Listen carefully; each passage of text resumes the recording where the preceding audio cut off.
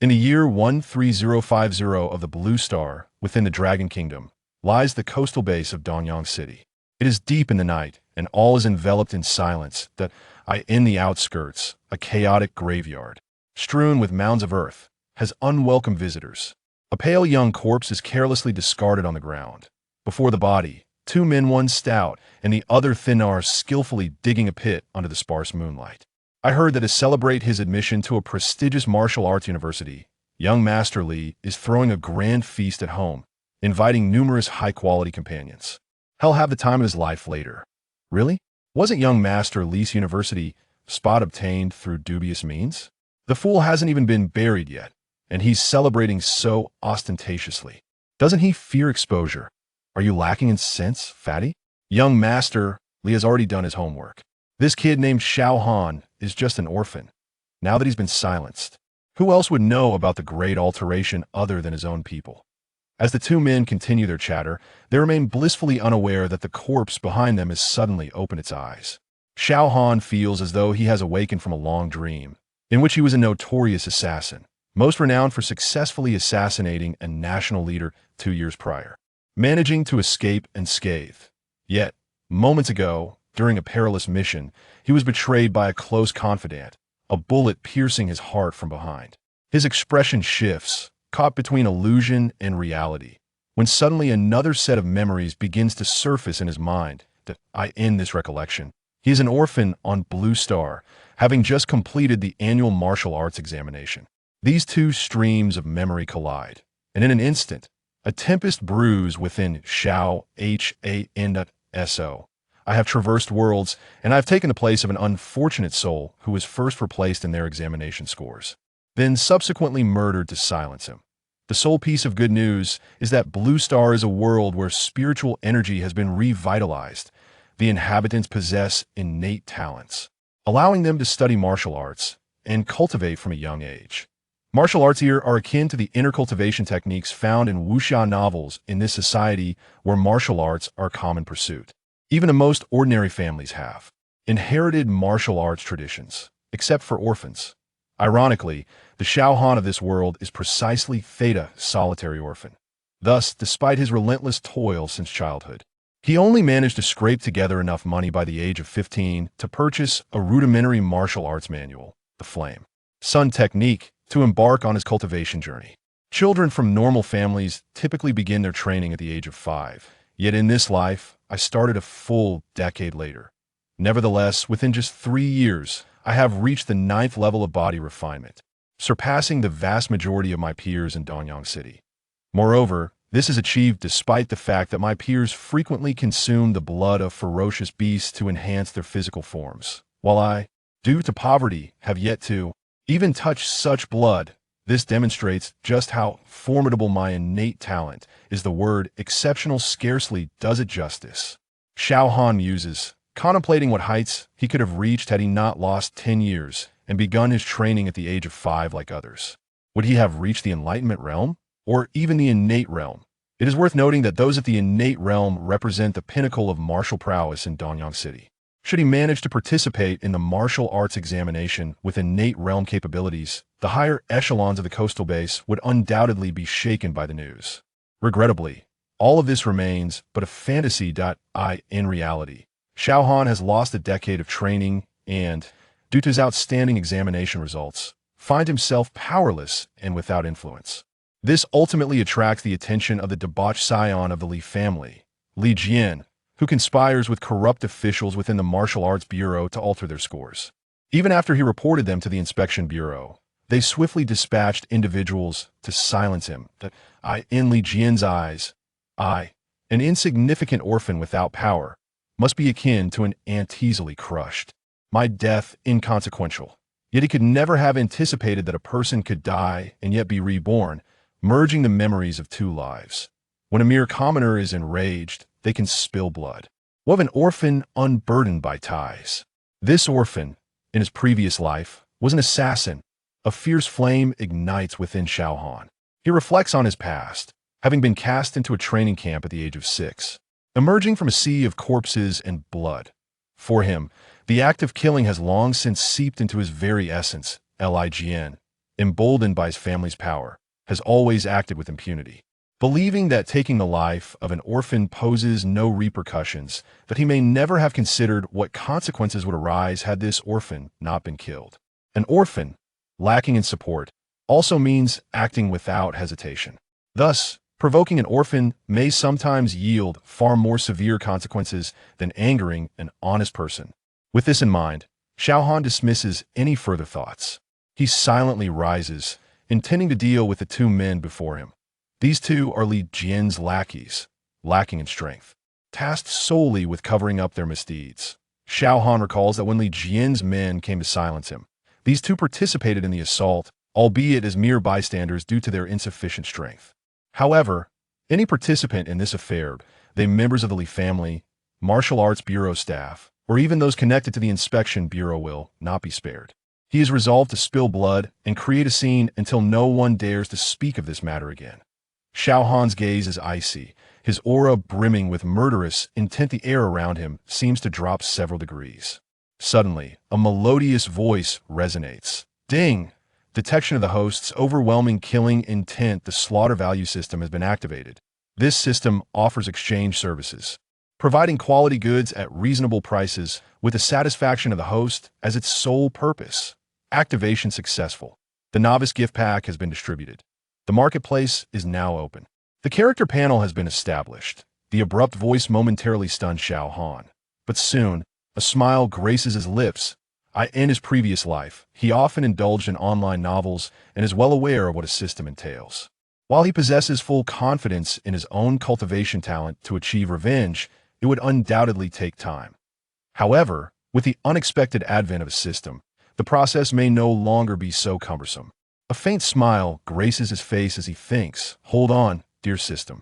Let me handle this situation first, and then we shall converse at length." With that, he stealthily advances. "Fatty, do you feel that the temperature around us has suddenly dropped?" At that moment, the slender man, nicknamed Monkey, halts his digging, a look of confusion on his face. That's because the Oxhead and Horseface have come to collect souls. A voice devoid of emotion suddenly echoes from behind him. Chapter 2. The onset of slaughter, royal-level martial arts. Who is speaking? Xiao Han's voice erupted abruptly, imbued with a chilling aura that sent shivers down the spine. The two unsuspecting individuals, stout and slender, were taken aback, nearly collapsing to the ground. It is worth noting that they found themselves in a desolate graveyard, surrounded entirely by the remains of the deceased, with the exception of themselves. Yet, an icy voice suddenly resonated behind them. Anyone would be rendered speechless and petrified in such a scenario, their hair standing on end, a cold sweat trickling down their backs. Who dares to play tricks? Show yourself. The stout man, despite being terrified, gathered his courage and swiftly turned around. What he beheld was a horrifying sight. A gaunt figure stood almost directly beside him, staring intently. Upon closer inspection, his heart nearly ceased in terror. Wasn't this the corpse they had intended to bury? How could a corpse rise and engage them in conversation? A profound chill surged from the soles of his feet to the crown of his head, causing his scalp to nearly explode.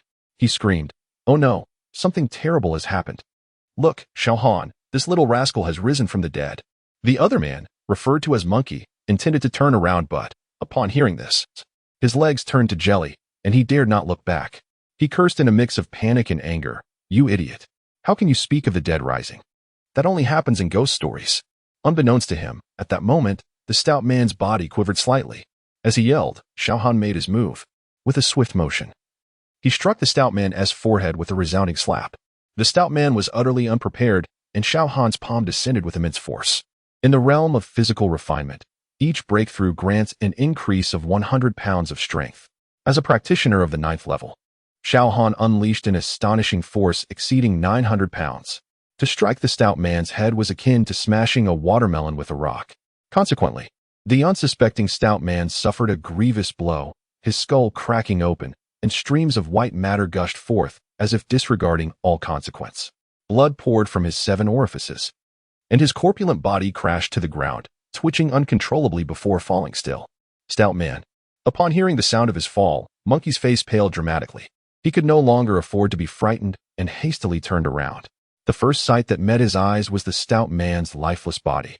His round face frozen in an expression of terror and disbelief, his eyes wide open, evidently unable to close them in death. In a state of sheer panic, he looked up to find Xiao Han grinning at him, revealing a set of gleaming white teeth. My goodness, he truly has risen from the dead. The bizarre scene caused Monkey's legs to give way, and he collapsed to the ground, his pants soaked as he lost control of his bladder. Brother, father, grandfather, ancestor, I never intended to kill you. It was all Li Jian's doing.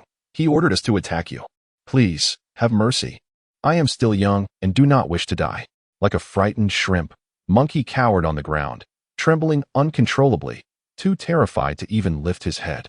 Xiao Han, uninterested in his pitiful display, seized him by the neck, lifting him effortlessly as if he were a mere chick. Tell me, where is Li Jian? What is the strength of the guards around him? After receiving satisfactory answers, with a swift motion, he snapped Monkey's neck, discarding him like refuse. Ding. Host has slain 2 enemies of the 7th level of physical refinement, gaining 14 points of slaughter value. The system's voice suddenly echoed. Without hesitation, Xiao Han commanded, System, display my character panel. Instantly, a virtual screen appeared before him, visible only to himself. Realm, 9th level of physical refinement, 999-1000. Technique, basic martial arts. Sunfire decision, transcendent, martial skills, untrained martial talent. Heavenly level, 01000000. Strength, 973 pounds. Remaining slaughter value. 14. The basic martial arts could only be cultivated to the pinnacle of physical refinement. To transcend into the next realm, one must cultivate a more advanced martial art. Xiao Han furrowed his brow. After 3 years of rigorous training, his savings were nearly depleted, leaving no funds to purchase a superior martial art. There were options in the system's marketplace, but with only 14 points of slaughter value, he could acquire nothing. Host, you have yet to open your novice gift package. The system's voice chimed in timely fashion. Xiao Han slapped his forehead, realizing he had overlooked such an important detail. System, open the novice gift package immediately. Ding. Congratulations, host has received the royal level martial arts, Divine Elephant Suppression Technique. Congratulations, host has gained 1,000 slaughter value. Congratulations. Host has received 1 free opportunity to enhance martial talent. Congratulations, host's martial talent has successfully advanced. Promoted to royal level. The system's notifications rang like celestial music, filling Xiao Han with unparalleled excitement. He couldn't help but exclaim, System, you are remarkable. Not to mention the 1,000 slaughter value. The royal level martial arts Divine Elephant Suppression Technique exceeded his wildest dreams. This was a technique capable of enabling one to cultivate to the 6th realm of martial arts, the domain realm. The progression of martial cultivation includes physical refinement, aperture opening, innate, chi condensation, legend, domain. Martial art levels ascend from low to high, basic, intermediate, advanced, top tier, heavenly, royal. He had pursued martial arts university not solely for the prestige but because, for someone of his humble means, the path to acquiring superior martial arts lay in gaining admission to a good martial arts university to receive its nurturing. Now, the system had generously bestowed upon him a royal-level martial art, a truly remarkable gesture.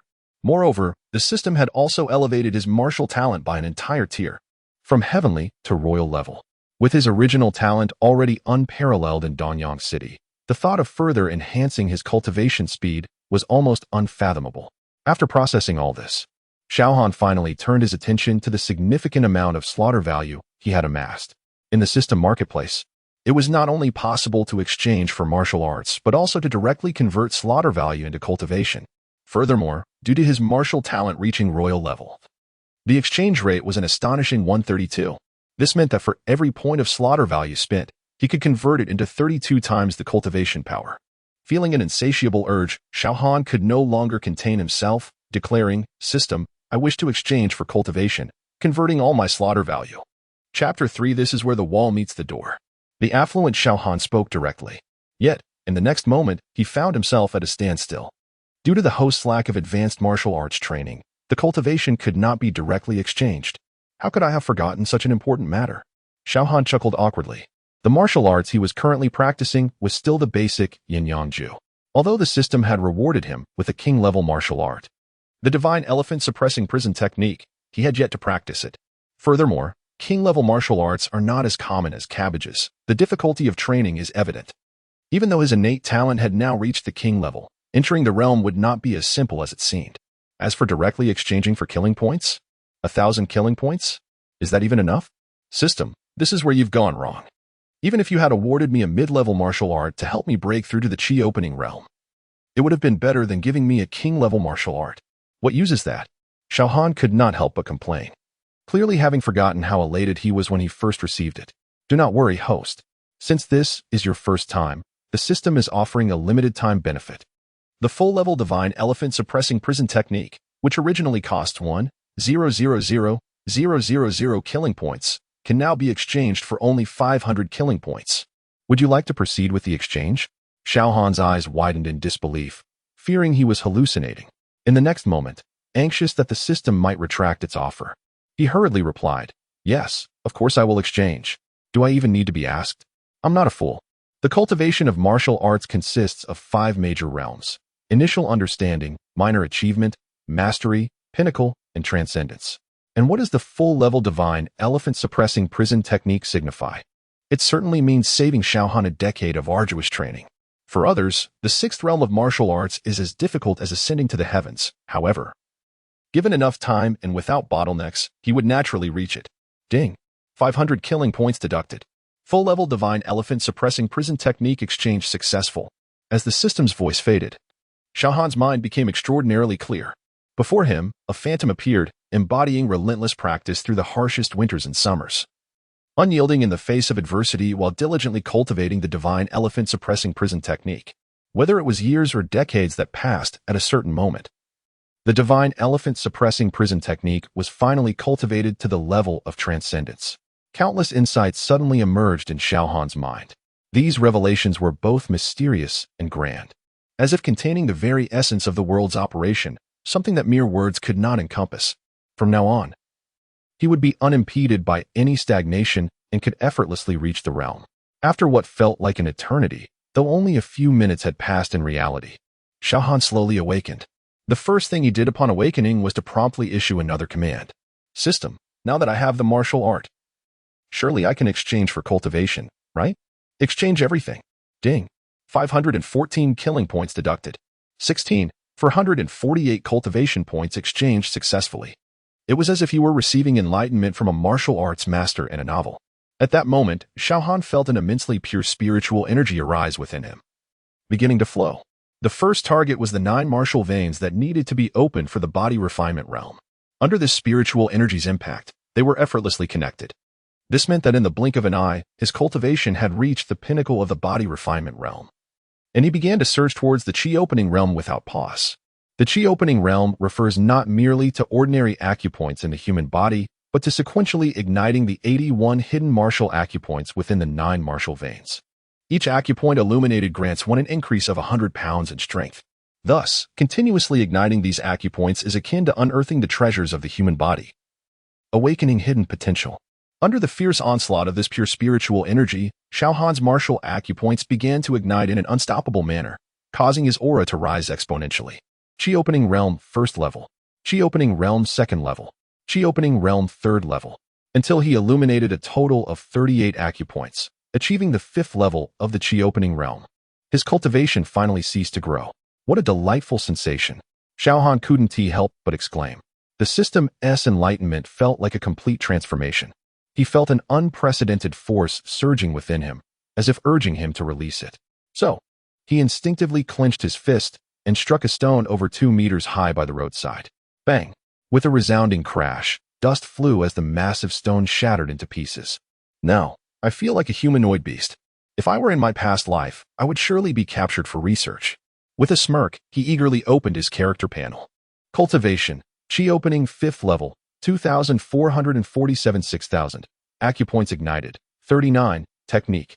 King level martial art. Divine Elephant Suppressing Prison Technique. Full level. Martial skills. Not yet cultivated martial talent. King level 01. 000. Strength 4. 900 pounds. 4.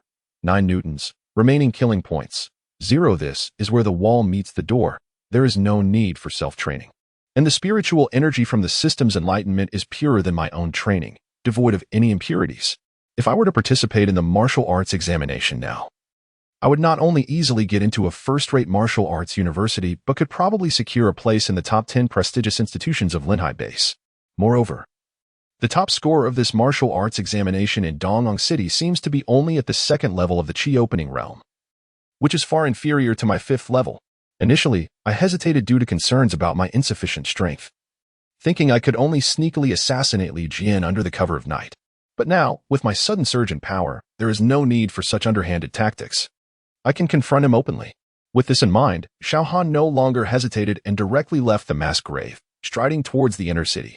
Meanwhile, at a villa under the Li family's name, in a spacious living room of over 100 square meters, dozens of men and women were mingling, some openly engaging in an ancient, time-honored activity. Upstairs in the study, Li Jian, pale and clearly lacking in spirit, sat in a chair on the phone. In his arms was a flamboyantly dressed young woman, her face still flushed with a hint of color. "Don't worry, Dad. Everything is taken care of. The body has already been buried. Enough with the chatter. No one dares to gossip. The Li family is the law in Dongyang City. Who would dare to go against us? I'm busy, so let's end this call." With that, Li Jian impatiently hung up the phone.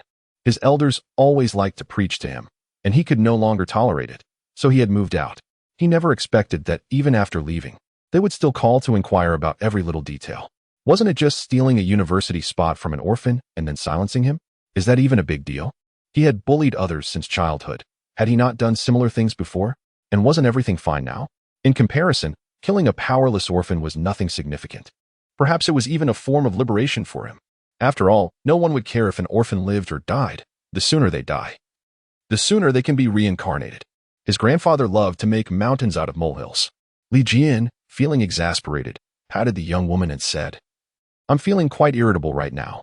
The woman giggled, slowly crouching down, and in a slurred voice offered comfort. "Young Master Li, cheer up. Look at your subordinates below. They are all so happy. Ugh, this little minx really knows how to relieve stress. I want your husband, who works in the martial arts bureau, to see what you look like now. Stop bringing up that useless man.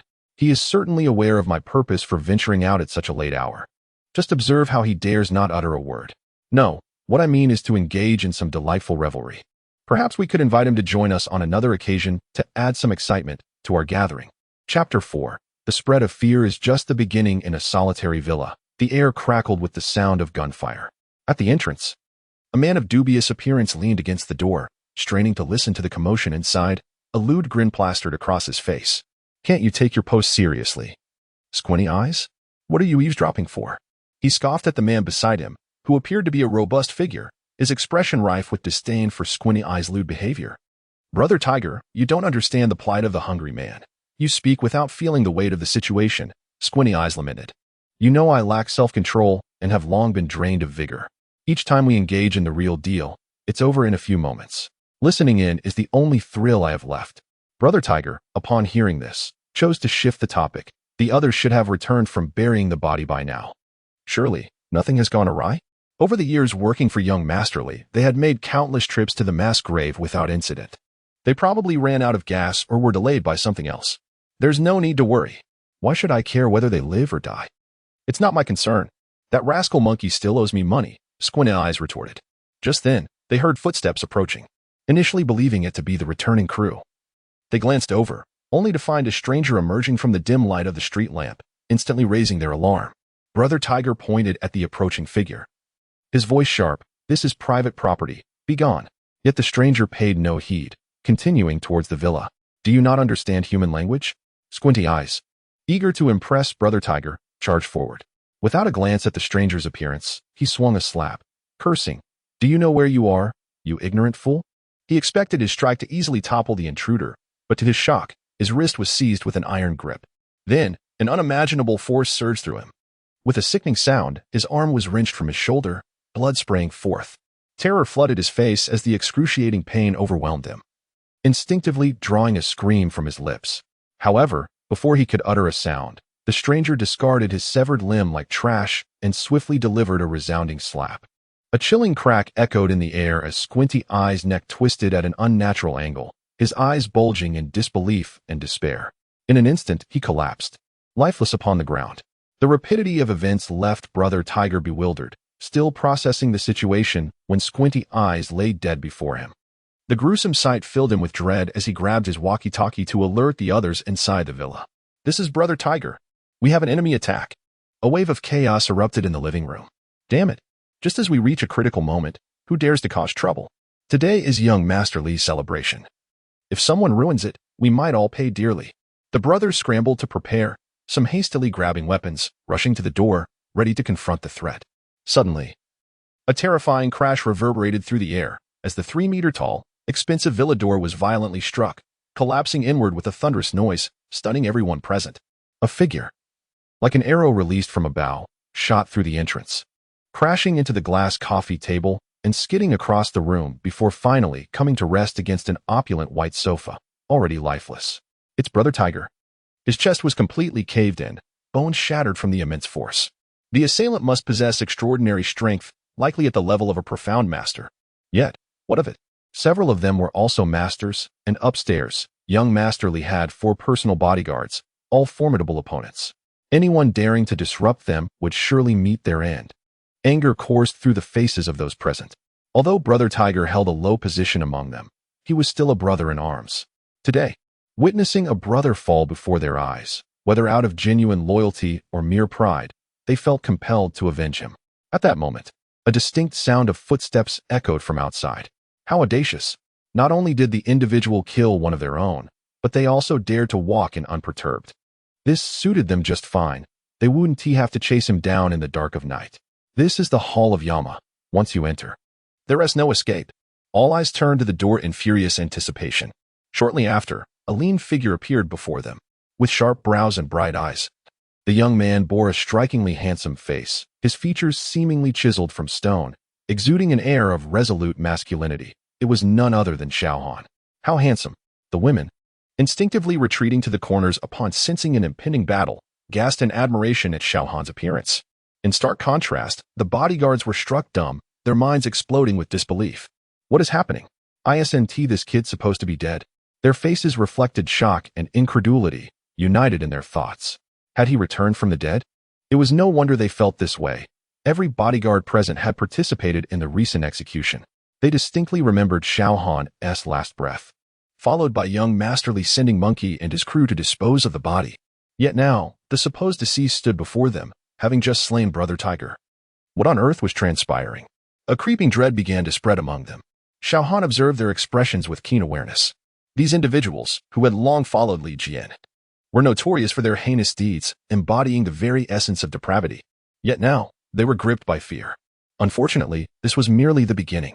These vile creatures deserved to perish in their most desperate moments. Suddenly, Xiao Han transformed into a flash of lightning, surging into the living room with an overwhelming aura of killing intent. The nearest bodyguard's complexion drained as he realized too late. Xiao Han moved far too swiftly for him to track. Chapter 5. Slaughter of Chickens and Dogs. Human Beasts. Meanwhile, in the study on the 2nd floor, a commotion was underway. Li Xiao, the noise downstairs seems rather loud. Is anything amiss? Fear not. This is my domain, teeming with experts. What could possibly go wrong? It's likely just some orphan, whose parents I have slain, foolishly seeking revenge, believing himself adept in his training. Yet, the noise is excessive, akin to a house being torn apart. Damn it, I said it's fine. So it is. Why are you nagging me? Hurry up. I am in no mood for this. Li Jian's words and actions were exceedingly crude. Suddenly, there was a series of knocks at the door. A respectful voice was heard. Young master, it seems a brawl has erupted below. Should I intervene? I fear it may disrupt your enjoyment. Li Jian erupted in fury. You know it's a disturbance and still come to knock? Are you filled with nonsense, Jin Gang? After cursing, he was still unsatisfied, continuing his tirade. Curse your lack of insight. Merely increasing your cultivation without using your brain will inevitably lead to your demise. Jin Gang, upon hearing this, was rendered speechless. He had intended to flatter his master amidst the chaos, but instead, he had stepped on a landmine. He stood at the door, scratching his head, unsure whether to stay or go. The sultry sounds emanating from the room only heightened his turmoil, causing him to swallow repeatedly. He thought about the fine steed his master was currently mounted on and wondered when he might be favored with a ride. Lost in thought for a couple of minutes, the study door suddenly swung open. That was quick, Jin Gang internally scoffed, though he maintained an impassive facade. Emerging from the study was Li Jian, pale-faced and weak-kneed, bracing himself against the wall. The commotion below is reaching a fever pitch. Why are you idling here? Get to work, you fool. Yes, yes, Jean Gang replied, though his expression suggested he had lost his soul. Just moments ago, he had brazenly glanced into the room, only to be met with a breathtaking sight that left him dazed, especially as he noticed someone gazing at him with a pitiful expression, as if starved. Jean Gang could hardly suppress his envy. What a waste of beauty. As he mentally lamented, he made his way towards the staircase. However, he dared not voice his thoughts, fully aware of Li Jian's ruthlessness. Once, one of Li Jian's subordinates had his girlfriend taken by Li Jian. When he expressed dissatisfaction, he was buried alive that very night. Thus, despite being one of Li Jian's 4 personal bodyguards, Jean Gang held a deep-seated fear of his capricious master. Meanwhile, in the living room, Xiao Han radiated a fearsome aura, transforming into a terrifying human beast as he lunged at the nearest bodyguard of the Li family. This bodyguard, a first-level cultivator, was considered a strong man in Danyang City, having aided Li Jian in numerous heinous acts, his hands stained with blood, a notorious figure in the city. Yet, faced with Xiao Han's ghostly assault, he could not even catch a glimpse of his shadow. He felt a terrifying gust of wind rushing towards him, and as he raised his hand to counter, Xiao Han's fist, imbued with an overwhelming force of nearly 4,900 pounds, struck him squarely in the face. Bang! Like a muffled thunderclap, the man's face collapsed, his once prominent features flattened. As blood splattered, he was sent crashing against the wall and then fell to the ground, lifeless. A first-level cultivator, slain with such ease, akin to slaughtering a chicken. The onlookers gasped, feeling as though their hearts had been struck by a heavy hammer. As fear and disbelief spread across their faces, Xiao Han had already transformed into a blur, appearing beside another bodyguard. With a swift motion, Xiao Han seized the man's arm, effortlessly lifting him as if he were a mere sack of potatoes, before slamming him down to the ground. The sound of bones shattering mingled with a scream that was anything but human, drawing the attention of everyone present. Before them lay a familiar figure, crumpled on the floor, his body broken, some bones protruding grotesquely into the air, clearly on the brink of death. This scene sent chills down the spines of all present. Those with lesser courage let out terrified screams. He is not human.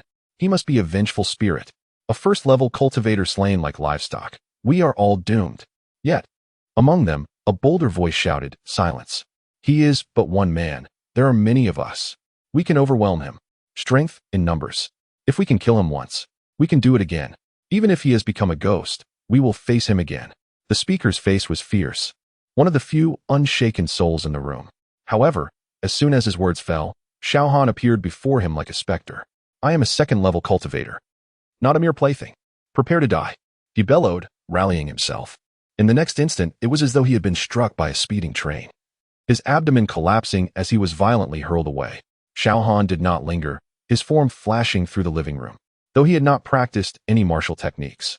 His experience from a previous life, coupled with his current physical prowess, ensured his speed was an absolute overpowering force against the first and second-level cultivators present. Moreover, with his cultivation at the 5th level and 39 martial acupoints ignited within him, each strike bore the weight of nearly 4,900 pounds. For beyond what they could withstand, the ensuing scenes were nothing short of a massacre. Not a shred of resistance was offered. Within 3 minutes, every Li family bodyguard lay dead. Xiao Han felt no remorse. These were the very individuals who had sought to ambush him. Moreover, Li Jian's reign of terror in Dongong City was not merely due to his own cruelty, but also the bloodied hands of his entourage. Killing such a group brought Xiao Han no psychological burden. Rather, he felt as though he was enacting divine justice. He glanced at the trembling women cowering in the corners, innocent victims of circumstance. "Leave." At his command, the women, as if granted a reprieve, hastily fled the scene. It was only then that Xiao Han finally had the opportunity to assess his recent accomplishments. He looked at the character panel, and to his astonishment, his previously 0 kill count had now surged to a staggering 258 points. Chapter 6. A Tremendous Harvest, One Punch to Obliterate. Slaying an opponent at the first level of the Passage Realm yields 10 slaughter points, while those at the second level grant 20. I had just dispatched approximately 7 at the first level and 3 at the second, in addition to over 10 at the body refinement stage. Altogether, to my astonishment, I accrued a total of 258 slaughter points. Xiao Han felt elated. He had initially believed that slaughter points were scarce, but unexpectedly, a minor act of retribution had resulted in such a bounty. Moreover, this act of vengeance had only just commenced, as Li Jian had yet to be eliminated. Once that was accomplished, the Li family would undoubtedly come knocking, presenting another lucrative opportunity. Besides the Li family, there was also the Martial Arts Bureau, which, as the governing body for martial practitioners, not only failed to uphold justice, but colluded with Li Jian to falsify his martial examination results. The corrupt individuals within would eventually transform into my slaughter points. Furthermore, there was the Inspection Bureau, tasked with monitoring various martial clans and the Martial Arts Bureau to ensure no disturbances to societal order arose. After being wronged by the examination results, Xiao Han had gone to report to the Inspection Bureau, only to be abducted and silenced moments after exiting its doors. Could it be that there were no insiders tipping off the perpetrators? First, I shall eliminate Li Jian, then exploit the Li family for experience points. Once I break through to the innate realm, I can begin to address the issues with both of these departments. Having devised a reasonable plan, Xiao Han promptly commanded the system to commence the exchange for cultivation. Ding! Deducting 258 slaughter points, the exchange for 256 cultivation points was successful. The familiar sensation washed over him once more. Under the system's guidance, the dormant martial acupoints within Xiao Han began to ignite one by one. Unlike the first time, this enlightenment occurred in a remarkably brief span, nearly completed within just 2 or 3 breaths, evidently indicating that the system had intentionally expedited the process. This sparked an intriguing thought in Xiao Han. If he encountered formidable foes in the future, perhaps he could attempt to break through during battle. Sensing the elevation of his realm and the renewed surge of strength within his body, Xiao Han could not help but steal another glance at his character panel. Cultivation, Passage Realm Level 5, Passage Realm Level 6, 4,703 7,000. Illuminated Acupoints, 3952. Strength, 4, 900 Gene 6, 200 Gene 6. Tunyo of Strength, remaining slaughter points, 0. What ecstasy! In such a brief period, my cultivation had soared to such heights, leaving Xiao Han feeling as though he had savored a refreshing ice cube on a sweltering summer day. With 81 martial acupoints, even with a royal-level talent, one might require a year or 2 of diligent practice to illuminate them all. Yet now, how long had it been? Perhaps 2 hours? He had ascended from 0, illuminating a staggering 52 acupoints. Such an extraordinary rate of cultivation, if disseminated, would surely cause many self-proclaimed geniuses to feel utterly humiliated. At that moment, a footfall interrupted his thoughts. Xiao Han turned toward the staircase, where a middle-aged man with a rather grim expression was slowly descending from the 2nd floor.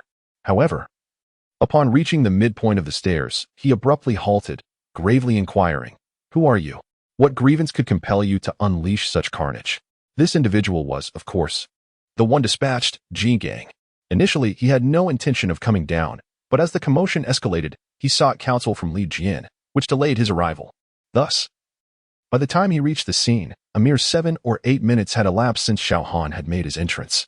He had assumed that with so many individuals in the living room, even if they could not overpower him, they would at least be able to delay his advance significantly, incurring minimal losses. However, to his astonishment, in the brief span of just 7 or 8 minutes, there were no survivors in sight. This sight naturally instilled a sense of vigilance in Jin Gang, yet he remained undaunted. He believed that had he been in the same position, he could have achieved the same, if not in less time. Therefore, he estimated that the strength of the person in the living room was likely formidable but comparable to his own. Both at the 4th level of the passage realm, he was convinced that their capabilities could not differ significantly. What he did not realize was that the battle had already transpired some time ago, during which Xiao Han had first expelled a group of disheveled women from the villa, then counted his slaughter points, and finally exchanged for cultivation points. By now, it had been 3 or 4 minutes since his rampage began, rendering Jingang's assessment utterly erroneous. In martial conflicts, misjudging an opponent's strength often results in dire consequences. Are you silent? Is your identity something to be ashamed of? Or does my presence instill fear within you? Jin Gang squinted, his gaze piercing like that of a venomous serpent fixated on Xiao Han. He felt a sense of familiarity with this individual, but could not quite place him. Xiao Han, however, had no intention of granting him the luxury of contemplation. Just as his assailants had failed to recognize him not long ago, disregarding him as merely a 9th-level Qi refinement practitioner, it was evident that they had underestimated him. Similarly, with Xiao Han's current prowess, Jin Gang, being merely at the 4th level of the passage realm, was no more than a target to be dispatched with ease. Bam! Without even a hint of interest in conversation, Xiao Han shattered the exquisite wooden floor of the living room with a single step, transforming into a blur as he lunged toward Jin Gang on the stairs. "Boldly, you dare to strike before me," Jin Gang roared in fury, his muscular frame launching himself down the staircase. In his estimation, descending would grant him the momentum for a far more devastating strike than when at full strength. Conversely, Xiao Han's upward assault would undoubtedly diminish his power. In this exchange of strengths, Jin Gang believed that should Xiao Han dare to confront him directly, a single punch from him could shatter Xiao Han's arm, allowing him to follow up with overwhelming force and swiftly dispatch him. Regrettably, he had gravely miscalculated Xiao Han's strength and overestimated his own. In the face of absolute power, what did it matter if one attempted to leverage their position? One punch was all it took to obliterate. Crack! It was as if stone collided with porcelain. The two fists met, producing a sharp, resounding fracture. Jin Gang emitted a wail that echoed like a tormented specter as his entire right arm shattered, bone and sinew alike. The impact pierced through his back, creating a gaping hole. Blood spewed forth with abandon as he was sent reeling backward like a severed kite, crashing into the door of a guest room on the second floor with a resounding thud before collapsing to the ground. With blood streaming from his 7 orifices and his chest heaving violently, it was evident that he had not long to live. Chapter 7. Sending you down to find them in the guest room. A man resembling a sinister vulture was engaged in a fierce battle, facing 3 opponents, yet showing no signs of faltering. The clash had already resulted in disarray, with both sides stripped of their armor, and the atmosphere was charged with intensity. Suddenly, the closed door was slammed open with a thunderous crash, as if struck by a heavy hammer. This unexpected noise startled the man, causing him to tremble, and, in that moment of distraction, he was easily defeated. "Snake, you're not up to the task. How about a one-on-one duel instead?" he exclaimed, frustration evident in his tone. "Damn it, I was distracted by the noise outside. I'll handle it first and return to make you scream for mercy." The man known as Viper gloomily opened the door, initially prepared to vent his fury. However, upon opening it, he discovered Jin Gang, one of the 4 elite bodyguards under Li Jian, lying lifeless on the ground. His expression shifted dramatically, a mix of shock and rage overtaking him. "Who did this? Show yourself," he shouted, his eyes cold and piercing, akin to a true venomous serpent, scanning the surroundings.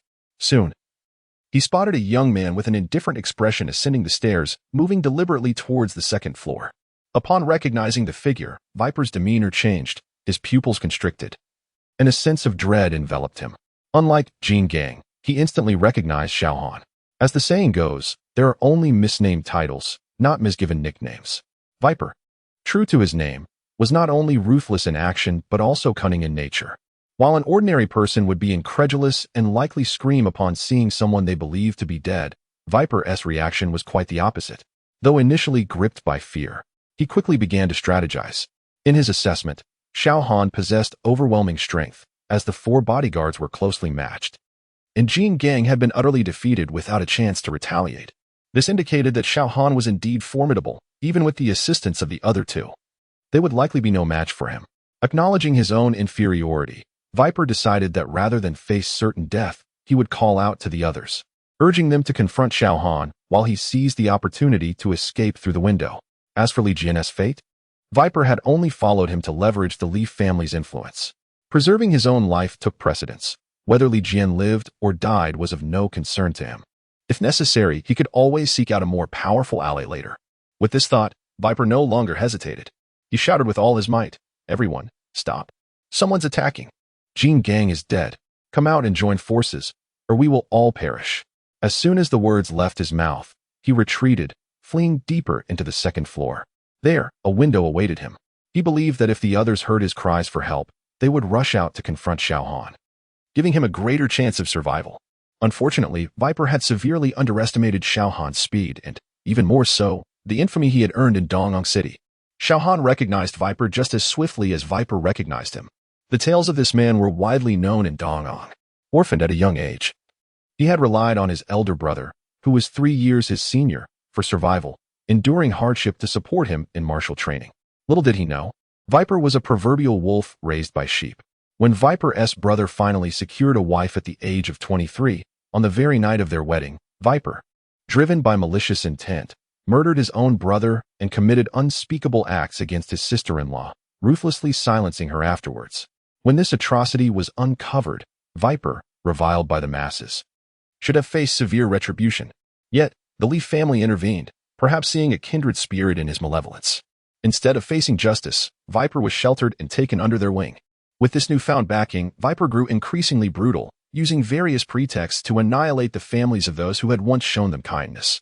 He justified his brother's murder by claiming hypocrisy, insisting that if his brother had truly cared for him, he would have remained single, allowing Viper the chance to find a wife.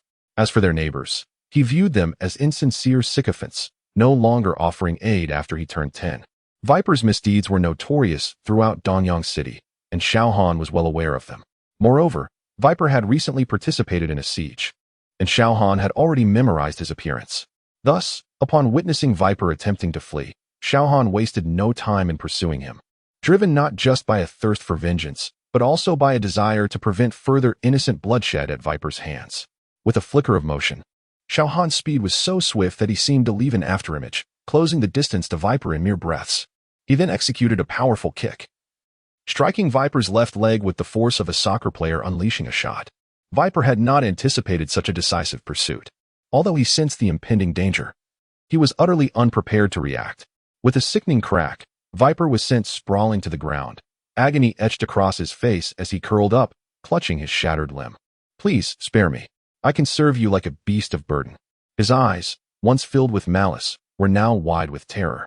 However, Xiao Han felt no compassion, nor did he suppress a laugh at Viper's desperate pleas. How could a beast that had slaughtered his brother and dishonored his sister-in-law dare to beg for mercy? Standing over him, Xiao Han showed no hesitation. He raised his foot and stomped down hard. Crack! Viper's right leg shattered completely. Another stomp. The bones in his left hand crumbled. A third stomp. His right hand was reduced to fragments. Then came the ribs, the sternum, and finally, a relentless assault on his third leg. Just as Xiao Han prepared to crush Viper's neck, sending him to the depths of hell, the sound of doors opening broke the tension. "Stop!" A commanding voice boomed. Belonging to a towering man, a veritable iron wall of a figure. Additionally, a cold-faced middle-aged man emerged from another room. Li Jian soon followed, his pallor evident as he leaned against the wall for support. Upon witnessing the brutal scene before him, his expression soured dramatically. Initially indifferent to the commotion below, he had grown concerned only when hearing Viper's cries for help, leading him to hastily dress and investigate. Yet, to his shock, he found Viper in such a pitiful state within mere moments. However, Li Jian was not flustered. Confident in his family's backing, he pointed a finger at Xiao Han's back, brazenly declaring, "You've truly angered me, kid. Regardless of who you are or what grievances you hold against me, I command you to release Viper immediately. If you let him go, I will only take your life. Should you dare defy my orders, I will hunt down everyone connected to you in Dongong and eliminate them all, I swear it." Clap, clap, clap. Xiao Han laughed at the audacity of his words, applauding mockingly. "Heh, indeed, those with backing can speak boldly regardless of the current circumstances, barking fiercely right here." He slowly turned around, wearing an expression that was half mockery, half disdain. "Unfortunately, Li Xiao would be disappointed. I am merely an orphan. By the way, didn't you already investigate my circumstances thoroughly? Perhaps I could show you a kindness and send you down below, where you might seek out my family and see if you can threaten me." Upon hearing this, Li Jian immediately lost his composure, ready to unleash a torrent of curses. Yet, when Xiao Han turned around and he beheld that face, his expression shifted dramatically in the next moment. "How is this possible? How could it be you?" Chapter 8. Is this your reliance? You are not dead. Li Jian's face was a mask of disbelief, his inner turmoil akin to a raging storm. How could he possibly forget the visage of Xiao Han? After the martial arts examination, having only gained admission to a third-rate martial arts university, Li Jian wandered the streets, haunted by the sensation of being mocked, which drove him to commit heinous acts against several innocent bystanders. It was not until the Serpent Gang suggested a nefarious plan that he thought to exploit his connections within the Martial Arts Bureau to swap his exam results with those of higher achievers. Upon hearing this scheme, Li Jian was elated and rushed to the Martial Arts Bureau, secretly requesting the records of the top 10 candidates from Dongong City. He then dispatched agents to investigate the backgrounds of these individuals.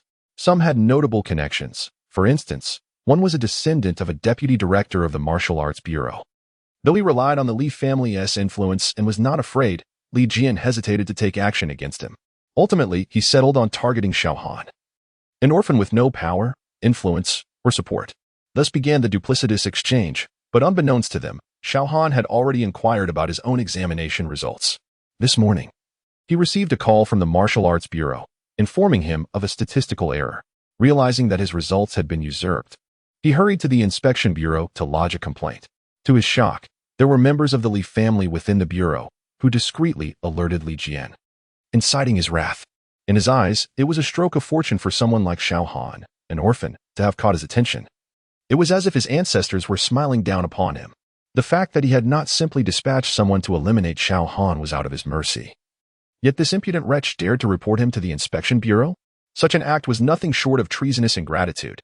Enraged, Li Jian ordered his men to abduct Xiao Han in broad daylight and proceeded to beat him to death. Yet, Li Jian distinctly remembered that Xiao Han had perished a long time ago, and he had even sent someone to bury the body. How could he possibly reappear here? Moreover, if he had indeed survived, how could he have advanced so remarkably in his martial prowess? To the point where even the likes of King Kong and the serpent were no match for him? Li Jian's expression shifted dramatically, filled with confusion and disbelief. Yet, no matter how hard he racked his brain, he could not fathom the truth. You see, I am not dead, which seems to astonish you, Xiao Han remarked, a playful smirk gracing his face.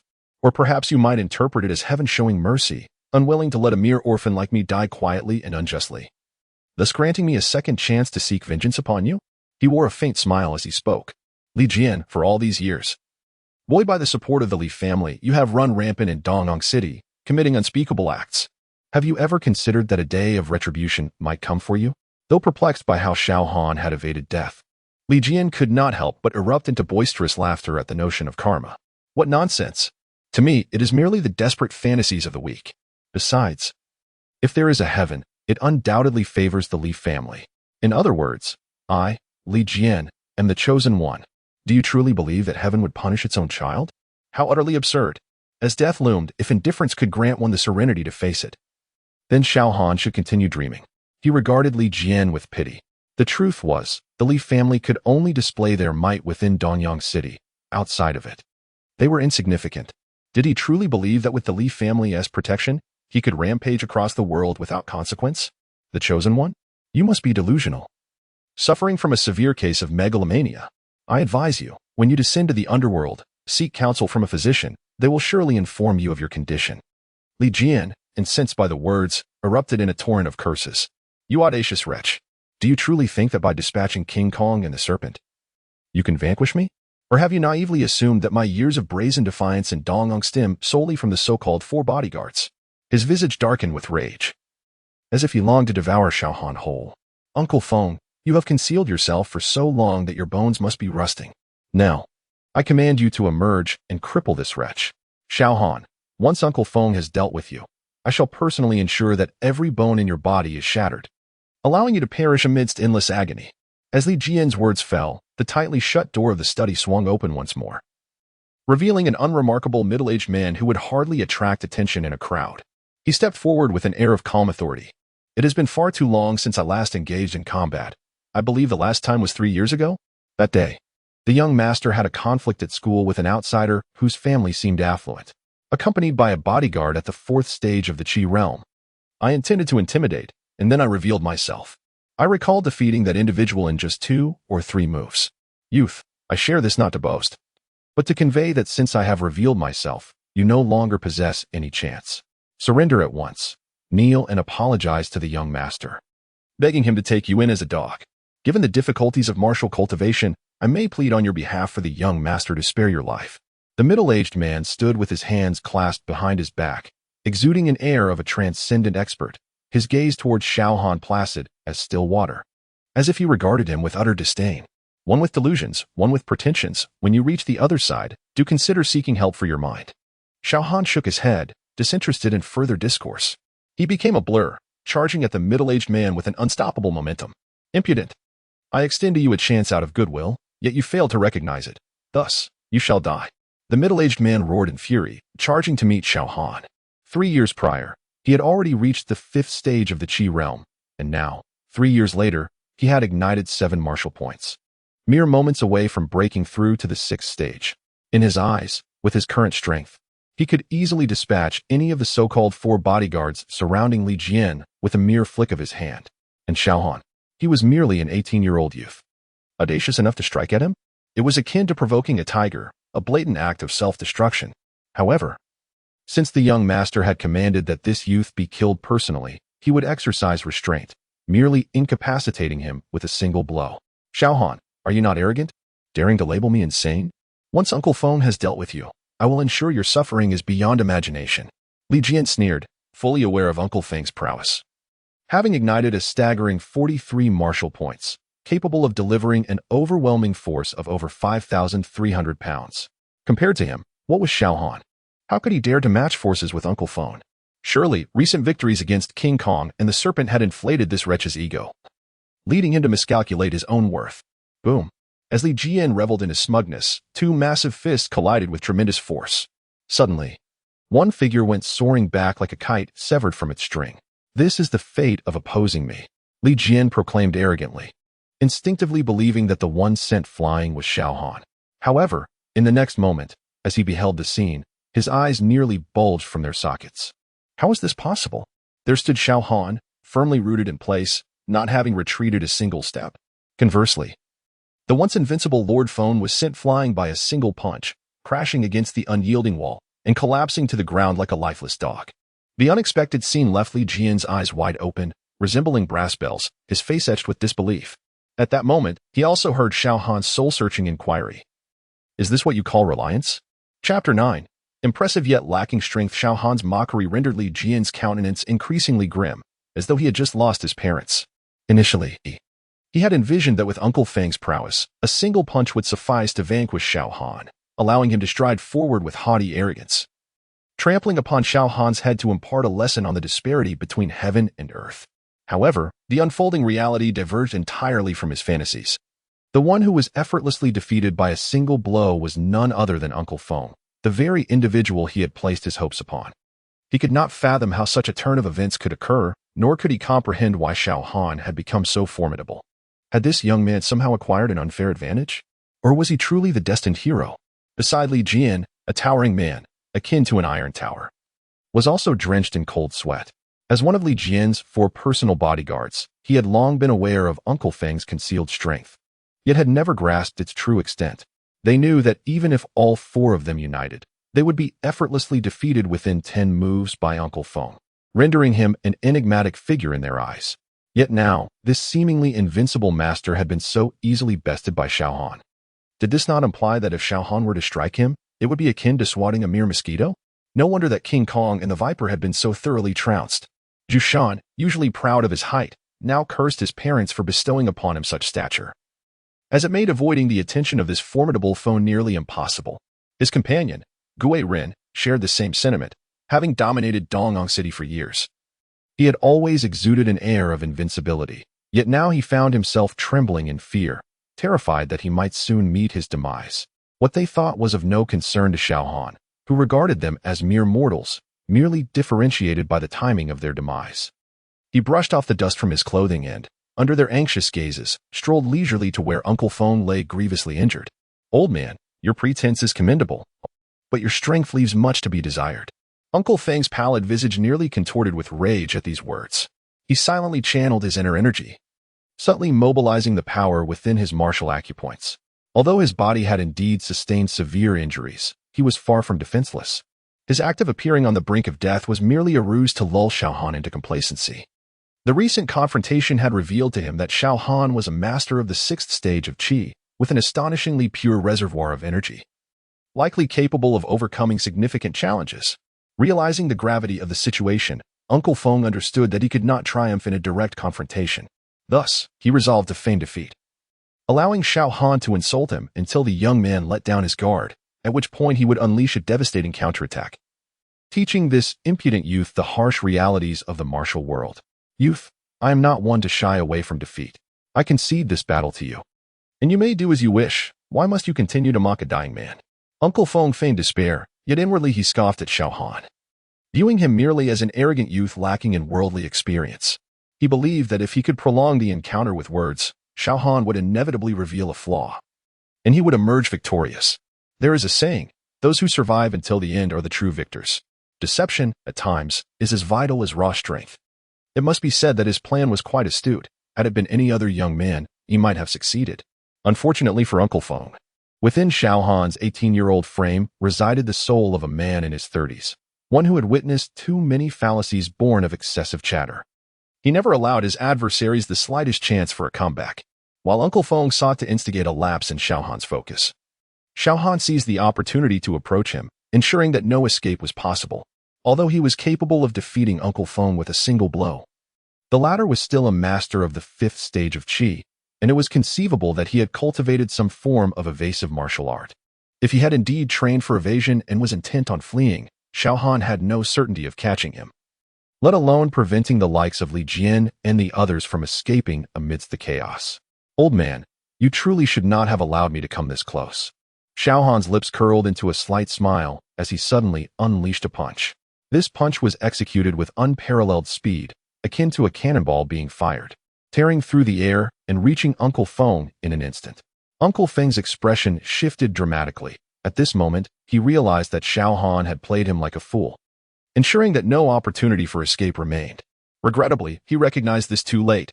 In a battle between masters, a slight miscalculation can spell disaster, especially since he was already injured and had lost the initiative. He lamented his decision. After being struck, he had a chance to flee. Yet he had chosen to linger in hopes of a counterattack, ultimately sealing his own fate. With a resounding thud, Uncle Feng's head was obliterated by the force of Xiao Han's punch, fragments scattering like confetti, leaving behind only a headless corpse sprawled on the ground. Uncle Feng, Li Jian gasped in shock, unable to fathom that his hidden ace had perished before even 3 minutes had elapsed. Zhu Shan and Gui Ren exchanged glances, acutely sensing the terror reflected in each other's eyes. In unison, they bolted towards the staircase, evidently prioritizing their own survival over Li Jian's fate. Only now do you think of fleeing? Is it not a tad too late? Xiao Han smiled faintly, his figure flickering before appearing before the two men. He swiftly struck, delivering a powerful blow to Gui Ren's forehead. The sheer force was akin to a mountain crashing down, and Gui Ren's head was driven into his chest. His headless body stumbled forward a few paces before collapsing with a thud. Xiao Han paid no heed to the fallen figure. After executing that strike, he approached Zhu Shan, who stood frozen in fear. With a nonchalant motion, Xiao Han unleashed a punch that seemed almost playful, yet it struck Zhu Shan's chest with a profound impact, leaving a deep imprint visible on his back. The next moment, Zhu Shan crumpled to the ground, forever lost to consciousness. The Slayer is eternally pursued by death.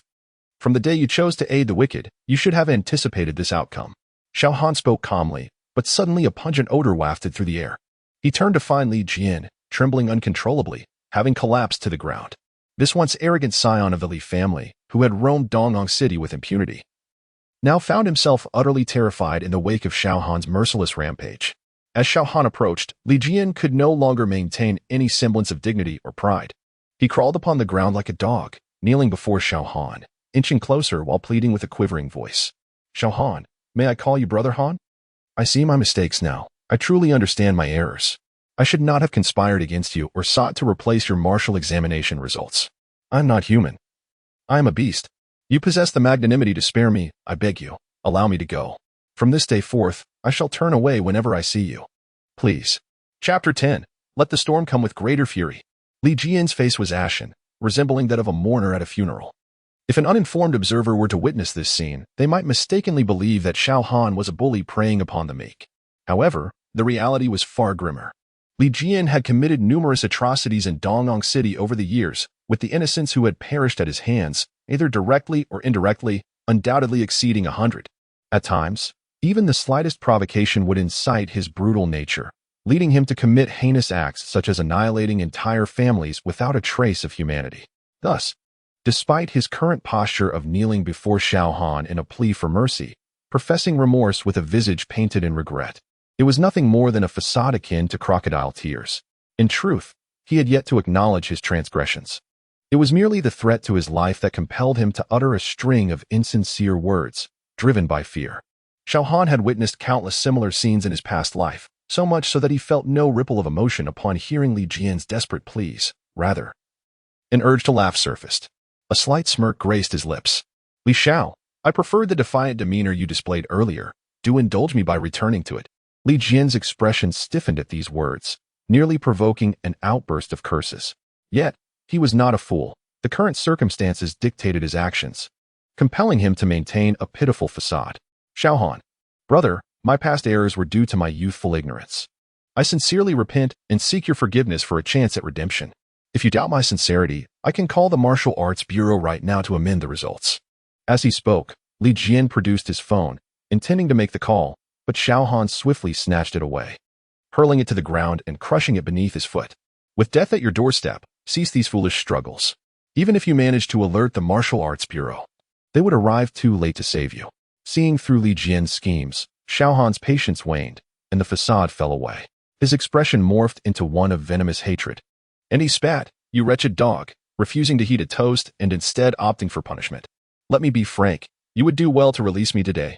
Otherwise, with the resources of the Li family, should you dare lay a finger on me, no matter how trivial, I will ensure you meet a fate worse than death.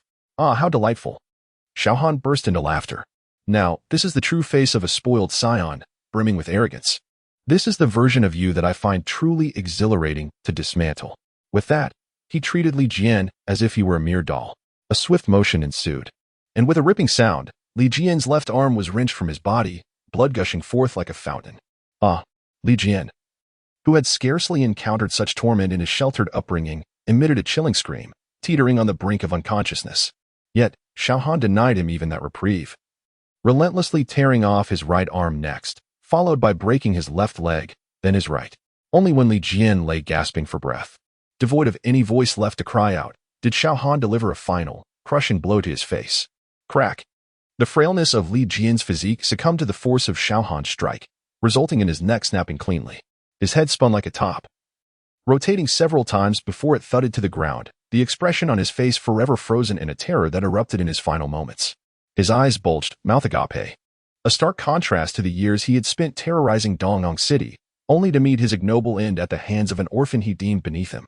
With vengeance fulfilled, Xiao Han smiled softly. You may depart now. As for the others of the Li family, I shall soon send them to join you below. While Li Jian was indeed the mastermind, he was merely a fifth-tier martial artist. Without the support of the Li family, he would never have dared to so brazenly manipulate the martial arts examination results. Thus, eliminating Li Jian was just the beginning. Only when the Li family, a notorious blight upon Dongyang for a century, was thoroughly eradicated would Xiao Han consider his revenge complete. Of course, in this pursuit, he would also root out and eliminate the corrupt officials within the Martial Arts Bureau and the Inspection Bureau who had colluded in these misdeeds. The hunt had commenced, and thus, let the storm rage with even greater ferocity this night. As he entered the study, he beheld a pale-faced woman, seemingly lingering in a state of shock, collapsed on the floor. She had evidently witnessed the events unfolding outside and was rendered immobile by fear. Xiao Han paid little heed to her plight, instead rummaging through the room until he located Li Jian's phone. He approached the woman, looking down at her. You will call Li Jian's father and relay the events that transpired here, but ensure you conclude with the information that I have sustained severe injuries and fled. Trembling, the woman dared not question him further, taking the phone with quaking hands. She scrolled through the call log and dialed the top number. Is this third master? Young Master Li is in trouble. The assailant has escaped, but he has sustained serious injuries. After hanging up, the woman lowered her head, avoiding eye contact with Xiao Han, clearly fearful of retribution. However, she was mistaken. Xiao Han was not of Li Jian's ilk. Firstly, she bore no grudge against him. An indiscriminate killer is a terrorist, not an assassin. Secondly, despite awakening a system of slaughter, he would not resort to wanton killing of innocents for the sake of power. For if he did, he would inevitably transform into a cold-blooded machine, driven solely by the compulsion to kill, rendering life devoid of meaning. Would he not then be more detestable than Li Jian? When the woman finally raised her gaze, she found Xiao Han had vanished without a trace. In the living room, a bloodied figure struggled to crawl. I nearly forgot about you. You viper. Xiao Han's voice rang out from behind, causing the man to shudder in despair. Earlier, after shattering the man's bones, Xiao Han had intended to end his life, but the unexpected arrival of Li Jian and his companions had interrupted the act. The viper, taking advantage of the moment, attempted to stealthily escape the villa, unaware that Xiao Han had observed his every move. Xiao Han approached him unhurriedly, speaking with icy detachment. You claim to be a boneless creature, yet you still exert effort to flee? Would it not be more fitting for you to join your scoundrel brethren in the afterlife? As he spoke, he lifted his foot. I imagine when you slaughtered your brother and disrespected your sister-in-law, You never contemplated granting them a chance to escape, did you? The Viper's face was etched with terror, and in a moment of desperation, he cried out, "Please, do not kill me. I possess a secret that can buy my life." He believed that this revelation would instill doubt in Xiao Han's resolve. However, to his dismay, Xiao Han remained unmoved, his foot poised above the Viper's neck. In a frantic rush, the Viper blurted, "Xiao Han, do you know why your results were replaced?" It was Wang Tianyang, the deputy director of the Martial Arts Bureau, who instructed me to suggest this to Li Jian. Your information was all provided by Wang Tianyang. I swear every word I say is true. Please spare me.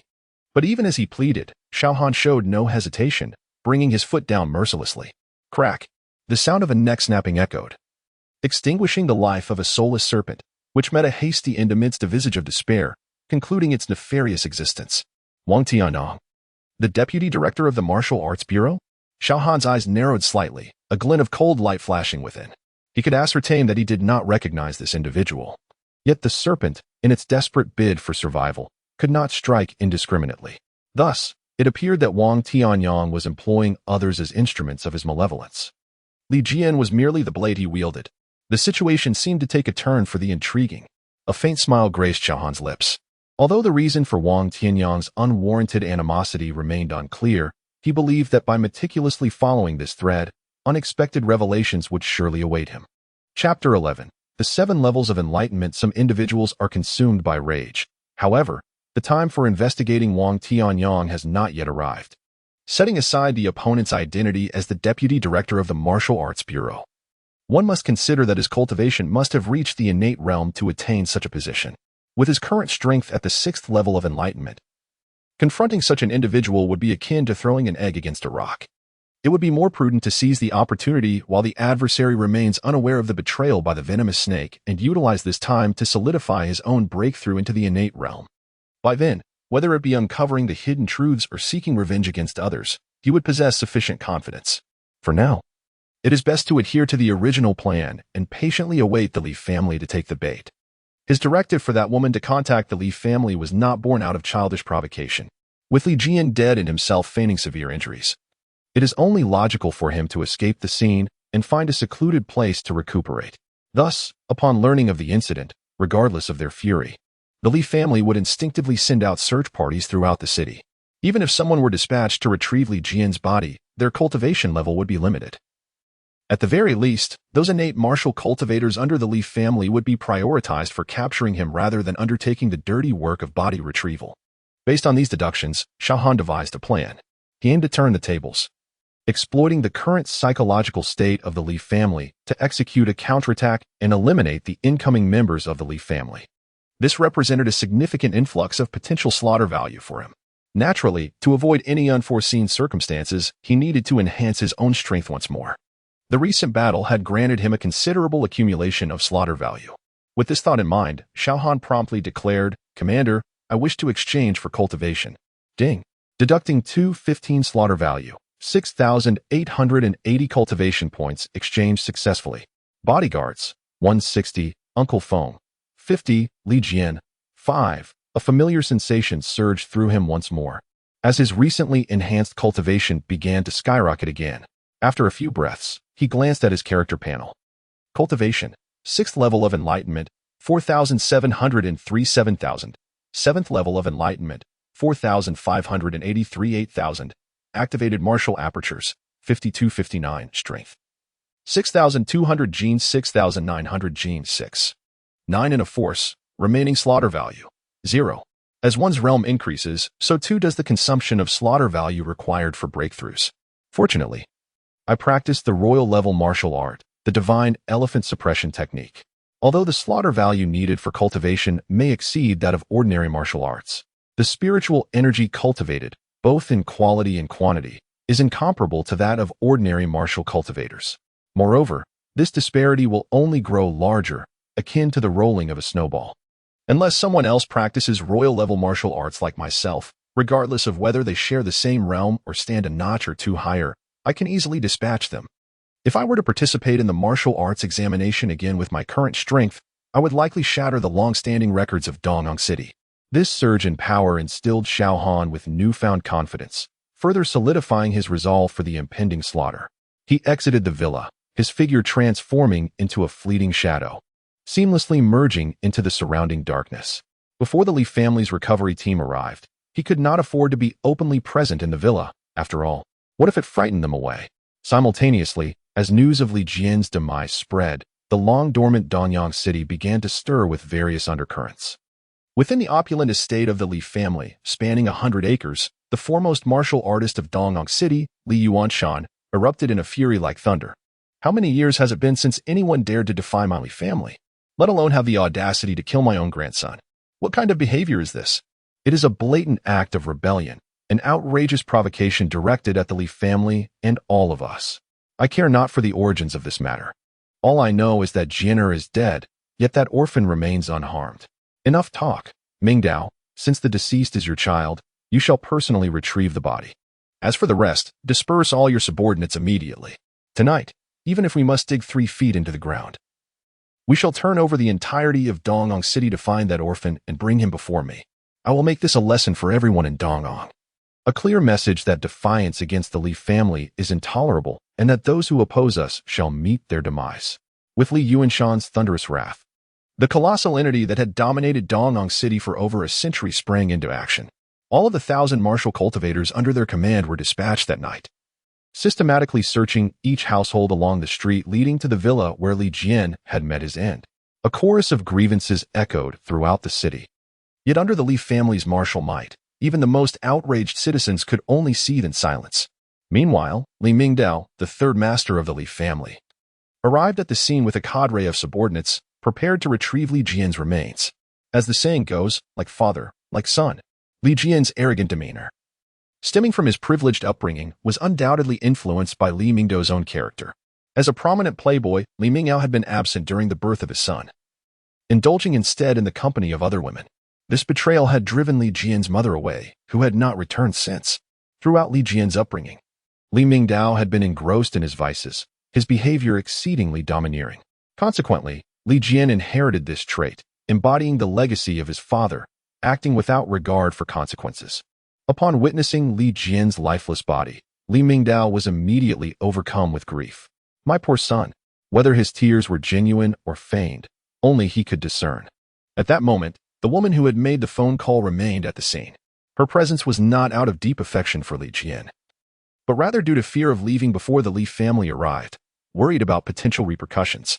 After feigning sorrow for a time, Li Mingdao entered the study and summoned the woman before him. Are you the one who called me? The pale woman, still flushed from the recent events, nodded hastily. Third master, I was in this study when the incident occurred. Wait. Li Mingdao abruptly interrupted her. He gestured to his subordinates, declaring with righteous indignation, this matter concerns Jianer's reputation. I do not wish for too many people to know. Please, close the door and allow this woman to speak with me in private. His subordinates exchanged glances, instantly grasping his intentions. A flicker of disdain crossed their faces, yet they remained silent, obediently exiting and closing the study door behind them. Within the study, once the others had departed, Li Mingdao adopted a serious demeanor, signaling the woman to continue recounting the events. Upon hearing that Li Jian had been decapitated, he appeared to be overwhelmed with sorrow, his eyes seemingly ablaze with fury. Suddenly, he grasped the woman's head, and in a voice laden with grief, he declared, Madam, Jianer's death has shattered my heart, and my anger is beyond measure. As his good friend and partner, I trust you would not wish for me to succumb to wrath immediately after his passing. Therefore, I have an ungracious request. Chapter 12. A family should be united. Li Mingdao's anger flared swiftly, only to dissipate just as quickly. A minute later, perhaps having heard some heartening news, he trembled with excitement, his eyes rolling skyward. Ahem. Well, I have a preliminary understanding of the situation. However, there may be some details that require refinement. Madam, why not leave your phone number? Should I need to delve into these particulars later, I will contact you personally. The young woman, upon hearing this, couldn't help but roll her eyes in exasperation. This father and son duo truly exemplified the epitome of incompetence. Throughout her life, she had encountered numerous grand spectacles. Yet she had never witnessed someone as inept as Li Mingdao. Nevertheless, to her, the support she had in Li Jian had now crumbled. If she could leverage her connection to his father, though lacking in finesse, it was not entirely unacceptable. After all, 3 minutes and 1 minute held little distinction. It could merely be likened to the sting of a mosquito bite. Having come to this realization, The young woman left her phone number and swayed her way out the door. As Li Mingyao observed her retreating figure, his anger surged anew, plunging him into despair, prompting him to wail, "My poor son." This lament was overheard by several martial arts bureau staff members who had just arrived, evoking their sympathy. Although Li Mingyao was typically arrogant and domineering, the sorrow of losing a son was an inevitable burden. Among these individuals, one staff member couldn't suppress his delight, especially upon witnessing Li Jian's corpse lying not far away, a grin spreading across his face. At that moment, the young woman passed by, and upon noticing him, she let out a disdainful snort before brushing past. The gazes of her companions were drawn to her retreating silhouette, some even swallowing hard in anticipation. "I've heard this woman was the mistress of the deceased Li Jian. Should we take her back to the bureau for a thorough inquiry? Are you out of your mind? You just mentioned her ties to the Li family. Do you dare act recklessly?" "Huh, I'm merely jesting. I wouldn't dare touch anyone from the Li family, especially since their patriarch is on brotherly terms with our bureau chief." "Good to know. Women like her are best left as mere spectacles. If one were to take her as a wife, one might find oneself in a rather precarious situation." Upon hearing his colleague's chatter, the previously elated staff member's expression darkened. Gritting his teeth, he muttered under his breath, directing his ire towards the young woman's distant figure. "Wretched woman." "Old Yang, what did you say?" "Nothing, nothing. Let's hasten our investigation of the scene and complete the report. Although the Li family is powerful and we need not intervene, we must maintain appearances." With this, the group redirected their focus and promptly began assessing the situation, quickly compiling an overview of the scene. One of the leading staff members ascended to the upper floor to express his condolences to Li Mingyao before leading the team out of the villa. Unbeknownst to them, a slender figure lurked in the shadows, quietly observing their departure. Only after they had vanished did the figure step forth from the gloom, revealing a strikingly handsome face with sharp brows and bright eyes, none other than Xiao Han. Initially intending to catch a few small fish, he had not anticipated encountering such a significant prize. Although he could not identify everyone present, he certainly recognized Li Mingyao, the notorious playboy of Danyang, whom he had witnessed engaging in shameless acts in plain view. Indeed, a family should be united, he murmured to himself, leisurely strolling towards the nearby villa as if sauntering through his own garden. On the first floor, in the very living room where he had recently unleashed a massacre, Li Mingdao's subordinates were busy transporting corpses. Xiao Han's grand entrance was impossible to overlook. "Who are you?" "The Li family does not permit spectators. Leave at once." There were 5 individuals in the living room, 2 of whom had attained the 5th level of qi, while the other 3 were at the 4th level. As the 3rd son of the Li family, Li Mingdao's subordinates were of a caliber far superior to that of the debauched Li Jian. Seeing the fierce countenance of the men intent on driving him away, Xiao Han couldn't help but find the situation amusing. "You were searching for me with such fervor outside, and now I have presented myself willingly, yet you fail to recognize me?" His expression bore a hint of mockery, and his tone remained calm. But to the ears of his adversaries, it was akin to a thunderclap. "You are Xiao Han. This orphan not only killed someone but dares to return for his own demise?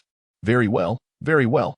We were just wondering where to find you, and here you are, delivered to us on a silver platter. It seems fate has granted us a great opportunity." Their expressions fluctuated between shock and joy, yet as the last words fell, an eerie silence enveloped the room. In the next heartbeat, uncontainable elation washed over their faces. "Leopard, you are indeed clever. If we eliminate this brat, we will have accomplished a great feat. Not only will we earn rewards, but if fortune smiles upon us, we may even gain favor in front of the family head. So, this fellow is not a harbinger of doom, but rather our lucky star." The group chattered excitedly, treating Xiao Han as if he were a dish already prepared for their feast, ready to be steamed or braised at their whim. Among them, the strongest individual stepped forward, addressing Xiao Han with an air of arrogance. "Xiao Han, I advise you to abandon any delusions of grandeur. Killing Lu Feng has not made you formidable.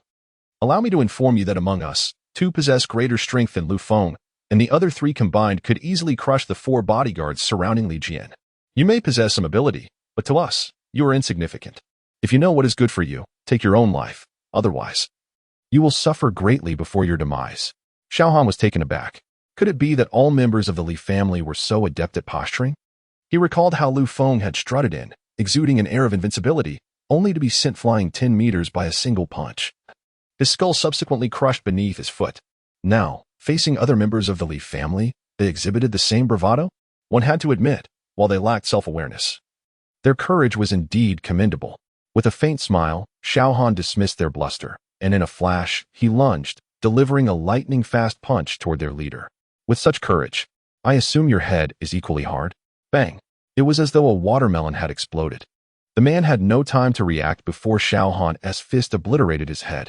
As blood mist scattered through the air, he seemed to transform into a wraith, unleashing 4 punches simultaneously in the horrified gazes of the remaining 4. Bang! Bang! Bang! Bang! The sounds echoed like celebratory fireworks, blood splattering through the air as a torrential rain of crimson descended. In the aftermath, 5 headless corpses fell one after another to the ground. Xiao Han shook his head. I thought I was facing iron-headed brutes, but it seems I am merely confronting a flock of clumsy chickens. Chapter 13. The Lamb to be Slaughtered? The Grim Reaper approaches. The commotion in the living room immediately drew the attention of those on the second floor. Under the leadership of Li Mingdao, everyone rushed down to the first floor in haste. However, Xiao Han remained composed, standing serenely amidst the encirclement. As Xiao Han prepared to unleash his fury once more, he was besieged. Meanwhile, in another opulent residence within the inner city, Wang Tianong, the deputy director of the Martial Arts Bureau, was receiving a scathing reprimand over the phone. You incompetent fool. You can't even handle such a simple task of using someone else's blade to kill. Why don't you just go die? Do you realize that if the news of that orphan's survival gets reported, even I will be implicated? The voice on the other end belonged to a woman, her tone sharp and furious. Wang Tianong, despite his esteemed position, was sweating profusely, behaving like a timid child as he cautiously replied, Then, do you think I should send someone to eliminate him, or should I handle it myself? The woman, now even more enraged, retorted, Has your brain been trapped in a door? If it were that simple, would we need to go through so much trouble to orchestrate a kill? Let me remind you one last time, the target must die, but our organization's identity must remain concealed to avoid attracting the target's family. Do you understand? Although she could not see him, Wang Tianong nodded repeatedly. I understand. I understand. Yet, the situation had not escalated to the worst possible outcome. The woman's tone suddenly softened. You are clouded by your own position. Have you not considered that the orphan killed Li Jian? With the Li family's tyranny, how could they possibly let it go? Whether he survives until dawn is questionable. Wang Tianyang's eyes lit up. He had been so panicked that he overlooked this critical detail. All right. I will suppress this matter for now. You must begin monitoring the Li family's movements. Once the target is eliminated, report to me immediately, and I will seek credit for you. Meanwhile, as Xiao Han found himself surrounded, he displayed no hint of panic, instead taking in his surroundings with keen interest. 1 at the 7th level of Qi opening, 3 at the 6th level, and several miscellaneous individuals. Splendid. This should suffice for my breakthrough to the 9th level. Although these individuals bore menacing expressions and appeared decidedly hostile, to him, they were akin to a sumptuous feast, all embodying a harvest of killing value. Who are you? How dare you kill a martial artist of the Li family? Do you wish to die? Li Mingdao's face darkened, and, ironically, he failed to recognize the murderer of his son standing right before him. Those who did recognize Xiao Han felt a twinge of disdain but could only step forward to quietly remind him, Third Master. This is the one who killed the young master. Indeed, I observed his likeness when I left. How could you not recognize him? Silence. I merely did not see clearly for a moment. Li Mingdao initially froze before erupting into fury, his voice rising in a high-pitched wail reminiscent of a eunuch from ancient times. The one who killed the young master has delivered himself to us. What are you waiting for? Seize him at once. Remember, this orphan is gravely injured. He can be subdued easily. Be careful not to kill him outright. Whoever captures him shall be richly rewarded by me. Upon hearing of the reward, the group surged forward like ravenous dogs, ferociously lunging at Xiao Han. This one is mine. No one is allowed to snatch him from me. Are you out of your mind? He is merely a lamb to the slaughter. Whoever captures him first claims him. Apologies. Brothers, I have cultivated my speed and martial arts. He is mine. Xiao Han listened with amusement to their bickering, presenting a calm demeanor even as the impending attack loomed. The martial artist who had trained in agility found himself in front of Xiao Han, overjoyed at the sight of his prey seemingly frozen in fear. Brothers, look. This kid must be scared stiff. He doesn't even know to dodge. The reward is mine. However, before his jubilant proclamation could fully escape his lips, Xiao Han flashed a smile and gently raised his hand. The seemingly weak slap landed softly on the man's face. Yet it struck with the force of an invisible hammer, instantly caving in half of his face, blood splattering everywhere. The man was sent hurtling backward until he collided violently with another martial artist at the 4th level of Qi opening, collapsing to the ground, lifeless. Even more astonishing was the fact that the unsuspecting fourth-level martial artist, despite only being struck by the first man's body, heard a series of ominous cracks as his bones fractured under the impact, leaving him broken and incapacitated. This surreal scene left the remaining assailants paralyzed with shock. They had clearly underestimated Xiao Han's terrifying brutality. This was no mere display of injury. It became evident that his strength far surpassed their expectations in a one-on-one confrontation. Even the one at the 7th level of Qi opening might not stand a chance against him. In an instant, the group hesitated, none willing to be the first to charge, but they continued to shout, "Brothers, this scoundrel is playing tricks. He is not injured at all. Everyone, unleash your full strength and subdue him quickly." Li Mingdao, caught off guard, hadn't anticipated receiving false information. Nevertheless, he believed this would not alter the overall outcome. After all, they had more than a dozen capable fighters. As the saying goes, even a fierce tiger cannot withstand a pack of wolves, let alone a mere boy. Seeing his men encircle yet not attack, he became livid, shouting at them in exasperation. "You useless fools! I pay you to do a job. He is just one person. What are you afraid of? No need to capture him alive. Kill him. I will double the reward for whoever eliminates this scoundrel." Chapter 14. My strike is swift. Bear with me. Upon hearing these words, the initially hesitant crowd erupted into chaos. It was unclear who initiated the charge, but soon they all surged towards Xiao Han once more. However, Xiao Han had no intention of idly watching their antics, having decided to engage. He unleashed a tempest of fury to sweep away all opposition.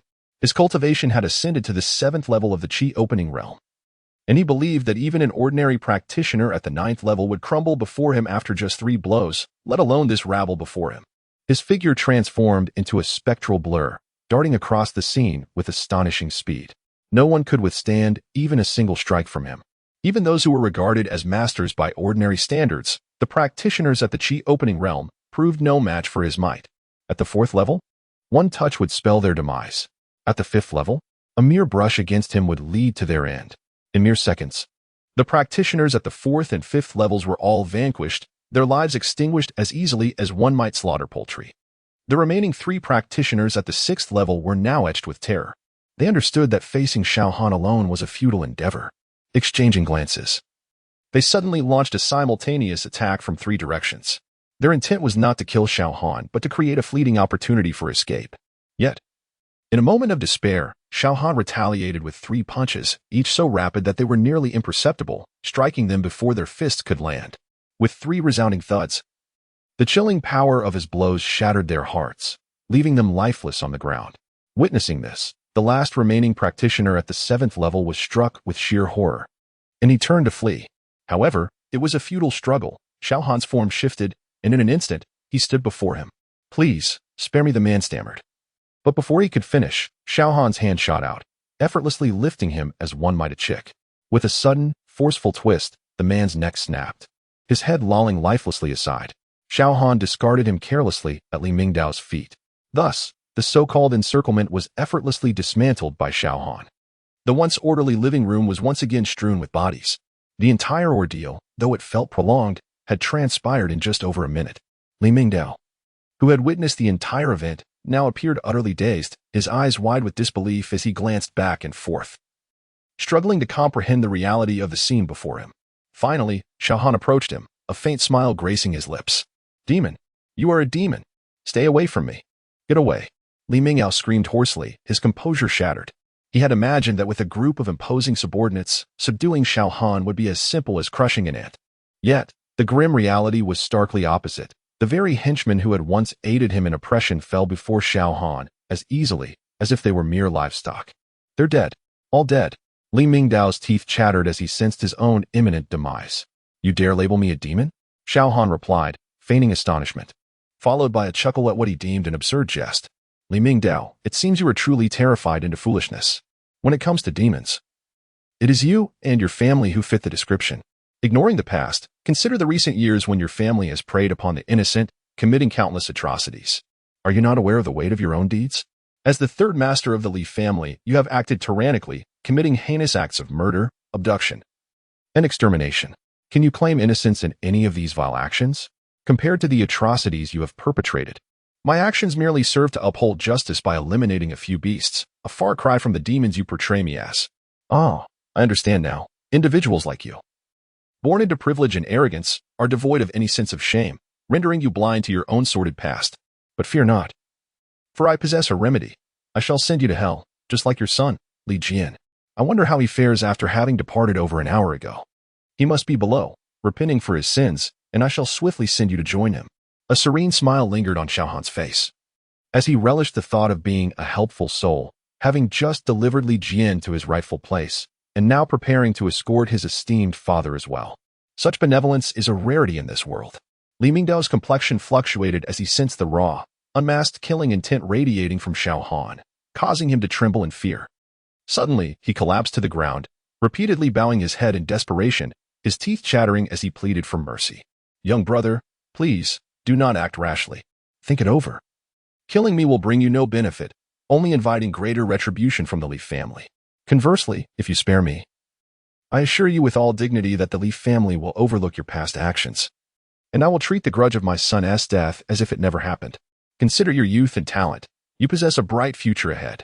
Why jeopardize it for a moment of impulse, trading your life for that of a debauched man like me? I beg you, impulsiveness solves nothing. I can offer you wealth and power. How much do you desire? I can transfer it to you right now. And women, you may not know, but I have over 130 mistresses in Dongyang City. Release me, and I shall grant you them all, including my illegitimate daughter. Please, do not kill me. Li Mingdao's head was bloodied from repeated bowing, yet he dared not cease, utterly terrified. Unfortunately, he remained oblivious to the fact that the promises he made held no allure for Xiao Han. The so-called wealth and power he spoke of were but fleeting illusions. No matter how beautiful a facade may be, it ultimately crumbles to dust. In this world, only power that transcends all can achieve eternity. To put it another way, had Xiao Han not savored every pleasure in his previous life? Now, having fortuitously arrived in a world where martial prowess reigns supreme, his sole pursuit is the attainment of unrivaled cultivation. Nothing else can sway his resolve to ascend the pinnacle of martial arts. While Li Mingdao continued his desperate pleas, Xiao Han grew weary of his incessant babbling. Do not fear. My strike is swift. Simply endure for a moment. With that, he seized Li Mingdao's right arm. With a tearing sound reminiscent of fabric being ripped, he effortlessly wrenched it off at the shoulder. The sudden agony was excruciating, causing Li Mingdao to writhe in torment. His eyes bulging. Did he not promise a swift end? Little did he know, Xiao Han's words implied a rapid torment. For a creature as loathsome as Li Mingdao, how could he allow for a quick death? 2 minutes later, as the sound of his body collapsing echoed through the room, Xiao Han could not help but shake his head. It seemed Li Mingdao had truly been drained of all spirit, for he could barely endure 2 minutes. It is essential to note that in his previous life, he faced ferocious adversaries, individuals who could endure for a minimum of 10 minutes. Ding. Congratulations to the host for vanquishing. Chapter 15, The Battle Simulator. Ding. Congratulations to the host for slaying an enemy at the first level of the Enlightened Realm, earning 10 kill points. The system's voice echoed timely. Xiao Han couldn't help but shake his head inwardly. This father and son duo truly shared the same folly. Despite having the backing of the Li family and an abundance of resources, they squandered their days indulging in frivolity, resulting in their pitifully weak cultivation. In a world where martial arts reigned supreme, this was clearly an absurd misplacement of priorities, bordering on sheer foolishness. He reminded himself to take this as a cautionary tale. His gaze shifted to the character panel. The previously cleared kill points had now accumulated to a remarkable 630 after a brief yet intense battle. It was an exquisite feeling. Xiao Han beamed with joy, feeling as though a penniless wretch had suddenly become a millionaire. System, I wish to indulge. No, I wish to exchange for cultivation. With the deduction of 630 kill points, 160 cultivation points were successfully exchanged. The familiar sensation washed over him once more as the dormant martial apertures within him began to ignite in rapid succession. Xiao Han's aura surged higher and higher. Moments later, the enlightenment culminated, and his cultivation reached an entirely new level. He directed his attention back to the character panel. Cultivation. Enlightened Realm Level 7, 4,583 8,000. Enlightened Realm Level 9, 7,743 10,000. Illuminated Martial Apertures. 5979, Strength, 6. 900 Gene 8. 900 Gene, 8. 9N. Remaining kill points, 0 at long last. Through my relentless dedication and tireless efforts, my cultivation has ascended to the pinnacle of the Enlightened Realm Level 9. Now, with a slight stroke of luck, a bit more training to illuminate the final 2 martial apertures, I shall effortlessly break into the innate realm. Xiao Han felt a surge of confidence.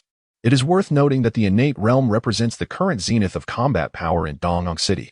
Since his arrival, it had only been 5 or 6 hours, yet he was now merely a step away from the innate realm. Such astonishing growth would undoubtedly evoke feelings of pride and self-satisfaction in anyone. Indeed, should he choose to participate in the martial examination now, the mere display of his cultivation would likely earn him an exemption from testing. Opportunities at the top 10 martial arts academies, which others could only dream of, would be as plentiful as cabbages in a marketplace. However, he was not one to take his talents for granted. Through the system, he had come to understand the vastness of Blue Star, which could easily shatter his previous notions. While the innate realm might be formidable in Dongyang City, in the grand cities beyond, a martial artist at the 3rd level of the innate realm would merely possess the capability for self-preservation. Even a 4th-level Qi master would barely manage to penetrate the middle echelons of those larger cities. Only by breaking through to the master level and reaching the 5th level, legendary, could one truly command respect as a powerful figure. As for the realms beyond, the 6th and 7th levels, reaching such terrifying heights, approach the pinnacle of martial arts, with the minimum talent requirement starting at the king level. Such formidable beings were exceedingly rare, even in the entire Linhai base. Contemplating these realities, Xiao Han's elation gradually subsided, bringing him back to the present. Having humiliated the Li family, it was inevitable that they would mobilize their entire force to restore their honor. Putting himself in the shoes of Li Yuanshan, the head of the Li family, he would certainly divide everyone into small teams, led by innate realm experts, ensuring the teams remained closely knit to facilitate encirclement. They would then comb the streets systematically. Thus, if he did not possess absolute confidence, he could not act recklessly. Failure to break through the encirclement would result in an onslaught from the innate realm practitioners. Even engaging in guerrilla tactics would be futile, as those in the mid to late stages of the innate realm could swiftly converge on his location, leaving him no chance of escape. Xiao Han furrowed his brow. It seemed he would have to remain in hiding for a few days, with a breakthrough to the innate realm imminent. He had no desire for unforeseen complications at a critical juncture. Moreover, by withholding his presence, the team dispatched by the Li family would become lax over time as they struggled to locate him. When the moment was ripe, he could strike decisively, reaping the rewards with minimal effort. For the night, however, he could afford to rest peacefully here. Firstly, the news of Li Mingdao's death had not yet spread.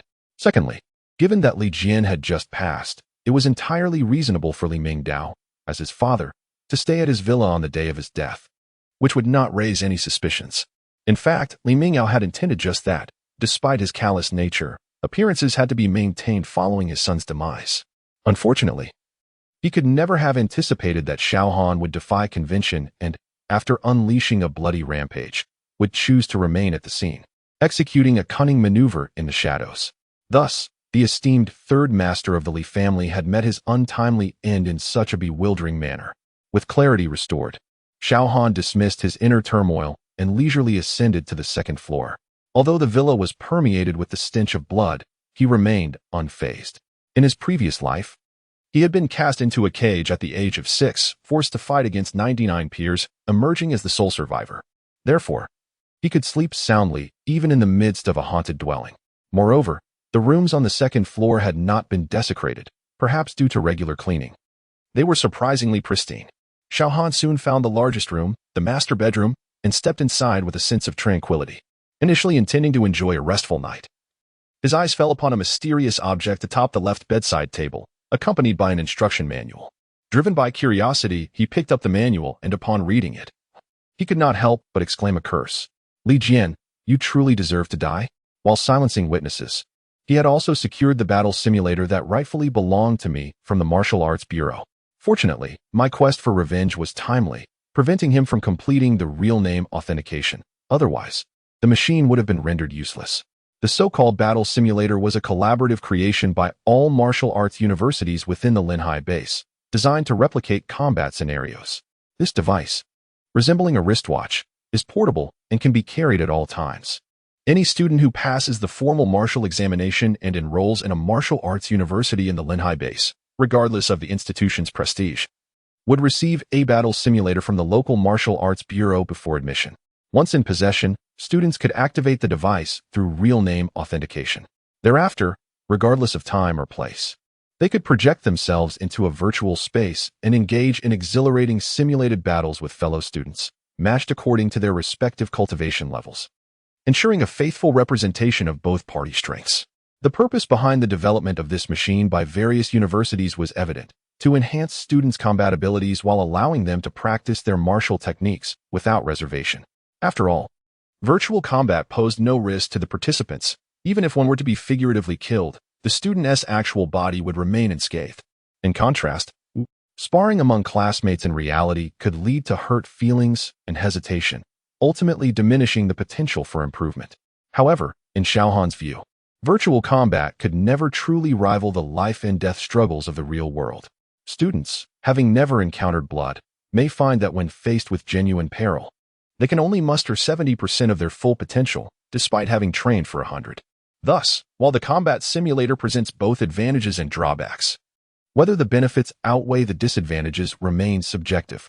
Of course, for Xiao Han, it is entirely beneficial, and the reasons are self-evident to those who understand. He now feels immensely fortunate that the machine in his possession has yet to undergo real name authentication. Although the information recorded by the Martial Arts Bureau indicates that he has been assigned to one of the least reputable institutions, even among the third-rate martial arts universities, it still grants him the qualification to utilize the combat simulator, does it not? Nevertheless, it is worth noting that attending university is out of the question. That particular school ranks second to last among over 1,000 martial arts universities under the jurisdiction of the Linghai base. A veritable oddity that even a dog would shake its head at. What could he possibly learn there? A mere fist to his chest? Regardless. First things first, he must bind the combat simulator. Chapter 16. Do not bully the weak. Please give your all. Xiao Han donned the battle simulator on his wrist and meticulously entered his real name as per the instructions provided in the manual.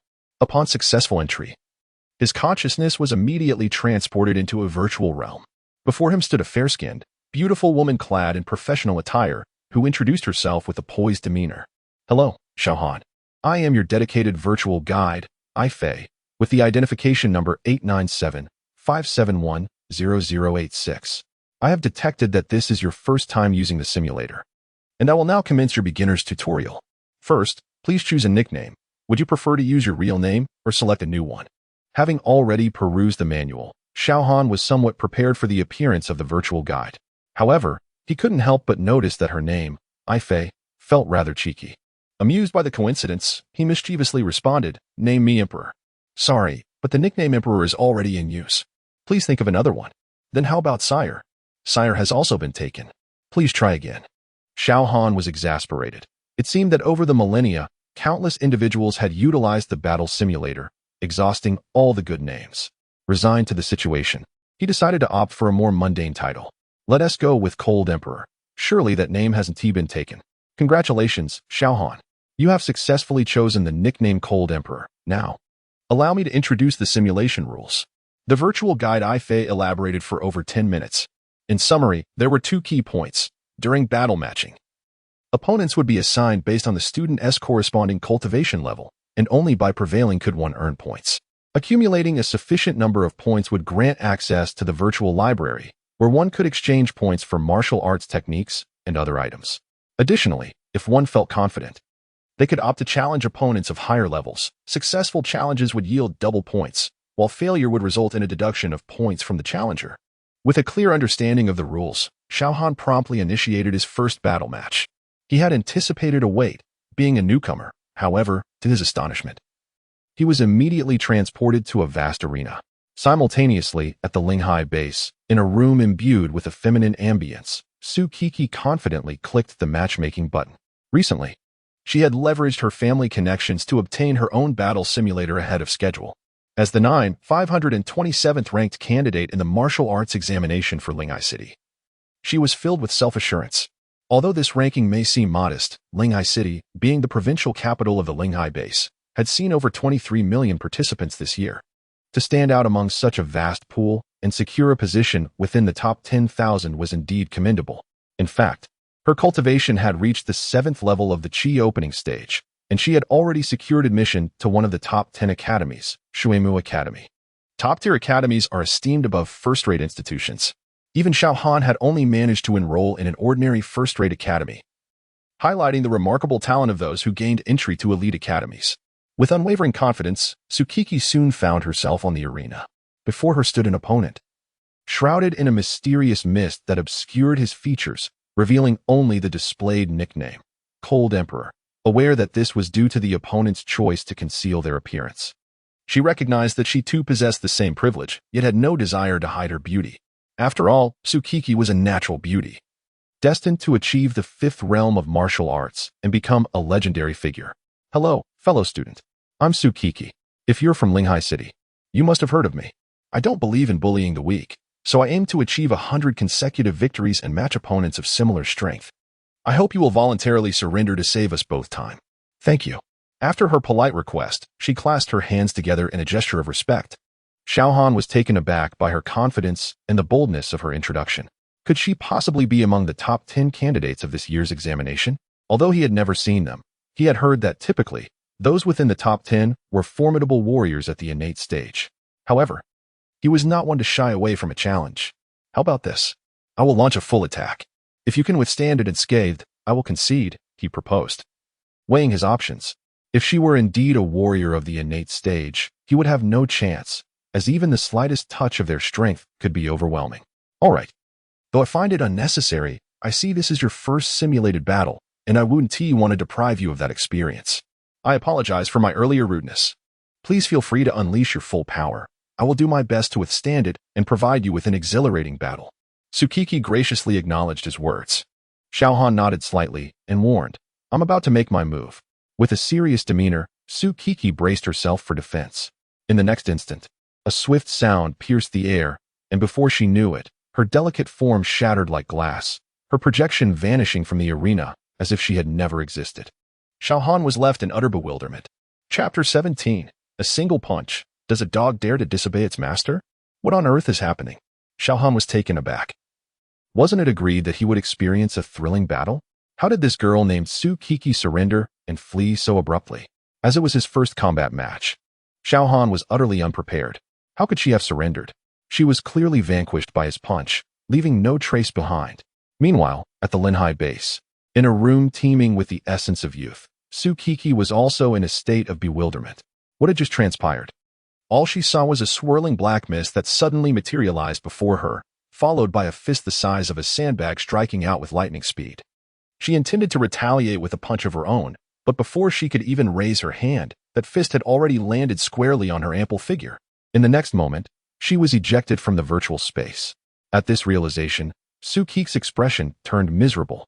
How could she not understand that she had been obliterated by the Emperor of Cold Heaven? Obliterated? Her mind was swirling. And then she recalled the words she had exchanged with the Emperor of Cold Heaven upon their first meeting. At this moment, she wished she could find a hole to hide in. Mom and Dad, come save me. This is so embarrassing. Though Xiao Han was puzzled as to why his opponent had surrendered without reason, he did not halt his quest for another match. It was not until half an hour later, upon witnessing a string of victories displayed in his record, that Xiao Han felt a profound sense of satisfaction. 36 consecutive wins, an average of less than a minute per match. It seemed, as Tsukiki had suggested, that he would indeed need to achieve 100 consecutive victories to encounter some formidable opponents. Xiao Han mused, unaware of the caliber of those who could obtain a combat simulator from the Martial Arts Bureau in advance. Who among them would lack skill? If someone were weak yet still sought early participation in battle matches, they would surely be considered mentally unstable or possess a penchant for masochism. The reason Xiao Han perceived his opponents as weak was that he had defeated all 36 foes with a single punch. However, the truth was that among his adversaries were those at the 5th, 6th, and even 7th levels of the Qi opening stage. Were these individuals truly inferior? Not at all. To reach above the 5th level of Qi opening by 18 years of age is a testament to one's genius, regardless of the context. They simply encountered Xiao Han, who was a prodigy in his own right, and even without relying on the system, his current martial arts talent at the king level surpassed that of these so-called geniuses. This led Xiao Han to mistakenly conclude that these opponents were weak. After achieving 36 consecutive victories, Xiao Han decided to retire for the night. He had accomplished much that evening. Even if his body could endure, his spirit could not. He collapsed onto the soft bed and quickly drifted into slumber. The next day, as dawn broke, Xiao Han awoke early after a refreshing sleep. Once he completed his morning routine, he scavenged for ingredients to prepare a simple breakfast for himself. After eating, he contemplated that since he had decided to lie low for a few days, it would be prudent to venture into the wilderness to hunt ferocious beasts, which would also serve to test whether they could provide him with slaughter points. Furthermore, if Li Mingdao remained absent for an extended period, the Li family would soon send someone to search for him. Once news of his demise reached the Li family, Li Yuanshan would undoubtedly go mad, likely collaborating with the Martial Arts Bureau and the Inspection Bureau to seal off the city. Taking advantage of the current lack of stringent lockdown measures within the city, Xiao Han planned carefully and left the villa with ease. Selecting a direction, he traversed along the way, utilizing his keen awareness to avoid raising any alarms, and soon arrived at the outskirts of Dongyang City. However, half an hour after his departure, the Li family, unable to reach Li Mingdao by phone, finally recognized something amiss. They promptly mobilized several teams, led by multiple innate realm experts, and quickly surrounded the entire villa. Unfortunately, they were too late. All they brought back was the news of Li Mingdao's demise. In the Li family's spacious living room, over 100 family members gathered. In the central position lay the dismembered remains of Li Mingdao and Li Jian, awkwardly assembled on the ground. At the head of the room, Li Yuanshan exuded an innate realm aura, resembling an enraged lion. His terrifying pressure suffocated all present, leaving them gasping for breath. Useless, all of you are useless. Over 1,000 people went out to search, and not only did they fail to locate him, but they also allowed my son Mingdao to be killed within the encirclement. And the perpetrator fled brazenly. When has my esteemed Li family ever suffered such a disgrace? I am filled with rage. The absence of a heart condition spared Li Yuanshan from a fatal episode given his current state of agitation. Dad, it is pointless to be angry now. The priority is to find that person. Only by capturing that orphan can our Li family's honor be preserved. Therefore, I suggest we unite with the Martial Arts Bureau and the Inspection Bureau to seal the city, leaving no opportunity for the perpetrator to escape. Then we shall catch him like a fish in a barrel. The speaker was Li Mingji, the eldest son, who, facing the furious Li Yuanshan, was the only one daring enough to speak up. Upon hearing these words, Li Yuanshan immediately calmed down considerably. His son's timely reminder could have averted a major mistake. The orphan's ability to pull off such a cunning ruse stemmed from his element of surprise. If he wished to survive and was not a fool, he would undoubtedly devise a way to escape the city. Hurry, call Gu Shirtong from the Martial Arts Bureau and Pei Yuandong from the Inspection Bureau. It is only just that the murderer pays for his crime. They, as government forces, should assist us common folk in apprehending the culprit. With a command from Li Yuanshan, his eldest son Li Mingji and younger brother Li Mingtong swiftly dialed the necessary numbers. Pei Yuandong, the chief of the Inspection Bureau, though his title suggested high status, was essentially Li Yuanshan's most loyal subordinate. Upon receiving the call, he immediately agreed to take action, and soon wanted posters were plastered throughout the city's streets and alleys. Meanwhile, on the other side, the head of the Martial Arts Bureau, Gu Shirtong, who was sworn brothers with Li Yuanshan, received the call but responded with a somewhat ambiguous attitude. Dad, that old Gu Shirtong did not agree to send people to seal the city. Instead, he said he would think it over. Li Yuanshan's anger flared once more upon hearing this. Is that Gu getting too big for his britches? I have given him face as the head of the Martial Arts Bureau, as my sworn brother.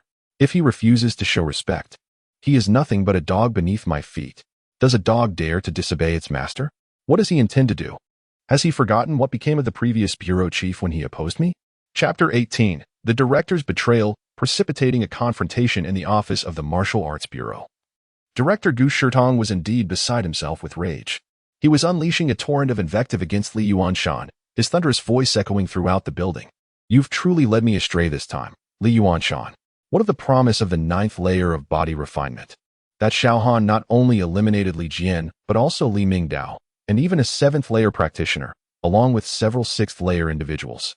You, old man, had the audacity to assure me that Xiao Han was merely at the 9th layer of body refinement. I was foolish enough to believe your deceptive words. Gu Shirtong's anger was palpable, his frustration reaching a point where he felt as if his very liver were aflame. Had he known the extent of Xiao Han's prodigious talent, he would never have consented to let Li Jian substitute for the martial examination results. Each examination's outcomes bore significant implications for the year-end assessment of his role as the director. A prodigy like Xiao Han, an 18-year-old at the 7th layer of Qi opening, was unprecedented in the storied history of Dongyang City. Even the current top scorer of the martial examination had only attained the 2nd layer of Qi opening, rendering him unworthy to even carry Xiao Han's shoes. Had Gu Shirtong been able to unearth Xiao Han's potential and recommend him to the martial arts headquarters in Linhai, he could scarcely fathom the immense benefits that would have accrued to him.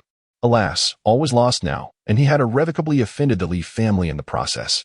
This was the crux of Gu Shirtong's fury, leading him to a state of irrationality where he dared to publicly insult Li Yuanshan, something he would never have done in the past, as he was acutely aware of the need to maintain a favorable standing with the Li family. I am as foolish as a pig. A monumental achievement lay before me, yet I allowed that old rascal Li Yuanshan to lead me astray. This was potentially the greatest opportunity of my life to be transferred to the headquarters in Linhai. His thoughts spiraled further into anger and regret, wishing he could bang his head against the ground in despair. The impulse to confront Li Yuanshan and deliver a stinging slap was strong, although he knew such thoughts were mere fantasies. He could not forget the fate of his predecessor, whose entire family had been swiftly dispatched to the crematorium by the Li family. For now, the best course of action was to salvage what remained. Although it was far less than ideal, the Li family had already mobilized serious resources, intending to sweep through both the underworld and the legal realm. If he could offer Xiao Han a sliver of hope amidst this dire situation, the young man would undoubtedly feel gratitude, if not lifelong loyalty. Thus, even if his ultimate rewards were diminished, taking action was better than doing nothing. Li Yuanshan, since you showed no mercy when you deceived my sworn brother, do not expect me to show your family any consideration. When faced with the prospect of my future, I would not hesitate to cast aside even a biological brother if he stood in my way. After venting his frustration in the office, Gu Shirtong summoned a trusted subordinate and discreetly conveyed his instructions. Upon leaving, this subordinate was about to relay Gu Shirtong's orders when he was unexpectedly called into the office of Deputy Director Wang Tianong. Xiao Lu, I see that Director Gu is quite incensed. Be cautious not to make any irrational decisions. Tell me, what has he instructed you? Xiao Lu's face underwent a transformation, displaying evident discomfort. Deputy Director Wang, I'm not sure that's appropriate. Wang Tianyang's expression darkened. What is inappropriate about it? Do not forget that I am also your superior. Please do not be angry, Deputy Director Wang. Startled, Xiao Lu reconsidered and realized there was nothing he could not share. With a forced smile, he replied, Director Gu asked me to distribute a portrait of a young man named Xiao Han to all positions. If anyone spots him, they are to report immediately. Wang Tianyang maintained his composure, though a sense of foreboding gripped him. Xiao Han, you say? I am aware of him. The Li family is currently in an uproar searching for him. Is the director planning to assist the Li family in eliminating this individual? Xiao Lu appeared rather uncomfortable. You've got it wrong. He wishes to protect this person from the Li family's reach. Oh, is that so?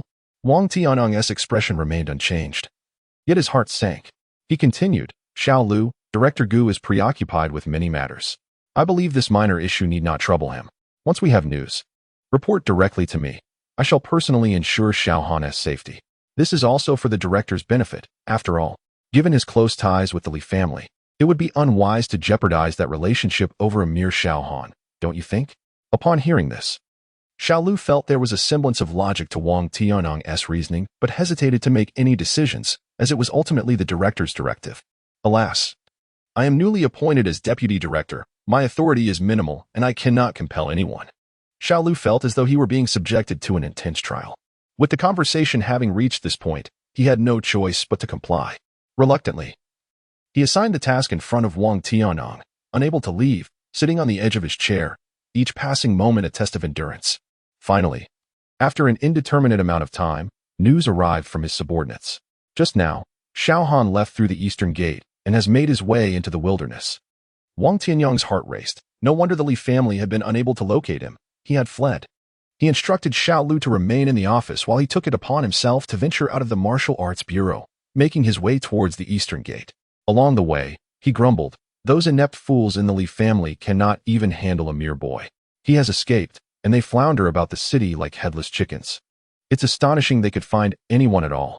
As the deadline drew near, and Xiao Han remained elusive, Wang Tianyang resolved to take matters into his own hands. Though he had been repeatedly cautioned by Kai Dai not to reveal his identity to avoid drawing attention, the prospect of failure loomed larger than any such concerns. He decided it was better to act with discretion. Not long after Wang Tianyang's departure, the Li family, having received no updates from the Martial Arts Bureau, made significant progress in their own investigations. Upon learning that Xiao Han had leisurely exited the city before the lockdown commenced, Li Yuanshan was incensed, feeling as if he were on the verge of a heart attack.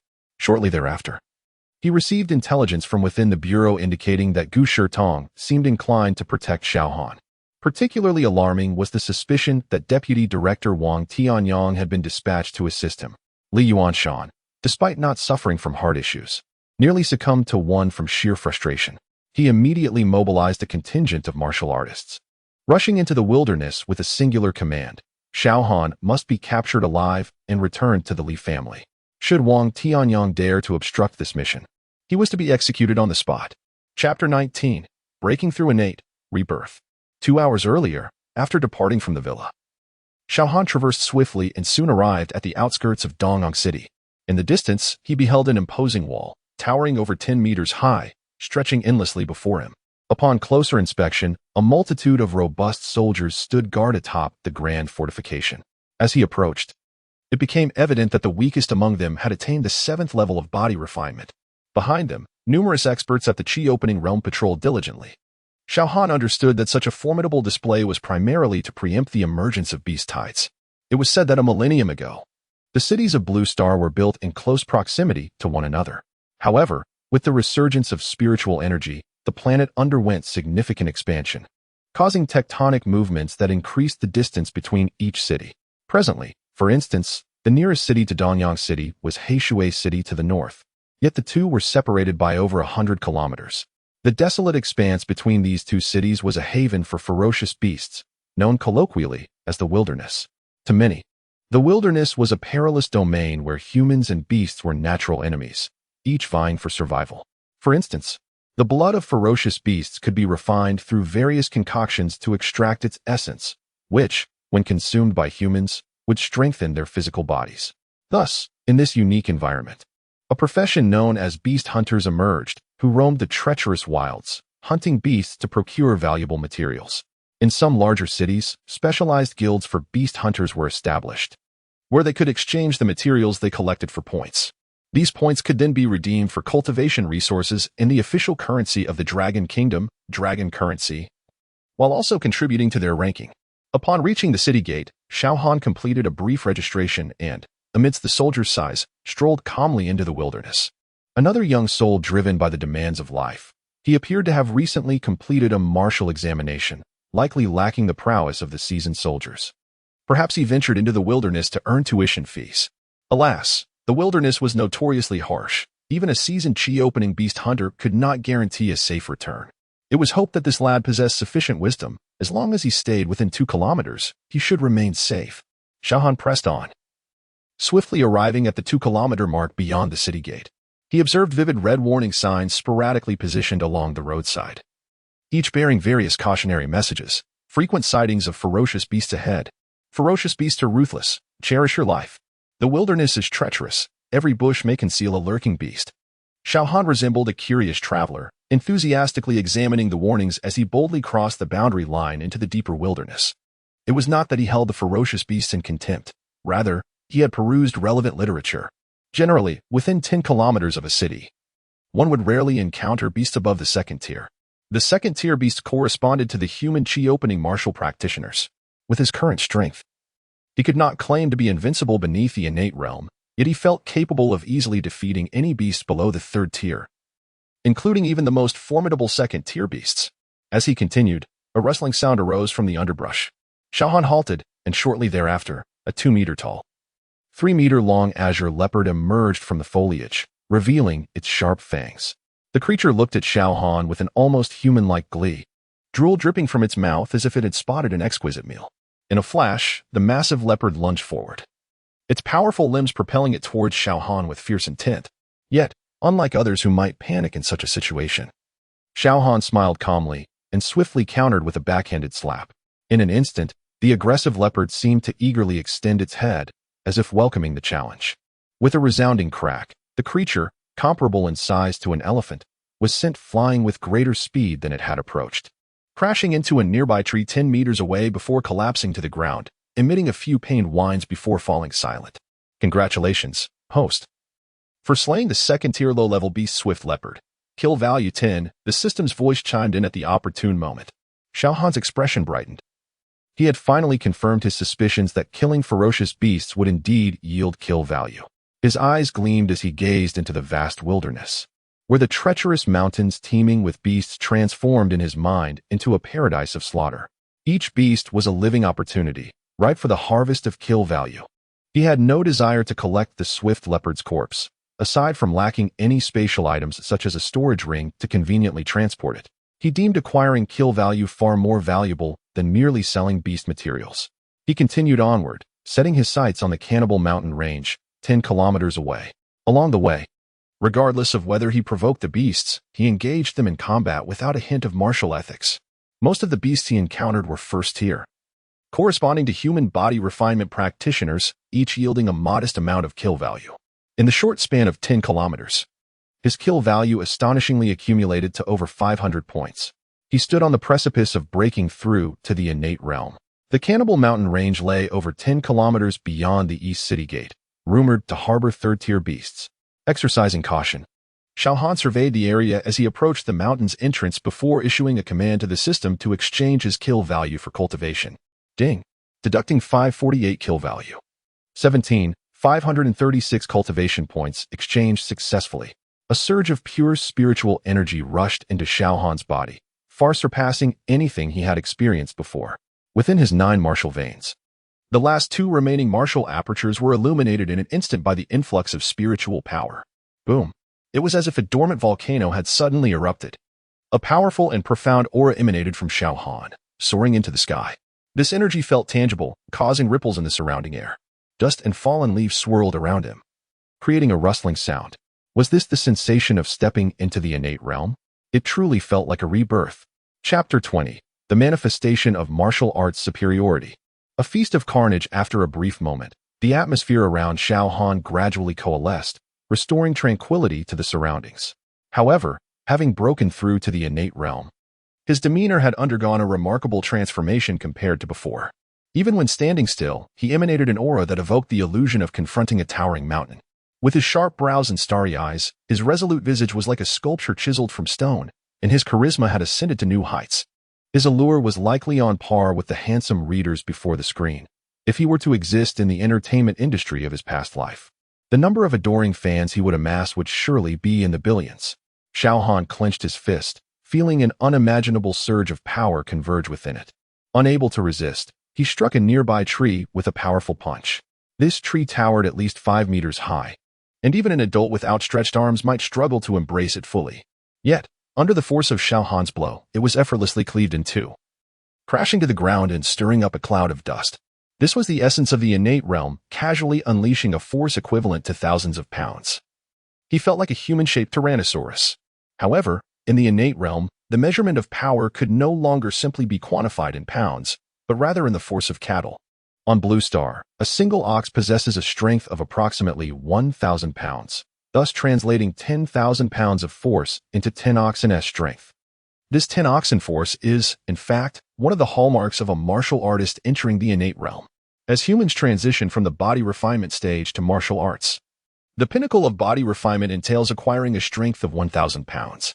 The subsequent chi opening stage shifts focus from the physical body to illuminating the martial acupoints within, tapping into the innate treasures contained within the human body to gain strength.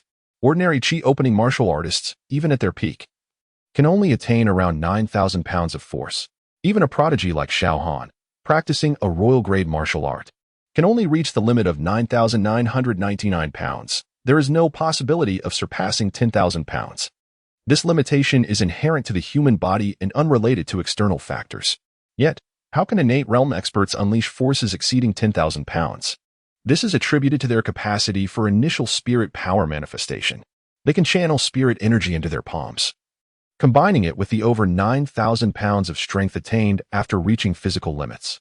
This enables innate realm martial artists to effortlessly unleash powers beyond their limits, achieving a force equivalent to 10 oxen. Of course, achieving 10 oxen force is merely the starting point of the innate realm. It does not denote true ferocity. Those who have refined to the utmost in the innate realm, capable of easily commanding 99 oxen's strength, are the true embodiments of terror. It is important to note that a single ox equates to 1,000 pounds. Thus, in the innate realm, if there is even a disparity of 5 oxen, The weaker side is destined to be crushed by the other. This reveals the inherent dreadfulness of such power. Naturally, some individuals practice profound martial techniques that can further augment their strength, which is a different matter altogether. Therefore, the pinnacle of the innate realm is not merely 99 oxen. One must also consider martial arts, techniques, and other factors. I cannot ascertain the exact extent of my current strength, especially with the enhancement of the divine elephant suppression technique. Upon reaching the innate realm, the advantages of this royal-grade martial art are significantly magnified compared to the Qi opening stage. Xiao Han could not help but open his character panel. Cultivation, innate first layer 15279-20000. Technique, royal-grade martial art. Divine elephant suppression technique, max level, martial skills, not cultivated martial arts talent. Royal grade, 0100000. Limit strength, 23 oxen force, 23,000 pounds. Remaining kill value, 0 ah? Truly deserving of being a royal grade martial art. One word, terrifying. After reviewing the character panel, Xiao Han could not help but gasp, inadvertently contributing a little to global warming. He murmured to himself, logically speaking, with my current cultivation, achieving 17 oxen force would be commendable, not exceeding 18. Yet, under the enhancement of the divine elephant suppression technique, my power surpasses the norm by such a significant margin. This is the advantage brought by a profound martial art. Moreover, this advantage will grow increasingly substantial as my realm progresses, allowing me to directly access the sixth realm of martial arts. Xiao Han felt that if he could cultivate a profound martial technique, even as a novice in the innate realm, he could engage in battles beyond his realm. However, he currently could not afford the advanced martial techniques available in the system store, and practicing lower-tier martial skills would yield only marginal improvements in combat prowess. The only feasible approach he could think of was to utilize the combat simulator he possessed to gain points in virtual space and then exchange them for a suitable martial technique. He devised a plan to first enter the Cannibal Mountain range to accumulate more kill value, then seek a safe location for matching. With his intentions set, Xiao Han moved forward. The Cannibal Mountain range was regarded as a forbidden zone to many, yet to Xiao Han, it felt akin to a joyous ocean. A feast of carnage was about to commence. Just as Xiao Han thrived in the chaos, Wang Tianyang, racing like the wind, appeared at the East City Gate. Deputy Director, what brings you here? A duty officer from the Martial Arts Bureau hurriedly approached upon spotting Wang Tianyang. Enough with the pleasantries. Tell me where Xiao Han has gone. Realizing the purpose of Wang Tianyang's visit, the officer promptly pointed southeast. My subordinate personally witnessed the young man named Xiao Han heading in that direction. Just now, I overheard Xiao Zhang alerting the Li family by phone. They are likely on their way. If you wish to rescue Xiao Han, you must act swiftly, or he might fall victim to the Li family first. Wang Tianyang smirked coldly within, thinking rescue? I'm going to kill him. However, he naturally could not voice his true intentions, and he actually found it more advantageous if the Li family arrived. After eliminating Xiao Han, he could then approach the Li family, discarding the corpse near the jaws of a ferocious beast. By doing so, when the Li family discovers the aftermath, they would undoubtedly believe that Xiao Han had been slain by the beast. He could then escape unnoticed, and no one would suspect him as the true perpetrator. After all, he was merely feigning a rescue. Even if Director Gu Shirtong inquired later, he could easily claim he had arrived too late. With this thought, Wang Tianyang couldn't help but applaud his own cleverness. As for whether he could successfully eliminate Xiao Han, that was the least of his concerns. He was a formidable expert at the third layer of the innate realm. If he could not dispatch a mere Qi opening martial artist, he might as well seek a slab of tofu to throw himself against. Without lingering at the city gate, Wang Tianyang, relying on his status, bypassed the registration entirely and sped towards the southeast. Chapter 21. Abundant Harvest. Confrontation with the Third Order Beast. The carnivorous mountains, though a territory of feral beasts, do not showcase these creatures at every turn. After all, the survival of the fittest reigns among them. When they clash, it results in fierce battles for dominance. Consequently, many of these beasts reside in caves, emerging only briefly when in search of sustenance. Once they have secured food, they retreat immediately. Thus, during his journey, Xiao Han encountered fewer beasts than he did on his way here. However, the beasts in this region are formidable, predominantly at the second order, making the effort to slay one equivalent to vanquishing several first-order beasts. As night fell, Xiao Han's accumulated kill count reached over 400 points. This may seem modest, yet he had traversed more than 10 kilometers prior, amassing over 500 points by clearing the surrounding area of all beasts. In contrast, within just 3 kilometers of the carnivorous mountains, he had already garnered 400 points, indicating a significantly higher density of beasts than in urban locales. If he could continue this advantageous slaughter, he speculated that by the time he had traversed the entirety of the carnivorous mountains, he could potentially amass over 5,000 points. When converted into cultivation, this would yield remarkable transformations. However, for now, he set a modest goal of breaking 1,000 points. To many, the wilderness at night is akin to a hellish realm, populated by packs of wolves and other predators that roam in search of food. Yet, for Xiao Han, there was no fear. Rather, he harbored a keen anticipation of encountering a large pack of wolves. As long as the alpha had not evolved to the third order, he was confident in his ability to eliminate a group of 40 to 50 second-order wolves. Such endeavors would yield invaluable kill points. Regrettably, whether due to bad luck or insufficient depth of penetration, he encountered no such groups by 1 o'clock in the morning. Instead, he eliminated numerous solitary second-order beasts, bringing his kill count to over 900 points. Though he had yet to achieve his small goal, he was not far from it. Finding a cave, he dispatched a beast resembling a sheepdog with a single blow. He then decided to occupy this location for the night. After all, he was not made of iron. After a long day of hunting in the depths of the mountains, he was bound to feel fatigued. Having subsisted solely on dry rations throughout the day, he yearned for a hearty meal of roasted meat. He skillfully skinned and butchered the sheepdog-like creature, fashioning a rudimentary grill from its bones before igniting a fire to commence roasting. When it came to barbecuing, he was quite experienced. In a previous life, during perilous missions in the Amazon rainforest, he would seize any opportunity to feast, even resorting to roasting rats and earthworms. His grilling skills were honed in those challenging times. This time, planning to remain in the wilderness for 5 or 6 days, he had packed various seasonings from Li Jian's villa, determined to savor flavorful food rather than endure the hardships of his past. As the golden juices of the meat sizzled and dripped, Xiao Han began to eat voraciously. The enticing aroma wafted from the cave entrance. Just as he reached a satisfying level of fullness, a deep, resonant tiger's roar echoed from outside the cave. The delicious scent had attracted a massive tiger, over 3 meters tall and more than 5 meters in length. The sight of this creature startled even Xiao Han. Its robust limbs were larger than a typical person's waist, and its imposing figure exuded an overwhelming visual intimidation. The enlarged king symbol on its forehead and its piercing eyes sent chills coursing through him.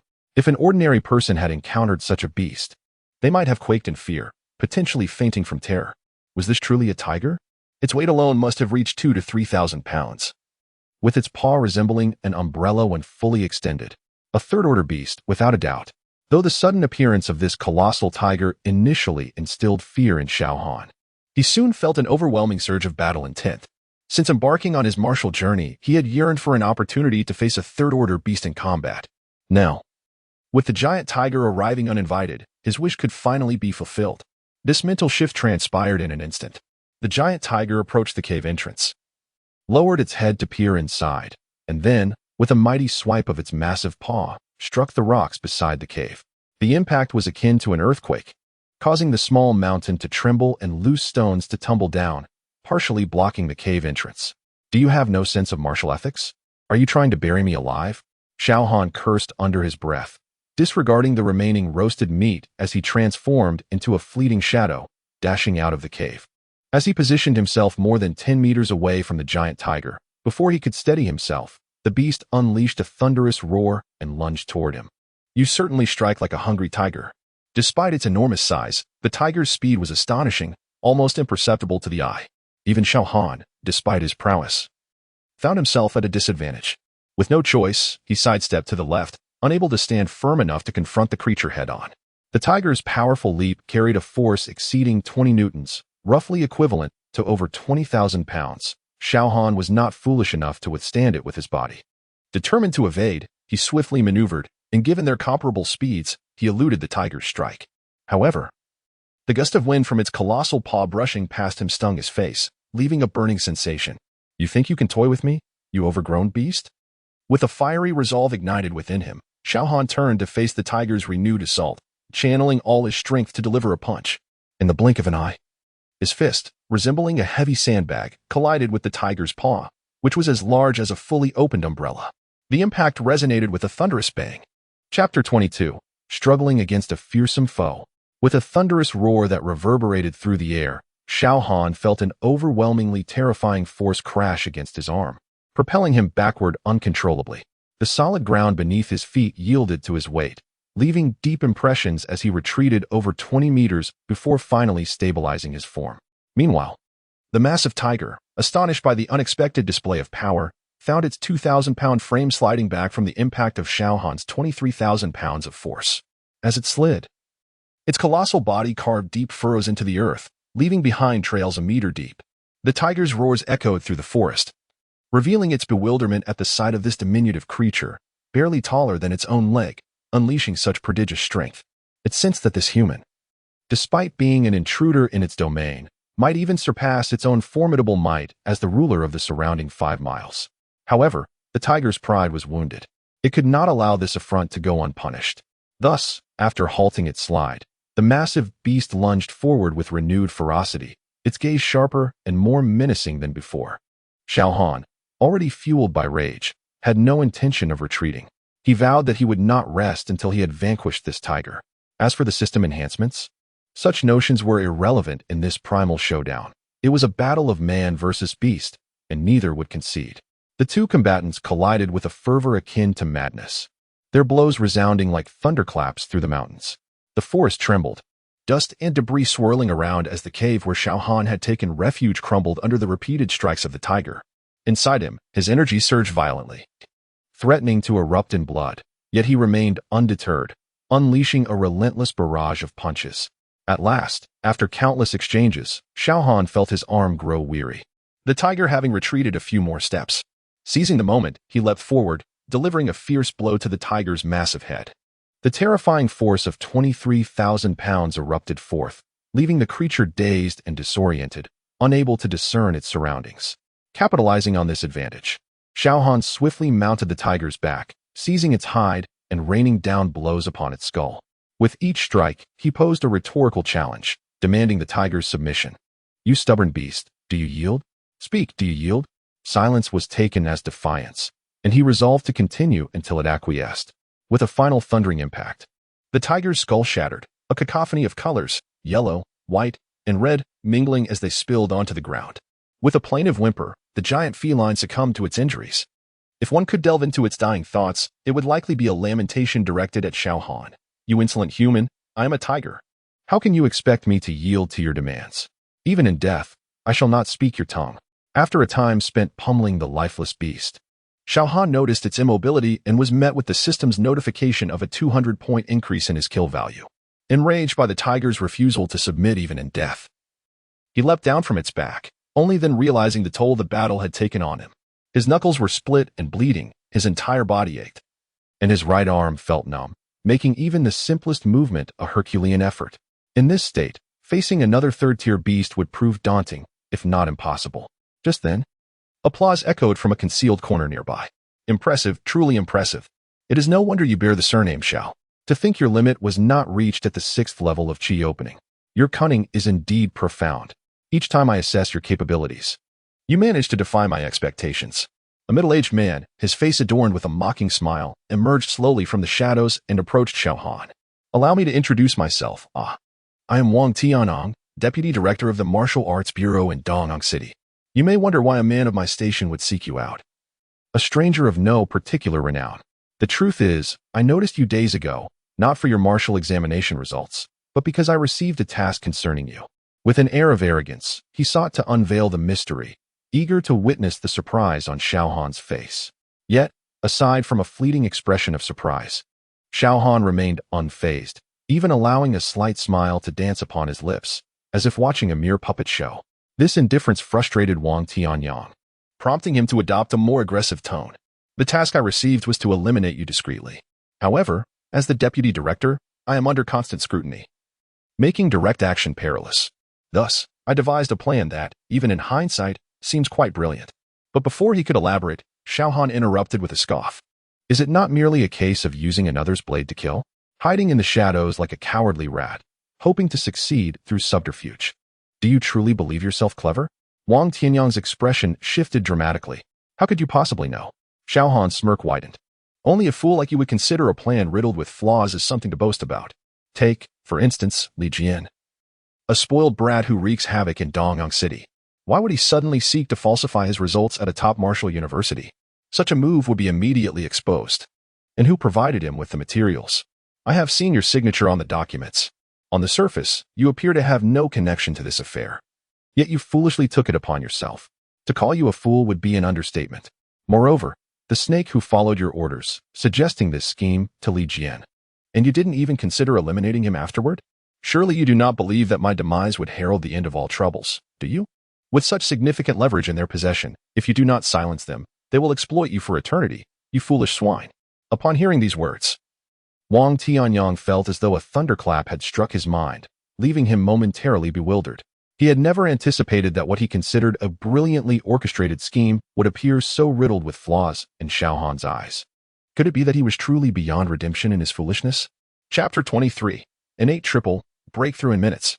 Xiao Han observed the dazed expression on Wang Tianyang's face, which was rife with existential doubt, and a smirk crept across his lips. Let me take a wild guess. Your organization behind you must be quite ruthless. For subordinates who fail to accomplish their tasks, I presume they show no mercy, either incapacitating their cultivation or executing them outright. Otherwise, how could you, as the esteemed deputy director of the Martial Arts Bureau, disregard everything and personally confront me, a powerless orphan?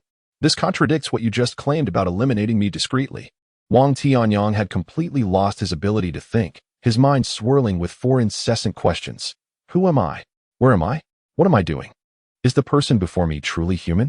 He stared blankly at Xiao Han, desperately wanting to inquire, with such sharp wit, why are you even bothering to apply to a martial arts university? Wouldn't it be more promising to join the relevant departments and become a detective solving cases, rather than laboring over books? Truthfully, I too am perplexed by certain matters, such as why, as an orphan, I possess any value that would compel your organization to go to such lengths to eliminate me. Moreover, if your intent was merely to kill me, with your status, you would only be a minor player in that organization, and it is evident that there are many capable individuals within your ranks who could easily dispose of me. Yet, curiously, you choose to act indirectly, opting for a more covert assassination, creating the impression that this affair must remain hidden. Since we are already engaged in conversation, why not enlighten me on what exactly you fear? Is it because someone within your organization is also searching for me, and their intention is to protect me, thus preventing you from exposing yourselves? Or is it that your desire to kill me is tied to my mysterious lineage, and since I am of considerable significance, your organization dares not confront me directly, opting instead for a stealthy approach to distance themselves? Upon hearing this, Wang Tianyang's breathing became rapid, his eyes wide as saucers, as if he had encountered a being not of this world. Given the scant clues at hand, how could Xiao Han make such precise inferences? Did he already know the truth? Or was it that he possessed a normal intellect, while Wang Tianyang truly was the simpleton he claimed to be? Without Wang Tianyang needing to utter a word, the sheer doubt etched on his face revealed to Xiao Han that his assumptions were likely correct. Currently, I am left with 2 points of curiosity: the name of your organization and the identity of my family from which I have been separated. Xiao Han's voice seemed to possess an enchanting quality, laced with allure as it reached Wang Tianyang's ears. In a fog of confusion, Wang Tianyang instinctively replied without a moment's thought, "The organization I joined is called Tianfa. A few months ago, a young woman approached me, having gathered quite a dossier on my misdeeds. With no other choice, I consented, and they elevated me to my current position. As for your origins, I'm not entirely certain, as we are in a small locale with limited awareness of the outside world. I vaguely recall that woman mentioning you hail from the Xiao clan, a colossal entity beyond my wildest imaginings." At this point, Wang Tianyang's expression shifted dramatically, as if awakening from a dream, and he exclaimed furiously, "Damn it, are you trying to extract information from me?" Xiao Han wore a smile that was neither a smile nor a frown. "There is no need for such harsh words. My inquiries stem from curiosity, and you happen to have the answers. Regardless, I must express my gratitude for your revelations, otherwise, I would remain in ignorance. Should Tianfa send someone to stir trouble, I would find myself at a great disadvantage." Wang Tianyang's face fluctuated between shades of green and white, resembling someone who had just lost their parents. Yet, he quickly seemed to recall something, emitting a cold chuckle. "You little brat, indeed cunning, but what does it matter for a dying man to know these things? It merely hastens your demise." A faint derision flickered in Xiao Han's eyes. "Is that so? Why don't you take a guess as to why I am engaging you in such lengthy discourse? With that, he flicked his right arm. After a fierce battle with a third-tier tiger, his arm had felt somewhat numb, making it difficult to lift. However, the brief moment he had gained through conversation had afforded him enough time to recover, and while he would not be fully restored, he was ready for another fight. Evidently, Wang Tianyang had recognized this as well, his complexion darkening once more. You are truly despicable, but if you think this will create a glimmer of hope for yourself, you are sorely mistaken. Do you know my realm? Innate triple. A single strike can unleash 30 Daos of power, coupled with the advanced martial techniques I have mastered. I must say, in the face of absolute strength, no matter your cunning tactics, you cannot escape the fate of being obliterated by my fist. As he concluded, Wang Tianyang's expression morphed into one of extreme satisfaction, clearly confident in his prowess. Since their initial encounter, he had been under pressure, which had left him feeling quite disgruntled. Thus, he yearned to see even the slightest hint of panic on Xiao Han's face. Unfortunately, Xiao Han maintained his calm demeanor, even responding nonchalantly. Innate triple? Is that particularly strong? Since you are aware of my unfathomable cultivation, repeatedly striking others, have you never considered that I might still be concealing my true abilities? Attempting to intimidate me? Wang Tianyang erupted into laughter, as if he had heard the greatest joke. Do you really think I am that naive? If you possess true strength, how could you have struggled so much against that old tiger? Child, abandon all futile struggles, since I have chosen to act personally. I will grant you no chance of survival. Boom. Before his words could fully escape, an astonishing aura suddenly erupted from Xiao Han. It was the terrifying force unique to a martial arts innate expert. Innate first layer? I must admit, achieving such a realm at your age earns my heartfelt admiration. Even as your enemy, you are the most formidable prodigy I have ever encountered. But what does that matter? You must still die. Before he could finish, boom. In the face of Wang Tianyang's astonished expression, the already terrifying aura surrounding Xiao Han surged once more. Innate second layer? This is impossible, you. Xiao Han smiled faintly. Whom are you belittling? Open your eyes wide and behold, just what layer am I at? Boom. Like a volcanic eruption. In Wang Tianyang's incredulous and horrified gaze, Xiao Han's aura surged yet again. Chapter 24. The enemy's mental state shattered. One punch to obliterate. No, this cannot be true. It must be an illusion, a mere figment of my imagination. An 18-year-old at the first stage of innate cultivation has already reached an extraordinary level. Only the top 10 among the billions of candidates at the Linghai base could attain such heights. And an 18-year-old at the third stage of innate cultivation? What does this even mean? Even when we stretch across the vast expanse of history spanning thousands of years, such occurrences are exceedingly rare within the Linghai base. Each of these individuals is hailed as an unparalleled prodigy, one that should not exist in this world. Their mere presence could dominate an entire generation at the Linghai base, a synonym for being invincible among peers. Yet now, I am being told that you, a forsaken orphan, with no resources whatsoever, have somehow managed to cultivate to the third stage of innate cultivation upon reaching adulthood? To stand shoulder to shoulder with me? What a farce. It is utterly unfair. This world is rife with injustice. You have merely toiled for 10 years, while I have persevered for over 40 years amidst abundant resources. How can this be justified? Why? Wang Tianyang, in a frenzy, repeatedly questioned his soul, his mind shattering under the immense pressure that Xiao Han's astonishing achievement brought forth. It was as if a brilliant scholar and a struggling student stood in stark contrast. The latter, despite toiling day and night, could not comprehend how the former, who casually slept through classes and played games, could effortlessly achieve high scores in finals. The disparity was simply indescribable. At this moment, Wang Tianyang resembled that struggling student, his psyche exploding upon witnessing Xiao Han's cultivation at the third stage of innate. What rationality? What composure? All were cast aside as mere refuse. He now sought only one answer. Why? Xiao Han, taken aback by Wang Tianyang's deranged demeanor, pondered whether a renowned martial artist's mental fortitude could truly be so fragile. Or perhaps Wang Tianyang had suffered a bite from a rabid dog and his psyche had succumbed to uncontrollable madness upon receiving this shock? Regardless, he would never divulge the truth of his own extraordinary capabilities. After battling until the early hours of the morning, he had accumulated over 900 points of killing value. And upon slaying a low-grade third-tier tiger, he earned an additional 200 points, converting all of this into experience. He astonishingly broke through to the third stage of innate cultivation in one fell swoop. His character panel now read, Cultivation, third stage of innate, 3,000 and 39 40,000. Strength, 37 bulls of power. If Wang Tianyang were to discover that not long ago, Xiao Han's cultivation was merely at the 9th stage of body refining, he would likely be driven to the brink of a heart attack, unable to bear such a revelation. Seeing Wang Tianyang still in a state of madness, Xiao Han seized the opportunity. He clenched his fist and summoned the spiritual energy within, enveloping his entire arm. Then, he unleashed a silent yet potent punch, the pinnacle of his current combat prowess, embodying 37 bulls of power. The sheer force generated rippled through the air, the punch's wind howling, threatening to carve a gash into anyone foolish enough to approach. Xiao Han intended to capitalize on Wang Tianyang's disorientation and obliterate him with a single strike. However, due to his recent breakthrough, he struggled to fully control the surge of power, resulting in an exaggerated display. Though Wang Tianyang's heart was shattered, he instinctively raised his hand to retaliate. A green light erupted from his fist, a manifestation of spiritual energy amplified by martial techniques. He executed a punch, a martial art known as the mountain shaking fist, roaring fiercely as he launched his attack toward Xiao Han. The punch was awe-inspiring, the green glow flickering as it surged forward with a ferocious momentum, seemingly capable of shattering mountains.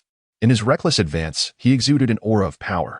Yet, it was a grave miscalculation to confront Xiao Han head-on, especially without testing the waters first, believing that his advanced martial techniques would inherently surpass Xiao Han's strength. In a moment of collision, a deafening roar echoed as if two missiles had collided. Wang Tianyang felt an overwhelming force surge through his arm, the sound of shattering bones resonating in his ears. The delicate blood vessels beneath his skin ruptured under the immense pressure. He found himself propelled backward, leaving deep imprints in the hard earth beneath him. Only when he collided against a towering mountain did he manage to stabilize, spitting blood in the process. How could my strength, bolstered by martial techniques to 32 bulls of power, be insufficient to withstand your punch? Wang Tianyang, dazed and disoriented, faced another crushing realization. Should I also disclose my mastery of royal-level martial arts to you? Xiao Han smiled faintly.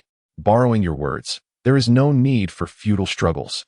Since you have chosen to abandon all dignity in your attempt to overpower me, you must be prepared for the consequences.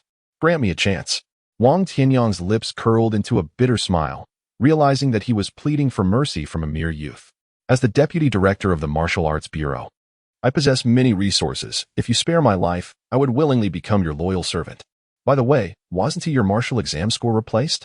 I have connections with the Linghai Martial Arts headquarters. If I report your situation, the top 10 prestigious academies will likely come to recruit you. I can offer you much more than this. Let me think. The Li family seeks revenge against you, right? I could utilize the Heavenly Punishment Organization to obliterate them.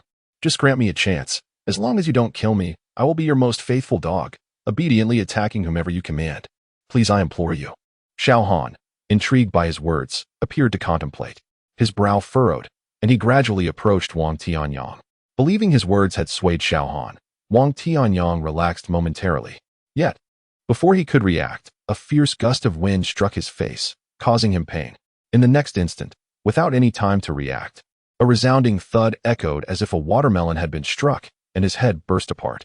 A rain of crimson splattered across the sky, as a headless corpse collapsed to the ground. I almost forgot, you have rabies. For safety's sake, it's best to let you be a dead dog. Chapter 25, Divine Retribution, the reappearance of the innate fifth layer. Regarding Wang Tianyang's assertions, Xiao Han believed not a single word. If he were truly to take him as a mere pawn, he feared that once his life was spared, the first to be bitten would be himself. The pretense of being swayed was merely a ruse to lower Wang Tianyang's guard. After all, both were of the same realm, though their combat prowess differed. Who could say whether Wang had mastered any evasive martial techniques? If he did not first disarm Wang's vigilance, and the latter escaped, regret would be futile. Ultimately, despite Wang Tianyang's ostensible position as the deputy director of the Martial Arts Bureau, much like his covert mission to eliminate Xiao Han, Xiao could only confront him in solitude. Should he allow this opportunity to slip by, who knew when he might find such favorable circumstances again? Following the demise of Li Jian and his faction, as well as Li Mingdao, Wang Tianyang's death avenged yet another grievance. To claim he was unpleased would be a gross understatement. However, with this unforeseen incident, a new adversary emerged, casting a shadow over his heart. Heaven's punishment? The mere mention of such a name evoked images of lawless marauders, reminiscent of the assassin organizations from his past life. Moreover, divine retribution, What audacity it takes to adopt such a domineering title. In essence, this organization must possess considerable strength to endure, otherwise, it would have long been uprooted by those who disapprove. From Xiao Han's extensive experience as an assassin, he surmised that any organization so brazen would pursue its targets relentlessly, to the death. Thus, while he had successfully eliminated Wang Tianyang, he would not allow himself to grow complacent. Deep within, a flicker of unarticulated anticipation lingered.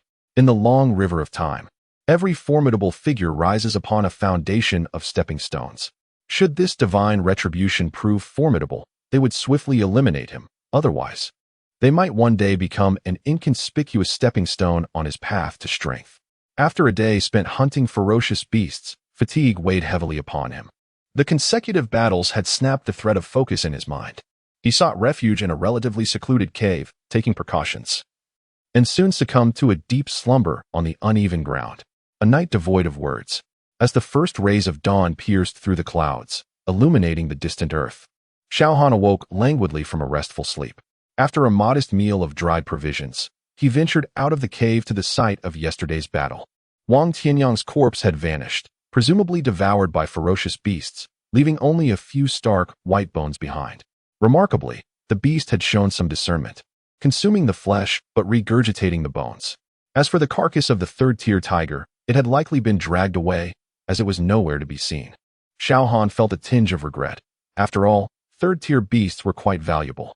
Had time permitted, he would have considered returning to the city for trade. However, the round trip would be too time-consuming, and given Wang Tianyang's ability to locate this place, the Li family would certainly be capable of doing the same. Although he currently possessed the cultivation of the innate third layer, which appeared impressive, underestimating the Li family could lead to an untimely demise. The Li family had dominated Danyang City for a century. Not to mention the number of innate martial artists under their command, the family head, Li Yuanshan, was recognized as the strongest in the city, having reached the 9th layer of the innate realm many years prior. If not for the limitations of innate talent, with the Li family's wealth, acquiring suitable martial techniques would have been effortless. He would have likely broken through to the realm of Qi Master by now. Talent is paramount for any martial practitioner. It dictates the upper limits of one's martial journey. Generally, for an ordinary person to possess intermediate talent is commendable, allowing them to reach the acupoint realm, but further advancement becomes exceedingly arduous. Those who ascend to the innate realm typically possess advanced talent or higher, like Li Yuanshan. Conversely, individuals like Xiao Han, born with heavenly martial talent, and, after systematic enhancement, reaching the level of a prodigy, are exceedingly rare.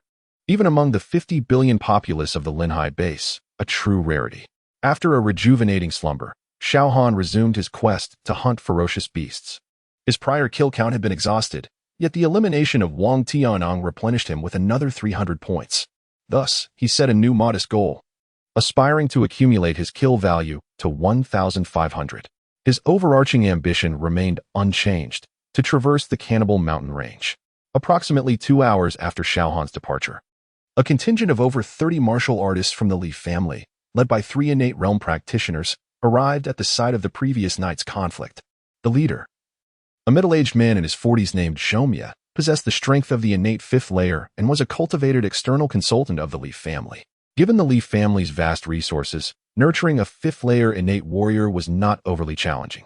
Zhomya had come with the intent of capturing Xiao Han alive. Initially, a mere Xiao Han would not warrant the attention of such a formidable innate warrior. However, upon receiving news that Wang Tianyang had personally intervened to protect Xiao, the Li family could not allow such an affront to their authority. Regardless of Wang Tianyang's position as the deputy director of the Martial Arts Bureau, Li Yuanshan held no regard for him. Thus, Zhomya was dispatched to pursue the trail relentlessly. His orders were clear: capture Xiao Han at all costs. And should Wang Tianyang interfere, eliminate him without hesitation. The Li family's might is evident in their readiness to dispose of a deputy director of the Martial Arts Bureau with such ease. Those bones on the ground, are they human? One asked, incredulous. Indeed, they appear quite fresh. This desolate place is usually avoided.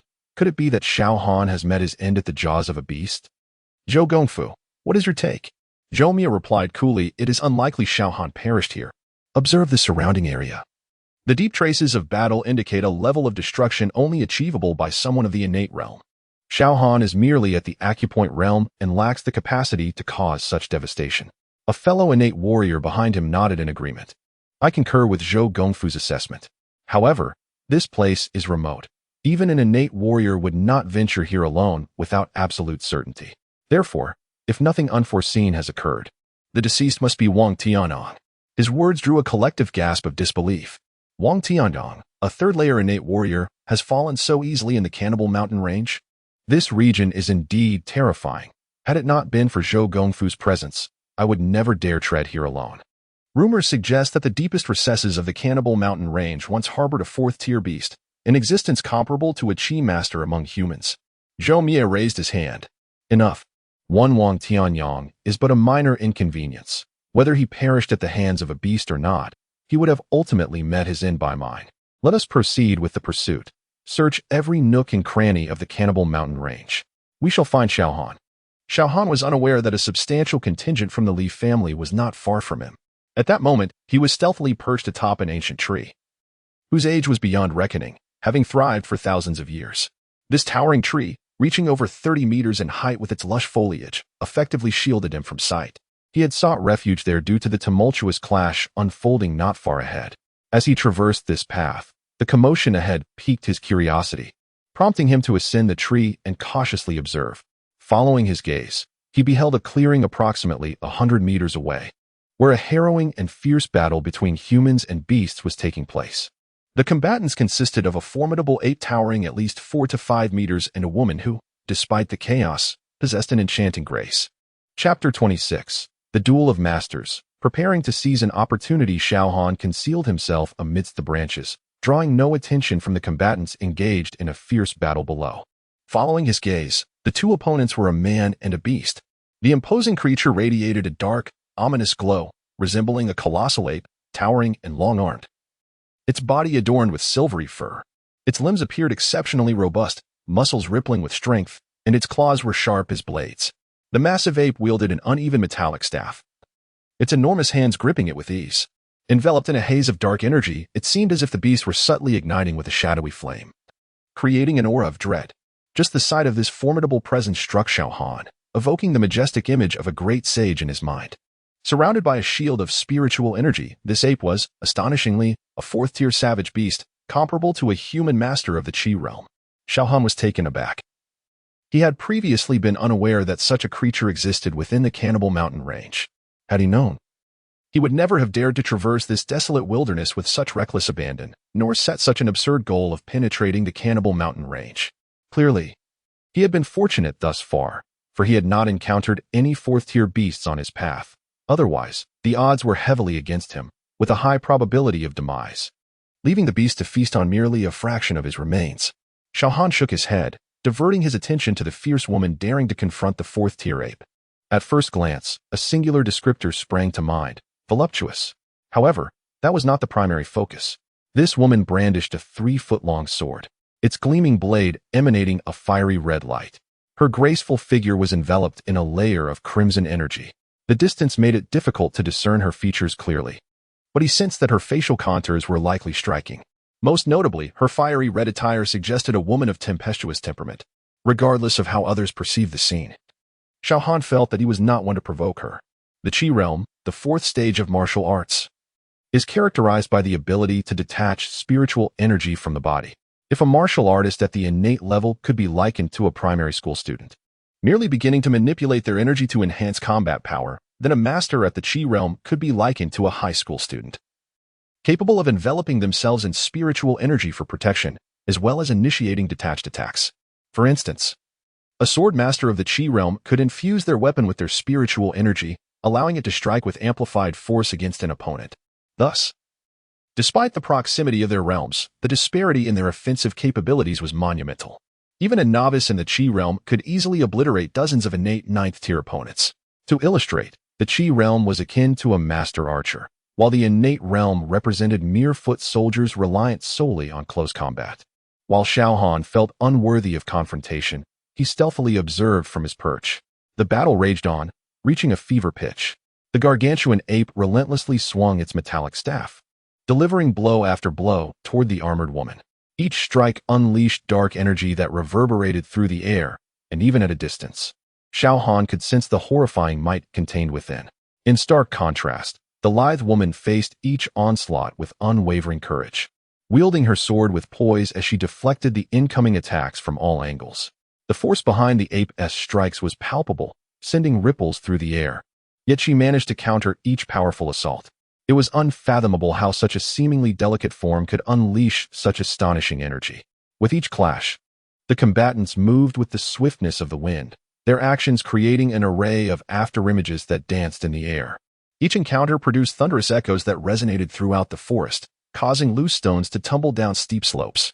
Xiao Han could hardly believe the magnitude of each blow, estimating that every strike must exceed 500 newtons of force. To grasp the sheer power of 500,000 kilograms was incomprehensible. And yet this was merely a typical exchange between two masters of the Qi realm. Indeed, the prowess of Qi realm masters was terrifying. Suddenly, as Xiao Han watched intently, the two combatants disengaged after a fierce exchange. Were they about to unleash their ultimate techniques? Anticipation flickered in his eyes as he observed the armored woman. Her sword suddenly ignited in brilliant flames, indicating she had invoked a profound martial skill. She stood poised, sword pointed forward. Across from her, the 5-meter-tall ape gripped its staff tightly, its dark radiance deepening in mystery. Raising the staff above its head and tilting backward, it appeared to be summoning its own formidable attack. A flicker of astonishment crossed Xiao Han's visage. While it was not surprising for a human to wield advanced martial arts, the notion that an untamed beast possessed such skills was astonishing. It seemed that as the beast's ranks ascended, their intelligence also heightened. In the future, encountering a beast capable of human speech would not seem so extraordinary. As both sides prepared, in a moment of synchrony, they launched their assaults. Like twin bolts of lightning, even with Xiao Han's keen eyesight, he could barely perceive the fleeting afterimages that zipped through the air. In the blink of an eye, the blazing sword collided with the staff, emanating a profound, mysterious darkness. Chapter 27. Seizing a great opportunity, the value of slaughter soars in that fleeting moment. The world seemed to descend into a brief tranquility. But following this stillness came an ear-splitting roar. Boom. Accompanied by flying sand and rocks, the earth trembled, and within the heavy gaze of Xiao Han, two dissimilar figures emerged from the swirling dust, hurtling towards opposite directions with great force. First, the ape, a powerful creature, lost its grip on the long staff it wielded as it flew through the air, crashing heavily to the ground. Its massive body resembled a cannonball, directly smashing into a grand mountain peak. The once impenetrable rock was left with a gaping, dark hole carved into it. On the other hand, the situation of the armored woman was somewhat better. After colliding with 3 sturdy trees, she crumpled to the ground. Observing her heaving form, Xiao Han discerned that she was not dead. This cataclysmic battle concluded with both parties suffering grievous injuries, a truly tragic sight. Xiao Han's eyes flickered with uncertainty as he contemplated 2 paths before him. One was to act as though he had seen nothing and take a detour through the dense underbrush, continuing deeper into the Cannibal Mountain range, indifferent to the aftermath of this chaos. The other option was to seize the moment, although the specific condition of the armored woman remained unclear. The 4th-tier ape was undoubtedly gravely injured, if he dared to gamble with his life, wagering that the ape was too wounded to fight back and would be an easy target. He might have the chance to acquire 1,000 points of slaughter value in one go. Of course, should he lose this gamble, his life would be at stake. The display of power the ape had shown earlier was etched in his mind, as long as it could still launch an attack. Even a casual swipe could spell disaster for Xiao Han's frail frame. After all, he had yet to cultivate to the level of Qi. Unable to summon spiritual energy to shield his body, under the force of 500 newtons, he would be as fragile as paper. In normal circumstances, he would never entertain such a risk. With the system in place, his cultivation would inevitably improve over time, making reckless gambles unnecessary. Yet, the current situation was anything but normal. Openly, his conflict with the Li family had escalated to a life-or-death struggle, while a mysterious organization, the Heavenly Punishment, lurked in the shadows, eyeing him with malice. Such circumstances left no room for him to tread cautiously as he sought to enhance his skills. Xiao Han felt a sense of helplessness. If given the choice, who wouldn't desire a stable environment for cultivation? However, if he did not charge forward boldly, his enemies would show him no mercy. After all, reflecting on his journey thus far, every battle he had won was due to his rapid growth in power. Any hint of complacency could have derailed his progress. With this in mind, Xiao Han gritted his teeth and resolved to take the plunge, for fortune favors the bold. Moreover, he harbored another concern.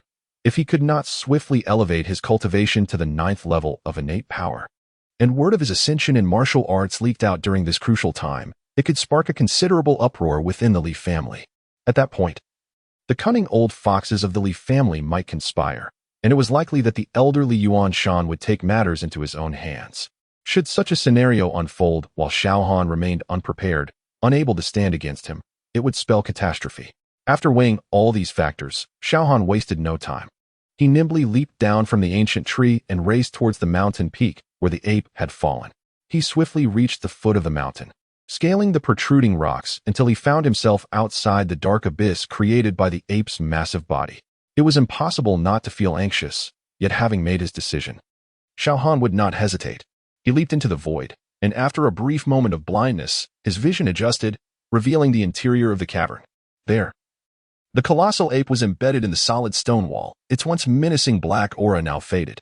As Xiao Han entered, the ape's eyes, which had been tightly shut, suddenly snapped open, glaring at him with a ferocity that sent chills down his spine. How dare you? Xiao Han, whose rebellious nature was ignited, could not tolerate being regarded as mere prey by the beast. Without a second thought, he charged forward and struck the ape's head with a mighty blow. Smack! The ape, taken aback by the sudden assault, found itself momentarily bewildered. As a proud fourth-tier beast, one of the apex predators of the Cannibal Mountain range, it had never experienced such humiliation. The one who dared to strike it was merely a lowly human at the innate level, a being it could easily crush. Despite its grievous injuries inflicted by the violent woman earlier, the ape bared its teeth, glaring fiercely at Xiao Han, clearly intent on devouring this audacious human at the first opportunity. How infuriating! Xiao Han, witnessing the ape's defiance, felt an uncontrollable rage surging within him. He unleashed a flurry of strikes, raining down blows upon the creature. The unfortunate ape, already on the brink of death, found itself overwhelmed. In its prime, Xiao Han's strength would have seemed trivial, akin to a mere tickle. However, now, it became the final straw that broke the camel's back. With the last of Xiao Han's strikes, the ape succumbed to its wounds, dying with a mix of fury and indignation. Ding!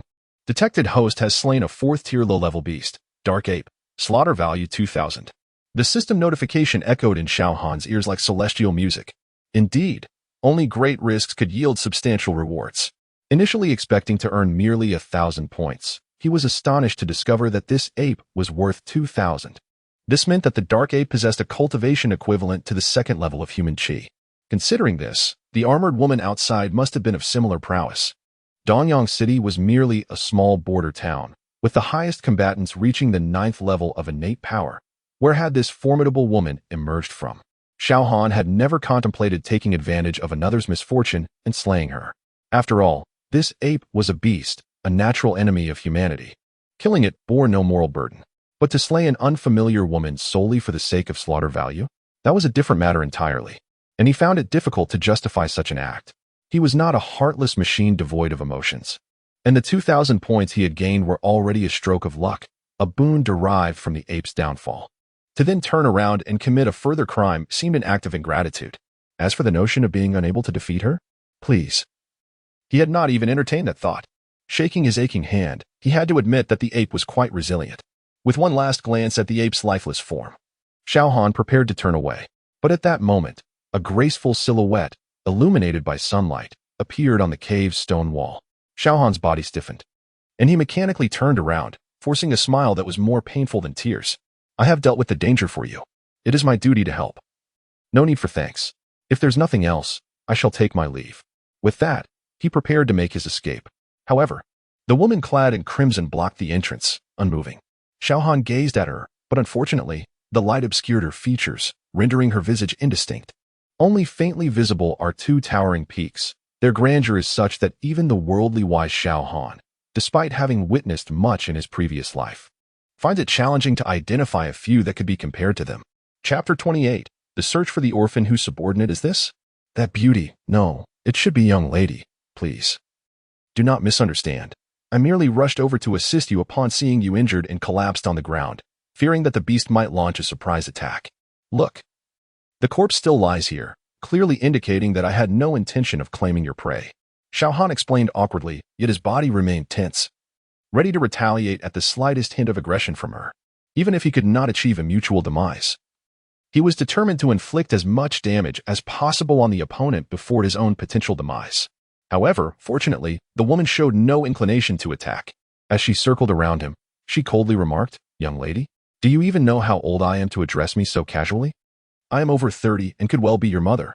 Furthermore, next time you encounter a situation like this, do not foolishly rush out. You were fortunate to meet me.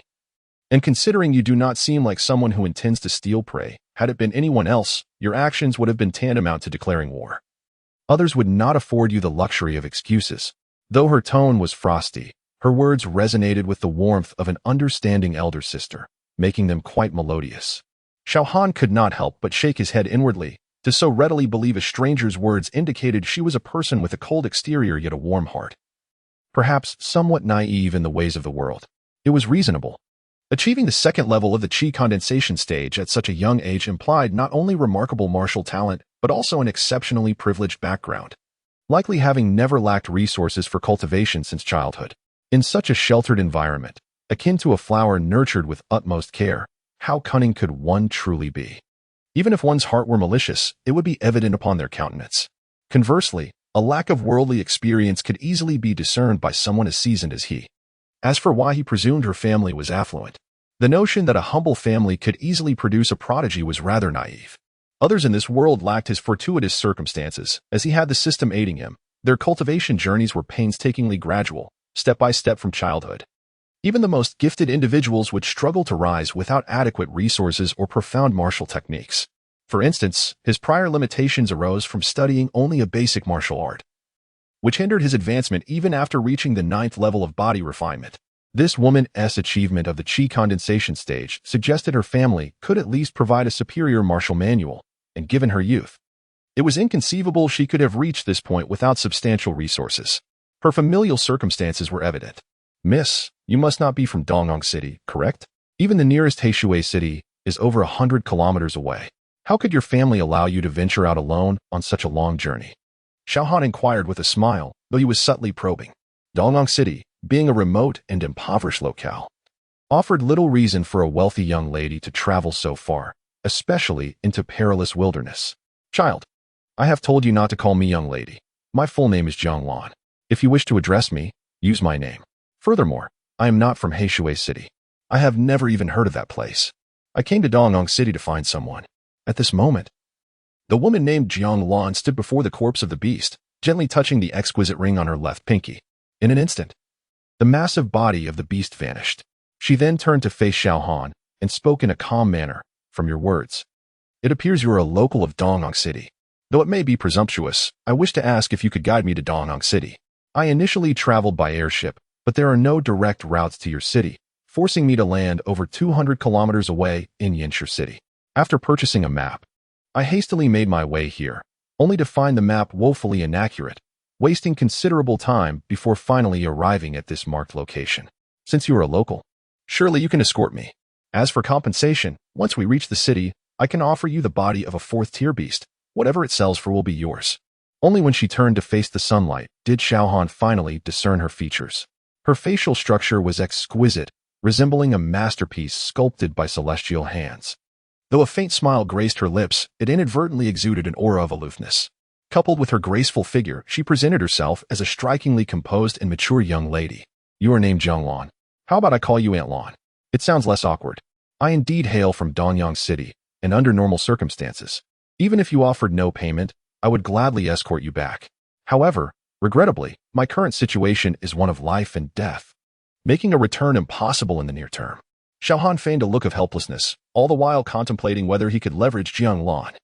If they could negotiate a deal, perhaps she could provide him protection for a time, a most agreeable arrangement. After all, having the protection of a formidable practitioner at the 2nd level of qi condensation would render the Li family inconsequential. He could show them mercy, waiting until he had sufficiently cultivated before annihilating them. Should they refuse to cooperate, he could easily uproot them with his newfound strength. Of course, this was merely his fanciful imagination. To expect a mere escort to grant him the protection of a master was rather presumptuous. As anticipated, Jiang Lan did not inquire further about his circumstances. Instead, she expressed her regret, saying, "Is that so? What a pity. It seems I must navigate to the city on my own. Fortunately, the map indicates that Dongyang City is not far from here, with a bit of luck. I should reach it before nightfall. Xiao Han hesitated to voice his thoughts, ultimately refraining from doing so. They were, after all, strangers. Having preemptively claimed the beast she sought would have already offended her. Jiang Lan's lack of reproach was generous enough, and to propose unrealistic expectations would be rather ungrateful. Since their paths diverged, they could only part ways. The two quickly descended to the foot of the mountain. Lan, may I inquire as to the name of the person you seek and your relationship with them? Perhaps I may know them. I do not know his name. As for our relationship, he was my closest friend, an orphan left behind from years ago. For many years, I have sought information about him, only recently learning he was taken to Dongyang City in his youth. Upon hearing this, Xiao Han felt a flicker of unease within. However, before he could delve deeper into his thoughts, a group of martial practitioners suddenly emerged on the path they had traversed, and judging by their demeanor, they were clearly advancing directly towards him. Have they finally come? Xiao Han's eyes narrowed. He had been aware that if even Wang Tianyang could locate him, the more powerful Li family would inevitably find him as well. Using his system's detection, he noted that the leader of this group was a 5th-level innate practitioner, accompanied by 2 others at the 3rd level, which surprised Xiao Han.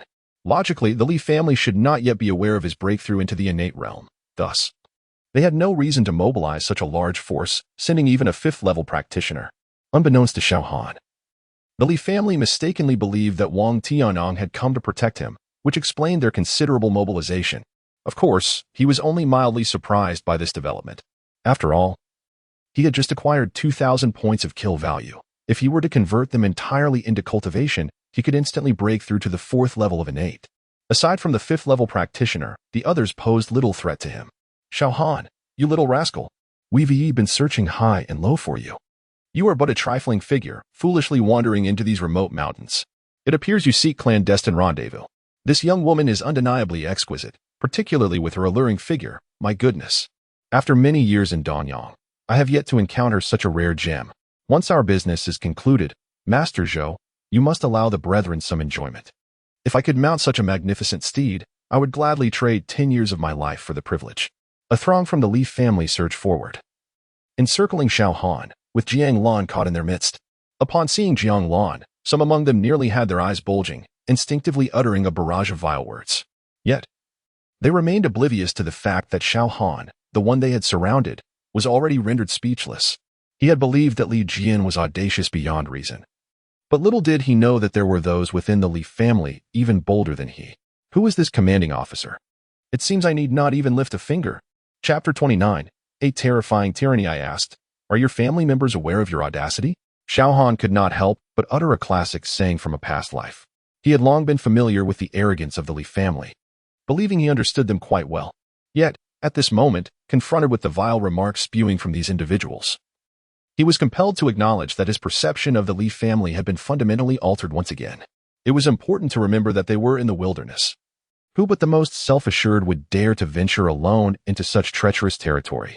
Particularly, Jiang Lan, an exceptionally beautiful woman, if she lacked sufficient prowess. How could she possibly have the audacity to appear here? The Li family had reigned supreme in Dongyang City for a century, seemingly viewing themselves as local emperors, as evidenced by the brazen conduct of their hired thugs.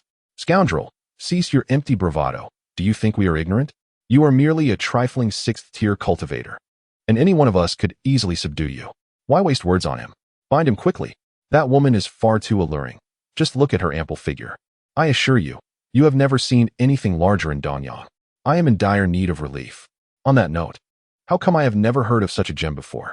If 3rd Master discovers her, she would have long been captured, leaving us no chance. Why do you care? She is merely a delicate flower. Does she possess any means of resistance? As for 3rd Master, he has long since turned to dust. The group spoke with utter disregard, and Xiao Han was astonished by their audacity. Finally, he witnessed what true bravery looked like. He glanced at Jiang Lan, who, true to her aloof demeanor, wore an exquisitely cold expression, her face resembling an eternal glacier. The murderous intent in her eyes was palpable, almost tangible, a clear sign of her extreme rage. Meanwhile, their leader, Zhou, continued to stoke the flames. I know my brothers have worked hard. Since we have encountered such a beauty in this desolate place, indulge yourselves as you wish, but understand this, the first prize must be mine. Zhou Mie feigned a casual tone, though the greed in his eyes was nearly overflowing. As a vassal of the Li family, he had engaged in many despicable acts over the years, yet upon seeing Jiang Lan, he realized what true beauty was, comparing her to the mundane women he had known. He stepped forward, attempting to embrace Jiang Lan while making a lewd remark. "Little girl, do you know who I am? I am Zhou Mie of the Li family, a fifth-tier cultivator. I am quite powerful and will certainly make you." Before he could finish his sentence, a chilling flash of sword light pierced the air. "Aya!" A blood-curdling scream erupted from his lips, filled with a harrowing anguish that sent shivers down the spine of anyone who heard it. The crowd, bewildered, quickly turned to witness the disturbance. Zhou Mie's body trembled violently, his lower half having suffered a horrific fate, now a gruesome mess, with something grotesque having fallen beneath him. "What happened? Zhou, the vassal. Oh no, it has fallen. His thing has fallen." As the uproar ensued, Zhou Mie, already in excruciating pain, could no longer maintain his balance and collapsed backward, his head striking the ground with a heavy thud. Yet, at that moment, he was oblivious to his own injuries. Clutching a certain area with both hands, his body curling into a fetal position, shaking uncontrollably as he emitted cries of utter torment. "I am finished, utterly finished." Under the scorching sun, Jiang Lan held her 3-foot-long sword, which glimmered with a menacing cold light. It was only then that the crowd noticed the blood dripping from the blade. How could Zhou Mie, a fifth-tier cultivator, be so easily defeated? It was inconceivable. Who exactly was this woman? Whoever she is, she dares to harm a vassal of the Li family. No matter who she is, she must die. The crowd continued to shout, their limited perspective preventing them from recognizing Jiang Lan's true strength. They merely assumed Zhou Mie had been careless, caught off guard. The remaining 2 third-tier cultivators were furious. They had initially thought capturing a mere Xiao Han would be a simple task, requiring little effort. Yet, they had not anticipated such a significant turn of events. The family head, Li Yuanshan, held Zhou Mie in high regard, even considering him for the next generation of vassals. If he were to learn of Zhou Mie's predicament, it would likely spell trouble for both of them. "You vile woman, how dare you strike Zhou with such ferocity? You are utterly lawless. I will ensure you suffer for this." The two men moved swiftly, charging toward Jiang Lan. Then, in an instant, 2 indistinguishable flashes of sword light appeared once more. In the blink of an eye, 2 bloodied, mysterious objects lay upon the ground. Her speed was astonishing, even Xiao Han, standing nearby and focused, could only catch a fleeting glimpse of 2 blurred shadows, especially though she had refrained from action until now, when she did strike. It was with such brutality that even Xiao Han, who considered himself ruthlessly cunning, felt a chill creeping up his spine. It was not just him.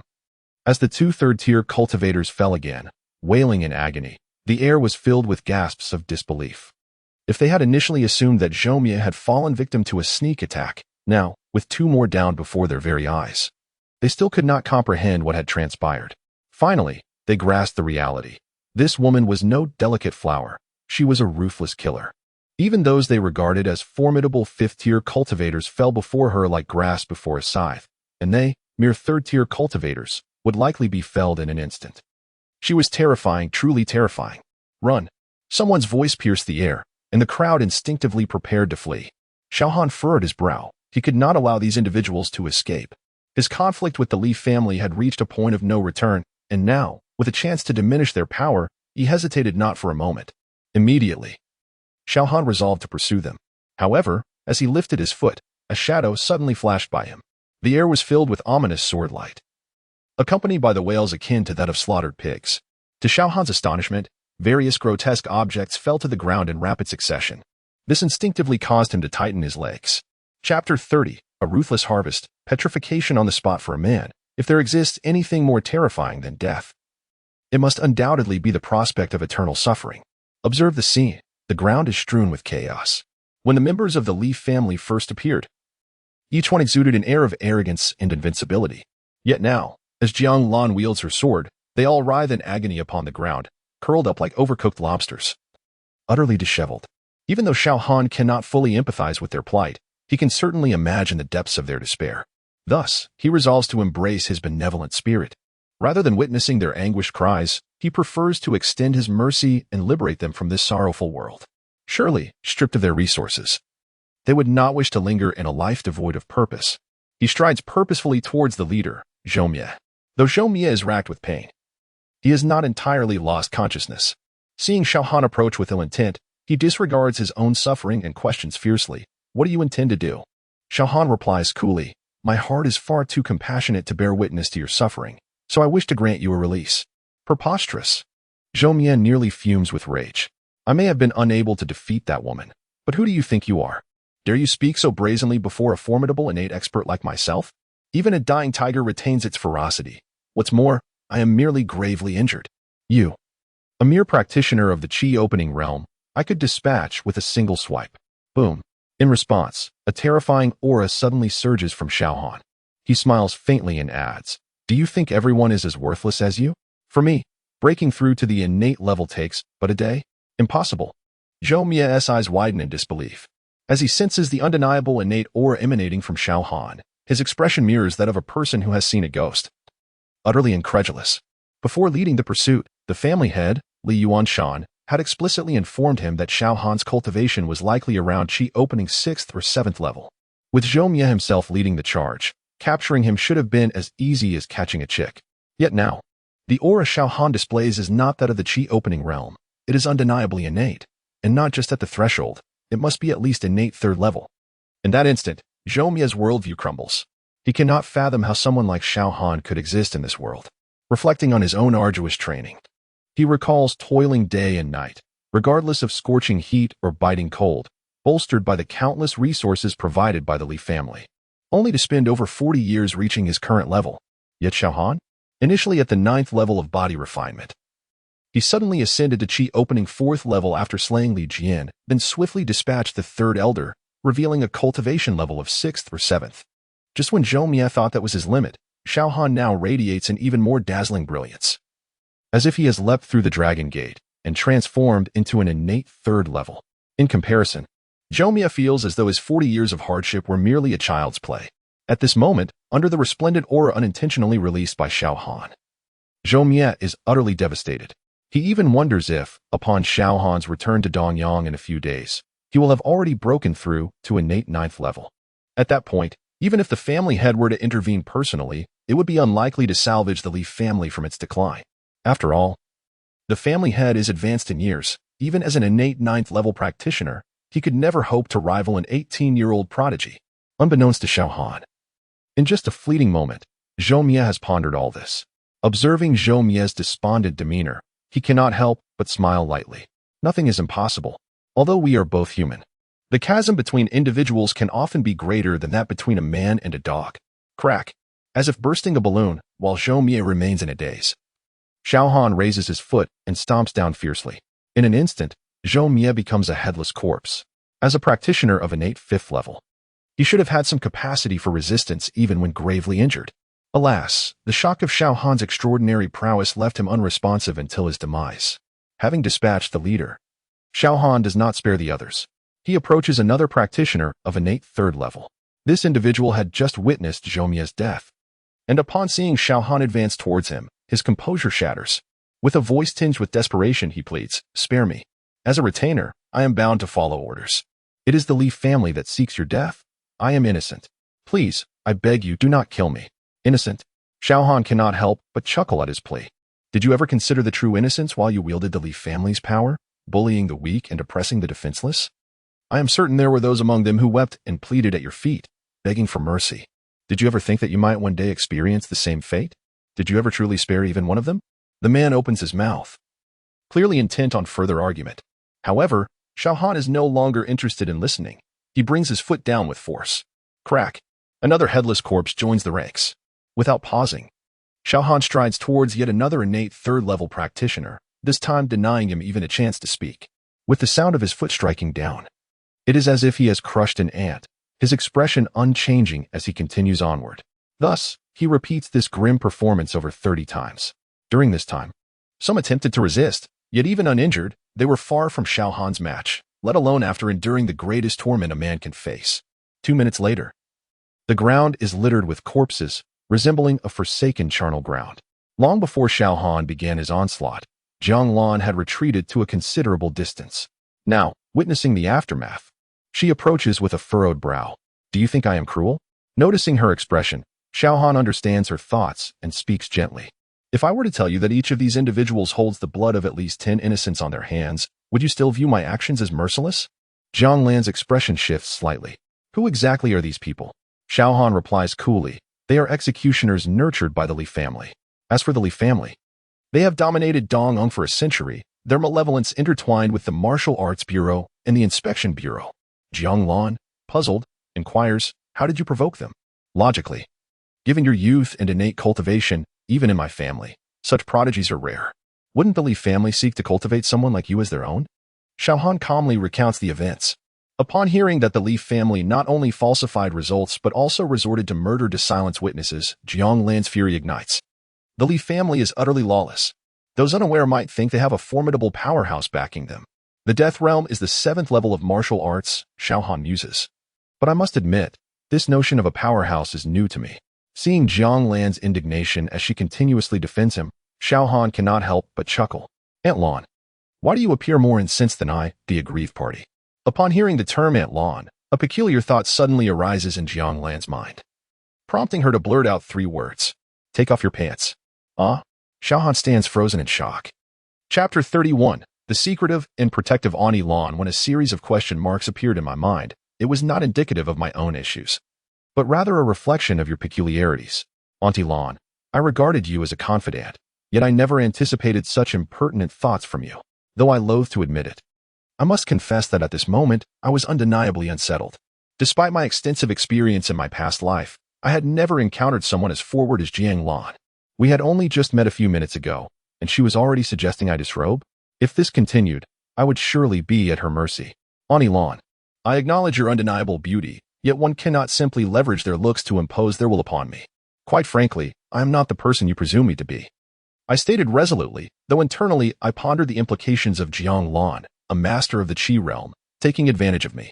If such a scenario were to unfold, would I be one to relish it, endure it, or merely accept it? This was not an issue of my character. Any man in my position would likely entertain such thoughts. Imagine a stunningly beautiful and aloof elder sister urging you to disrobe with urgency. Who could withstand that? You little rascal. What are you thinking? Jiang Lan interjected, realizing the misunderstanding her words had incited, rolling her eyes in exasperation. When I asked you to take off your pants, it was merely to check for a birthmark. If my late friend's orphan survived, he should be around your age now. I happened to overhear that you were an orphan from a young age, and your exceptional talent seems far beyond that of a local from Dong'eng City. Thus, I whimsically considered that you might be the person I am seeking. Enough of the chatter, hurry up and comply. I am of an age where I harbor no ulterior motives. Understanding dawned upon me, and I exhaled a sigh of relief, though I felt a twinge of embarrassment over this farcical misunderstanding. I was no innocent youth. My soul belonged to a man well into his 30s. Observing Jiang Lan, a woman, act without pretense, I decisively unfastened my belt. See, Jiang Lan circled me, and upon glimpsing the prominent contours beneath my undergarments, her cheeks flushed a deep crimson, betraying her earlier claims of disinterest. Despite being in her 30s, she had never encountered such experiences, and the novelty of it all was undeniably captivating. Auntie Lan, why is your face so red? I asked curiously, internally astonished. Based on my extensive interactions with others, it was clear that Jiang Lan was still. This revelation left me utterly astounded. Was it due to overly strict upbringing? Or perhaps something else? Little scoundrel, hurry and cover up. It seems you do not possess a birthmark, indicating you are not the person I seek, Jiang Lan said. Her exquisite face flushed, disappointment evident in her tone. For a decade, she had scoured for this individual, only recently receiving credible information that the child had ended up in Dong'eng City. Unfortunately, Dong'eng was a small city, albeit with a population exceeding 3 million, making the task of locating the child akin to finding a needle in a haystack. Auntie Lan, as the saying goes, those with a sincere heart shall not be forsaken. With your earnest search, I believe you will find that person soon, I reassured her with a smile. It's all right. I've grown accustomed to it. Over the years, I have encountered several individuals who resembled him, only to discover they were not the one, Jiang Lan sighed. However, in the past, I would always have my maid accompany me to verify if those individuals bore the birthmark. This time, due to the urgency of the news, I hastily departed without notifying my family, which is why I needed to check you personally. I hope you can keep this matter confidential.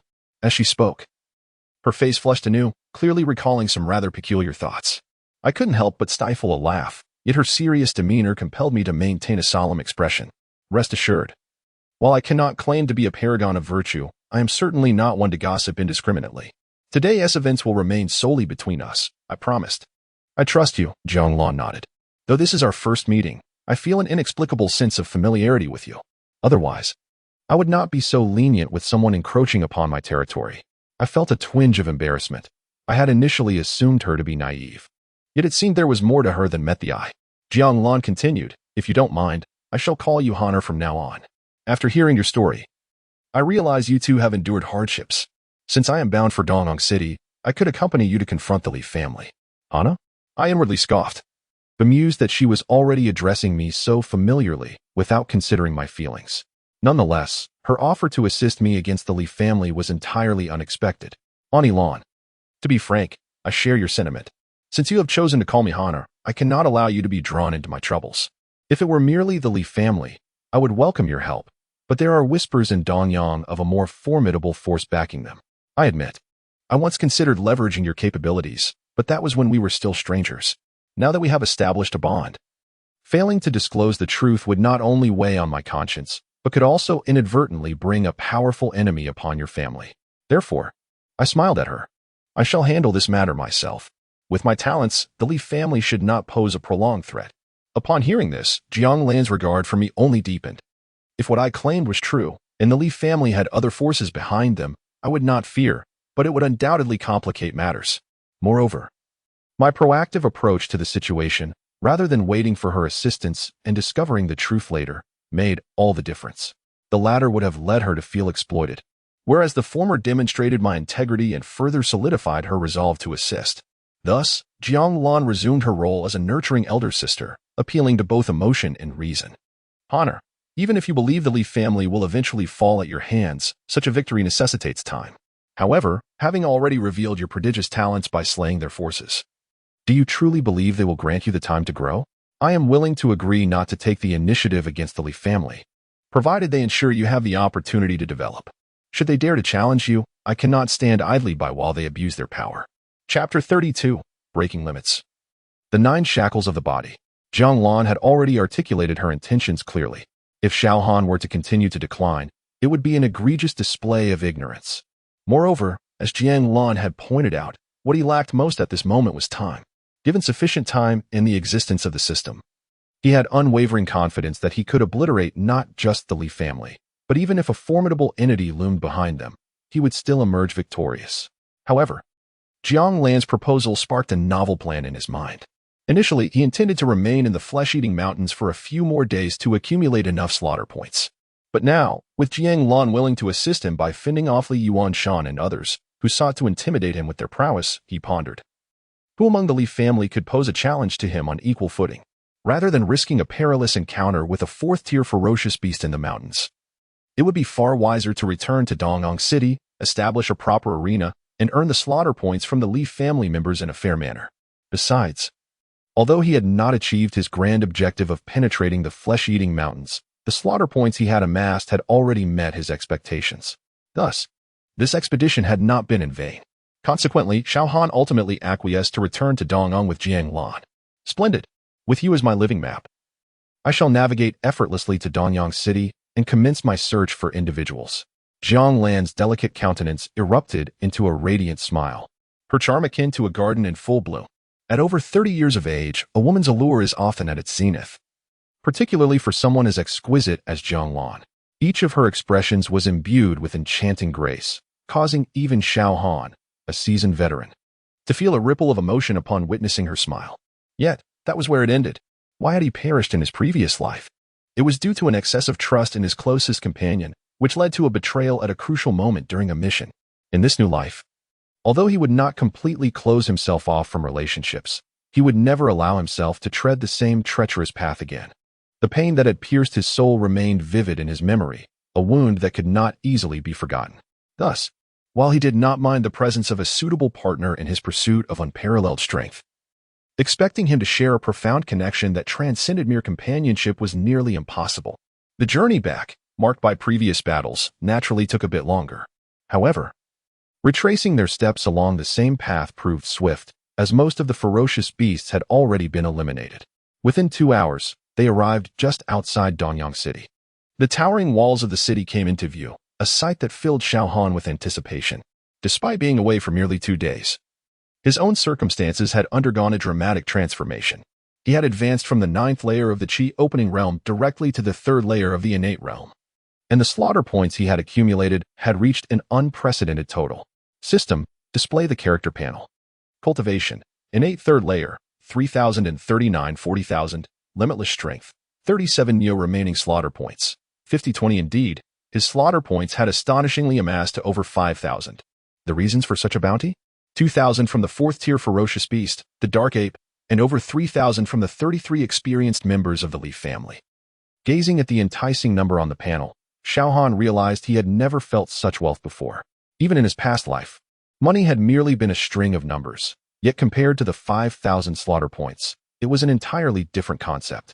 Money, after all, is an external possession, while slaughter points can be transformed into tangible cultivation. In a world where the strong reign supreme, continuously enhancing one's power is the foundation of all. Otherwise, no matter how affluent one may be, without the corresponding strength to protect it, it would ultimately become a fleeting dream, easily snatched away by others. System. Convert all slaughter points into cultivation. Upon reaching the city gates, Xiao Han issued the command to the system. He could have accumulated 10,000 points to exchange for a top-tier martial technique in the system shop. Regrettably, the current circumstances dictated that visibly enhancing his cultivation was far more practical than acquiring new techniques. Thus, martial training could wait for another opportunity. Ding. 50-20 slaughter points deducted. 160640 cultivation exchanged successfully. As the system's notification echoed, an unprecedented surge of pure spiritual energy materialized within Xiao Han, surpassing any previous experience. This energy was even greater than the totality of the spiritual power he had previously harnessed. His 9 martial veins, having undergone several purifications, were now exceptionally robust. With the infusion of this terrifying spiritual energy, they seemed to undergo a rebirth, radiating a more brilliant vitality. The 81 martial apertures that had already been activated became even clearer and more luminous, reminiscent of genuine stars in the night sky. Had he broken the limits of his physical body? A sudden realization dawned upon Xiao Han as the teachings of the divine Elephant Suppression Sutra emerged in his mind. It turned out that from birth, humans are bound by 9 shackles that restrict the development of their bodily strength. For instance, even at the pinnacle of the Qi opening realm, without breaking these shackles, one could at most possess a strength of 9,999 Qi. Conversely, if one were fortunate enough to break even a single shackle, they could unleash power that transcends physical limits, allowing them to combat opponents of higher tiers with ease. Xiao Han, under the repeated guidance of the system, had unwittingly shattered the first of these shackles, what is colloquially referred to as the initial breaking of physical limits. According to the records of the Divine Elephant Suppression Sutra, a staggering 99 of humans would likely never break even a single physical limit in their lifetime. Those who succeed in breaking one are deemed geniuses. Breaking 2 or 3 limits is the realm of extraordinary prodigies, while breaking 4 or 5 is a feat that even the most elite geniuses cannot guarantee. As for unparalleled prodigies, they have a considerable chance of breaking 6 limits. But breaking 7, even those with exceptional talent face slim odds. Of course, the most formidable achievement is breaking all 9 limits, which entails shattering all 9 shackles of the human body. Xiao Han murmured to himself, reflecting on the information gleaned from the Divine Elephant Suppression Sutra. In the millennia since the resurgence of spiritual energy, those who have managed to break all 9 limits are exceedingly rare. Among the few who have, aside from those who met untimely ends, none have failed to dominate an entire era. They are the most luminous stars in the annals of Blue Star's history. With the system's assistance, perhaps I too could achieve the breaking of all 9 limits? Chapter 33, Innate 6th Layer, Astoundingly Extraordinary. As Xiao Han broke through the limits of the human body for the first time, despite not yet experiencing a true surge in cultivation, he could already sense a tremendous transformation within the power that resided in his being. Shortly thereafter, his cultivation began to officially ascend. Initially, he had merely stepped into the innate 3rd layer, but as an immense quantity of spiritual energy coursed through him, he effortlessly shattered the threshold of the 4th layer in the blink of an eye. Following that, he advanced to the 5th layer, the 6th layer. It was only after he had achieved the 6th layer in one breath and taken a small step forward within this minor realm that his explosive growth and cultivation finally came to a tenuous halt. Innate 3rd layer, 3,039 40,000, innate 6th layer 13679, 70000, consumption for 3rd layer 36961, 4th and 5th layers 110000, remaining for 6th layer 13679. Total cost 160640. Once the breakthrough concluded, Xiao Han engaged in a brief stretching of his limbs. Immediately, a sound erupted from his body, akin to being sizzling in a pan. Due to the sudden and significant increase in power within him, Xiao Han, caught off guard, took a step forward, causing the ground beneath him to crack and form a spider web-like fissure spreading several meters. Jiang Lan, walking beside him, could not help but express her astonishment. "You sly little fellow, you have already broken through to the innate 6th layer. Had it not been for the faint aura you inadvertently revealed earlier, I would have been completely deceived." Externally calm, she was internally tumultuous. Although she had encountered many prodigies, none had reached the extraordinary level of Xiao Han, not even among those of her own distinguished lineage. The few she had known were all born with golden keys, replete with top-tier resources, royal martial arts, and profound techniques that others could scarcely dream of, accompanied by elite mentors guiding them along the way. Yet Xiao Han, an orphan, devoid of even the most basic cultivation resources throughout his life. As for a mentor, the prospect of having one by his side from the beginning of his cultivation journey was something he would scarcely dare to imagine. Yet, in such a harsh environment, Xiao Han had achieved the innate 6th layer by the age of 18. Jiang Lan found it almost inconceivable to fathom how he had accomplished this. What tribulations had he endured? How exceptional must his talent be? Though Xiao Han still lagged behind those few renowned prodigies in terms of cultivation, this disparity was entirely attributable to familial circumstances. Jiang Lan firmly believed that given sufficient time for Xiao Han to mature, he would one day surpass them all. In her eyes, Xiao Han was already more deserving of the title of an extraordinary prodigy than those others. Unbeknownst to Xiao Han, beneath Jiang Lan's tranquil facade lay a high regard for him. Mistakenly thinking he had concealed his true cultivation level, he did not feel the need to clarify and instead followed her lead.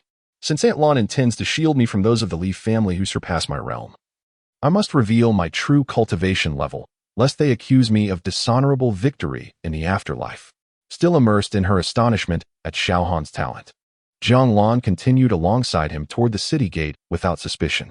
As Xiao Han breathed a sigh of relief, he finally had the opportunity to glance at his character panel. In that brief span, the panel had undergone a remarkable transformation.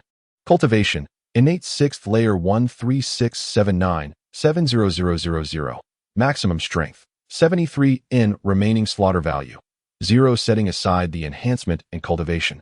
The maximum strength he possessed had reached an astonishing 73 in. It was worth noting that just seconds prior, this value had been 37 in, a near doubling in such a short time.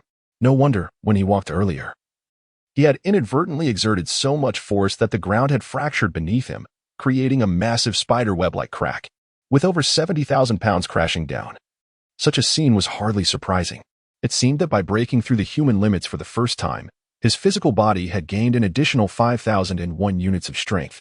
This meant that even those who had cultivated their bodies to the extreme could muster only 9,999 pounds of force, while he could unleash a full 15,000 pounds, presenting a natural advantage. Compared to others at the same innate level, he possessed over 5,000 pounds more strength. Furthermore, with the enhancement of royal martial arts, an additional 6 in was added to his power, resulting in a significant disparity where ordinary innate martial artists at the same level would start with an 11 in deficit compared to him. Moreover, the benefits of royal martial arts would only grow more pronounced as time went on. This gap would only widen unless he encountered someone with an identical configuration. Thus, he could confidently declare himself invincible among peers of the same realm. With a sense of elation swelling within him, Xiao Han realized that this was merely the result of his 3rd day in this new world. If he continued to progress like this, who knew what further heights he could attain? It appeared that the path of cultivation was not as daunting as he had once envisioned. With his newfound strength, the Li family would once again find themselves in dire straits. He was eager to witness the expressions on their faces when they saw him brazenly strolling through Dongyang City. After a brief registration, the two entered Dongyang City leisurely under the watchful eyes of numerous soldiers. Unbelievable! This kid is still alive? I thought he would perish at the jaws of the ferocious beast.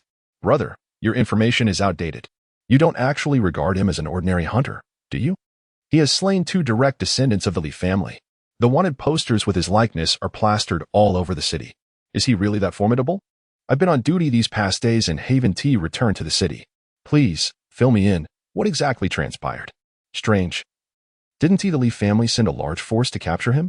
I heard the leader was Zhongmia, a formidable master at the innate fifth layer. Perhaps they never crossed paths? That young man seems quite lively. He must have some good fortune on his side. What good is that?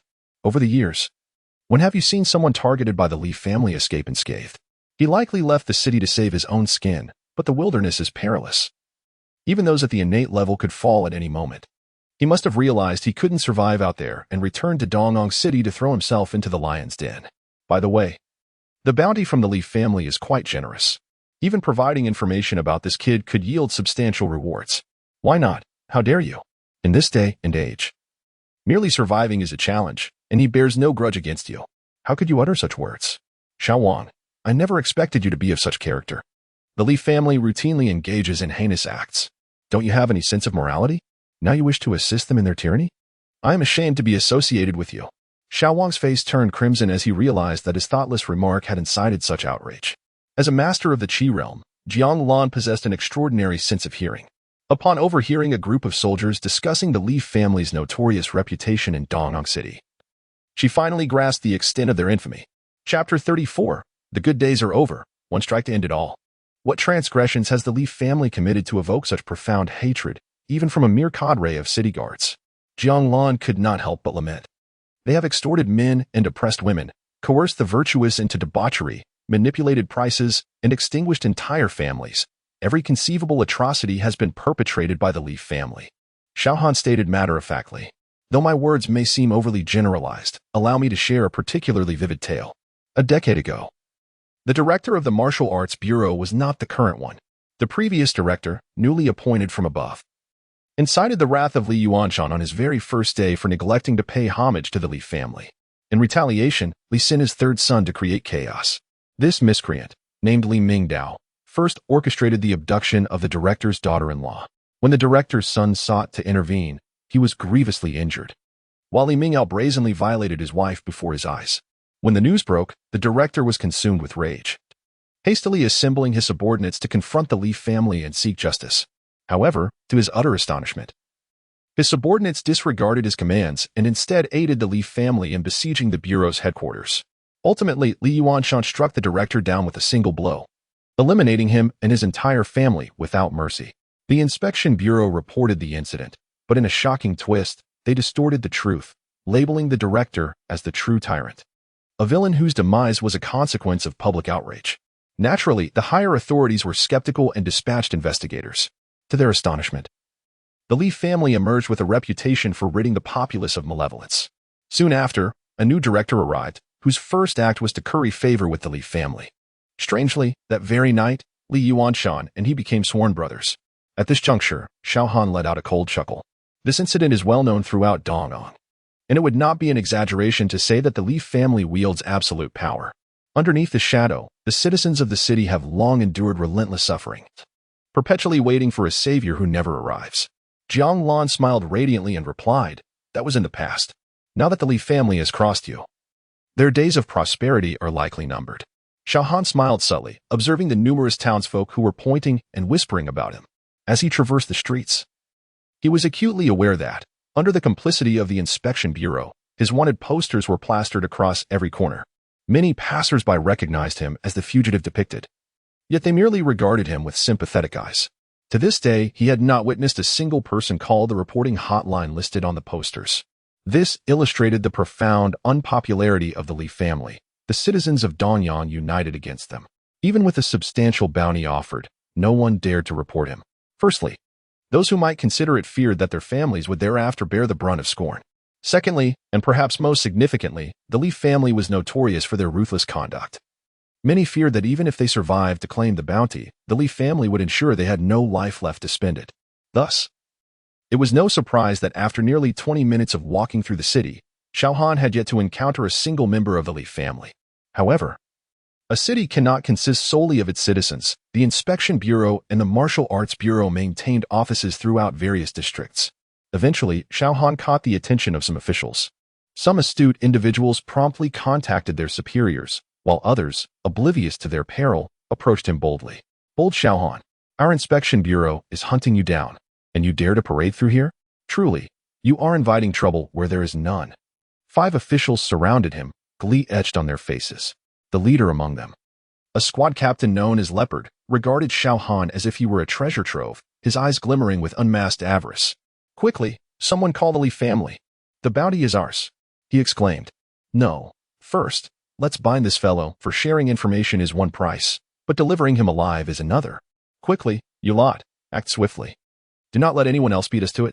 With his corpulent frame, Leopard leaped about, directing his subordinates while reaching for Xiao Han, seemingly untroubled by the notion of resistance. Meanwhile, his gaze wandered to Jiang Lan beside him, and he felt an overwhelming wave of delight. Believing fate had favored him by delivering a fugitive along with a celestial beauty, he had never encountered such a paragon of allure in his years of tyrannizing Dongong. Merely her presence ignited a fierce desire within him, and he vowed to possess her. However, before this thought could fully form, a sudden crack resonated in his ears, and he was horrified to realize his head was drifting farther from his body. Before he could comprehend this alarming predicament, his consciousness plunged into an eternal abyss. Chapter 35. The dawn approaches, as if hearing celestial music from the perspective of onlookers, just as Brother Leopard lunged forward. He was about to reach out to see Xiao Han. Suddenly, a light yet forceful slap descended upon his pudgy face.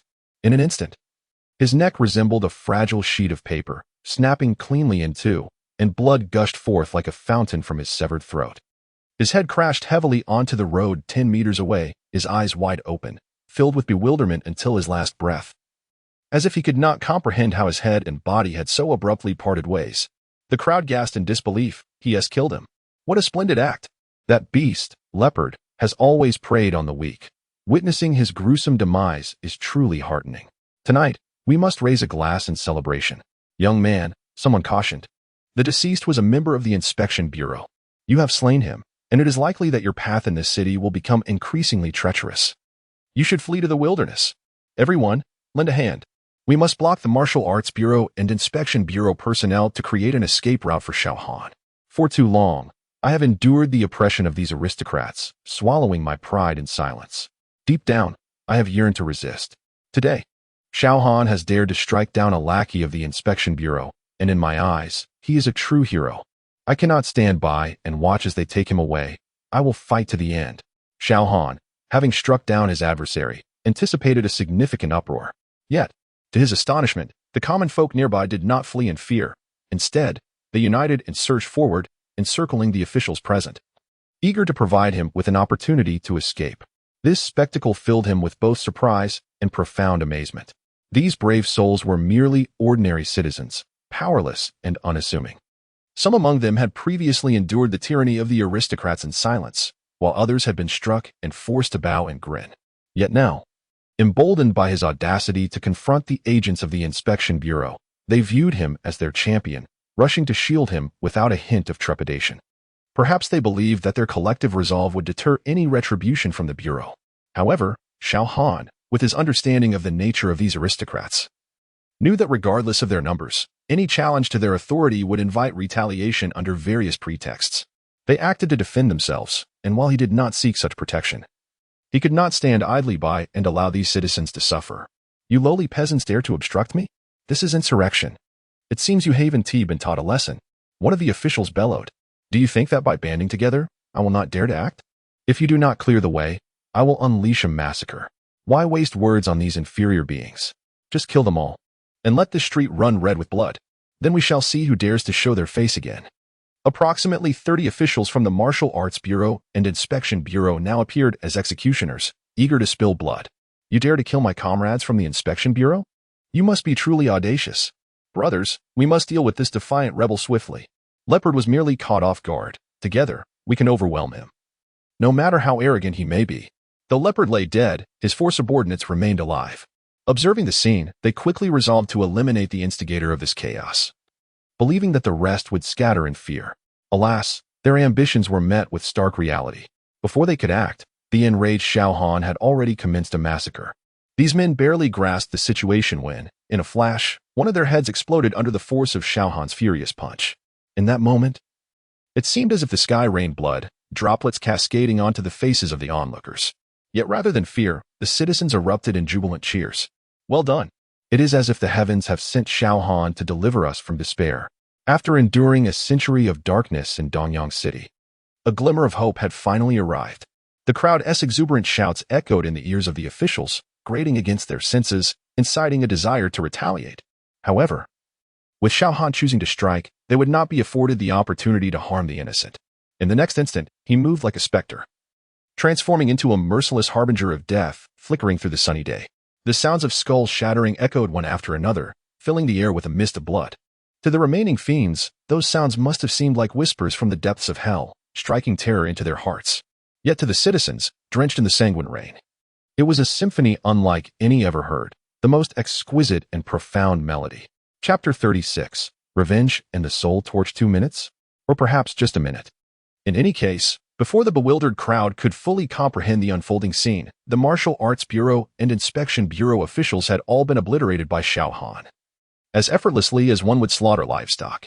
Following a brief silence, the arena erupted into a cacophony of disbelief. Everyone was utterly astounded by Xiao Han's actions. It is important to note that those who perished at his hands were not mere defenseless civilians, but rather officials who wielded power and often exuded an air of superiority. Take the Martial Arts Bureau, for instance. They governed all martial practitioners, their whims determining life and death. Typically, officials from the Martial Arts Bureau strode through the streets with an air of arrogance, while commoners scarcely dared to breathe in their presence, fearful that a misstep might provoke their ire, leading to dire consequences. As for the Inspection Bureau, they were a source of terror, overseeing the punishments meted out to martial practitioners, regarded by the populace as akin to a realm of the underworld. To cross paths with someone from the Martial Arts Bureau might result in a public beating, leaving only superficial wounds. However, to inadvertently provoke the judges of the Inspection Bureau could lead to a far graver fate: arrest, severe injury, and months of recovery, or worse, becoming a cripple. In some cases, one might never return from their clutches, being dispatched to the true lord of the underworld that very night. Thus, the Martial Arts Bureau and Inspection Bureau, pervasive throughout the Dragon Kingdom, instilled a profound fear in all martial practitioners. The denizens of Donyang City, upon encountering them, wished only to dig a hole and hide, desperate to avoid detection. Even when subjected to humiliation, they dared only to mutter curses under their breath, crafting smiles to appease their tormentors, all to shield their families from repercussions. This illustrates the extent of their dread. Yet, in a mere 2 minutes, these once feared entities were reduced to a state of chaos by Xiao Han, their bodies littered like fallen leaves. The scene before them, once inconceivable, now unfolded vividly, prompting a tumult of emotions: disbelief, elation at vengeance served, and a primal urge to howl at the heavens. King Yi, you scoundrel! Did you ever consider the retribution that awaited you for the murder of my parents? The truth of the saying rang clear: good begets good, evil begets evil. The time for retribution will eventually arrive. Lu Feng, you beast! You dishonored and killed my wife and daughter. I survived all this time solely to find an opportunity to end your life. Alas, I am but a failure, and despite my relentless training, I could not measure up to you. I thought I would die bearing this grudge, yet fate has smiled upon me, allowing you to perish before my very eyes. Xiao Han, you are the savior of my family. Listen, everyone. Our benefactor has avenged us, yet the Inspection and Martial Arts Bureaus will not let him escape. If anyone here has suffered persecution or stands alone, let us rise and forge a path of blood for our benefactor. Our families perished unjustly, and we remain in this world solely for revenge. Now that Xiao Han has slain our enemies, what harm is there in protecting him from persecution? It is a worthy death. Some individuals laughed heartily, celebrating the sweet taste of vengeance, while others wept bitterly for their innocent kin. Yet more, dragging their battered bodies, stood resolute, calling upon others to join them in shielding Xiao Han from the impending onslaught of the Inspection Bureau. They hoped to use their own flesh and blood to pave a path for their savior amidst the overwhelming darkness, the only flicker of light in this grim reality. As the crowd's faint voices reached Jiang Lan's ears, they resonated like thunder. Unbeknownst to her, tears streamed down her once immaculate visage. Having grown up in opulence, surrounded by servants catering to her every whim, she had never witnessed the true struggles of ordinary life. Exhausted, she would simply check into the finest hotels. And if hunger struck, her family would dispatch a private airship to deliver her desires within moments. Thus, she had always stood atop her lofty perch, oblivious to the hardships faced by the masses, unaware of the relentless struggle for survival that many endured. Had she not been caught unprepared this time, lacking her usual entourage of attendants, she might never have glimpsed the world's stark reality. It dawned on her that the lives of these people were not as idyllic as she had once believed. Many wore forced smiles, masking their suffering. Swallowing their pride in silence, she realized that her sheltered existence was not a reflection of her inherent nobility, but rather the result of her family's unwavering support. In that moment, Jiang Lan felt her worldview shatter, yet from the ruins, new insights began to sprout. It was not only she who felt this way. Even Xiao Han, who considered himself heartless, was deeply moved by the resolve of the common folk. Some among them, despite enduring severe persecution, exhibited an inner strength that far surpassed that of countless ordinary individuals. To risk their lives for a benefactor? When he heard these words, instead of feeling accomplished, Xiao Han was overcome with guilt. He questioned whether his violent rampage was truly for the sake of these strangers. His actions were driven by a desire for revenge against those who had wronged him alongside the martial arts and inspection bureaus. Yet, did the people not see through this? Their understanding was as clear as day. Still, they stepped forward without hesitation, willing to lay down their lives for him, all because he had avenged them, even if it was merely a byproduct of his own intentions. Fellow villagers, listen to me. As he observed the expressions of selfless sacrifice among the crowd, Xiao Han resolved to take action on their behalf. Chapter 37. The Li family's lackeys dare to bark. Fellow villagers, lend me your ears. My return to Dongong, and my determination to confront these parasites, is backed by thorough preparation. I fear not their retaliatory forces. Many of you may have heard of my tribulations. Like all of you, I too have been a victim of persecution. I have suffered at the hands of the Li family, in collusion with the Martial Arts Bureau and the Inspection Bureau. These three factions loom over all of us in Dongong like insurmountable mountains. Long having conspired together in a lawless manner, their sins countless, each one drenched in blood. I know that the hatred you harbor for them runs deep into your souls, and given the opportunity, most of you would not hesitate to consume their flesh and flay their skins. However, for the sake of safety, I must urge you to refrain from impulsive actions. If your loved ones were to look down upon you from the heavens, they would surely wish for your well-being. As for those vile rats who deserve 1,000 cuts, if you trust in me, allow me to handle them. I assure you, I possess both the capability and the resolve to send them straight to hell. And that day will come soon. Before that, the only thing you must do is to preserve the bodies of your wrongfully slain kin, so that they may witness the terrible demise of those who have wreaked havoc upon us. Xiao Han made a solemn promise to the densely gathered citizens around him.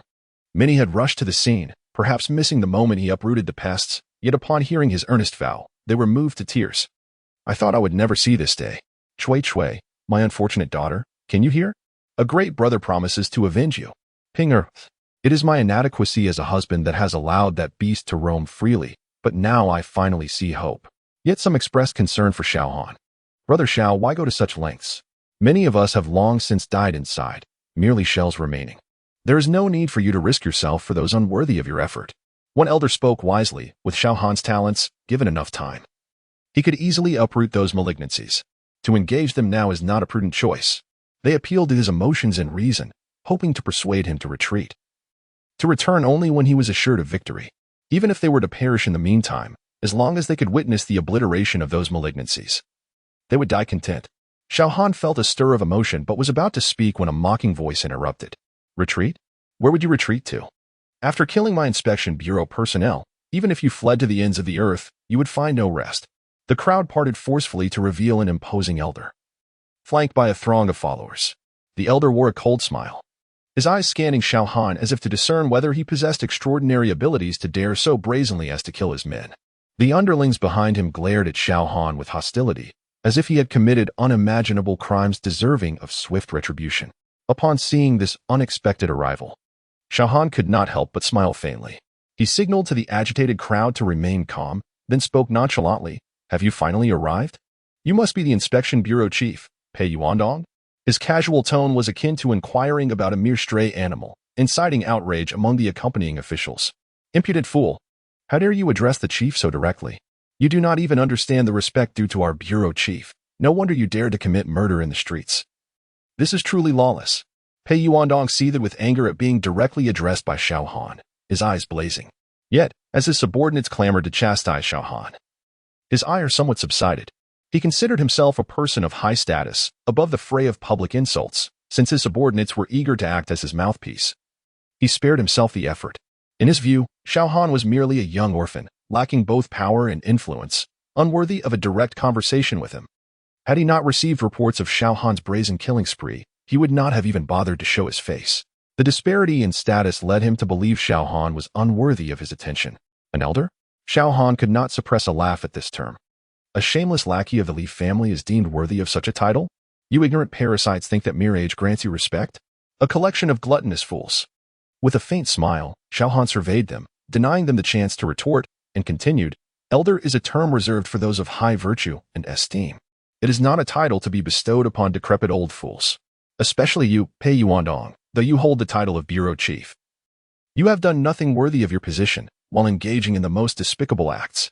At over 60, your character is corrupt, devoid of morals and shame. Yet you willingly prostrate yourself before Li Yuanshan, acting as his most loyal dog. As the head of the bureau, you should prioritize the welfare of the people and distance yourself from the filthy rats. Yet you choose to wallow in degradation, blindly serving those who oppress the populace. Such a vile wretch, who is reviled by all, has no right to bark at me here. I have encountered many shameless individuals in my life. Yet your behavior today has truly opened my eyes. An elder? Pah! I have never seen such brazen individuals as you. Chapter 38. The Madness of Some. Secrets of the Director Xiao Han's words resonated with undeniable authority, yet he managed to feign a look of nausea as if he were about to retch, nearly driving the beleaguered Pei Yuandong, the subject of his scorn, to the brink of apoplexy. Behind him, those who willingly acted as sycophants to denounce Xiao Han wore expressions of ashen desperation, finding themselves utterly incapable of countering his assertions. Since Pei Yuandong assumed the role of director of the Dongyang City Inspection Bureau, it appeared he had never undertaken a single initiative beneficial to the common folk. The memories lingered of his first day in office, when he sought to ingratiate himself with the Li family. From then on, he consistently positioned himself as a subordinate to Li Yuanshan, truly embodying the role of a lackey. In the aftermath, whenever the Li family committed heinous acts, Pei Yuandong was invariably at the forefront, orchestrating efforts to conceal their misdeeds, thus becoming an accomplice in their tyranny. Moreover, within the Inspection Bureau, Pei Yuandong suppressed dissent, persecuting anyone who dared to oppose his corrupt practices on various baseless pretexts, which corroborated Xiao Han's allegations of his moral decay. At this moment, some staff members were struck by a sudden epiphany. Had it not been for Pei Yuandong's leading role in exploiting the populace, perhaps they would not have descended into their current predicament. They silently cursed him, attributing their shame to his corrupt influence, leaving them powerless to refute Xiao Han's scathing remarks. Jiang Lan regarded Xiao Han with a peculiar expression, as if he were seeing him anew. This young man, it seemed, possessed not only remarkable talent but also a gift for eloquence. The assembled crowd of commoners listened in rapt astonishment to Xiao Han's words, each person rendered speechless. What was the essence of an ideal spokesperson? In that moment, Xiao Han embodied the title with undeniable merit, articulating sentiments they had long harbored yet feared to voice. Especially poignant was his remark, he has not undertaken a single righteous task, yet has indulged in every depravity imaginable. This encapsulated Pei Yuandong's actions over the years with stunning clarity. He had indeed failed to accomplish anything virtuous, while fully embracing every vice. Xiao Han's reasoned and substantiated discourse incited a fury within Pei Yuandong that teetered on the edge of madness. He felt a constriction in his chest, dizziness clouding his mind, and an overwhelming impulse to unleash his wrath upon everyone present, desperate to silence Xiao Han's words before they could spread beyond the confines of this gathering. As the director of the Inspection Bureau, he considered himself a figure of unparalleled prestige. In the entirety of Dongyang, only Li Yuanshan and Gu Shidong could rival his station. Typically, others treated him with utmost deference, fearful of provoking his ire. Yet now, this uncouth orphan, whom he deemed beneath contempt, had the audacity to publicly humiliate him in front of a throng of witnesses. Fury coursed through him, erasing any pretense of superiority he had maintained upon arrival. He had assumed that someone as inconsequential as Xiao Han wouldn't even merit a conversation, but now he was on the brink of apoplexy, disregarding everything else. You are indeed a wretched creature, raised without any semblance of decorum. Regardless of my status, you are but a trifling insect. I am a formidable presence, a ninth layer of innate mastery, ranking among the elite of Dongyang. You ought to show me the respect owed to a true powerhouse. Furthermore, you had the audacity to publicly slay over 20 of my subordinates. For reasons both personal and professional, I shall not let you escape unscathed today. Pei Yuandong's face flushed crimson as he spoke, his rage palpable, yet he feigned a commitment to justice, a charade that provoked revulsion. Xiao Han, however, merely smiled faintly, unperturbed by the outburst. Did Pei Yuandong truly believe he could seek vengeance without a measure of certainty? Casting a discreet glance at Jiang Lan, Xiao Han considered that as long as Pei Yuandong was occupied with him, the motley crew behind him would be swiftly dealt with, allowing him to amass considerable experience points. The system guaranteed that he would grow stronger with each battle, and with his current prowess, he could readily defeat those at the 7th layer of innate mastery. If Jiang Lan could hold off those above that level, the remainder would serve as mere experience fodder. With such a harvest, it would not be long before he transcended to the 9th layer, at which point not even Pei Yuandong, nor Li Yuanshan himself, would pose a threat to him. Just as he contemplated this, a raucous laughter erupted from the distance. The crowd parted once more, revealing an imposing elder accompanied by over 30 subordinates striding forth under the scrutiny of the common folk. Ha ha, Pei Yuandong, you old hypocrite. You yearn for bloodshed yet seek a pretext under the guise of your subordinates? You have truly regressed. Had I been in your position, I would have struck down any who dared insult me, along with their entire lineage. The speaker's tone was brazen, and the crowd soon recognized him as Gu Shitong, the director of the Martial Arts Bureau. He and Pei Yuandong were indeed two sides of the same coin. It was rumored that Pei Yuandong harbored resentment toward Gu Shitong for being a sworn brother of Li Yuanshan, feeling inferior despite their comparable status, which had led to perennial discord between them. Whispers rippled through the crowd, reaching Xiao Han's ears. He scrutinized the flushed face of Gu Shitong, narrowing his eyes. As the Yuanshan's sworn brother, Gu Shitong was undoubtedly entwined in the matter of tampering with his martial examination results. He was yet another implacable foe. Gu Shitong, spare us your condescension. The other day, you dispatched Wang Tianong to rescue this brat, and word has already reached the Li family. I look forward to seeing how you explain your actions when Brother Li arrives. Pei Yuandong retorted with a derisive sneer, unperturbed by Gu Shitong's arrival, knowing well that the Martial Arts Bureau had suffered losses here as well. Gu Shitong, however, responded with brazen arrogance. When have my actions ever required your approval, Pei Yuandong? Do not forget, I am Li's sworn brother, while you are merely a dog beneath his feet. Mind your place. His words were merciless, inciting Pei Yuandong's ire. You arrogant old fool, do you truly believe I am unaware of how you became Li's brother?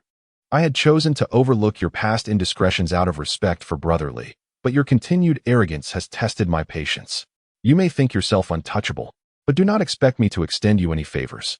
Unbeknownst to many, when Gu Shitong first assumed his post, he had sent his wife and twin daughters to Li Yuanshan for his enjoyment, thus securing their brotherhood.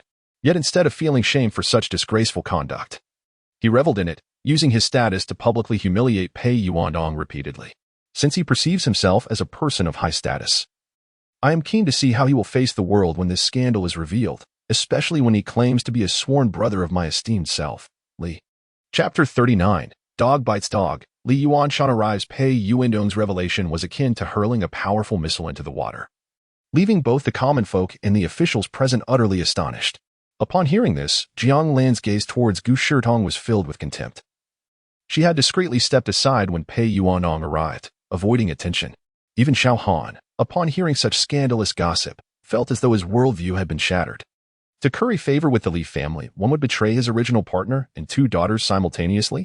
Such a person deemed worthy of leading the Martial Arts Bureau? Pei Yuandong, you are courting death. Gu Shitong initially believed that his actions had been discreet, known only to a select few within the Li family. Yet he was taken aback to learn that Pei Yuandong had also caught wind of the matter. How audacious of Pei Yuandong to publicly disclose this in front of so many. Did he truly think I would not retaliate? The one courting death here is you. For years, I have shown restraint out of respect for Brother Li, but it seems you have mistakenly assumed my forbearance as fear. I, too, am a practitioner of the 9th layer of innate skill. Why would I fear you? This is sheer absurdity. Do not blame me for not warning you. If you were truly intent on seeking your demise, I would not hesitate to eliminate you before dealing with Xiao Han. Gu Shitong was known for his fiery temper, and such humiliation was intolerable. You old fool, perish, he bellowed. A terrifying aura erupted from him, causing his nearby subordinates to stagger under the pressure of his 9th layer presence, retreating involuntarily. With a powerful thrust of his right hand, he unleashed a force surpassing 90 units, causing the air to howl in response. Did he truly believe I would fear him? Pei Yuandong, too, ignited with genuine fury. Although he was forced to react first, his demeanor remained composed. At their level of mastery, the timing of strikes was less significant. Delays in response were rare. Both were practitioners of the ninth layer, with foundational strength around 90 units, leaving only the superiority of martial techniques to determine victory. He recognized that Gu Shidong's palm strike was a high-level martial technique known as the fiery heart-crushing palm. This technique was ruthless, capable of severing one's vital points. Yet, Pei Yuandong showed no intention of evading its lethal edge. Instead, he countered with his own high-level palm technique, charging forward to meet the attack head-on. The ice-bone erosion palm. Xiao Han stood nearby, bewildered. Shouldn't these two be here to trouble him? Why had they suddenly turned on each other? However, their conflict would benefit Xiao Han immensely. He hoped they would both suffer grievously, ideally incapacitating one another. In such a scenario, he could effortlessly reap their combat merits without Jiang Lan's intervention. Alas, his hopes were dashed in the blink of an eye. Just as their palms were about to collide with tremendous force, a ghostly figure appeared in the arena. With a swift motion, he grasped both of their arms, halting their impending clash effortlessly. As expected, it was Li Yuanshan, the head of the Li family, rumored to be the foremost master in Dongyang City. Observing the current situation, it was clear that the rumors held merit. After all, being able to catch an attack of over 90 units barehanded and simultaneously arrest the strikes of both men was indicative of his superior strength. Xiao Han felt somewhat disappointed. He had anticipated taking advantage of the chaos, but now the two old dogs had refrained from fighting. However, Li Yuanshan's display of movement piqued his interest. If he was not mistaken, Li Yuanshan had crossed a distance of 20 meters through the crowd in an instant to intervene. Such speed was not typical of ordinary martial techniques. It was evidently a short-distance explosive movement skill. Though the exact level of this skill eluded him, its practicality was undeniable. Allowing one to catch opponents off guard in battle. This movement technique, once I have eradicated the Li family, I shall find a way to acquire it. While high-level combat techniques may not interest me, skills of movement are an entirely different matter, Xiao Han mused. Contemplating how Li Yuanshan would react upon learning of his intentions to annihilate the Li family. After all, the Li family had always believed that eliminating Xiao Han was merely a matter of time, never imagining that this young upstart they dismissed would prove to be a formidable rival. Brotherly, if there is blame to be assigned, it should fall on Gu Shidong. Had he not overstepped, I would never have brought the past to light, Pei Yuandong explained, seemingly apprehensive of Li Yuanshan's presence. Gu Shidong, though seething with rage, dared not voice his anger. Oldly, I did not expect matters to escalate to this extent. The events of the past concern our reputations, and I had intended to keep them buried. However, Li Yuanshan stood with his hands clasped behind his back, embodying an air of detachment. Upon hearing their justifications, he remained unfazed, as if the exposure of their disgrace held no consequence for him. Fear not, this matter shall not leak. Aside from our subordinates, these are mere insignificant commoners. We could simply eliminate them all, he stated with unnerving calmness, as though orchestrating a massacre were as trivial as squashing ants underfoot, devoid of any emotional weight.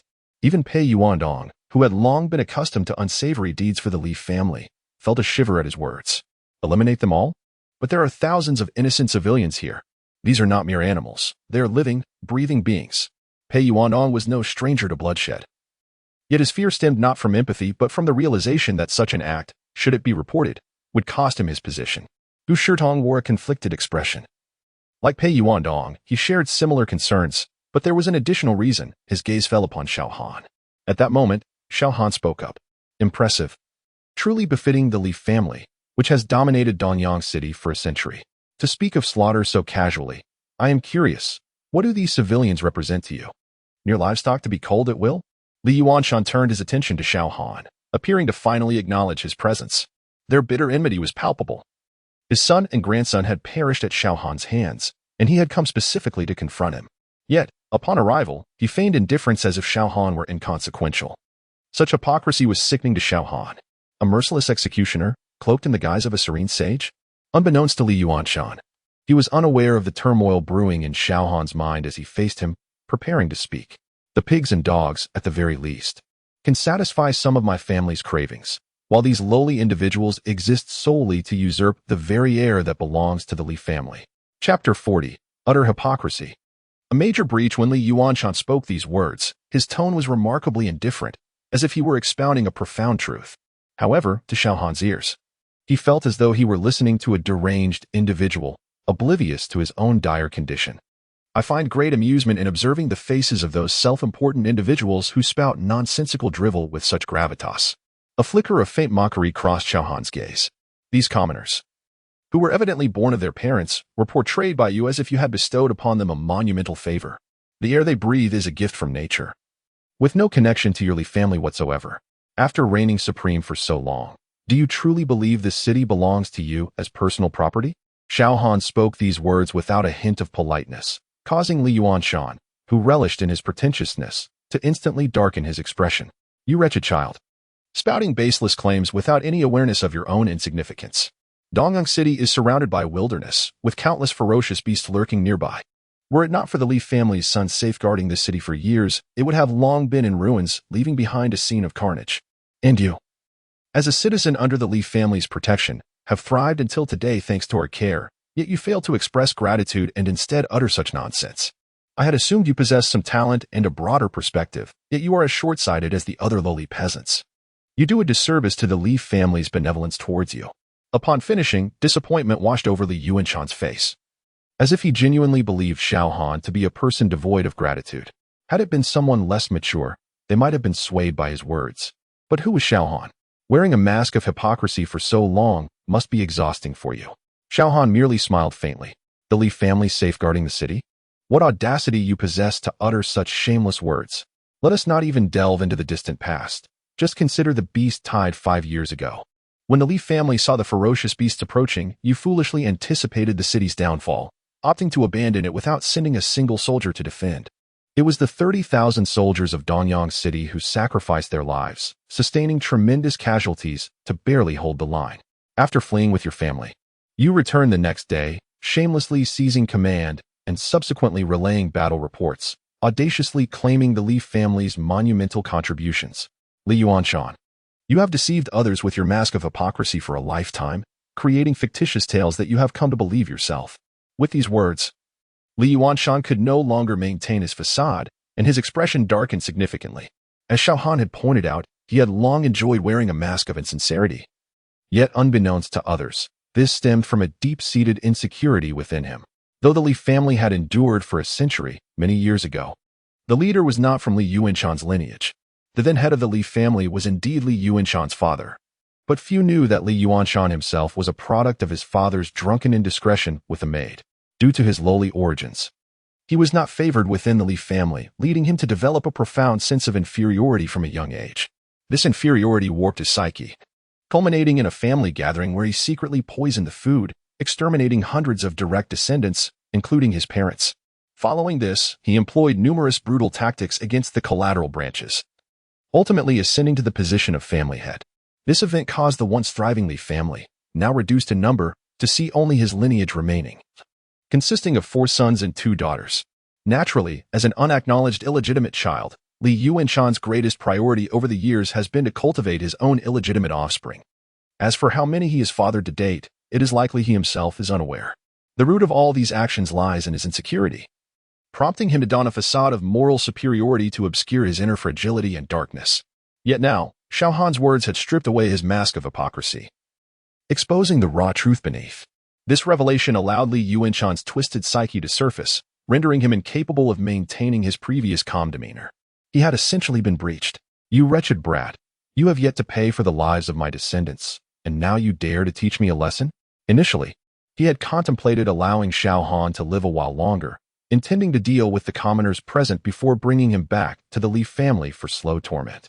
However, it seemed that plan was no longer feasible. You consider yourself eloquent? Wait until I methodically shatter every bone in your body, and we shall see if you can still boast. Li Yuanshan's fury erupted, his aged eyes nearly ablaze, as he suddenly lunged towards Xiao Han with the speed of lightning. However, Xiao Han, having anticipated the breach of Li Yuanshan's facade, was already on guard. Although his cultivation level was temporarily inferior, he deftly stepped back, narrowly evading Li Yuanshan's furious strike, which landed awkwardly in empty air. I will see you dead. Embarrassed by his failed attempt, Li Yuanshan's rage escalated, his demeanor resembling that of a man on the brink of madness, raising his hand to strike once more. Yet, at that moment, an unexpected turn of events unfolded. Gashatan, his face contorted with conflict, stepped forward, positioning himself before Li Yuanshan, speaking in a conciliatory tone. Old Li, grant your brother a favor and refrain from striking. He had assumed that his sworn brothers, Li Yuanshan, would grant him some leeway, but he was unaware that Li Yuanshan's heart had been consumed by darkness, rendering him utterly unrecognizable. "What do you mean by giving me face, Gushitong? Have you grown too arrogant to discern your place? I have yet to hold you accountable for sending Wang Tianyong to rescue this brat, and now you dare to obstruct my attempt to kill him? Do you truly believe that addressing you as old Gu grants you equality with me? I warn you, understand your position. When I am pleased, I may indulge in brotherly camaraderie with you, but should I be displeased, you are nothing more than a dog beneath my feet. Do you comprehend that?" Upon hearing these words, Gushitong's face turned a myriad of colors. Li Yuanshan had truly lost his mind, no matter how one looked at it. He was a legitimate director of the Martial Arts Bureau, yet here he was, publicly insulted as a dog. While it was indeed a fact, it should not have been uttered in front of so many witnesses. Such a statement would obliterate any remaining authority he had among his subordinates. Gushitong's countenance fluctuated between shades of blue and white, and he longed to retort to salvage some dignity, but he feared that in Li Yuanshan's current frenzied state, he might not hold back against him. Thus, he could only suppress the myriad of grievances and fury within, forcing a smile as he said, "Old Li, please do not be angry. In my heart, you will always be my good brother. Even if you lent me some courage, I would not dare to intentionally offend you. The reason I intervened is that it would be too regrettable if this brat were to die so easily. Just think, with the talent he has displayed, if he could be utilized by the Li family, it would be an enormous boon, wouldn't you agree?" Chapter 41. Immortal and Unyielding, Li Yuanshan's Severed Arm. Gu Shidong's willingness to risk offending Li Yuanshan by stepping forward was not rooted in any so-called appreciation of talent. The claim that he was acting in consideration of the Li family was but a hasty and absurd fabrication born of desperation. In truth, his actions were driven purely by selfish motives. A series of recent events had continually elevated his assessment of Xiao Han's prodigious talent. Particularly, witnessing Xiao Han evade Li Yuanshan's attack had solidified his belief that Xiao Han had entered the realm of innate martial prowess at merely 18 years of age, a level only achievable by a select few among the nearly 100 million candidates in the annual martial arts examination at the Linhai base. This was a truly extraordinary feat. If he could safeguard a talent like Xiao Han, a once-in-a-generation genius the likes of which had never been seen in Dongyang City, and successfully recommend him to the Martial Arts Bureau, Gu Shidong dared not even imagine the bountiful rewards that awaited him. Thus, for the sake of this dream, he bore the public humiliation inflicted by Li Yuanshan without a hint of discontent. Instead, he even endeavored to placate him as one would soothe a child. To take this young man under his wing would undoubtedly yield countless benefits. Old Li, do you not agree with this sentiment? Initially, Li Yuanshan was on the verge of losing his composure, but upon hearing these words, he regained a measure of calm. He considered Xiao Han's potential. If he could be cultivated as a loyal subordinate, it might be possible for the Li family to produce its first master of the Qi realm. As for the enmity towards his son and grandson, what did that matter in comparison to the Li family's prospects? Moreover, he had little regard for that third son of his, who squandered his days in indulgence. As for the wastrel Li Jian, there were countless descendants of the Li family who surpassed him. Losing such a worthless offspring was hardly a cause for sorrow. On the contrary, if their deaths could pave the way for a genius with the potential to reach the Qi realm, it would be a worthy sacrifice that could bring value to the family. With this realization, Li Yuanshan finally calmed himself completely and regarded Gu Shidong with an approving gaze. "Indeed, old Gu, you speak wisely. I was impulsive. I allowed my anger to cloud my judgment, which led me to issue a bounty on this youth. However, after your reminder, I have come to see things clearly. For individuals of our standing, what do a few personal grievances matter? As long as we can secure greater benefits, any hatred can be cast aside. This is akin to when you first assumed your position and noticed my lingering gaze on my sister-in-law and her daughters. You promptly understood my intentions and sent them my way that very night, securing my support and swiftly establishing yourself within the Martial Arts Bureau." Gu Shidong was taken aback by Li Yuanshan's choice of example, his face darkening as anger bubbled within him. Yet, even in his fury, he could only force a polite smile, unable to voice his indignation. Pei Yuandong, standing nearby, wore a smug expression, secretly belittling Gu Shidong for his lack of masculinity. Noting how he dared not retaliate against such humiliation, but merely feigned strength before him. Little did he realize that in the presence of Li Yuanshan, he exhibited even more sycophantic behavior, surpassing Gu Shidong in obsequiousness. As he watched Gu Shidong's embarrassment unfold, A sudden cold laugh pierced the air. Huh, what are you two? Brainless fools. Pei Yuandong was startled to find Xiao Han, arms crossed, regarding Li Yuanshan and Gu Shirtong with the bemusement one might reserve for a simpleton. What is the Li family but a third-rate faction? Do you dare to fantasize about making me your servant? And you, Gu Shirtong, you were the one who approved the alteration of my martial examination results, were you not? While you both boast brazenly here. Have you ever considered that I might have already vowed to pursue you to the ends of the earth? Xiao Han's sardonic laughter sent shockwaves through the faces before him. Gu Shirtong, already simmering with anger, could no longer contain himself upon hearing such audacity. You little wretch, I went out of my way to defend you, and you repay my kindness with insolence. What are you, to speak of vengeance against me? Li Yuanshan was equally incensed. He had intended to offer you a chance to serve, but it seems you are truly seeking death, given your intense hatred for the Li family. There is no reason to spare you today. With that, he transformed into a bolt of lightning, appearing before Xiao Han in an instant, his hand morphing into a claw aimed directly at the youth's throat. Gu Shirtong's eyes flickered as he chose not to intervene. He was not foolish enough to act without reason.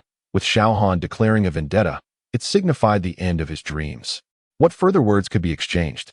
A prodigious talent that could not be claimed and had already become an irreparable enemy was better off dead, as only in death would he cease to pose a threat.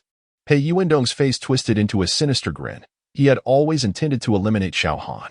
Now that the latter had uttered such words, it was a certainty that he could not be spared. After all, he too was complicit in the manipulation of Xiao Han's examination results, knowing Xiao Han's penchant for vengeance. If he were to survive, he would undoubtedly seek retribution. A living genius is a true genius. If dead, he is but refuse. Xiao Han, oh Xiao Han, do you not grasp even this simple truth?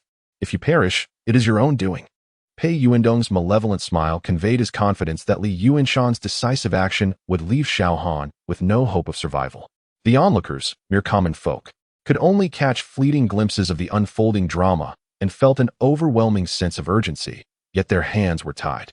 Under the gaze of the masses, Xiao Han stood unmoving, arms crossed, seemingly oblivious to the imminent danger posed by Li Yuanshan's claw, not even blinking as it approached. Prepare to die.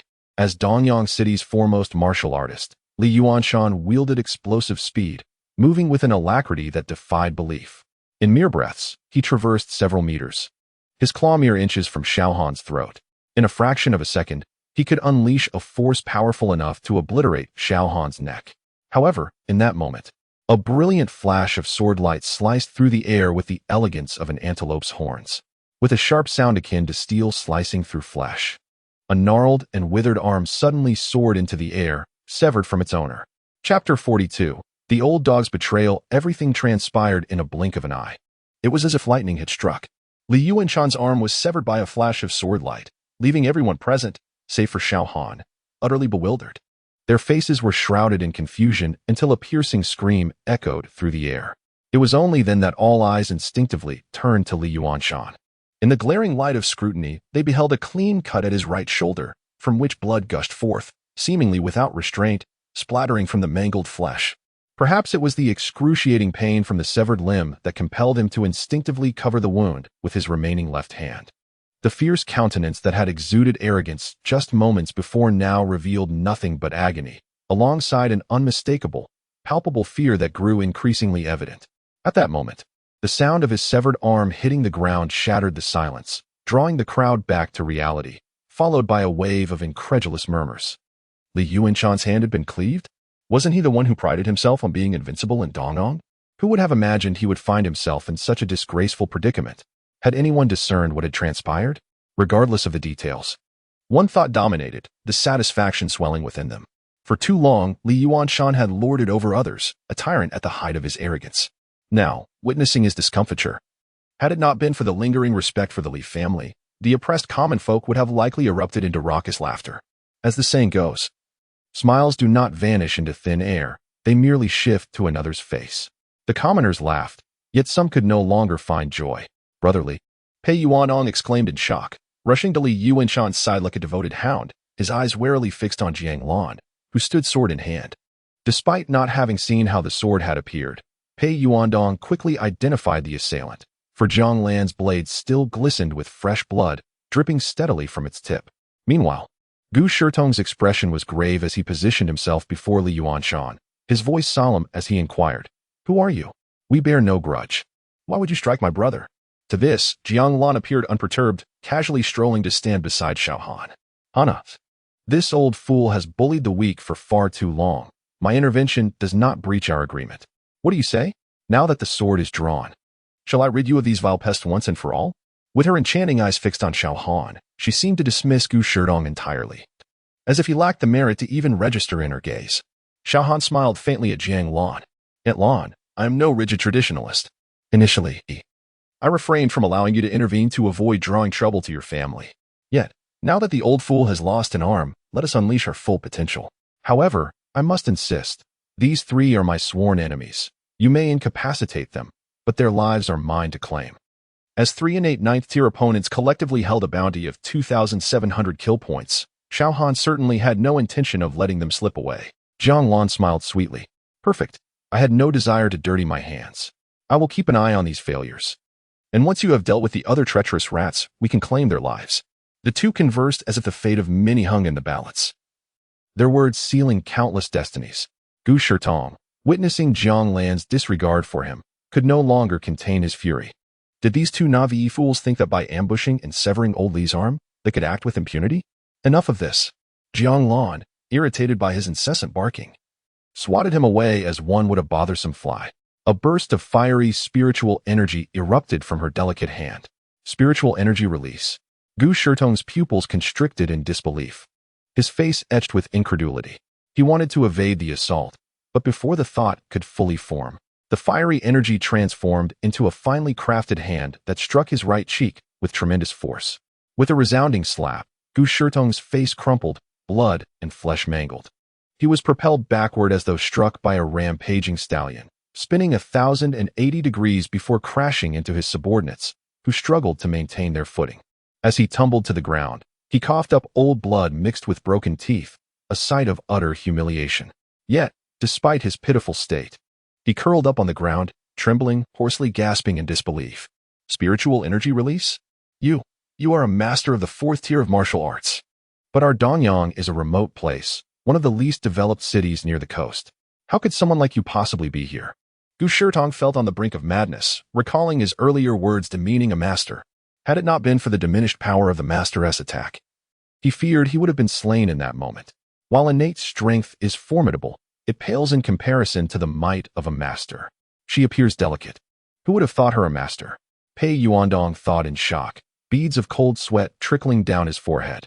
He had stood loyally before Li Yuanshan.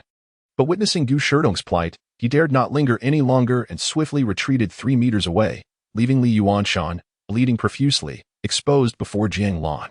Without regard for Li Yuanshan's pale visage, he desperately pleaded, "Esteemed master, I have long found Li Yuanshan's conduct intolerable, but I was compelled to endure due to the Li family's influence. If you wish to slay this old beast, please proceed. I shall promptly lead a raid on the Li family and offer all spoils to you. Just spare my life." Chapter 43, Feudal Struggles, Li Yuanshan's Demise. The Phrase brothers are merely birds of the same forest, each flying away when disaster strikes was vividly exemplified by Pei Yuandong at this moment. Li Yuanshan, already enduring excruciating pain, wore a ghastly expression as he witnessed Pei's unhesitating betrayal, his countenance darkening to a terrifying extent. He cast a deep, piercing gaze at Pei, the murderous intent in his eyes almost palpable. Pei, trembling at the intensity of the moment, recognized the dire situation and felt no likelihood of turning the tide. Gritting his teeth, he feigned deep sorrow and exclaimed, "Old beast, what are you staring at? Am I wrong? Ask these common folk nearby whether the heinous deeds of the Li family surpass mine. When I initially took office, I aspired to be a benevolent official, but it was your relentless coercion that led me down this path. I can genuinely say this, as I shift all blame onto you." In a moment of theatricality, he forced out a few tears, dramatically kneeling before the crowd and repeatedly bowing in apology. "Dear villagers, under the duress of the Li family, I have indeed committed many wrongs, but it was never my intention. Please believe, once the Li family falls, I shall mend my ways and never again commit such atrocities against my neighbors." Li Yuanshan was nearly driven to madness. His face contorted with rage as he glared at Pei, seething, "You ungrateful wretch! How many benefits have I bestowed upon you over the years? To dare bite the hand that feeds you! I will see you dead." Although Xiao Han found amusement in their mutual hostility, He scoffed at Li Yuanshan's apparent ignorance of the situation. "Old dog, do you truly believe you have any chance of survival today?" Upon hearing this, Li seemed to regain some composure, ignoring Xiao Han and addressing Jiang Lan with a calm demeanor. "Young lady, the master is indeed formidable, capable of sweeping through the entire Dongyang city. But I, Li Yuanshan, am no mere soft target. The Li family has thrived for years, drawing the ire of many.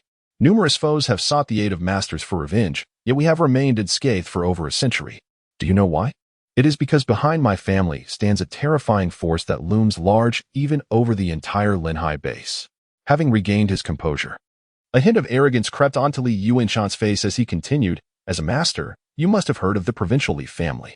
I shall reveal to you that the Dongyang Li family is indeed a branch of that very esteemed family. Though I may seem insignificant compared to their might, I am still recognized in the family lineage. If you were to impulsively kill me for this young fool, you would face endless retribution from the provincial Li family." Li's eyes gleamed with arrogance. He could not fathom that anyone would remain unafraid upon hearing the name of the provincial Li family. He envisioned scaring Jiang Lan away before exacting revenge on Xiao Han for his audacity to summon a master against him, and for severing his own arm, an unprecedented humiliation. However, Jiang Lan's exquisite visage was marred with undisguised disdain. "You think you can summon a mighty force, yet you reveal only a minuscule Li family? How disappointing." With a dismissive shake of her head, she grew weary of his ramblings and swung her sword. A blazing arc of crimson light shot forth. Li Yuanshan, lost in his fantasies, suddenly felt his remaining arm explode into fragments. A piercing scream escaped his lips as he desperately threatened, "You must think carefully.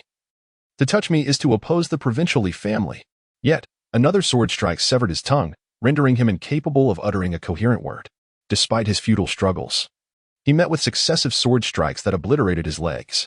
In that moment, he became a pitiful, dismembered figure, yet no one around him offered a shred of sympathy. Instead, faces gleamed with the satisfaction of witnessing an enemy meet their just desserts. Well done. Such a beast deserves a severe punishment. To reduce him to a mere stump is a mercy. I say he deserves a slow and torturous death.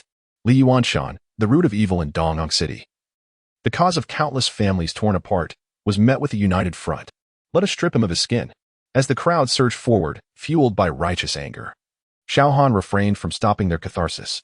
Yet, to ensure the efficiency of his own gains, he took Jiang Lan's sword at the moment Li Yuanshan was on the brink of death and swiftly beheaded him. The system chimed, announcing the acquisition of 900 killing points, and Xiao Han's gaze shifted to the fleeing members of the Martial Arts Bureau and the Inspection Bureau. With sword in hand, he became a specter, darting through the crowd. Though he had not formally studied swordsmanship in this world, decades of assassin experience rendered his strikes more efficient than barehanded combat. With each strike, a fleeing adversary fell. These individuals, emboldened by their status, had committed numerous injustices, and Xiao Han showed them no mercy.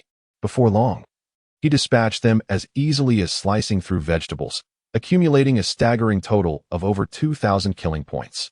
His attention then turned to Gu Shirtong, who lay incapacitated from Jiang Lan's slap. A gleam of malicious anticipation sparkled in his eyes, akin to gazing upon mountains of gold and silver.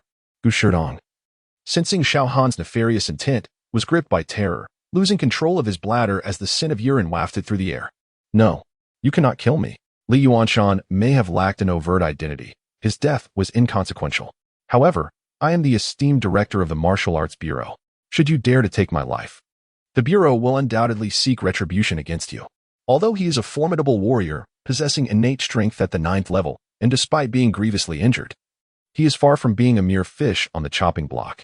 Nevertheless, the tragic demise of Li Yuanshan has utterly instilled fear within him, rendering him incapable of even fleeing. As he witnessed Xiao Han striding towards him with an imposing presence, surveying him from above, he attempted to invoke the name of the Martial Arts Bureau in a final act of desperation. Yet, having tasted the sweetness of slaughter, Xiao Han was no longer inclined to entertain even a single word of his futile pleas. With a decisive step, he brought his foot down without hesitation. Bang! The sound resonated like that of a bursting balloon as Gu Shirtong's head suddenly exploded, splattering crimson and ivory across the ground. Chapter 44. The Return of Divine Punishment. A reckoning at the Li family. Well done. The demise of these two malevolent old wretches was long overdue. From this moment forth, Dongyang City shall bask in the brilliance of a clear sky. Having witnessed the fate of Li Yuanshan, Pei Yuandong, kneeling in terror, was already reduced to a quivering wreck, unable to maintain his composure. Now, as he beheld Gu Sherdong transformed into a headless corpse in the blink of an eye, his fear spiraled beyond his control. He hastily condemned the deceased, eager to dissociate himself from any association. However, his words inadvertently drew the attention of Xiao Han. "Ah, I almost forgot. Our esteemed Director Pei is still among the living. Just days ago, when I reported to the Inspection Bureau, you were the one who tipped off Li Jian. Were you not? Let me ponder. This was a crucial step in Li Jian's decision to eliminate me. With the intellect of that foolish Wang Tianyang, one cannot guarantee Li Jian's murderous intent. Thus, it must have been your embellishments that solidified Li Jian's resolve to kill me. Am I correct?" Xiao Han had surmised that the covert organization of divine punishment, in its attempt to manipulate Li Jian as an instrument of murder, would ensure that Li Jian harbored a lethal intent. Yet, since individuals are autonomous beings, they could not dictate Li Jian's thoughts. Therefore, to mitigate unforeseen complications, divine punishment would undoubtedly dispatch an individual to steer Li Jian toward thoughts of assassination. Regrettably for Pei Yuandong, as Li family's foremost sycophant, he was the most fitting candidate for this role. Pei's countenance shifted momentarily at these words, a fleeting change that Xiao Han deftly perceived, while Pei feigned ignorance. "What are you speaking of? I do not comprehend it all. Before today, I had no acquaintance with you. We have no grievances. So why would Li Jian wish to kill you?" Xiao Han smiled faintly, thinking how utterly futile this charade was. "Now that I have broached this topic, it is evident that I have identified you as a member of divine punishment. Regardless of your acknowledgement, your demise is inevitable today. The distinction lies merely in whether your death is swift and decisive or prolonged and torturous. Before you continue your deceit, I advise you to reflect upon Li Yuanshan's fate." Pei Yuandong's complexion oscillated between hues of green and white. With Xiao Han's words reaching this gravity, what further pretense could he maintain? Impressive indeed. You have deduced the situation with merely a few strands of evidence. It seems Wang Tianyang must have perished at your hands long ago. Otherwise, how could you possibly be aware of divine punishment's existence? A glimmer of admiration flickered across Pei Yuandong's face, erasing any remnants of his earlier terror. "What do you mean by impressive? From the Xiao clan? If that is the case, I suggest you change the subject, as you likely know as little about the Xiao clan's true origins as Wang Tianyang did. My patience is finite, before it runs out. I hope to hear something of value. Otherwise, I shall not hesitate to introduce you to my interrogation methods." Xiao Han spoke with an air of indifference. As a premier assassin, his repertoire of torturous techniques was indeed diverse. Should Pei Yuandong refuse to cooperate, he would be more than willing to allow him to experience the true meaning of suffering. Fortunately, at this moment, Pei Yuandong had abandoned any notions of futile resistance and soon revealed everything he knew. "In Dong'ang, besides myself and Wang Tianyang, there are a few external members concealed in the shadows, though I do not know their identities. It was only through this mission that I learned Wang Tianyang was also part of divine punishment. However, above us exists a commander, a woman codenamed Butterfly, who is a core member cultivated from a young age. The reason I managed to reach you before Li Yuanshan was that Butterfly had called to inform me. Originally, I was to eliminate you before they arrived, but Gu Sherdong, that incompetent old fool, arrived just after me, causing the plan to falter. I understand why he rushed here. He intended to preserve you to recommend to the Martial Arts Bureau, thus reaping substantial benefits. Yet, we did not anticipate the presence of a master by your side." Pei Yuandong divulged a great deal, seemingly laying bare all he knew. However, Xiao Han shook his head, a cryptic smile playing on his lips. "You are not being entirely forthright. The most crucial detail regarding Butterfly's identity has been conveniently overlooked. Are you hoping that this woman will catch me off guard and one day avenge you? Furthermore, her position as your superior suggests her strength surpasses yours, implying she is a master of the true Qi realm. Additionally, if I am not mistaken, her public persona is likely one that would shock everyone. At least when she is revealed, I will undoubtedly be astonished, wondering how it could possibly be her." Pei Yuandong was momentarily dumbfounded. How could Xiao Han have discerned his hidden truths so effortlessly? "At Lan, I have finished my inquiries. Please incapacitate him. After all, he is an unscathed innate ninth-layer strongman, and I fear he may possess hidden means to drag me down with him." Xiao Han suddenly smiled at Jiang Lan. Before long, another headless corpse lay upon the ground. Meanwhile, the accumulated kill value on the panel exceeded 4,000 points. "System, exchange all for cultivation." Xiao Han silently commanded the system within his mind. Ding. 4188 kill points deducted. 134, 16 experience points successfully exchanged. The familiar sensation washed over him once more. This time, under Xiao Han's deliberate control, his aura remained concealed. So even with Jiang Lan standing beside him, she remained oblivious to the dramatic increase in his power. With the experience gained previously, Xiao Han's mastery over his strength had become even more adept, avoiding any blunders that might shatter the ground beneath him. He glanced at his character panel. Cultivation, innate 6th layer 13679, 70000, innate 7th layer, 77,695 80,000, limit strength, 73 and 91 and remaining kill value. 0 just a hair's breadth away from breaking into the innate 8th layer. However, with my current strength, even without a breakthrough, I am more than capable of contending with martial artists at the initial innate 9th layer. Xiao Han felt a sense of satisfaction with the rapidity of his advancement. After all, the effort he had expended yielded a commensurate reward. Now, the greatest scourge of Dongyang City had been eradicated, and it was time to uproot the Li family entirely. I wonder how much kill value over 1,000 martial artists from the Li family could provide? Seizing the severed head of Li Yuanshan, he made his way toward the Li family estate in the inner city. Beside him, Jiang Lan curiously surveyed the environment of Dongyang City while walking alongside him. Coming from a prominent family, she had never encountered such a backward place and found many things to be quite novel. Meanwhile, within the Li family's expansive estate, spanning 100 acres, all members of the Li family had gathered. Eldest brother, why has father been gone for so long? He was merely capturing an ant. It shouldn't take this much time. What are you worrying about? Are you not aware of father's prowess? It's likely that old Gu Shirtong is dragging his feet, being obstinate. After all, he is intent on protecting that Xiao Han. Speaking of which, has Gu Shirtong lost his senses? To oppose our Li family for the sake of a powerless orphan? Who knows? Perhaps he has become somewhat arrogant due to his father's sworn brotherhood. This time, the old man will undoubtedly discipline him severely. The eldest, Li Mingji, and the fourth, Lao Ming, were seated together, engaged in hushed whispers. Suddenly, a loud crash emanated from a nearby window. In the next moment, a severed head was hurled into the room. Chapter 45. Appalling and direct action. Who dares to intrude upon the Li family with such audacity? Are the guards outside merely lifeless? How could they allow someone to breach the main building? The patrolling guards have become increasingly undisciplined, seemingly oblivious to their duties during broad daylight, neglecting their posts while enemies infiltrate without a single report.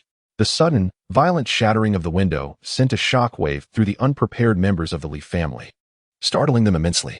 All eyes turned toward the source of the commotion, with some individuals angrily rushing to the entrance, intent on summoning the leader of the patrolling guards for a stern reprimand. At that moment, a severed head was unexpectedly hurled through the window, rolling several times before coming to rest at the feet of Li Mingji. His expression remained unchanged, merely casting a casual glance at the head on the ground. The Li family has amassed numerous enemies over the years, and he had grown accustomed to such occurrences. However, it was rare for the enemy to reach the main building unnoticed, indicating their formidable strength. Yet, how powerful could they truly be? Could they possibly rival the Li family? In Dongyang City, the Li family is an unmatched force, with Li Yuanshan, his father, recognized as the foremost expert. Furthermore, they are supported by 10 esteemed guardians, each with a minimum prowess of the 5th stage of innate strength. The most powerful among them had even reached the 9th stage of innate strength, yet due to limitations in talent, had not advanced to the realm of mastery. Despite Li Yuanshan's absence from the estate, Li Mingji felt no apprehension with the great guardian's protection. He was confident that no adversary could stir significant trouble. He gazed indifferently at the head beneath him, noting the grotesque distortion of the deceased's features, as if having endured unspeakable torment prior to death. The ghastly visage bore numerous gaping wounds, and for a brief moment, Li Mingji failed to recognize the head belonged to his own father, though an unsettling familiarity lingered. Suddenly, a heart-wrenching wail pierced the air, emanating from his younger brother. Li Mingji, father. Li Mingji's heart raced as realization struck. This could only be the head of Li Yuanshan. A deafening silence enveloped him, akin to the sky collapsing, as darkness clouded his vision, nearly causing him to collapse. Impossible. Absolutely impossible. His father, invincible, could not possibly have been slain. Hastily, the other members of the Li family gathered, their initial preparations for tragedy faltering upon witnessing Li Yuanshan's horrific state. Is that truly grandfather? What on earth transpired? He left in good health, yet has returned in this state? Li Mingji's fury surged, his heart racing with indignation as he seethed, Who is it? Who dares step through our gates? You have sealed your fate for slaying my father. I swear, regardless of your origins, no one can save you. The Li family has maintained its dominance in Dongyang for many years, and it is evident that their strength does not solely rest upon Li Yuanshan. Thus, despite the tragedy of his father's death at the hands of an enemy, Li Mingji felt no fear, only a burning desire for vengeance. The Li family has always been the one to oppress others. Now, someone has audaciously dared to murder their patriarch. This is an unforgivable crime. Even the most brutal punishment would not quell the rage swelling within him. Suddenly, as if to respond to his outcry, the grand metal doors of the main building, standing 5 meters tall, were obliterated by an external force. Before the furious gazes of the Li family, 2 figures strolled in leisurely, as if meandering through a private garden. Among them was a stunning woman with a devilish figure and an angelic face, entirely unrecognizable to any of the Li family members. Yet her presence eclipsed all other women in the room, akin to a snow lotus blooming atop a distant peak. The women of the Li family, known for their beauty, felt an overwhelming sense of inferiority upon seeing Jiang Lan, whose exquisite form and exaggerated curves were beyond compare. Simultaneously, the attention of all the Li family men gravitated towards another young man present. It was not that Jiang Lan lacked allure. Rather, it was the unexpected arrival of Xiao Han that took everyone by surprise. How could it be this orphan? Grandfather left to capture him, yet has he turned the tables? Silence. What nonsense are you spouting? He is merely 18, a prodigy for having reached the 6th stage of enlightenment. If he possessed the power to slay grandfather, he must be a veritable monster. Such a person cannot exist. It must be some sinister plot. Grandfather, a man of integrity, has fallen victim to treachery. The younger members of the Li family, perhaps misguided by their upbringing, absurdly spoke of Li Yuanshan, whom countless commoners regarded as a source of evil. As a paragon of virtue, Xiao Han had come to uproot the Li family, and witnessing their loathsome demeanor, he felt no hesitance. Raised in such an environment, they were unworthy of being called human. They had grown to regard life as disposable, reveling in the suffering of others. They were demons deserving of the deepest abyss. Xiao Han, disgusted by the prospect of dialogue with them, entered the hall and quickly counted the remaining members of the Li family. Noting some were absent, he committed this to memory before swiftly approaching a nearby woman. With a flick of his finger, his sword was drawn. How dare you? Li Mingji's pupils dilated in shock. He had not anticipated Xiao Han's immediate aggression. Shouldn't there be a war of words before such an action? Why had Xiao Han drawn his sword directly? Chapter 46. Slicing through the air, unashamedly reshaping perceptions. Xiao Han's ruthless slaughter was utterly unexpected for Li Mingji. He had initially thought to stall Xiao Han with words until all the offerings had arrived, at which point they could encircle and annihilate him, an approach he deemed nearly foolproof. After all, he was not like the thoughtless youth of the Li family surrounding him. Xiao Han dared to confront them with merely 2 companions, an act that could only stem from an overabundance of confidence in his own strength, unless he was indeed deranged. Although Li Mingji was a formidable innate level 5 cultivator, his years of indulgence had left him with little practical combat experience. Thus he harbored no real confidence in his ability to withstand Xiao Han's assault. Regrettably, he had vastly underestimated Xiao Han's determination to obliterate the Li family. Before he could even delay until the offerings arrived, Xiao Han had already shattered the door and charged in, sword drawn, without affording any opportunity for banter. How dare you? A wretched beast who doesn't even know your own origins, come to our Li family and act with such impunity? Do you dare to lay a finger on me? The voice belonged to the boisterous daughter of Li Mingtong, the 2nd son of the Li family. She had always looked down on others, emboldened by her lineage. Anyone who dared to offend her would find themselves severely injured or, in more grievous cases, risking their very lives and dragging their families into her wrath. This upbringing had fostered a spoiled and domineering disposition in her, granting her the illusion of being a noble princess of Dongyang City, shielded by the Li family. Now, with Xiao Han standing before her, sword unsheathed, she displayed no trace of fear, audaciously challenging him to strike. Xiao Han chuckled, for in all his life, he had never encountered such a peculiar demand. Since she had so earnestly requested it, it would be remiss of him not to oblige. With a swift motion, the glint of the sword flashed, severing her head from her shoulders, which soared into the air. As darkness enveloped her consciousness, she was left pondering how Xiao Han had dared to truly lay hands on her. Her demise triggered a chain reaction among the Li family members. Many shared her initial belief that, despite Xiao Han's invasion, he would never dare to unleash a massacre. However, they quickly realized that Xiao Han was indeed willing to kill. showing no hesitation whatsoever from beginning to end. "You vile creature, she was a living person. How could you commit such cold-blooded murder without even blinking? You are clearly a monster." The enraged Li family members shouted, their outrage boiling over. In their minds, it was a given that they could take lies for amusement. Yet if someone dared to retaliate, that person was labeled a ruthless killer. This was not merely a product of insanity. It stemmed from being raised in an environment steeped in superiority complex. Li Yuanshan's own insecurities had led him to indoctrinate his children with the belief that they were inherently superior. Consequently, mostly family members viewed themselves as the pinnacle of Dongyang City, believing the common folk owed their very existence to the Li family's grace. Thus, many young Li members, after committing heinous acts, felt no remorse, instead perceiving the victim's quest for justice as unwarranted grievances. This mindset had led to countless atrocities, such as murder or the annihilation of entire families. Even now, as the situation escalated to one of life and death, they still dared to denounce Xiao Han, convinced that their countless misdeeds were justified in the name of righteousness, while his vengeance was the true atrocity. Xiao Han felt no need to engage in discourse with them, and was further resolved to eradicate the Li family. In a realm where hell is empty and demons roam the earth, the Li family's century-long dominance in Dongyang City had warped their mindset to such a degree that allowing them to continue would spell disaster for the common populace.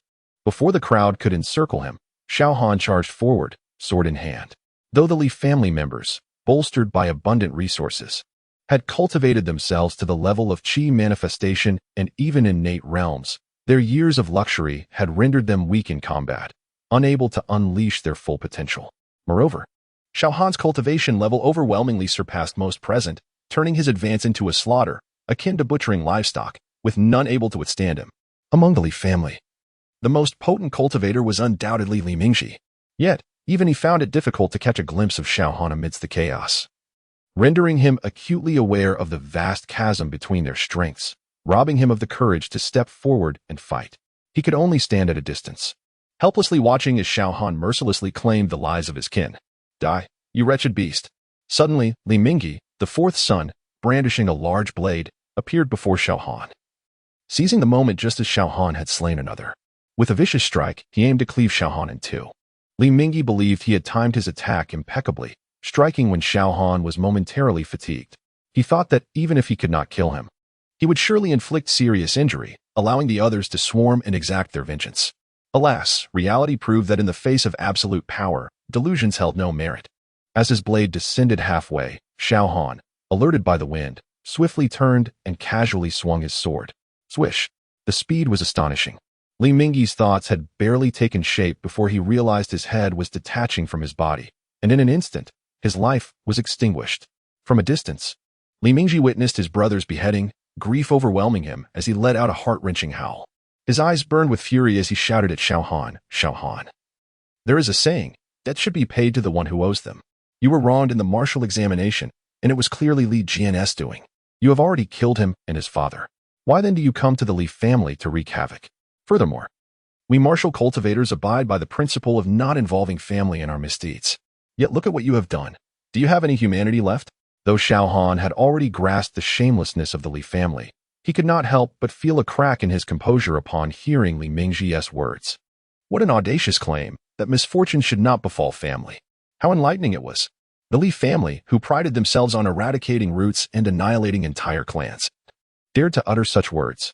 It seemed they truly believed they were above all, considering only their lives to be valuable, while viewing the lives of others as lesser than that of livestock. Chapter 47. All sent to hell? Who is the real demon? Li Mingyi's face fluctuated between shades of red and blue, filled with an urge to retort against Xiao Han.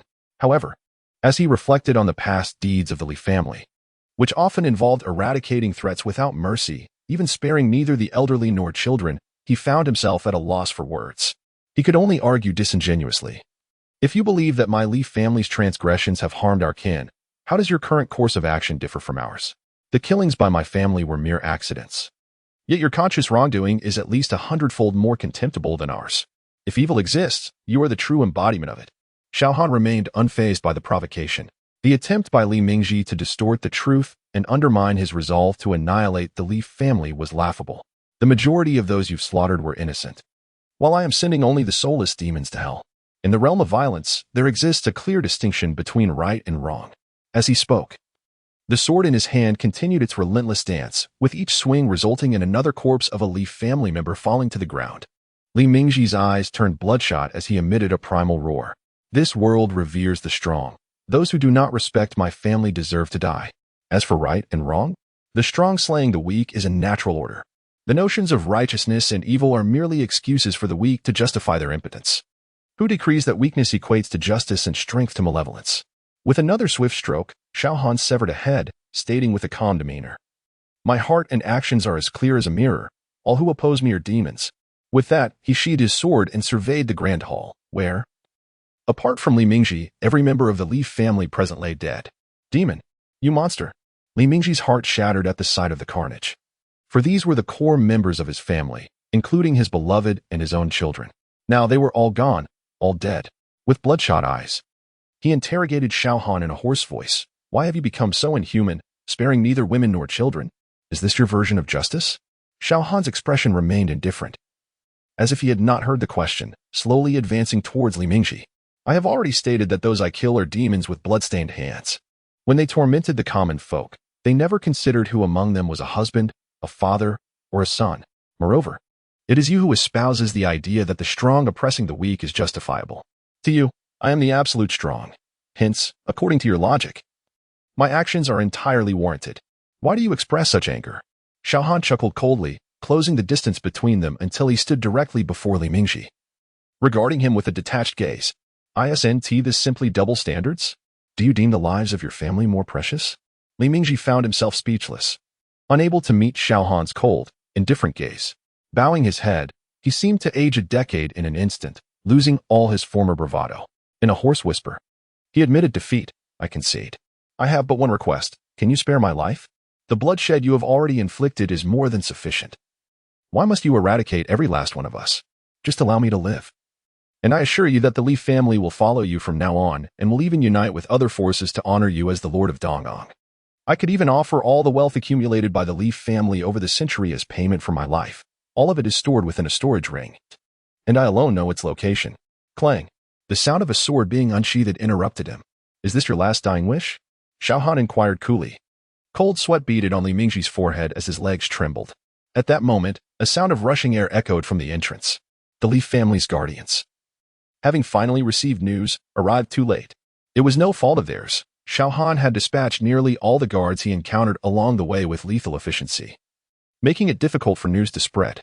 By the time the patrolling guards discovered the corpses and rushed to inform others, the direct descendants gathered in the hall had already met their demise. There were originally 10 guardians within the Li family, all at least at the 5th level of innate strength, but one had already fallen to Xiao Han in the Shuren Mountains, leaving 9 remaining. The leading guardian, Lin Xingshi, appeared to be in his 70s, even older than Li Yuanshan. Nonetheless, he was undeniably the second strongest in Dongyan City, surpassed only by Li Yuanshan himself, with even Gu Shitong and Pei Yuandong unable to contend with him. Upon witnessing the gruesome scene in the hall, Lin Xingshi's face turned ashen. As the Li family's chief guardian, his duty was to protect their safety. However, in the short time since Li Yuanshan had departed, such a calamity had befallen the family. How could he possibly explain this to Li Yuanshan? Arriving too late, he was unaware that Li Yuanshan had already perished. He scanned the hall and spotted a blood-soaked youth poised to strike Li Mingji. Unable to suppress his anger, he bellowed, "You audacious fool! How dare you commit murder within the Li family? Surrender your sword at once and kneel to confess your wrongs, and perhaps I may grant you a complete corpse. If you dare to resist further, I, Lin Xingshi, vow to ensure you meet a fate worse than death." Xiao Han laughed upon hearing this, lightly tapping Li Mingji's face with the sword before saying, "Who is this imbecile? Is he eager for an early demise?" Li Mingji's expression darkened, resembling one who had just lost their parents. Were it not for his hope of relying on Lin Xingshi for salvation, he would have erupted in curses. Did this old fool truly lack the capacity to assess the situation? Xiao Han was clearly a bloodthirsty monster, and he had to humiliate himself to plead for his life. Yet the moment Lin Xingshi appeared, he threatened him instead. Was he trying to save him or doom him? Filled with resentment, Li Mingji knew that yielding was futile. He had to take a gamble. "Uncle Lin, do you see that woman beside me? She is in league with this boy. Capture her, and I will exchange myself for her." Xiao Han couldn't help but admire Li Mingji's audacity. Why provoke Jiang Lan, who was merely watching the spectacle? Shaking his head, indifferent to whether Lin Xingshi would take action, Xiao Han raised his sword, directing it toward Li Mingji's neck. Are you insane? You won't even consider your companion's fate. Li Mingji shook his head in disbelief. Fool. Xiao Han chuckled lightly, and in response to Li Mingji's mix of fear and disbelief, his sword descended swiftly. Swoosh. Blood erupted like a fountain, soaring into the air. Chapter 48. The Second Strongest? A single slap to death. How dare you? Lin Xingshur's fury erupted like a tempest. Completely unforeseen was the audacity of Xiao Han to act against him in his presence after he had announced his name. With the entirety of the Li family now extinguished, he could scarcely fathom the thunderous wrath that would be unleashed upon his return by Li Yuanshan. It was evident that this so-called second strongest of Danyang City was no match for Li Yuanshan, and in his extreme rage, it was likely that Lin would become the target of that wrath. At this moment, Lin Xingshur resolved to capture the two murderers, perhaps, when Li Yuanshan returned. His fury would be diverted towards them. Thus, he gestured to a few attendants behind him, commanding, "You go and bind that brat. As for the woman, I shall handle her myself." The attendants, understanding the gravity of the situation, refrained from uttering any idle words. A lead attendant, a martial artist of the 8th realm, charged directly at Xiao Han. Meanwhile, Lin Xingshur swiftly moved before Jiang Lan, reaching out to grasp her neck. "Little girl, I advise you to surrender peacefully, lest you suffer greatly before the master of the house decides to end your life." His expression was dark, dismissing Jiang Lan, who appeared to be merely in her 30s, as inconsequential. He hoped that by capturing the two murderers, he might alleviate Li Yuanshan's wrath. Otherwise, despite his status as the chief attendant of the Li family, he would surely face dire consequences for his negligence. "Old fool, has no one ever told you not to provoke beautiful women when out and about? Especially not someone as stunning as myself, akin to a beauty that could make fish sink and birds hide." As Lin made his move, Jiang Lan effortlessly stepped back, evading his grasp with grace. In the next moment, to Lin's utter astonishment, she retaliated with a light slap. "You struck first. I must return the favor. If you can withstand my slap without perishing, I shall let you go." Lin Xingshur felt cold sweat bead upon his brow. Despite the seemingly gentle nature of Jiang Lan's strike, an instinct warned him that evasion was futile. Accepting the blow seemed to be his only option, as he reasoned that a frail girl could not possibly muster significant strength. As a practitioner of the 9th realm, how could I be slain by a mere girl? That's preposterous. Just then, a panicked scream echoed from outside. Not good. The master has been killed on the street by a remarkably beautiful woman, seemingly a master of the Qi realm. Lin Xingshur's disbelief was palpable. Li Yuanshan dead? How could that be? He was invincible in Danyang City. Who could possibly defeat him? A beautiful woman? Suddenly, realization struck him, and his pupils dilated in horror. At that moment, Jiang Lan's palm finally met his face. A tremendous force crashed upon him, obliterating his ability to think within a heartbeat. To onlookers, it seemed as if Lin was bound with a bomb. Jiang Lan's slap igniting the explosive. In an instant, he was shattered into countless pieces, his limbs dismembered, and his head, facing the attack, burst like a smashed watermelon. Showering the air with a crimson mist, Jiang Lan sighed in resignation. "I would have liked to spare you, but alas, my strength does not allow for such mercy." While Lin Xingshur was annihilated, Xiao Han was engaged in his own one-sided massacre. His cultivation had already reached the pinnacle of the 7th realm, nearly a step away from the 8th. As he penetrated the Li family's estate, the numerous guards provided ample opportunity for him to accumulate slaughter points. And after eliminating over 100 direct descendants of the Li family, his tally soared by over 2,000 points. Attendants surged forward, led by one of the 8th realm, while defeating them was merely a matter of time for Xiao Han. There was no need to be foolish enough to grant them a chance to flee. Thus, as they charged, he converted all his slaughter points into cultivation. Breaking through to the 8th realm, his newfound strength surged from 91 to a full 100. Now, with his might, not even the foulest of opponents could stand against him. Nor could even the living Li Yuanshan, the strongest in Danyang City. After his breakthrough, Xiao Han had no interest in Lin Xingshur's fate and transformed into a specter before the attackers. Beyond the leader of the 8th realm, no one else could even graze his garments. With a mere punch, he unleashed 100 points of power, obliterating his foes with ease. The air was filled with the echo of craniums bursting, and within half a minute, all 7 were reduced to headless corpses. As for the remaining 8th realm martial artist, Xiao Han spared him for information's sake, for the fallen Li family members were not the entirety of their lineage. Notably absent was Li Mingtong, the second son of the Li family. "Where's Li Mingnong?" Xiao Han demanded, kicking the 8th realm warrior down. The sight of his slain comrades, including Lin Xingshi, had rendered the man utterly terrified. Under such pressure, he dared not conceal the truth. Not long ago, I saw Li Mingong take a beautiful woman to his courtyard. He is likely engaged in unspeakable acts now. With that confession, Xiao Han wasted no time in crushing the man's skull. You are quite brutal. Could you not have simply shattered his heart? Jiang Lan remarked. Xiao Han, speechless, replied, Lan, do you hear yourself in light of Lin Xingshi's dismembered corpse? Jiang Lan blinked her enchanting eyes innocently. And you dare say that? I am simply influenced by you. I am renowned as a virtuous lady back home. Indeed, indeed. You are right. Xiao Han acquiesced. Let us hasten to find Li Mingtong. That rascal has audaciously kidnapped a virtuous woman amidst all this chaos. The duo swiftly made their way toward the independent courtyards constructed by the Li family. The earlier battle had stirred a great commotion, causing many of the Li family's lackeys to flee at the first sign of danger. Xiao Han, overwhelmed, could only focus on the task at hand. Fortunately, he had already eradicated nearly all of the direct descendants of the Li family. As for the insignificant minions, they offered little in terms of slaughter points. And without the Li family's protection, they would soon face the wrath of the common folk. Thus, he let them escape, providing the ordinary citizens their chance for vengeance. In no time, Xiao Han and Jiang Lan arrived at Li Mingtong's residence, guided not by any supernatural insight, but by the desperate cries of a woman emanating from within. You demon, go away. Do not approach me. Oh heavens, is there no one to save me? Chapter 49. Unruly, go ahead, scream your lungs out. It will be of no avail here in the Li residence. No one will come to your rescue. The more you cry, the more excited I become. In a lavishly decorated room, Li Mingong wore a smug expression as he relentlessly pursued a conservatively dressed young woman. He was not typically a man blinded by lust, however. Upon a chance encounter with her on the street, he found himself utterly captivated, leading him to command her abduction to the Li estate. The pair had been in the room for nearly half an hour, and one would expect that all that needed to be done had already transpired. Yet, this stunning woman seemed as elusive as an eel, appearing delicate yet adept at evasion, resulting in Li Mingong not having so much as grazed her hem. Under normal circumstances, he would have lost his temper by now, but today, perhaps due to her extraordinary beauty or some ignited interest, he found himself reveling in this cat-and-mouse game. You beast! To humiliate a virtuous woman in broad daylight, you shall surely face retribution. The beautiful woman, appearing to be around 30, possessed an ample figure and striking features. Her expression was one of utmost despair, evoking involuntary sympathy from anyone who beheld her.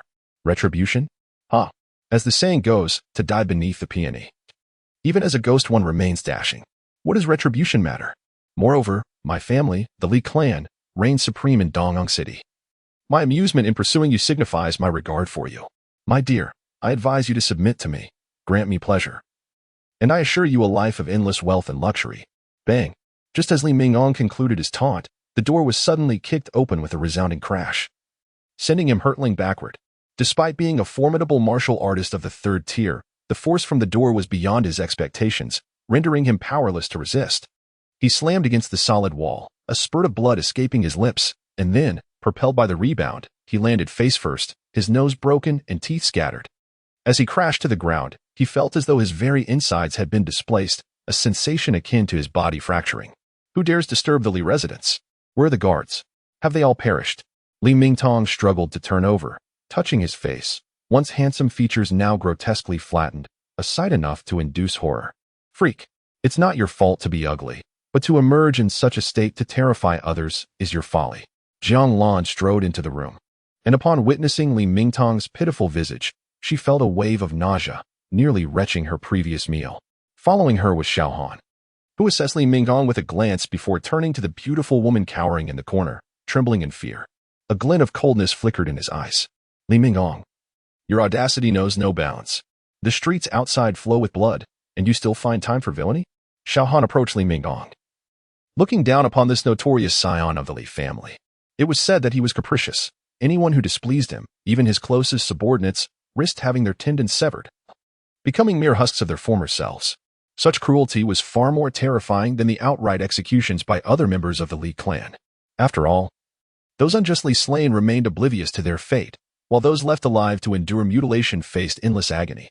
Thus, the methods employed by this young master were far more despicable than those wielded by his family. If Li Yuanshan was deemed the source of all evil in the eyes of the people, then Li Mingtong was akin to the greatest instigator of misfortune, inciting wrath and loathing in many souls. Little bastard, is it you? Li Mingtong recognized Xiao Han immediately. His heart burning with the desire for revenge against the one who had slain his younger brother, Li Mingdao. Ah, you audacious fiend.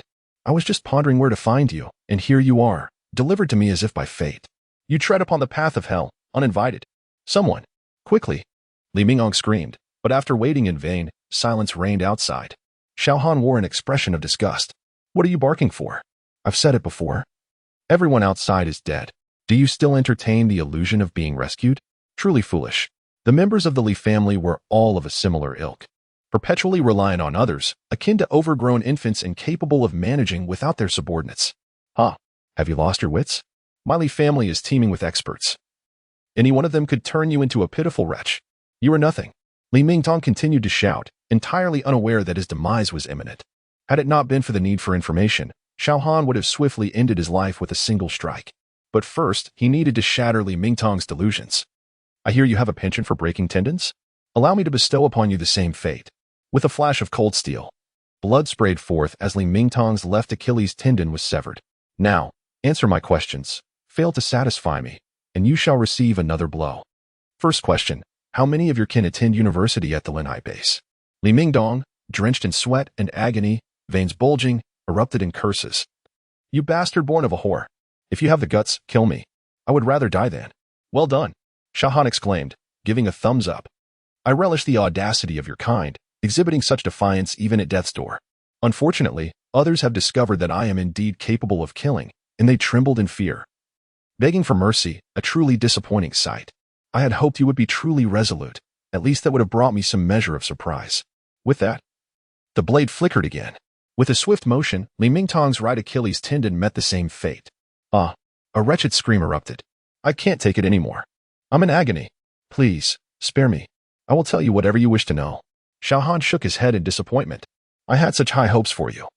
I did not expect you to be the quickest to surrender among the Li family's spineless.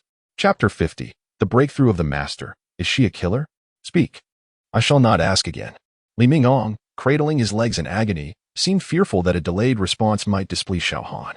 He hastily rasped, in recent years, the Li family has produced 3 exceptional talents with top-tier gifts, all of whom have been admitted to the same prestigious institution, the Qilin Academy.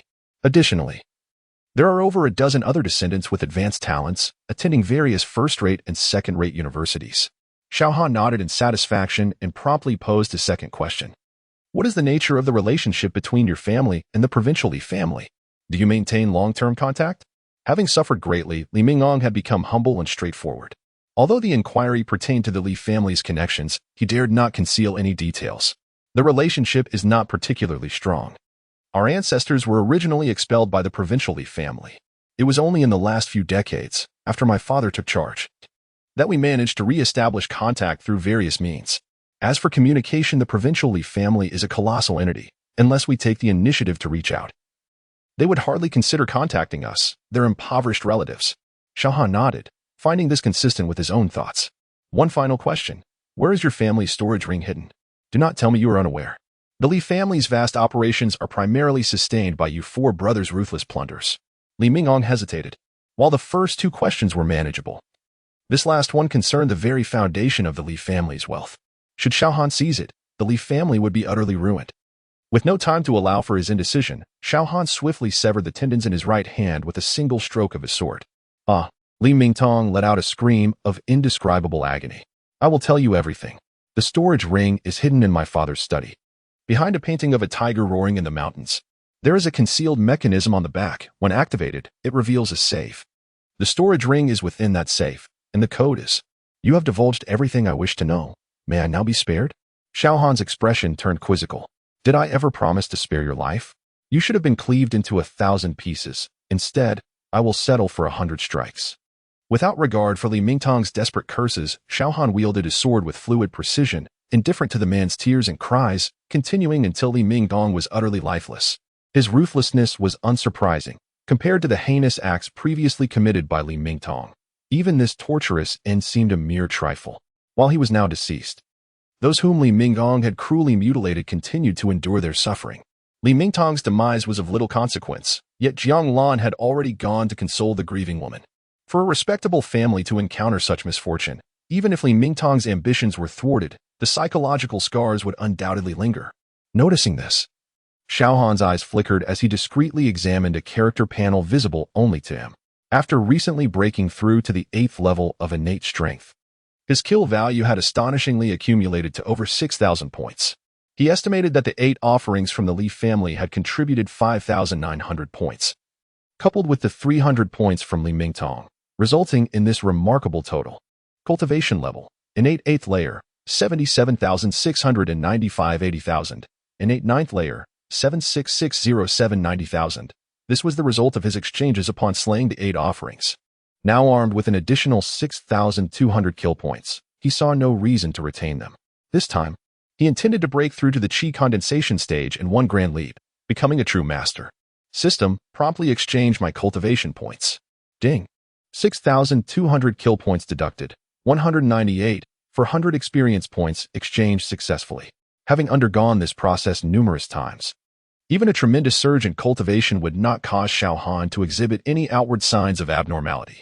However, the sheer volume of spiritual energy flooding his body during this breakthrough to the Qi condensation stage was overwhelming, leaving him momentarily disoriented. After a few moments, the infusion of energy concluded. Xiao Han glanced at his character panel.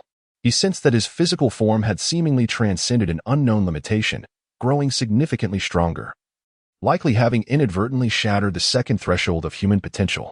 Cultivation level, Qi condensation first layer, 850072000000, maximum strength, 343 in, innate perfection 100. Breaking 2 human limits combined 100, Qi condensation technique 100, mid-level Qi condensation first layer 43, remaining kill points, 0 with his kill points completely expended. Xiao Han's cultivation soared from the innate 8th layer to the first layer of Qi condensation in mere seconds. A feat that typically required over 5 years of arduous training for those with top-tier gifts.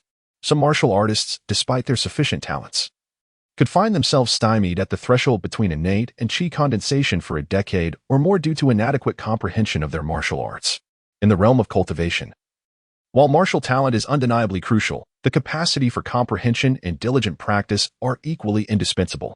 Unlike others, Xiao Han had been gifted with a top-tier martial technique from the outset, allowing him to progress seamlessly without ever encountering a bottleneck.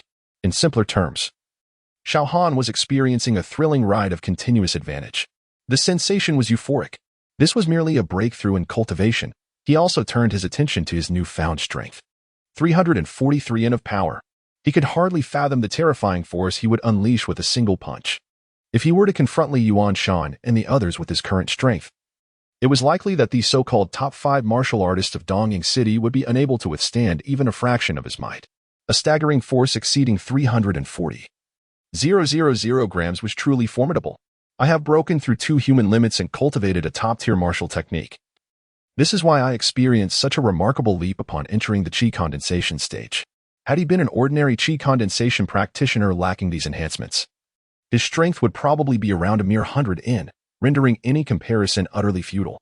Xiao Han mused, confident that he could easily contend with average practitioners at the 3rd layer of Qi condensation, with the exception of prodigies like Jiang Lan. Previously, in the Cannibal Mountains, he had witnessed Jiang Lan, at the 2nd layer of Qi condensation, unleash nearly 500 in of immense power. While martial skills certainly contributed, it subtly indicated that Jiang Lan's martial technique was not inferior to his own and likely had also surpassed 1 or 2 human limits. This revealed the magnitude of Jiang Lan's potential, likely exceeding his initial expectations. Xiao Han's breakthrough, though it seemed lengthy in narration, was accomplished in a remarkably brief period.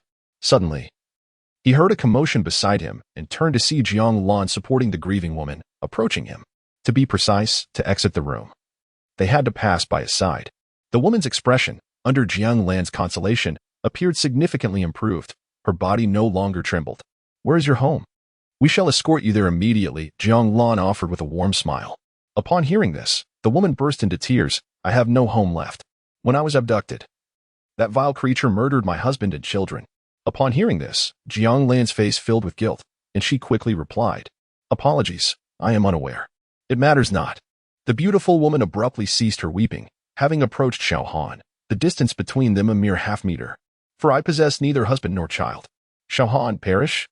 In an instant, her demeanor shifted dramatically, exuding an aura of lethal intent, as she unleashed a terrifying force, striking fiercely at Xiao Han's heart.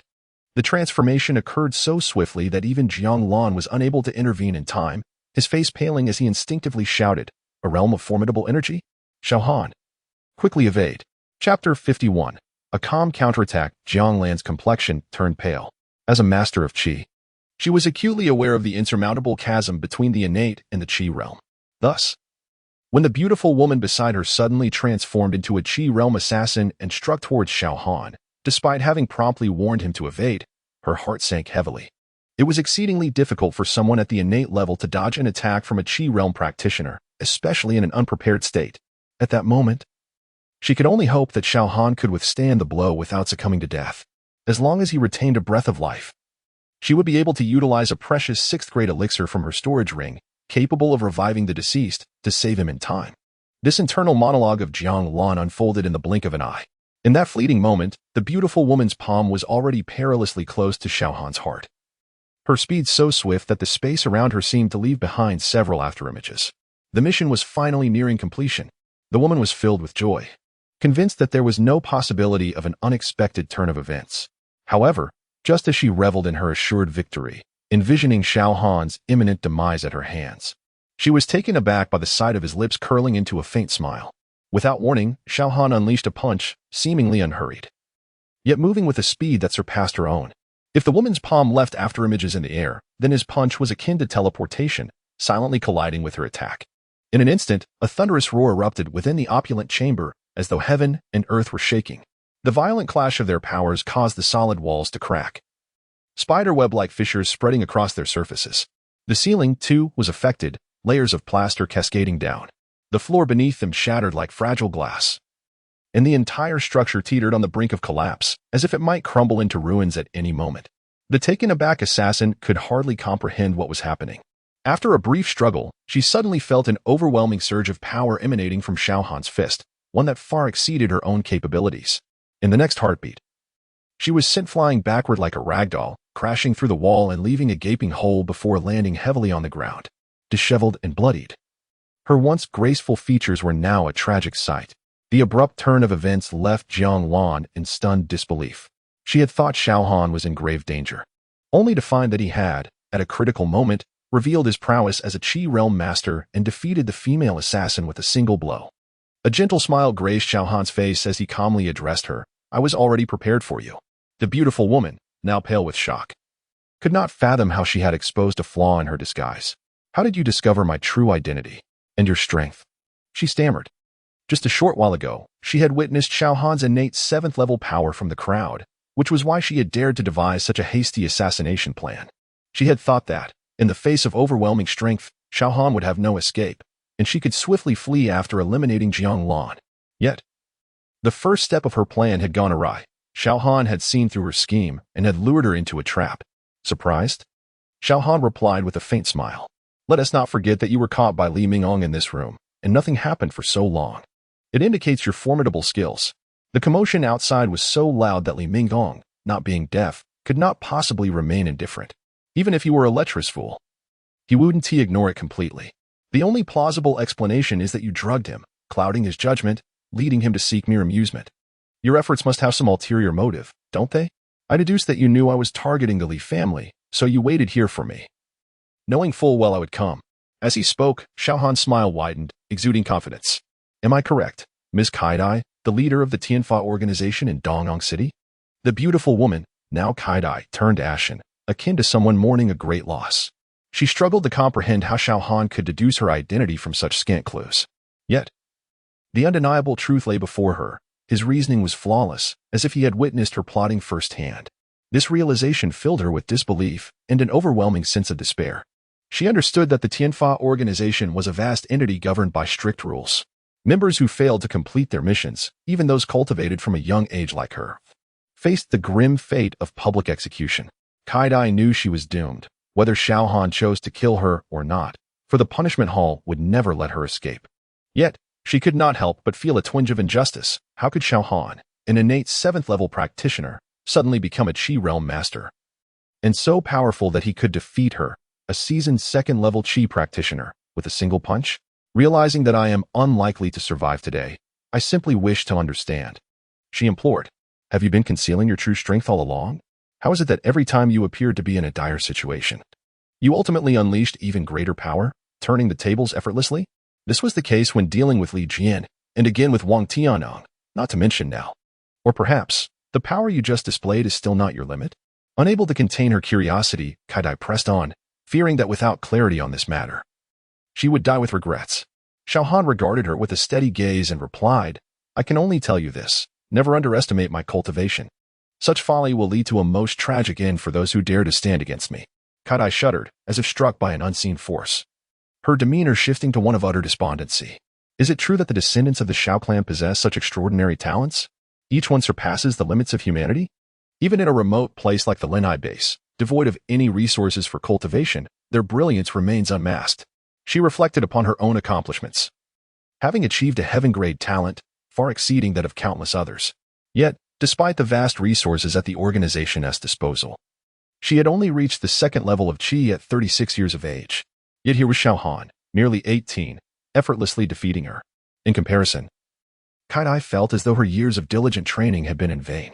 She even suspected that Xiao Han's talent might well surpass the royal grade, possibly even reaching the level of the imperial grade. You have asked me many questions, now it is your turn to answer mine. Chapter 52. The distribution of the Dragon Kingdom and the origins of the Xiao clan with death inevitable. There is no need to carry the secrets of the punishment organization to the underworld, is there? Xiao Han gazed at Kaidai with an indifferent expression. He harbored numerous doubts, as Wang Tianyang and Pei Yuandong had left him without answers before their demise. However, Kaidai, as the overall leader of the mission, undoubtedly possessed extensive knowledge regarding the punishment organization.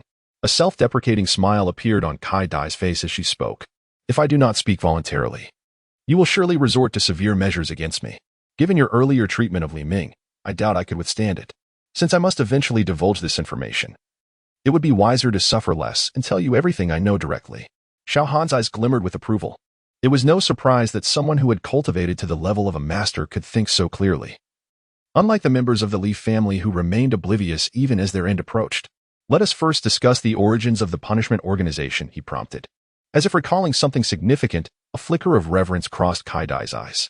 The true master behind the punishment organization is someone I am not even qualified to inquire about.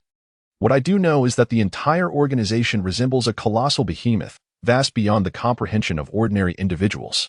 Take our Linhai base as an example. It is merely an inconspicuous fraction of the entire organization. The Linhai base is ultimately just a small establishment within the Dragon Kingdom, of which there are at least 100 such minor bases. Above these small bases, there exist medium-sized bases, large bases, and 3 super bases, each with a population exceeding 10 billion.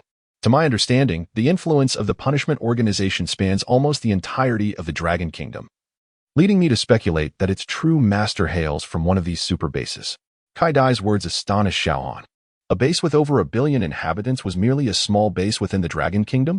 Had he not encountered her statement so abruptly, he might have remained in ignorance for quite some time, realizing he was but a frog at the bottom of a well. He silently marveled at the terrifying extent to which the Dragon Kingdom had developed. One could glean the entirety by observing a fragment. This realization prompted him to ponder the sheer enormity of the entire Blue Star. However, upon reflection, it was now a millennium since the resurgence of spiritual energy, and he could no longer view this new world through the lens of his past life. Moreover, the vastness of the world aligned perfectly with his aspirations. With the assistance of the system, he would one day traverse mountains and rivers, beholding countless unseen landscapes and splendors. With these thoughts in mind, Xiao Han's mood calmed once more. Let us focus on the present, he stated, turning to Kaidai. There is no need to elaborate on the origins of the punishment organization. I wish to know about the Xiao clan. Upon hearing this, the reverence in Kaidai's eyes intensified. I once inadvertently overheard my superiors mention the origins of the Xiao clan. It is said to be one of the 10 oldest top-tier families in the Dragon Kingdom. Their overall strength is believed to surpass that of the punishment organization by a considerable margin. Xiao Han's gaze flickered. So, despite your mission to eliminate me, you dare not confront the Xiao clan openly due to the repercussions? How intriguing. It appears I am indeed a scion of the Xiao clan, lost to the outside world. Maintaining his composure, he inquired further, given my significant background. Which formidable force commissioned you to eliminate me? Do not tell me the opponent is some insignificant entity." Kai Dai's eyes dimmed with confusion upon hearing this question. "I truly do not know. Within the punishment organization, it is strictly forbidden to disclose employer information. I was merely following orders from above, which brought me to this remote locale, Dongyang City. As for Wang Tianyang and his associates, they were already established undercover agents of the punishment organization, classified as external personnel." Xiao Han nodded, not questioning the veracity of her words. Regardless of past or present, assassin organizations maintain their principles. The confidentiality of employer information is paramount. He had merely hoped to test his luck with Kai Dai, since she was unaware. He would have to wait for higher-ranking members of the punishment organization to glean further clues. "One last question. How did you ascertain my identity? After all, there must be countless orphans like me in this world." Jiang Lan, who had been standing nearby, listening with keen interest as though an outsider, perked up at this question. She had been searching for her friend's orphan for quite some time, and thought she might glean some insights from the punishment organization's methods. "I can answer that question. The punishment organization has a presence throughout the Dragon Kingdom. Even external personnel are as numerous as fish in the sea. Given such a large base, locating someone can be achieved with even the slightest clue. We were able to confirm your identity because we discovered that 17 years ago, a middle-aged man, whose face bore countless scars, stumbled into this place carrying a child. Although his appearance was marred, his stature and abilities matched those of the person who took the young master of the Xiao clan. However, this man succumbed to his injuries shortly after arriving in Dongyang. Following this, we corroborated various details before we could confidently ascertain your identity." Xiao Han understood. This meant that while the punishment organization sought him out, the Xiao clan was likely also searching for him. To avoid alarming the Xiao clan while accomplishing their mission, Kai Dai and her associates resorted to a scheme to eliminate him. Throughout this ordeal, Li Jian had been the unwitting instrument of their machinations. The punishment organization had first exploited Wang Tianyang's words to use him as a substitute for his martial examination results. Subsequently, they had subtly prompted Pei Yuanong to suggest that Li Jian carry out a murder to silence him. It seemed that the demise of these individuals was merely a fraction of the blood feud he harbored. The punishment organization, along with the mysterious employer behind them, were his true adversaries. With this realization, Xiao Han could not help but smile. This farce had become somewhat intriguing. He had easily toppled the Li family, but it had not provided him with the satisfaction he sought. The punishment organization claimed to span the Dragon Kingdom. He hoped they could withstand the relentless torment he intended to unleash upon them. As for the enigmatic employer lurking in the shadows, they must remain hidden. If discovered, living a peaceful life would become exceedingly difficult. Having learned all he wished to know, Xiao Han prepared to take action. However, considering the information Kai Dai had provided, he could reluctantly spare her life this time. As he advanced, ready to harvest his kill, he suddenly heard Jiang Lan's anxious voice beside him. "Hunter, wait." She rushed to Kai Dai, grasping her shoulders tightly, her expression fraught with tension. "Tell me, is that scarred man you mentioned named Tang Hao?" Chapter 53 The First Whispers of the Star Selection. A mother's tale. A flicker of astonishment passed through Kai Dai's eyes. "How do you know that person's name? Could it be that you hail from the Xiao clan?" Suddenly, Jiang Lan erupted into a fit of unrestrained laughter, her beautiful eyes welling with tears. As her laughter subsided, tears streamed down her face. "So that's it. No wonder there has been no news for 10 years. Tang Hao must have disfigured himself to protect Wanner's orphan. I've been searching for this child for a decade." Xiao Han, observing her mixed emotions of joy and sorrow, felt a jolt as he recalled her purpose for coming to Dongyang City. Aunt Lan, could it be? Upon hearing this, Jiang Lan embraced Xiao Han tightly, her tear-filled eyes shimmering as she spoke. "Hunter, you guessed correctly. For years, I have been wandering, searching for my dear friend's orphan. And it turns out to be you." Caught off guard by her sudden embrace, Xiao Han felt a mix of embarrassment and discomfort, as if two trembling peaks were pressed firmly against his chest. Aunt Lan, I can hardly breathe. I mean, last time you checked, there didn't seem to be the birthmark you were looking for on my leg." Realizing her lapse in composure, Jiang Lan's youthful face flushed a deep crimson, appearing more delicate than many girls in their prime. "You little rascal. I am your mother's closest friend. What harm is there in a hug?" Yet, despite her words, she quickly withdrew her arm, blushing as she spoke. "There are many extraordinary methods in this world that surpass common understanding. Your birthmark was likely removed by Tang Hao using some rare elixir. However, this elixir does not truly remove the mark, it merely conceals it. One day, if we can find the Shisui flower or the Shigu grass, Consuming them will cause your hidden birthmark to reappear. Xiao Han nodded, knowing well that such rare treasures were not easily obtainable. After all, these precious herbs could aid in breaking the limits of the physical body. Many so-called prodigies relied on such treasures to shatter the 9 shackles of humanity when they encountered bottlenecks. Thus, the Shisui flower and similar items were fiercely contested whenever they appeared, as he felt the sudden absence of 2 substantial entities. Xiao Han was overwhelmed with a sense of loss. Strangely enough, despite feeling somewhat breathless from the encounter, the firm and solid sensation brought him an unexpected delight. Lan, you truly embody the spirit of a woman with a heart as vast as the ocean. I commend you.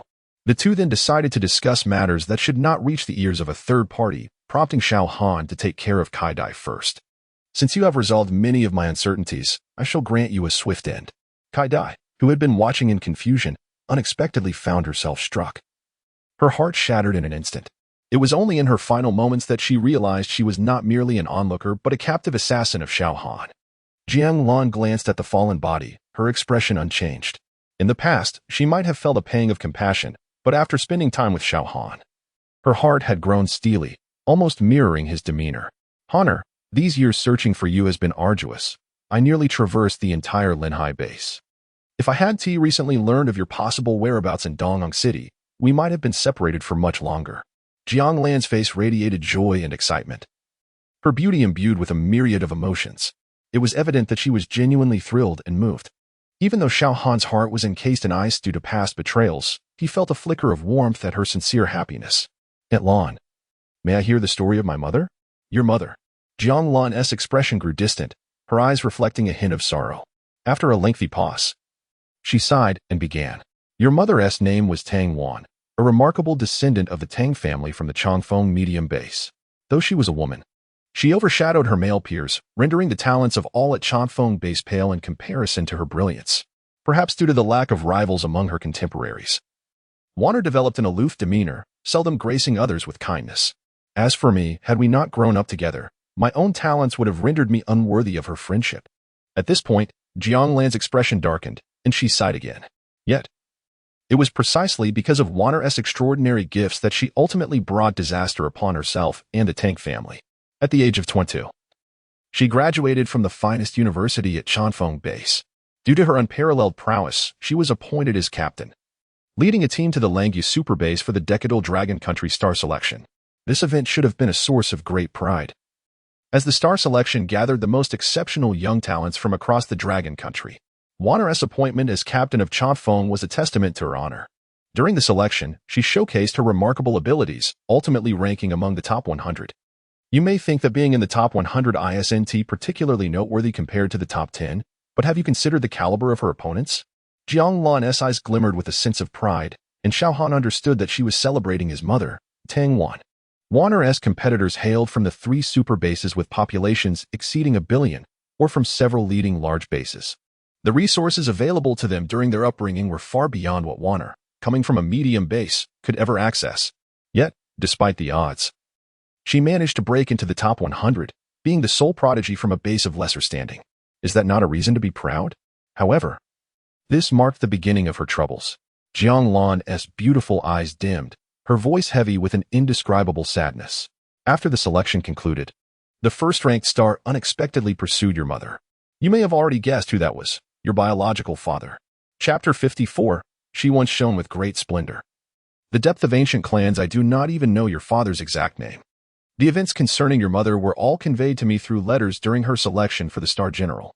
After all, the Longfeng base is separated from the Langya Super Base by countless miles, with numerous wild territories in between, making communication virtually impossible. Thus, we relied on letters, which were sent via super airships for meager exchanges. Jiang Lan was aware that Xiao Han had little knowledge of this world, so she meticulously explained why they had to correspond through letters. Upon completing her explanation, she continued. According to your mother's letters, your father, being the leader of that generation of star generals, possessed an extraordinary presence and remarkable talent. His unmatched skills and charming demeanor swiftly won your mother's heart, and she fell deeply in love under his fervent pursuit. A year after the Star General selection, she informed me in a letter that they had welcomed their own child and that she was living a blissful life. I was genuinely happy for her and replied with a letter expressing my envy. However, to my dismay, that reply was as if cast into the ocean. I received no response from Warner for an entire month. I initially thought the letters had been lost in transit, so I sent several more, yet still received no reply. At that moment, I sensed something was amiss. Perhaps something had happened to your mother. As Jiang Lan recounted these memories, she was suddenly overcome with tears, her sorrow palpable. After anxiously waiting for 3 months, I was sitting in the Tang household, discussing this matter with your grandmother when, suddenly, a servant rushed in, breathless, announcing that Miss Warner had returned. Overjoyed, I hurried to the entrance, only to witness a scene that would haunt me forever. Your mother was disheveled, sitting on the ground like a madwoman, cradling you, who was merely a few months old at the time. Her face was as pale as death. Her dantian had been pierced, her cultivation completely destroyed. Her eyes were vacant, her expression dull, rendering her a mere shell of her former self. Tears streamed down my face as I struggled to comprehend how my radiant and vibrant friend had transformed into this. Everyone around her posed the same question. Yet Wana remained silent. 3 more months passed. Jiang Lan paused momentarily, a profound hatred flickering across her face. I vividly recall that day when torrential rain fell, and I left my home to accompany Wana in the Tang household. Upon my arrival, I found the premises surrounded by people. Blood seeping through the door, cracks from the ground. Looking up, I was met with a horrifying sight. The Grand Tang residence was strewn with corpses. Everyone had perished. I located Warner, lifeless and unblinking, lying in a pool of blood, her hands fixed in a forward-reaching posture. That day, I laid them all to rest in the Dandelion Mountains, for your mother had often expressed her yearning for the freedom of dandelions in her youth. Xiao Han's eyes had turned icy. In his previous life, he was an orphan, having traversed the vast lands without discovering his parents. In this life, he finally learned of his origins, only to find that his mother had tragically died 17 years prior. He never even had the chance to utter the word mother to the only maternal figure he had across 2 lifetimes. Can you tell me who murdered my grandfather's family? Xiao Han asked, his voice laced with fury. Jiang Lan's gaze dimmed. I am uncertain of the exact individual responsible, but it undoubtedly relates to your father's side. Your mother mentioned in her letters that your father's family was extremely dissatisfied with their union, as your grandfather had initially intended for him to marry another woman from a prominent family. A murderous intent flashed across Xiao Han's face. So, the people with whom I share a blood feud must have been sent by that woman my mother mentioned? Very well, what a farcical tragedy of thwarted love. And my cowardly father, what a farce of a so-called star general, unable to protect his own woman, is he worthy of being a leader? Xiao Han's expression hardened with resolve. Earlier, after hearing Kai Dai's words, he had only a vague understanding of his enemies. Now, with Jiang Lan's recollections, he clearly understood the origins of the hatred against those who had slain his mother and his clan. Seeing Xiao Han's murderous aura, Jiang Lan felt a surge of worry. Honor, you must not act impulsively. According to Kai Dai, the Xiao clan is one of the 10 ancient clans of the Dragon Kingdom. The forces capable of orchestrating a marriage alliance with them are surely formidable, perhaps even surpassing the Xiao clan. Currently, you are merely at the Qi condensation stage. You are still unequipped for revenge. You must at least reach the level of a death-defying ancestor or ascend to the martial emperor realm to even contemplate revenge. Xiao Han nodded in acknowledgement. At Lan, rest assured, I am not an impulsive fool. With my current cultivation, seeking vengeance would be akin to striking a rock with an egg. It would only lead to my demise. Therefore, until I possess absolute certainty, I shall bury this matter deep within my heart. However, to enhance my strength, I must first understand the specific hierarchies of martial arts. At present, I only know that the stage following Qi condensation is the legendary realm, and beyond that lies the domain realm. Beyond that, I am quite in the dark.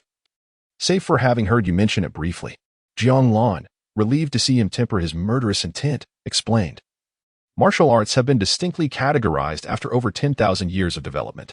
You have now entered the Qi condensation stage. The subsequent legendary realm requires the comprehension of something known as intent. The domain realm, as the name suggests, is achieved when one's intent reaches an exceptionally profound state, allowing it to manifest as a domain. For instance, sword intent can give rise to the sword domain. Beyond the domain realm is the death-defying realm. The name alone speaks to its terror. Upon reaching this stage, each minor breakthrough requires enduring 3 minor heavenly tribulations. Successfully overcoming one grants an additional millennium of lifespan, which is why practitioners of the death-defying realm are revered as ancestors. Following this are the martial emperor realm, the sage realm, and the creation realm.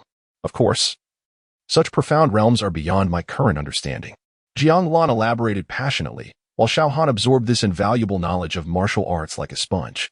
Once she finished sharing all that she knew, Xiao Han suddenly inquired, "Aunt Lan, what manner of formidable existence constitutes the pinnacle of martial power in the super bases?" Understanding one's enemies is crucial for victory, Xiao Han mused. He needed to discern the approximate strength of his adversaries to strategize his potential revenge. Jiang Lan's expression darkened. Reluctant to dampen Xiao Han's enthusiasm, she nonetheless felt compelled to share what she knew. "I once inadvertently overheard an elder in our family mention that the top forces within the super bases almost all possess individuals at the creation realm.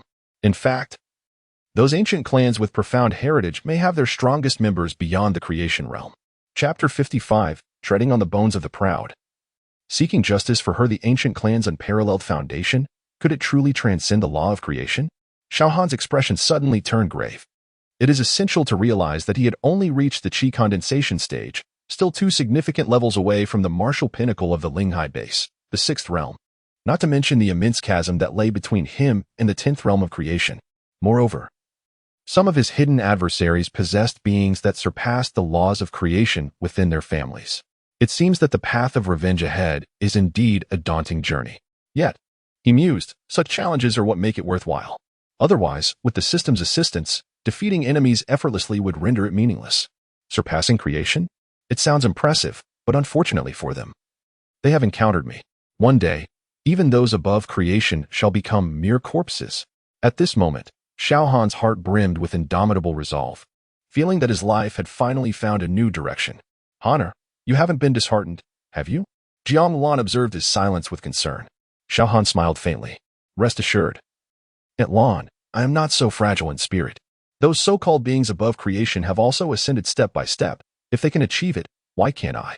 Perhaps their lineage from ancient clans grants them resources beyond the imagination of those like us, devoid of background, but I refuse to accept fate. Indeed, the nobility is enviable. However, rising from humble beginnings to ultimately dominate the world ignites true passion.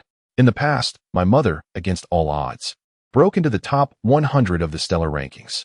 Now, burdened with the lives of thousands from the Tang family, I too shall one day challenge the laws of creation." Xiao Han's tone was resolute. Although in this world, martial talent determines one's cultivation ceiling, and his current gift was merely at the king level, the existence of the system mitigated the despair felt by countless martial cultivators constrained by their innate abilities. To him, it was hardly an issue. While those enigmatic ancient clans might possess miraculous elixirs to slightly enhance their kin's talents, what do they compare to his theoretically boundless potential through the exchange of slaughter points? They are merely stepping stones on his ascent to the pinnacle of martial arts. Well said. Hana, your ambitions soar even higher than your mother's in her youth. Moreover, your talent appears to surpass hers at the same age. I recall she was at the innate 9th level at 18, yet you have already reached the qi condensation stage at the same age. Jiang Lan's eyes sparkled with unabashed admiration. However, she soon seemed to recall something, her expression shifting to one of regret. Sadly, the stellar selection occurs once every decade. And with you being over 18 this year and one or nearing childbirth, the next selection is merely half a year away. Given your current cultivation, it is unlikely you will qualify. After all, your mother participated at the age of 22, having already reached the 9th level of qi condensation, breaking into the legendary realm in the final battle to secure her place in the top 100. If only you had a few more years, you might achieve even greater feats. What a pity. Xiao Han chuckled upon hearing this. Aunt Lan, have you forgotten where we are? This is merely a small base in Linghai, not the medium-sized Chanfeng base of your family. With my current cultivation, how could I possibly be overlooked in the Linghai base's selection? Moreover, the competition itself is still half a year away, ample time for me to make significant progress. Upon hearing his words, Jiang Lan's eyes brightened. Indeed, the selection criteria in a small base are not as stringent as those in a medium-sized one. In that case, you truly stand a chance of participating in this competition, as long as you can compete, even if age may hinder your performance. Showcasing remarkable talent could earn you exceptional cultivation opportunities from the Dragon Kingdom. With the nation's resources backing you, it is undoubtedly better than solitary training. Xiao Han wore a smile, yet he did not disclose to Jiang Lan that the availability of resources was not his primary concern. Rather, he aspired to become the champion of the stellar selection. At that moment, with the support of the Dragon Kingdom, he could unabashedly flaunt himself before his enemies, relishing their inability to eliminate him. It would also serve as a testament that the myopic upper echelons of the Xiao clan had squandered the glory that rightfully belonged to them, one they had cast aside 18 years ago. Moreover, the most crucial point was that his ineffectual father had once been the champion of that generation. This time, through his actions, he would demonstrate that seizing the title was not an insurmountable feat. Furthermore, there exists an undeniable disparity among the champions. Xiao Han's motivation was not merely to prove his worth, but to assure the Xiao clan that he would repay the grievances his mother endured manifold. Aunt Lan, how does one register for the stellar selection? Xiao Han inquired.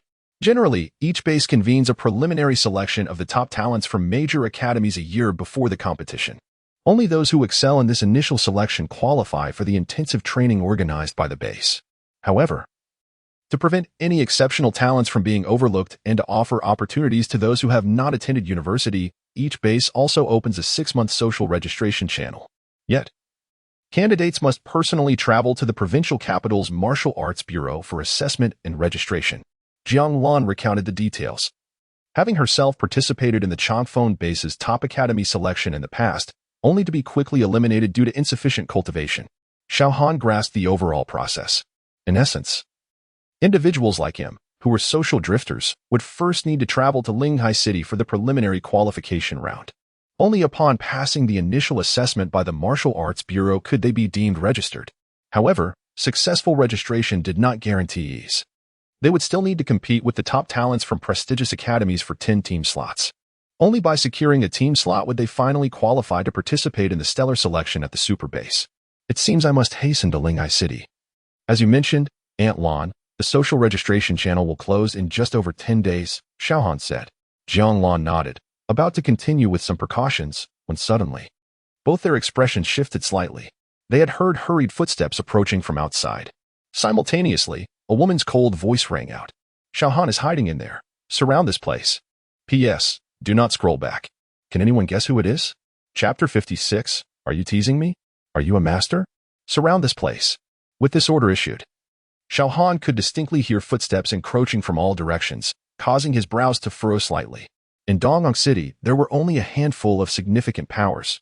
Now that the Li family had been nearly annihilated by him, and both the Martial Arts Bureau and the Inspection Bureau had been severely weakened with their 2 directors gone, what formidable force could possibly muster such an elaborate display? The City Lord's mansion? It had long been a mere shadow of its former self. The City Lord sent from above had been so intimidated by Li Yuanshan over the years that he dared not show his face. As for the other families, they were entirely reliant on the Li family for survival. Now that the Li family had collapsed, they would be delighted rather than seeking revenge. Could it be an external force? A thought struck Xiao Han. After all, the Li family was a colossal entity intertwined with some powerful factions from neighboring cities. However, how long had it been since he had slain the Li family? Even if a neighboring force sought retribution, it was implausible they could arrive so swiftly unless they possessed the ability to teleport. This suggested that the adversaries must have set out several days prior. What had he done days ago? He had killed Li Jian, followed closely by the murder of his father, Li Mingyao. Connecting the dots, the only potential avenger from the Li family, apart from Li Jian's mother, was. Xiao Han rapidly clarified his thoughts. There have been rumors in Dongyang City that during Li Jian's birth, Li Mingdao was in another woman's bed, never once looking back. In retaliation, Li Jian's mother left in anger, and it seems this was not without foundation. Is she seeking vengeance from her maternal family? Or has she found another partner since leaving Li Mingdao? As Xiao Han pondered, the footsteps outside grew closer. Soon, a group of 8, led by a middle-aged woman, hurriedly entered. Xiao Han regarded the newcomers with a calm expression. The woman leading them appeared to be in her 40s. Despite her age, she was exceptionally well-preserved, adorned in opulent attire that revealed her enduring charm. It was evident she had been quite beautiful in her youth. However, Xiao Han's gaze swiftly shifted from her to the 7 subordinates trailing behind her. 5 of them were at the 9th level of the innate realm, and astonishingly, there were also 2 at the 1st level of the Qi Mastery realm. While surprised, Xiao Han felt a sense of reassurance. Undeniably, their formation was quite impressive. And had they arrived a day earlier, they might have posed a substantial threat. Regrettably, they were just a day late. Little did they realize that within a mere day, he had progressed from the initial stages of the innate realm to a Qi master, completely reversing the dynamics of offense and defense. As Xiao Han assessed them, they too scrutinized him. After entering the room, the middle-aged woman first cast a contemptuous glance at the two corpses on the ground before coldly addressing Xiao Han. You are the wretch who killed my son, Xiao Han? And those outside, were they all slain by you? Xiao Han replied nonchalantly, if you refer to Li Jian, then indeed, I am the one who ended his life. As for the Li family, you share animosity with them as well. Now that I have helped annihilate them, should you not express gratitude? Upon his admission, a fierce killing intent flickered in the woman's eyes. You little bastard, it seems you recognize me. But tell me, who gave you the audacity to be so brazen after killing my son, Lu Yume? The Li family has deep ties with me. If they were to be extinguished, it should be by my hand alone. Who do you think you are to act before me? With a wave of her hand. She clearly deemed it unnecessary to waste more words on someone as insignificant as Xiao Han. At her command, the 5 9th-level innate realm subordinates charged at Xiao Han. To them, he was merely a young upstart. Even if he had the capability to destroy the Li family, his cultivation level was likely comparable to Li Yuanshan's. They believed that his victory over Li Yuanshan was merely due to his youth. As the 5 advanced, each a formidable 9th-level innate realm expert, they believed Xiao Han would not withstand their combined assault. Meanwhile, the 2 Qi masters observed with keen interest, eager to witness whether Xiao Han would crumble under the pressure. However, what unfolded next was utterly unexpected. As the 5 attacks struck Xiao Han, he remained rooted to the spot, not flinching in the slightest. Instead, a look of perplexity crossed his face, and he mockingly inquired, I must ask, have you all forgotten to eat? Or do you simply wish to scratch my back? Everyone stood in stunned silence. Only Jiang Lan, standing nearby, could not help but burst into laughter. The onlookers gaped at Xiao Han in disbelief. Upon closer inspection, they finally noticed that Xiao Han was enveloped in a transparent shield of spiritual energy. One of the 9th-level innate realm subordinates exclaimed, spiritual energy solidified into Qi. Good heavens, you are a master. Chapter 57, The Reward of Rebirth. Is it time to stop? Indeed. The reward is bestowed upon you, a chance for each of you to be reborn. A grin spread across Xiao Han's face as he suddenly extended his arms, clasping the heads of the 2 individuals beside him. Then, with the force of a bowler hurling a bowling ball, he slammed their heads together with a resounding thud. Bang! A dull, thunderous sound erupted, akin to 2 balloons bursting simultaneously. While the others were still reeling from the shock of discovering that he was a master of Qi, 2 headless corpses suddenly appeared on the ground. The splatters of red, yellow, and white struck the faces of the 3 innate 9th-level practitioners near Xiao Han, chilling them to the bone and awakening them from their stupor. In that moment, their instinct was not to retaliate, but to flee towards the 2 masters of Qi, desperately seeking refuge. It must be noted that their instinct was correct, for Xiao Han was indeed a master. The disparity between a master and an innate practitioner is akin to that of an adult overpowering a child, leaving the latter with no chance for defense. Regrettably, Xiao Han's speed was simply too swift. The 3 had only just begun to turn, their bodies still suspended in midair. Bang, bang, bang. A series of sounds erupted like fireworks, filling the air with blood mist. The headless bodies, following their momentum, staggered forward, eventually toppling towards the middle-aged woman, Lu Yume. Her face turned pale as she realized the imminent collision. Fortunately, the 2 powerful Qi practitioners behind her reacted swiftly, efficiently pushing the 3 corpses aside, averting a grotesque encounter between Lu Yume and her now dismembered subordinates. Amidst this brief interlude, Xiao Han glanced at his character panel and was astonished to find that his previously depleted kill value had miraculously accumulated to 500 points. This prompted a wave of gratitude towards Lu Yume, who, aware of his upcoming journey to Linhai City for the selection of the Stellar Warriors, had intentionally brought people to grant him kill value. Without further ado, he resolved to exchange it all, determined not to waste her goodwill. With a decisive command, the system notification chimed once more. Ding! The consumption of 500 kill value resulted in a successful exchange for 208,000 experience points. Instantaneously, a pure and immense spiritual energy manifested within him, coursing throughout his body. The breakthrough to the Qi mastery stage was not to be compared with that of innate practitioners. Each minor elevation in realm could translate into an increase of dozens or even hundreds of units of strength. At that moment, Xiao Han felt as if every cell in his body was shouting in unison, exclaiming, ecstasy. However, this sensation was fleeting, dissipating within 2 or 3 breaths as the spiritual infusion concluded. The character panel underwent a dramatic transformation. Cultivation, Qi Mastery Level 1, 85,007,200. 000, Qi Mastery Level 2, 93,007,300. 000, Maximum strength, 343 in 430 in. Note the experience points, without reaching 1/3 of level 2. Do not even think of suppressing the master. Remaining kill value, 0 in just a matter of breaths. It was utterly unfathomable that Xiao Han's cultivation had surged so dramatically. Meanwhile, Lu Yumei's face turned a shade of ashen gray. The two powerful Qi practitioners had only just managed to clear the corpses from her vicinity. Yet, Lu Yumei could not afford to feel disgusted, for her heart was tumultuous.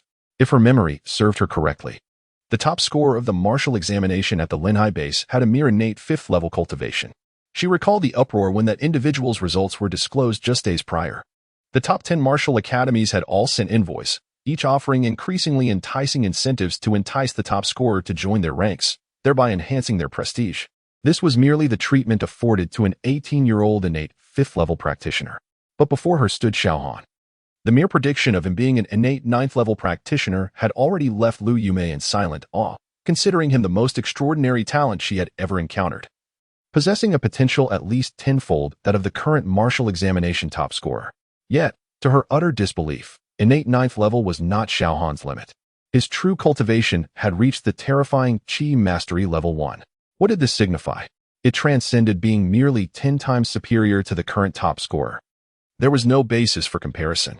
To put it bluntly, the top scorer lacked even the qualifications to carry Xiao Han's shoes. Should the top 10 martial academies discover Xiao Han's existence, it would be a calamity. They would not merely send envoys to recruit him. Even the lofty deans of those prestigious academies would be compelled to take action. The threshold of Xiao Han's home would be trampled upon in the frenzy of competition for such an unparalleled genius. And it was likely that the various deans would engage in fierce conflict amongst themselves. Contemplating this, Lu Yumei was beset by uncertainty. She weighed the decision of whether to send someone to deal with Xiao Han. For a talent of his caliber, eliminating him might be prudent. However, if they failed and allowed him to escape, the consequences could be utterly catastrophic. She was acutely aware that since leaving the Li family, her life had not been particularly favorable. It was only 10 years ago that a fortuitous encounter led her to Linhai City, where she met her current husband, finally providing her with an opportunity to turn her fortunes around.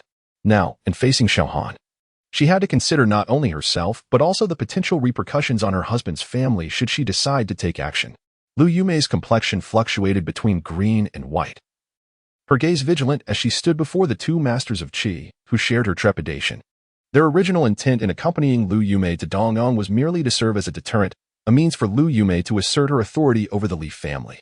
Logically, they should not have encountered any danger, and thus, they had approached the journey with a carefree mindset, exuding an air of superiority, confident in their origins from Linhai City. Everything had gone smoothly. No one had dared to provoke them. Who could have anticipated that upon arriving at this seemingly insignificant corner of Dongyang City, they would encounter Xiao Han, a Qi master of equal standing? To engage him in battle was a daunting prospect, as they lacked complete confidence. After all, a young individual who had attained the Qi mastery stage was an anomaly they had never heard of before. In this world, all prodigies defied conventional assessment of strength based on cultivation levels. Yet, to refrain from action was equally perilous, for this individual bore a grudge against Lu Yumei.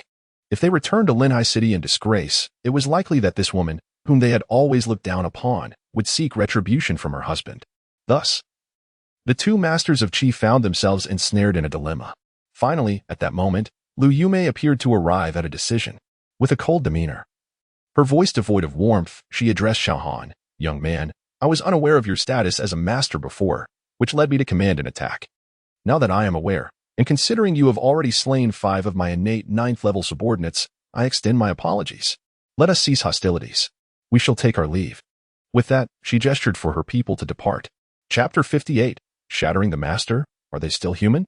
Xiao Han was unaware of the thoughts that had crossed the minds of his opponents in such a brief span of time. Nor would he have cared even if he had. Observing Lu Yumei's sullen demeanor, he chuckled as she prepared to retreat with her companions.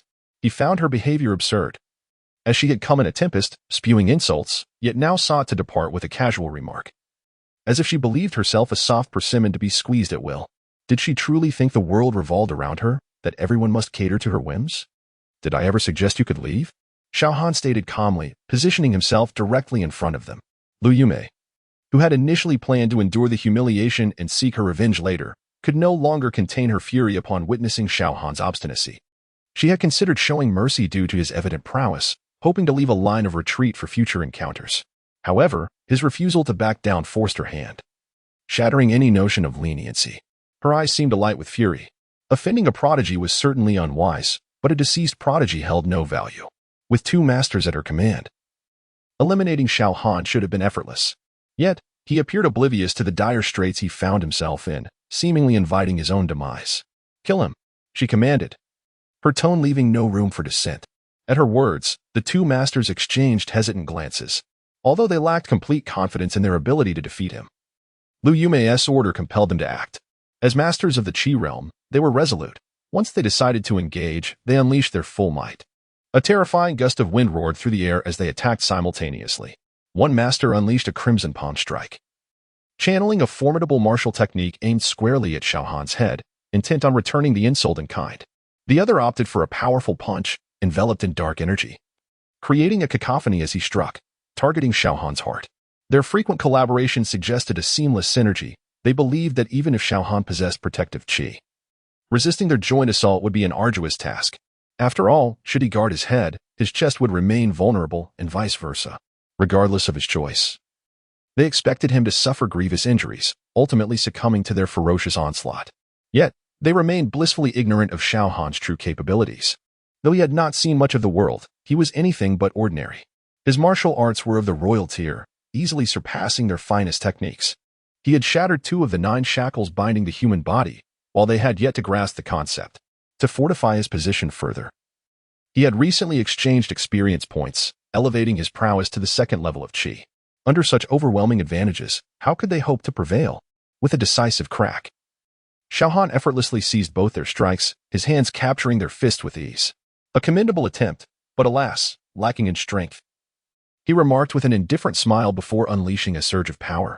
A staggering force of 430 newtons erupted, and in an instant, their hands were crushed into nothingness, a gruesome testament to their failed assault. Accompanied by chilling screams, Xiao Han struck again, his fists becoming blurs that offered no chance for retaliation. In a synchronized assault, he pierced their chest with a force exceeding 400,000 pounds, leaving them with horrific gaping wounds both front and back. As they collapsed, their faces wore expressions of disbelief, wide-eyed with terror and confusion, unable to fathom that they, of lofty origins, had met their end at the hands of a rural youth. Lu Yumei, witnessing the scene unfold, was engulfed by sheer terror. She had believed that with 2 masters at her disposal, defeating Xiao Han would be a foregone conclusion. Instead, in mere moments, he had turned the tables, sending her allies to their demise. Could it be that he was not human? After all, he was only 18. In the annals of the Linghai base's thousands of years of history, such a monster had never emerged. Realization struck her like a bolt. She had offended a being of such monstrous talent. Her breath quickened, her head spun, and an overwhelming urge to flee seized her. The notion of revenge for a lost child seemed trivial now. The arrogance she had clung to felt utterly misplaced in the presence of such an extraordinary talent. Regret, however, was a luxury she could not afford. Despite her disbelief, she found herself compelled to bow her proud head before Xiao Han. "Xiao Han, is it? I concede. I acknowledge my defeat entirely. That beast, Li Jian, I shall pretend he never existed, for he is not worth mourning. Today's events are my fault. Considering the loss of my subordinates, I implore you not to hold this against a mere woman. If you seek restitution, name your price, be it gold, silver, or martial techniques. I shall procure whatever you desire. Otherwise, consider my modest appearance in the skills I possess. I implore you to show the magnanimity of a statesman and spare the life of this naive woman." Chapter 59, Family Seizure, the Discovery of Creation Martial Arts. Xiao Han's face was a mask of disdain. Had this old woman truly lost her mind in her desperate bid for survival, daring to suggest they indulge in merriment together? Did she genuinely believe that in such an arrangement, the one benefiting from it would be him? At over 40 years of age, she still clung to such shameless fantasies. Growing weary of her incessant prattle, Xiao Han delivered a swift kick. Lu Yumei, who was still chattering on about her 18 martial arts, was sent hurtling out the door, her voice abruptly silenced. Although her subordinates were formidable, her own cultivation was merely at the Qi passage realm. Under Xiao Han's seemingly effortless kick, she was akin to a football, unable to withstand the tremendous force, and was obliterated in midair.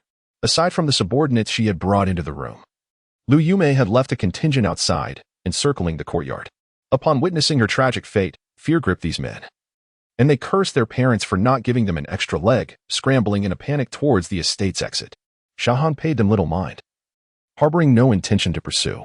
The majority of these individuals were mere cheap passage cultivators, even if he were to eliminate them all. The meager slaughter points they would yield were hardly worth his effort, not even deserving of the chase. Xiao Han would never admit that he was eagerly hoping to uncover the storage ring left behind by Li Yuanshan. It was indeed time to reap the rewards. But the unexpected arrivals of Kai Dai and Lu Yumei had delayed him slightly. According to Li Mingtong's final words, the storage ring was concealed within Li Yuanshan's study. The two swiftly navigated their way there, where numerous paintings adorned the walls, including one depicting the tiger roaring in the mountains, as mentioned by Li Mingtong. Removing the painting revealed a hidden mechanism on the wall, which would have been difficult to detect without a clear purpose, as it was almost indistinguishable from the wall itself. Jiang Lan had never encountered such a mechanism before. At the Jiang family base in Chanfeng, obtaining cultivation resources was as simple as speaking a word. Thus, witnessing the Li family's cautious safeguarding of their resources piqued her curiosity. Could they truly be hiding something of great value? She extended her delicate hand, preparing to activate the mechanism. Aunt Lan, wait, Xiao Han called out urgently. What is it? Jiang Lan inquired, puzzled. With a smile, Xiao Han explained, such mechanisms often conceal hidden weapons. If not activated by a specific method, they will trigger the traps. Li Mingdong did not mention this, likely intending to catch us off guard. He instructed Jiang Lan to stand back and moved a short distance away, using a long stick to probe the mechanism. With a slight exertion of force, the mechanism shattered instantly. Whoosh! A flurry of silver needles sliced through the air, accompanied by wisps of blue smoke. The two quickly held their breath, waiting for the smoke to dissipate before approaching the fallen silver needles. They noticed the needles were enveloped in black, clearly laced with potent poison. Jiang Lan expressed her astonishment. Honor, having lived in Danyang City all your life, how do you possess such extensive experience in the martial world? Had you not been here today, I would have surely fallen into the trap. Even if I dodged the needles, the toxic smoke would have ensnared me. Xiao Han chuckled softly. I often peruse street vendor books, so I've picked up a thing or two. The truth was, his wealth of experience as an assassin rendered any trap's child's play. Once the danger had passed, Xiao Han discovered a safe within the mechanism's compartment. Although Li Mingtong had previously revealed the safe secret, he was disinclined to waste time on the input process and simply smashed it open with a punch. The storage ring was composed of a unique material, impervious to damage from the Qi realm, so he had no concerns about it being destroyed. After a thorough search, a modest-looking storage ring caught his eye. Jiang Lan urged him, quickly, pour everything out to see if there are any treasures. This was merely an ordinary storage ring, so there was no need for the cumbersome blood oath to recognize its master. Xiao Han attempted to channel his consciousness into it, and with a single thought, its contents tumbled out. The majority consisted of the common currency of the Dragon Kingdom, dragon bills. Additionally, there were various martial arts techniques and a collection of beast blood sealed in special vials. Jiang Lan flipped through the items, her disappointment palpable. She had anticipated treasures, only to find a collection of unremarkable items. Even the martial arts techniques were not of the highest caliber. The Li family was indeed pitifully impoverished. Xiao Han chuckled to himself, recognizing that for someone of Jiang Lan's stature, these items, hoarded as treasures by the Li family, were beneath her notice. Yet, if gifted to the ordinary citizens of Danyang City, even a single volume of advanced martial arts would likely send them into raptures. Advanced martial arts, when paired with talent, could elevate one to the innate realm. The Li family's prolonged dominance stemmed from their monopoly on advanced martial arts, which left many ordinary families unable to cultivate their exceptionally talented offspring due to the lack of such resources. Some individuals, in their desperation for martial arts, even chose to become lackeys for the Li family. Although Jiang Lan dismissed the items on the ground, for Xiao Han, they represented a fortune. The dragon bills alone amounted to no less than 300 million. One should not underestimate the vast wealth of a family as large as the Li family. After all, this world had evolved over millennia, and the value of currency was incomparable to that of his previous life. For an ordinary family, annual expenses typically amounted to around 1,000 dragon bills. Thus, 300 million equated to the collective annual expenditures of 300,000 ordinary families, a staggering sum. However, Xiao Han's gaze did not linger on the dragon bills. He was engrossed in examining the advanced martial arts techniques. During his encounter with Li Yuanshan, the old man had employed a short-distance explosive martial arts technique, and he sought to uncover it. There were only a little over 10 advanced martial arts techniques on the ground, allowing Xiao Han to quickly identify his target. Inches apart, the name sounded appealing. Yet it appeared to be a fragmented manuscript, missing at least half of its content. Flipping through it casually, he noted that the manuscript did not specify the martial arts level. Suddenly, he exclaimed in surprise as a golden page appeared in his hand. This golden page had been nestled within the inches apart manuscript. Had he not stumbled upon it, he would have never discovered it. Ding. Detection of a fragment of creation martial arts has been made. Would the host like to archive it? Chapter 60, Ancestral Talent. A sword across the horizon. The sudden voice of the system left Xiao Han utterly bewildered. In disbelief, he questioned, "System, have you made a mistake? This seemingly ordinary piece of paper you claim holds the secrets of creation martial arts? Do you even comprehend what creation signifies? It is a realm accessible only to the most formidable warriors of the 10th realm. Yet, you are telling me that the insignificant Li family possesses such profound techniques? This is akin to standing before a beggar and asserting he is the world's wealthiest person. What a jest." Xiao Han wondered if the system had malfunctioned, for it had issued such an absurd notification. "Host, have you forgotten the core principle of this system, which is to uphold integrity? I could deceive anyone, but never you." The system's tone seemed to reflect a hint of urgency, even displaying a touch of human-like grievance. Could it truly be the creation martial arts? Xiao Han widened his eyes, fixating on the unremarkable golden page in his hand. Creation martial arts? Where could it be? Nearby, the bored Zhang Lan, upon hearing his murmurs, rushed over to examine the golden page. After scrutinizing it for a considerable time, she found not a single word. Unable to restrain herself, she reached out to feel Xiao Han's forehead. "Hana, are you running a fever? This is clearly a plain sheet of white paper." Xiao Han was taken aback by her words and quickly asked, "Aunt Lan, do you see white paper? For me, it is undeniably a golden sheet." Zhang Lan chuckled. "Golden? Are you jesting with me? This is merely a pristine white sheet. I can tear it for you if you don't believe me." With that, she took the page, attempting to rip it, only to find it utterly immovable. Jiang Lan couldn't help but exclaim in surprise, applying a bit more force, yet the page remained steadfast.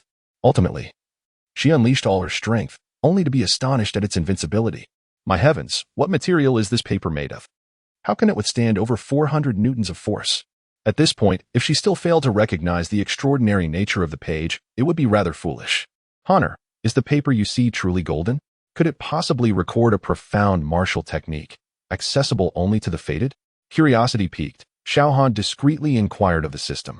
Replying to the host, "The creation martial arts are unfathomable, involving extremely advanced martial truths. Only those endowed with ancestral talent can glimpse its essence. Without this ancestral talent, one can only train using replicas crafted by creation realm warriors, which possess merely a 10th or 12th of the original's power, rendering them incomparable." Xiao Han immediately grasped that the golden page in his hand was a remnant of the so-called Book of Creation. However, he was perplexed. "But, system, you stated that only those with ancestral talent could perceive the true essence of the Book of Creation, yet I clearly possess only royal-level talent. There are several levels of difference. Host, your ancestral bloodline indicates that at birth, your martial talent was ancestral. As for why it has diminished to heavenly level, the system cannot ascertain." Xiao Han nearly cursed, not at the system, but at those who had harmed his mother. It dawned on him that he had been born with ancestral talent, yet had likely suffered persecution as an infant, resulting in a degradation of his talent to heavenly level. Even after all these years, those who had slain his mother and family still sought to eliminate him. What enmity could possibly warrant such relentless pursuit? Had his mother perhaps disturbed their ancestors' graves? "Hana, why are you dazed? Quickly, see what is inscribed on it. If it is indeed a profound martial technique, mastering it would bolster your confidence in the upcoming star selection." Jiang Lan, noticing Xiao Han's sudden stupor, urged him on. She could not possibly know that he was engaged in communication with the system. "System, record the martial technique." Ding. Creation martial technique A, sword sealing the heavens successfully recorded. Xiao Han briefly glanced at the martial technique description, realizing it comprised only 7 forms, and he held the third form, a sword across the horizon. What does horizon signify? It represents the edge of the sky. Yet this sword move claims it can traverse beyond the horizon. This serves as a metaphor, suggesting the sword's speed is astonishingly swift. After all, martial arts are defined by speed, both exhibiting a similar essence. Aunt Lan, this indeed records a martial technique, and it is an exceedingly profound sword art, Xiao Han proclaimed with a smile. However, as the system had indicated, only those with ancestral talent could perceive the essence of the Book of Creation, a fact he refrained from disclosing. After all, he was merely an unsophisticated orphan, unable to explain how he knew such things. He extended the golden page to Jiang Lan, sincerely stating, "This is truly something only the fated can comprehend. If Aunt Lan is interested, you may keep it in your storage ring. Perhaps one day, you too will have the chance to discern its contents." Not to mention, Jiang Lan's unwavering dedication over the past decade to seek out his mother was a bond that Xiao Han could never disregard. "Silly boy," Jiang Lan said, her eyes glistening with unshed tears. "I appreciate your sentiment, but you should keep this. I am aware of my own limitations if I cannot even glimpse the words. I shall likely never comprehend it. It would merely be a waste for you to give it to me. Besides, you are the one who needs it far more at this moment. But do not burden yourself with too much pressure. Aunt Lan believes that with time, your father, the heartless scoundrel, and your enemies will learn the true meaning of regret." Upon hearing this, Xiao Han silently tucked away the page. Given Jiang Lan's insistence, he knew she would not accept it, even if he forced it upon her. He gathered all the items back into his storage ring and inquired of the system. "Can the martial techniques I have obtained be exchanged for anything?" Originally posing the question casually, he did not expect a delightful surprise in return. "Host, any unused martial techniques can be fully reclaimed by the system in exchange for martial value. Martial value can be utilized to enhance the level of martial techniques or to deduce fragments." While delighted, Xiao Han found himself puzzled. "System, why have you never mentioned martial value before? I thought it was solely about killing value." "Host, the key is that you have not previously obtained martial manuals or similar items. Additionally, you have not inquired about it before." Xiao Han pondered this and realized it was indeed true. The foes he had vanquished were all destitute, unable to afford storage rings that started at a minimum of 100 million dragon coins. Hence, their cultivation resources were likely hidden away at home, making them impossible to collect from the corpses. He surmised that the Li family's storage ring was likely unique in Dongyang City, perhaps even beyond the reach of esteemed figures like the Martial Bureau Chief Gu Shidong. After organizing all his belongings, Xiao Han had yet to exchange them for martial value when he suddenly noticed Jiang Lan beside him, appearing as if she had something to say. He inquired, "Aunt Lan, what troubles you?" Upon hearing his question, Jiang Lan's eyes reflected a hint of reluctance, and she sighed softly. "Honor, Aunt Lan may have to depart soon." Chapter 61. Aunt Lan has departed. Honor, Aunt Lan may soon leave. Upon hearing these words, Xiao Han's eyes instantly reflected a sense of bewilderment. Depart? Why must she depart? Where could she possibly go? After such a painstaking reunion, how could she suddenly choose to leave? Jiang Lan gazed at Xiao Han with gentle eyes, refraining from a direct answer, instead posing a question of her own. "Honor, your mother met her untimely demise 18 years ago. But have you ever pondered why it was only a decade ago that I began my search for you?" Xiao Han contemplated for a moment and suddenly grasped the truth. "You feared that the hidden perpetrators would hunt us down relentlessly. If you had found me too soon, they might have traced their way back and harmed me, correct?" A glimmer of relief flickered in Jiang Lan's eyes. "Precisely. Thus, even when I did not find you and your Uncle Tang among the thousands of corpses at the Tang residence, I dared not betray the slightest hint of my thoughts. I considered that those behind it might still pursue you, and if I had recklessly sought you out, it would have been tantamount to delivering the enemy directly to you. Therefore, I chose to endure. This endurance lasted 8 long years.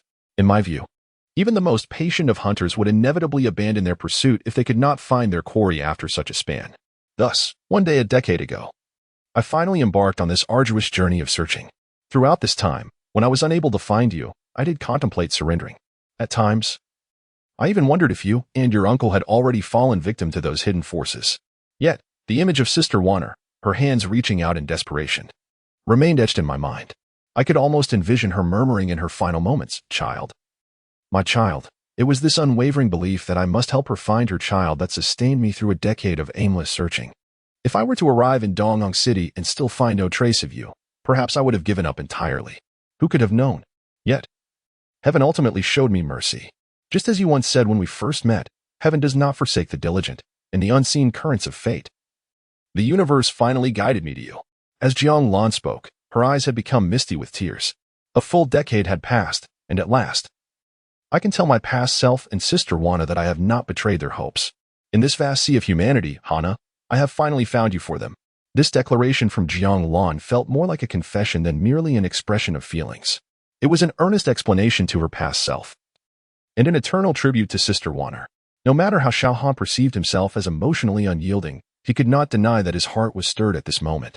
In a lifetime, how many decades does one truly possess? Especially for a woman as enchanting as Jiang Lan. The most beautiful years of her life would likely span from 16 to 36. Had fate not played its cruel hand, she might have danced in the brilliance of youth for those 18 years. Yet, the vicissitudes of life had rendered her mother's death a shackle, causing her to squander her most splendid years in desolation. As women grow older, they inevitably fall into the trap of lamentation. You see, as I speak, the atmosphere has turned somber. Noticing Xiao Han's sudden silence, Jiang Lan felt compelled to shift the topic. Xiao Han smiled faintly. Aunt Lan, who says you are old? I'm not merely flattering you. Among all the women I have encountered, you are undoubtedly the most radiant and captivating. And to think you still deny your age. Using respectful language no less. Upon hearing this, Jiang Lan couldn't help but chuckle, her laughter a momentary reprieve from her sorrow. In that fleeting instant, she exuded a charm akin to the ancient saying, with a glance and a smile, she captivates 100 hearts, rendering the beauty of the harem pale in comparison. Moreover, you cheeky boy, you probably haven't even matured fully, having only met a handful of women. Aunt Lan is already 36. Nearing that age when a woman's beauty begins to fade, truly an old woman. Jiang Lan jested, infusing her words with a touch of self-deprecating humor. What woman, in this world, would remain indifferent to her own appearance? No matter how breathtakingly beautiful, time will inevitably take its toll. And when that moment arrives, the lovelier a woman is, the more acutely she feels the pangs of insecurity. Jiang Lan, too, was not immune to this reality. Hearing this, Xiao Han felt an indescribable pang of sorrow, not due to love, but for Jiang Lan's plight. She had once been a youthful maiden. Yet she had scarcely had the chance to relish her youth before the specter of aging loomed over her. Suddenly, Xiao Han's expression turned serious. Aunt Lan, given how wondrous this world is, there must surely exist a miraculous elixir that can grant eternal youth. Jiang Lan's smile blossomed like a flower. What is this? Do you wish to help Aunt Lan preserve her youth? You must put in the effort then. I have heard that only alchemists who have transcended the realm of transformation can concoct such wondrous potions. If you do not strive diligently, by the time you reach that level and earn the right to obtain the elixir of eternal youth, I may already be well past my prime. And it would be of no use. Jiang Lan spoke these words playfully, perhaps not taking them to heart, dismissing Xiao Han's comments as mere attempts at consolation. Yet, unbeknownst to her, when Xiao Han heard that there was a chance to obtain such an elixir beyond the realm of transformation, he silently resolved to pursue this goal. With unwavering determination, he declared, Aunt Lan, rest assured, it won't be long before I present the elixir to the Jiang family. Very well, Aunt Lan believes in you. Jiang Lan replied, unable to suppress her laughter. You rascal, all your energy should be focused on the impending selection of the stellar candidates. So do not dwell on such frivolities. As she spoke, a hint of reluctance flickered in Jiang Lan's eyes once more. Honor, Aunt Lan truly must depart. If I had not discovered the existence of the Heavenly Punishment Organization and were still searching for you, I would remain by your side without hesitation. However, now that the threat has been identified, I must take my leave. I hope you can understand my position. I have my own family to consider, and I cannot act solely in my own interest. The Jiang family cannot afford to offend such formidable forces. If I stubbornly remain with you, my family would inevitably suffer consequences. Please do not blame Aunt Lan. Xiao Han shook his head. Aunt Lan, you have already done enough for my mother. How could I possibly blame you? If there is any blame to be placed, it lies solely with my own inadequacy in protecting those around me. But mark my words, I will cultivate my strength to transcend the realm of transformation, and when that day comes, you need not harbor such concerns. Moreover, I assure you, that day will arrive sooner than you think. Jiang Lan's eyes brimmed with warmth as she gently embraced Xiao Han, her own eyes glistening with unshed tears. Silly boy, you carry enough burdens already. Do not impose excessive pressure upon yourself. With that, she reluctantly released him and turned away, not wishing for Xiao Han to witness her tears. Aunt Lan firmly believes that when the day comes for you to exact your vengeance, I will quietly observe your journey from the Changfeng base. Even if you forget the aging Aunt Lan, I will take it as your way of delivering news to me. Ultimately, Jiang Lan departed. Despite having searched for Xiao Han for a decade, such is life, brief encounters followed by swift farewells. Meetings bring joy, while partings are laden with sorrow. I, too, must take my leave. Standing outside Dongyang City, Xiao Han gazed back at the city he had called home for 18 years. The Li family, who had ruled for a century, had been uprooted. The pests within the Martial Arts Bureau and the Inspection Bureau had been largely purged. Revenge had been exacted. And the common folk were free from oppression. Perhaps they could now enjoy a few years of peace. There was nothing left to reminisce about. He turned to gaze towards the north, where, 200 kilometers away, lay a city known as Rock. Danyang City was woefully antiquated, lacking even an airship dock. To reach the provincial capital of Linhai City, he would first need to traverse the wild expanse of 200 kilometers, reaching Rock City before he could board an airship directly to Linhai. However, with Xiao Han's current prowess, he harbored no fears about crossing the wilderness, leaving Dongying behind. He hoped for the day of reunion. With his back to the city gate, Xiao Han elegantly waved his hand, facing the evening glow, and embarked alone on an unknown journey. Meanwhile, at the periphery of the city, in an unremarkable corner, a few maids stood respectfully behind Zhang Lan. One of them, observing Xiao Han's receding figure, curiously inquired, "Miss, is he the child you have been searching for these 10 years? They had pursued tirelessly and finally found Zhang Lan, who was hastily leaving her home. However, Jiang Lan offered no response, her gaze fixed silently upon the distant silhouette until it gradually diminished to a mere dot, ultimately vanishing beyond the horizon. Only then did the maids faintly hear Jiang Lan murmur, "The great rock rises with the wind, soaring to 90,000 miles. But can I truly await the arrival of that day?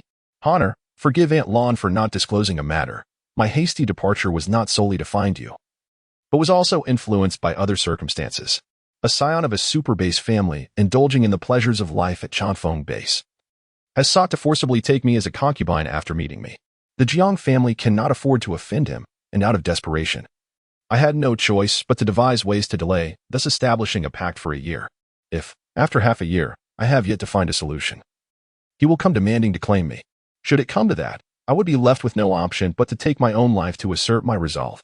Chapter 62. Escorting the team, someone seeking trouble. Xiao Han was unaware that his parting from Jiang Lan after their initial meeting might very well be eternal. As night approached, he ran alone on the official road, his solitary figure appearing desolate. Any ferocious beast he encountered along the way fell victim to his fist, swiftly dispatched. With a journey stretching over 200 kilometers, relying solely on foot would have taken at least 2 or 3 days. However, running made a significant difference. For this purpose, he had even searched his storage ring for a technique suited for long-distance running and had briefly studied it. Yet, it was merely an introductory level. He held no regard for advanced martial techniques. Using it temporarily was acceptable, but truly devoting himself to such training would be a sheer waste of martial value. Indeed, throughout his journey, aboard Xiao Han had exchanged all the martial arts he had acquired from the Li family with the system for martial value. After incorporating the martial value, his character panel transformed dramatically. Cultivation. Second stage of Qi, 93,007-300,000. Cultivation method. Divine Elephant Suppression Technique. Max level. Martial skills. Advanced martial skill. Gale step. Introductory. Creation martial skill. One sword across the horizon. Not yet started. 010000000. Martial talent. King level. 010000000. Limit strength. 430 newtons kill value. 2695 martial value. 24,000. The formula for exchanging martial value was straightforward. An advanced martial method or skill could be exchanged for 1,000 martial value points. Having plundered the Li family, Xiao Han had acquired 24 techniques, thus redeeming a total of 24,000 martial value points. Additionally, he possessed over 2,000 kill points, not solely from his tower journey of slaying fierce beasts, but also from the 2,000 kill points obtained when he eliminated 2 first-stage Qi masters during his encounter with Lu Yume. Xiao Han contemplated that since it was unlikely to encounter a major conflict on the road, he might as well save the kill points. Perhaps he could amass enough to enhance his martial talent. After all, while the king-level talent was formidable, its exchange ratio only reached 32 times. If he could elevate his talent to the emperor level, the exchange ratio would double to 64 times, which would make redeeming cultivation seem considerably more worthwhile. However, raising his talent to emperor level required a staggering 1 million experience points, translating to 33,334 kill points. A daunting task indeed. As for the creation martial skill, one sword across the horizon. Upon first glimpsing the panel, Xiao Han thought he was seeing things. For merely reaching the introductory level required an astonishing 10 million experience points. He had incredulously inquired with the system, only to receive the reply, "Greetings, host. This system operates with integrity and cannot engage in any deceitful practices. Any creation martial skill requires 100 billion experience points to reach maximum level. Originally, to enter the introductory level of one sword across the horizon, you would need to spend 20 million experience points.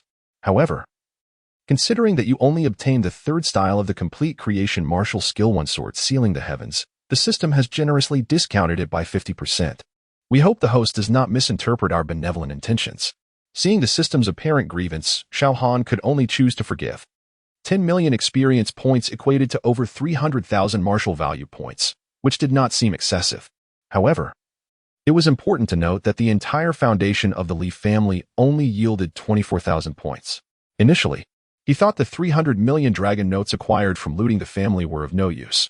But now, with one sword across the horizon demanding such a substantial amount, he feared that upon reaching Lianhai City, he would have to engage in extensive purchases of martial arts and techniques.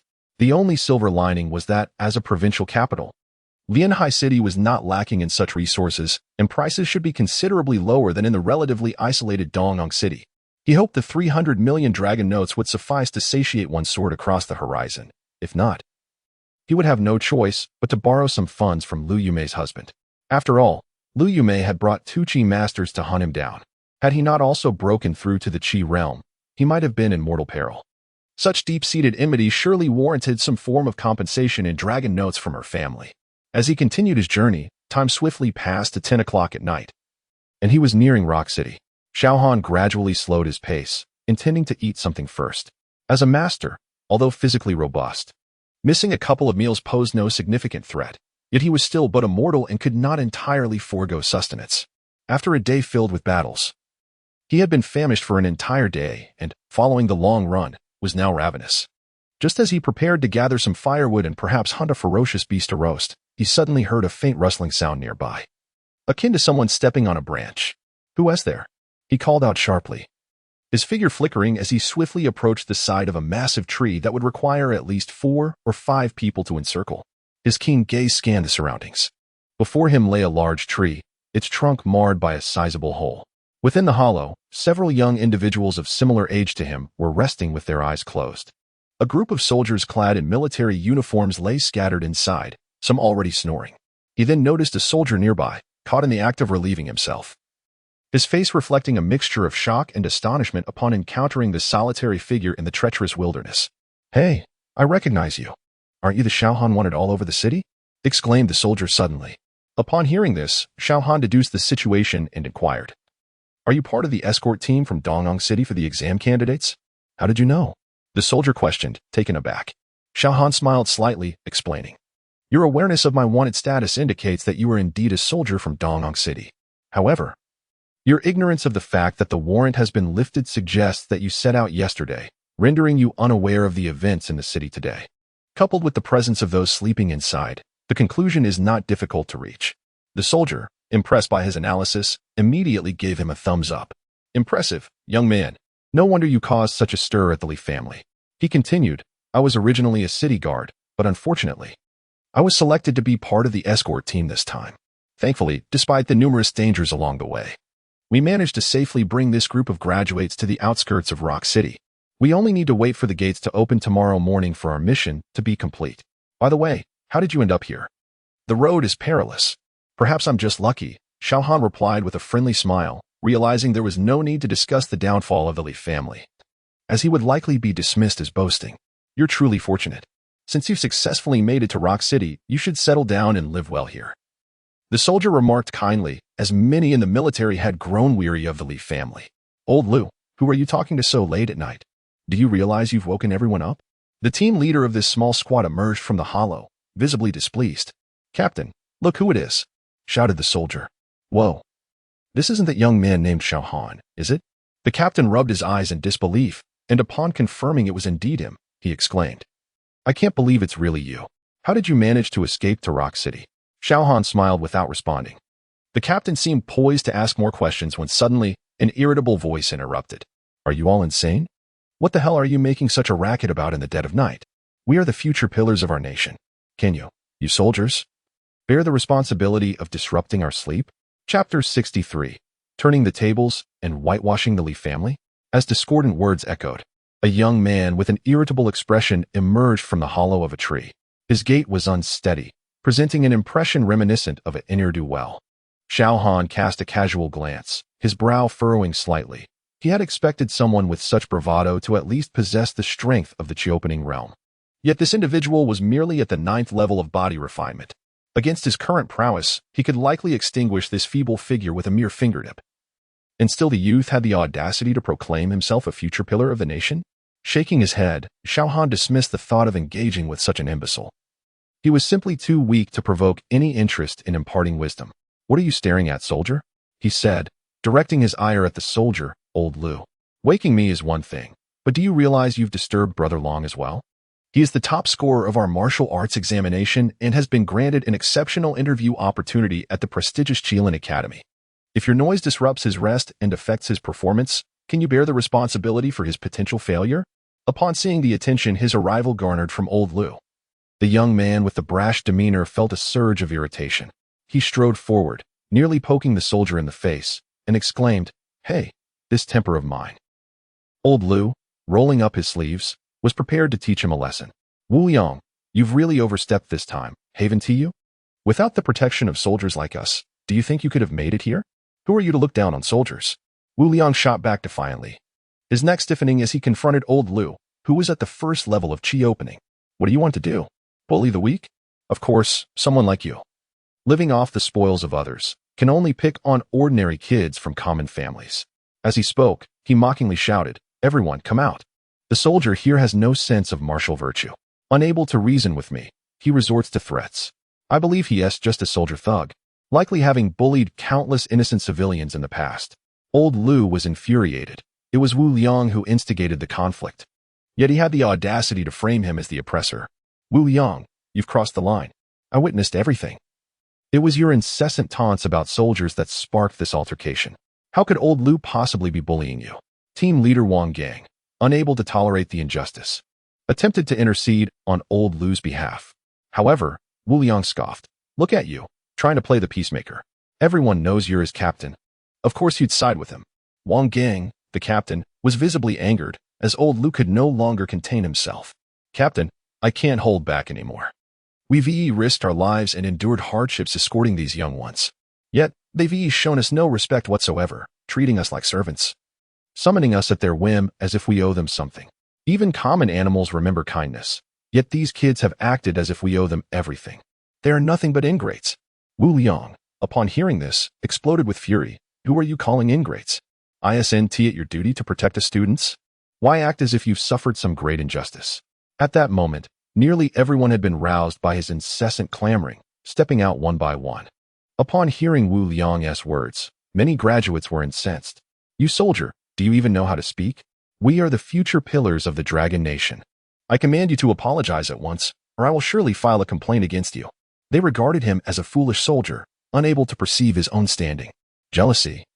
A blatant jealousy surged within them. They envisioned bright futures while he was destined to remain in the rural lands of Danyang City. The words of these individuals were unrestrained, their arrogant expressions betraying a belief that they were of a superior class. Xiao Han, who had been an indifferent observer, found the scene utterly absurd. They had merely just entered university, yet they acted with such arrogance. If they ever achieved any real success, would their conceit not reach astronomical heights? He noted that the loudest among them seemed to be at the 6th or 7th level of body refinement, or perhaps even the 8th or 9th. In contrast, the few graduates above the Qi opening realm stood with their arms crossed, basking in the attention from their younger peers. The escorting soldiers, once a larger group, had dwindled down to 14 or 15. With the cacophony of derision ringing in their ears, they were collectively incensed. "To hell with this. I'm done. After all the effort we put in to bring these ingrates here, we received not a single word of gratitude. Let those who want to do this dirty work continue on their own. Forget it. What kind of nonsense is this? Captain, you should have dealt with them early on. They would have been more compliant, but you insisted on coddling them, saying they are just young and naive. Brothers, since they look down on us, we need not demean ourselves further. Let us head back. If we encounter beasts in this wilderness, let us see how these sheltered kids fare." As the soldiers began to stir, preparing to leave, Xiao Long, the top scorer of the Dongyang martial arts examination, could no longer remain a passive observer. He strode purposefully to Captain Wang Gang, pointing an accusatory finger at him. "What are you doing? Planning a rebellion?" Wang Gang, Look at your troops. What kind of people are they? Is it such a disgrace to have them escort us, the pride of our generation? Just a few words of criticism. And they're ready to turn against us? No wonder people say Dongyang soldiers are unreliable, merely a bunch of good-for-nothings. If it weren't for the Li family's protection, your lot would have let Dongyang City fall to the beast tide long ago. Wang Gang had initially intended to persuade his soldiers to stay. Abandoning their task midway would lead to punishment. However, upon hearing Xiaolong's words, even his patience had its limits. Like an enraged lion, he bellowed, "You're talking nonsense. Dongyang City has been defended by countless soldiers sacrificing their lives. What does that have to do with the Li family, who merely oppresses the common people?" Chapter 64. Is the martial examination top scholar? A single jab, and he is dead. Upon hearing this, Xiaolong let out a cold laugh. It appears you are simply envious of the Li family's substantial influence. Without their protection, how could Dongyang City enjoy peace? Wang Gang, nearly laughing in anger, retorted, "The Li family has been tyrannical for years, committing countless acts of oppression. They extinguish entire families at the slightest provocation. Their numerous misdeeds are beyond measure, and yet in your words, they are transformed into guardians of peace? Have you buried your intellect in a dog's belly? Jealousy has indeed distorted your perception." Xiaolong continued to sneer, speaking with conviction, "Foolish as you are. Have you ever considered that even without the Li family, powers like the Wang family or the Xiao family would inevitably rise to dominate Dongyang City? Would a mere change of authority guarantee a better future for Dongyang? You incessantly claim that the Li family revels in slaughter, but in my view, their actions are merely to set an example. Do you truly believe the Li family is innately bloodthirsty? You are gravely mistaken. They are not cruel, but rather, their ruthlessness serves to maintain the peace of the city. Look at the citizens who have been terrified into submission in recent years. Who dares to oppose the Li family now? This only reinforces my argument." Wang Gang, his head spinning with fury, lamented his status as a soldier. Otherwise, he would have relished the chance to knock out this young brat with his twisted logic. Meanwhile, the previously aggressive graduates fell silent. Some among them, who bore grudges against the Li family, now glared at Xiaolong instead. Even a group of soldiers who had intended to leave turned back, encircling Xiaolong with hostile expressions. "What is the matter? Do you think you can bully the few with your numbers? Or have I struck a nerve by revealing the truth? Let me make it clear. I, Xiaolong, am a staunch supporter of the Li family. And you, defeated contenders of the martial examination, why do you stare at me? Am I wrong? Without the Li family safeguarding our homes, would you even have had the opportunity to participate in the examination? You would likely have been devoured by ferocious beasts long ago.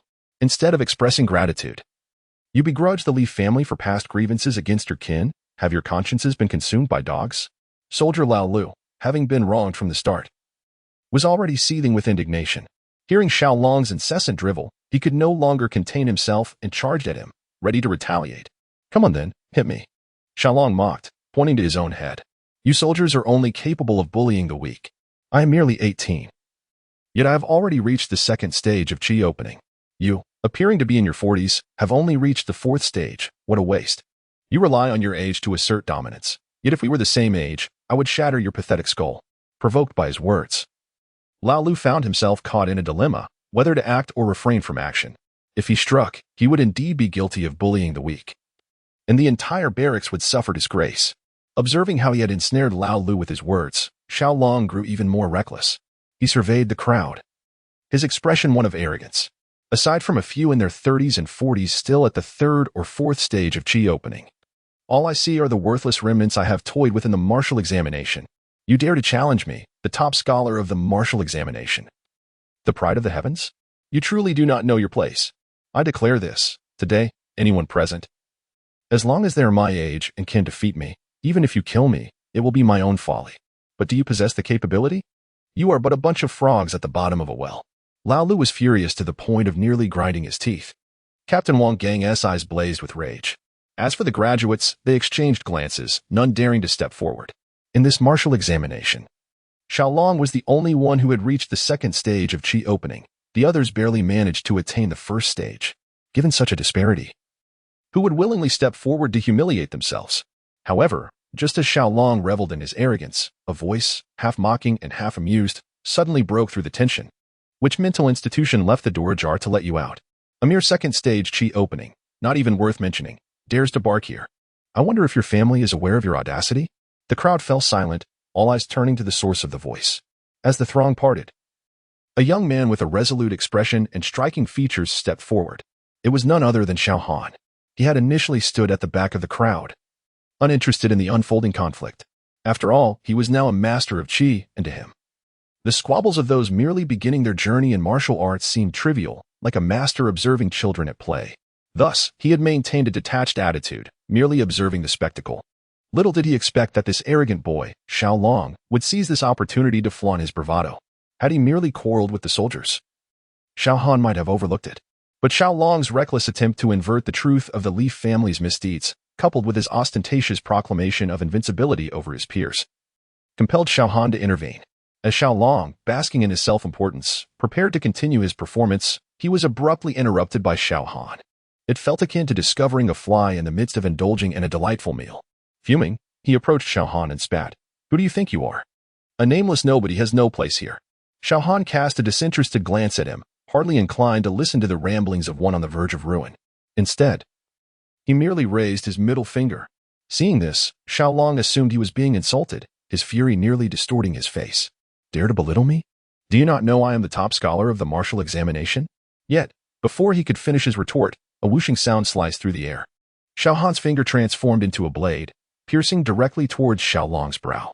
With Xiao Long merely at the second stage of qi opening, he could not even discern the fleeting shadow left in the air, let alone evade the strike. Almost as soon as he registered the sound, Xiao Han's finger effortlessly penetrated his forehead, as if piercing through tofu. The arena fell into an eerie silence. The sound of a pin dropping could be heard. Chapter 65, with weeds as a sword, piercing the heart from 10 meters away, Xiao Han's speed of action was truly astonishing. Not only did Xiao Long, the person directly involved, fail to react in time, but even the onlookers who witnessed the unfolding events were unable to comprehend what had transpired. A sharp sound pierced the air, and in an instant, Xiao Han's finger had already penetrated Xiao Long's brow. This sudden turn of events left everyone present in a state of breathless shock. As the champion of this year's martial examination in Dongyang City, Xiao Long not only surpassed his peers in cultivation but also possessed exceptional combat skills, although he often regarded others with disdain. It must be acknowledged that his contemporaries recognized his prowess as the undisputed leader among them. Yet, at this moment, the very individual they held in such high esteem was unexpectedly dispatched by Xiao Han, a seemingly inconspicuous youth who had appeared from nowhere, with a single effortless strike. The atmosphere turned eerily silent as the onlookers processed the scene. "Wait, I think I recognize him. If I'm not mistaken, he was ranked 10th in this martial examination. We were in the same testing hall," one person recalled. "Yes, I remember now. His name is Xiao Han. I heard that the city was putting up wanted posters for him when we left." The crowd buzzed with disbelief. The 10th-ranked candidate has just eliminated the champion with one blow. Is this world truly mad, or am I still dreaming? Some were further shaken by the news that Xiao Han had previously slain 2 members of the Leaf family and had somehow survived their pursuit, appearing here against all odds. Moreover, upon his arrival, he had instantly dispatched the seemingly invincible Xiao Long. Those who had once felt a sense of superiority after passing their examinations now found their arrogance shattered by Xiao Han's effortless display of power. Their prior accomplishments felt insignificant, as if they were nothing more than scraps of paper easily crushed underfoot. "Are you insane? Xiao Long is the champion and has been granted an opportunity to enter the Qilin Academy. How dare you strike him down?" Wu Liang, the instigator of this turmoil, now looked on in terror. Since the results of the examination, he had regarded Xiao Long as his leader and had basked in the glow of his stature. Without Xiao Long, he would never have dared to act so brazenly, dismissing even the soldiers escorting them. However, now the figure he had relied upon was laid low by Xiao Han's finger. Wu Liang felt a surge of fear mixed with anger as he witnessed Xiao Long's tragic fate, yet still found the audacity to confront Xiao Han. Just a fool. Killing him is no loss. Does the Qilin Academy really care about such a person? Xiao Han regarded him with a sidelong glance, a cold smile playing on his lips, his eyes gleaming with undisguised malice. Having decided to act, he resolved to eliminate this distasteful nuisance as well, lest he bring shame to the citizens of Dongyang City later. "What do you intend? Is one death not enough? Do you wish to slaughter all the candidates?" Wu Liang trembled at the sight of Xiao Han's murderous intent, his legs nearly giving way beneath him. In a desperate bid for survival, he sought to rally the others, hoping to dissuade Xiao Han from his violent course. But Xiao Han remained unfazed. "If they are as treacherous as you, what does it matter if they are all eliminated?" He surveyed the crowd with indifference. "Yet, you are not only foolish but wicked, and you have reached a point of no return. Living only brings shame to your parents." It would be better for you to be reborn. With a swift motion, Xiao Han withdrew his finger from Xiao Long's brow. The young champion, having lost all strength and support, collapsed to the ground. His once bright eyes now reflected an encroaching darkness, and although he would not die immediately, he would soon succumb to the fear of his impending end. As Xiao Han retracted his finger, it signaled the arrival of Xiao Long's final moments. The disbelief on Xiao Long's face deepened as his consciousness slipped into the abyss. Wu Liang, sensing the shift, foolishly attempted to flee. However, as a master of martial arts, Xiao Han had countless methods to ensure that even a 10-meter distance would not save him. With a serene smile, Xiao Han extended his fingers, nonchalantly picking up a blade of grass that had been blown by the wind. Observing Wu Liang scrambling away in a futile attempt to escape, Xiao Han brought his fingers together and, with the ease of discarding refuse, released the blade of grass with a casual flick. With a barely audible whoosh, the seemingly innocuous grass transformed into an indomitable weapon, leaving trails in the air as it shot forth toward the retreating Wu Liang with astonishing speed. At this moment, Wu Liang had already put 10 meters between himself and Xiao Han, a defiant smirk on his face. Xiao Han, you foolish pig. If I cannot defeat you, do you think I do not know how to run? A gentleman waits a decade for revenge. Just you wait. I will have my day. But just as he reveled in his perceived escape, a sudden jolt of excruciating pain surged through him from his back. What is happening to me? Confusion clouded his eyes as he glanced down to find a blade of grass protruding from his chest, continuing its trajectory outward. Before he could grasp the gravity of the situation, blood erupted from the dual wounds. And Wu Liang felt as though all his strength had been siphoned away in an instant. His eyelids drooped, and he collapsed to the ground, akin to a deflated balloon. Until his last breath, he remained oblivious to the reason behind his demise at the hands of a mere blade of grass. My heavens! Killed from 10 meters away by a blade of grass. Is this not a feat only achievable by a master of martial arts? Chapter 66. The Master Cannot Be Insulted. A plea for the people. The death of Wu Liang was utterly unfathomable. Earlier, when Xiao Han dispatched Xiao Long with a mere gesture, it was within the bounds of comprehension for all present, a demonstration of overwhelming power. However, at this moment, as he casually swung a blade of grass that pierced through Wu Liang's heart from 10 meters away, it completely shattered the perceptions of the onlookers. They were plunged into a profound state of shock, unable to extricate themselves. To wield grass as a sword and kill without a trace, could such a capability truly belong to humanity? Particularly striking was Xiao Han's demeanor, which remained serene and unruffled throughout, as if the astonishing feats that left others dumbfounded were as mundane to him as eating or drinking. This left the gathered crowd trembling at the core of their souls. What manner of skill did Xiao Han possess? I have witnessed innate martial practitioners in action multiple times. Yet even the most formidable among them could not achieve such feats of long-distance assassination. It was simply terrifying, with such abilities. Could slaughtering us be as trivial as killing a chicken? Most present had spent their lives in Dongyang City, where the strongest martial practitioners they had encountered were merely at the innate level.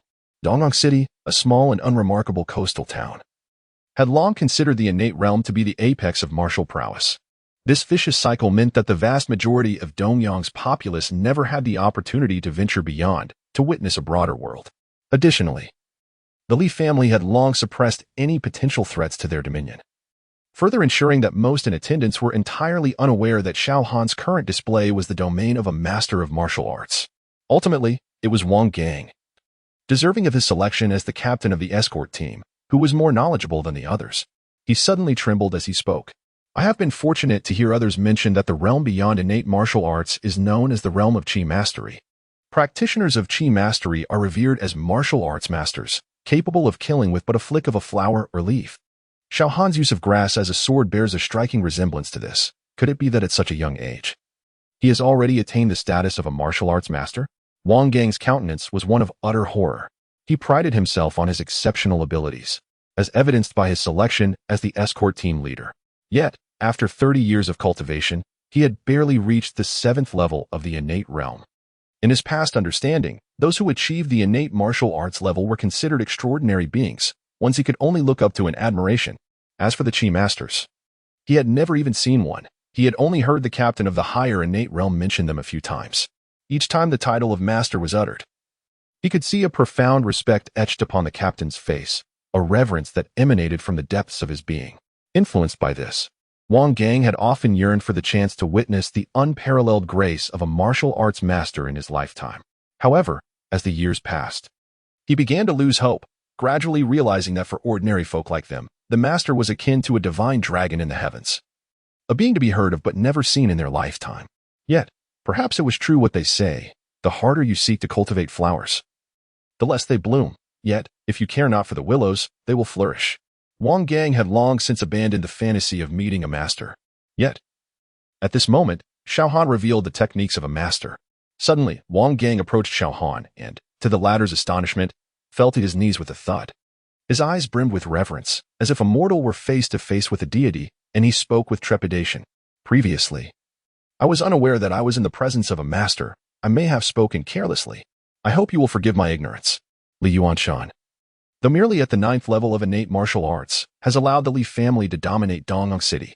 Now, despite your youth, you have achieved the status of a martial arts master. Your future is limitless in my eyes, far more terrifying than Li Yuanshan. He recalled how, upon first encountering Xiao Han, he had referred to him casually as kid, showing little respect. If such a figure, elusive as a dragon, were to take offense, it would weigh far heavier upon him than the psychological pressure the entire Li family could exert. Captain Wang, what are you doing? Xiao Han asked, bemused. I am not a narrow-minded villain who would harbor ill will over trivial matters. I hold nothing but gratitude for your efforts in protecting the city. I am unworthy of such reverence. Please, rise. However, at that moment, a chorus of kneeling sounds echoed through the venue. Xiao Han looked around, bewildered to find that no one remained standing besides him. Everyone else had obediently knelt. It was understandable for his peers. Given the recent fate of Xiao Long and Wu Liang, they wished to avoid a similar end. Yet, the soldiers following suit left him puzzled. He could only helplessly urge, Captain Wang, my brothers, please rise. A Qi master is, like you, merely a mortal. There is nothing particularly extraordinary about that. Wang Gang gritted his teeth, glancing at his comrades, and suddenly bowed deeply to the ground. Master Xiao, your magnanimity in not holding our ignorance against us is commendable. Yet we cannot disregard our own positions. The reason we kneel is that we have a humble request. He could no longer contain his anxiety, courageously voicing his plea. You have grown up in Dongyang City, and you must understand the plight of the common folk. In the past, we saw no hope and could only endure in silence. But now, witnessing your achievement as a martial arts master, I, Wang Gang, boldly beseech you to show mercy and save the millions of citizens trapped in this hellish existence. As Wang Gang's words fell, the other 13 soldiers followed suit, each bowing their heads to the ground in unison, pleading, we implore Master Xiao to show mercy and rescue the people of Dongyang from their suffering. The scene was profoundly moving and impactful. The remaining candidates, who had knelt merely to save their own lives, were now struck by guilt and remorse as they witnessed the soldiers they had previously scorned bowing in supplication to Xiao Han for the sake of the people. In an instant, they were deeply affected and, one by one, turned to Xiao Han, bowing their heads in earnest. We implore Master Xiao to show mercy and save our loved ones from suffering. Chapter 67. Arrival at the airship dock, the Lord's Son? Amidst the sight of everyone kneeling in reverence, Xiao Han found himself caught between laughter and tears. Yet, at the same time, his heart swelled with emotion. Captain Wang Gang, fully aware of Xiao Han's status as a master and holding him in high esteem, still chose to advocate for the people. In that moment, Xiao Han could distinctly sense the trepidation that lay beneath Wang's resolute words. Despite this, Wang boldly voiced his plea, evidently prepared to embrace the ultimate sacrifice. The 13 ordinary soldiers, when faced with the enemy on the battlefield, might shed blood and sweat, yet they were never cowards in the face of death, let alone kneeling before someone. Yet now, in their quest to save the millions of citizens in Dongyang City from the abyss, they willingly bowed their heads to this younger generation.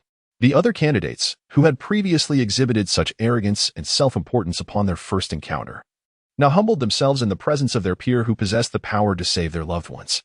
Human beings are not devoid of emotions. Who among us can remain unfeeling?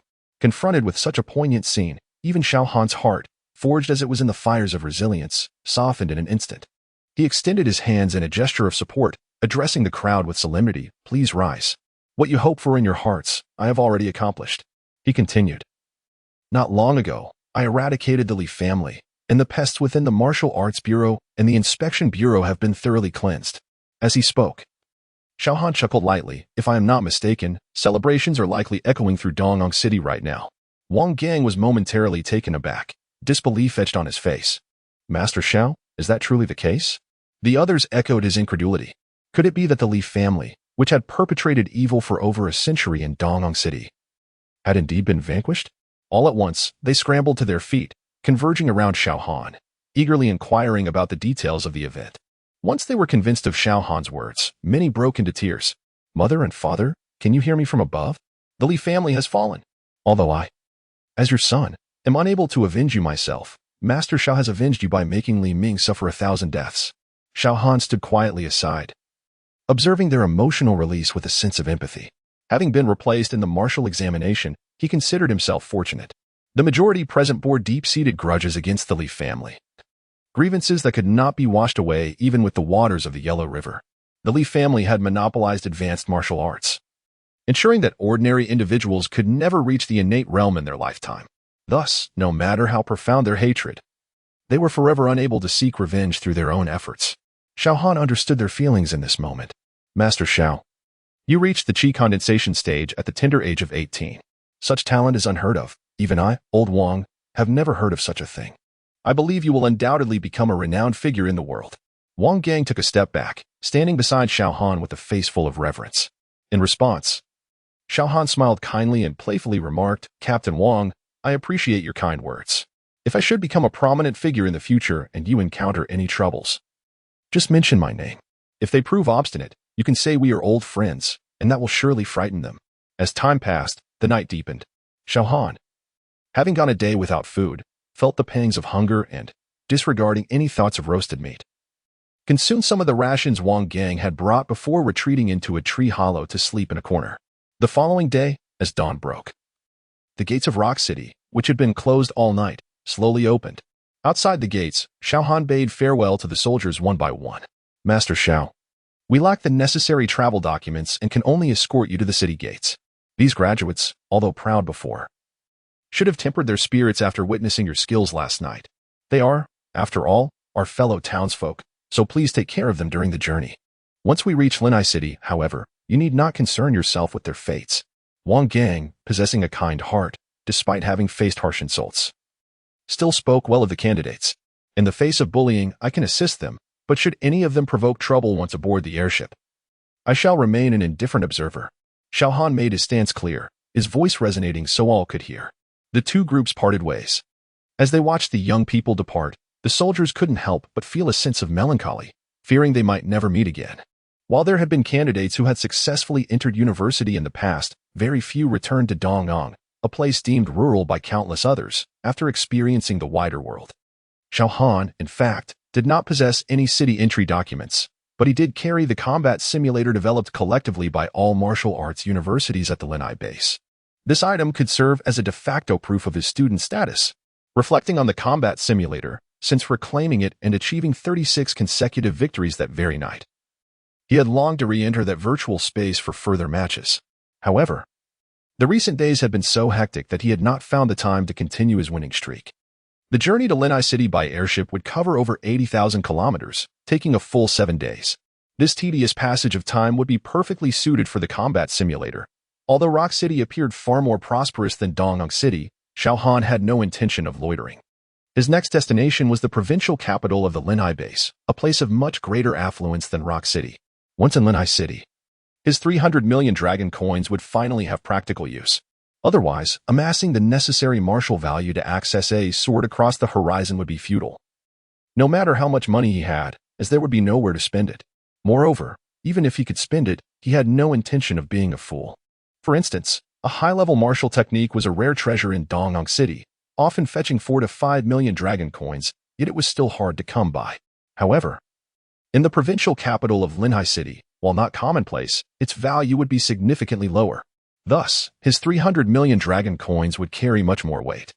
Upon entering the city, Xiao Han inquired along the way, heading directly towards the airship dock. The others, although eager to experience the sights of Rock City, could do little but follow closely behind him. They may have been easily swayed by emotions, but they were not foolish enough to misjudge the situation. Following Xiao Han meant having a chi master to protect them along the journey.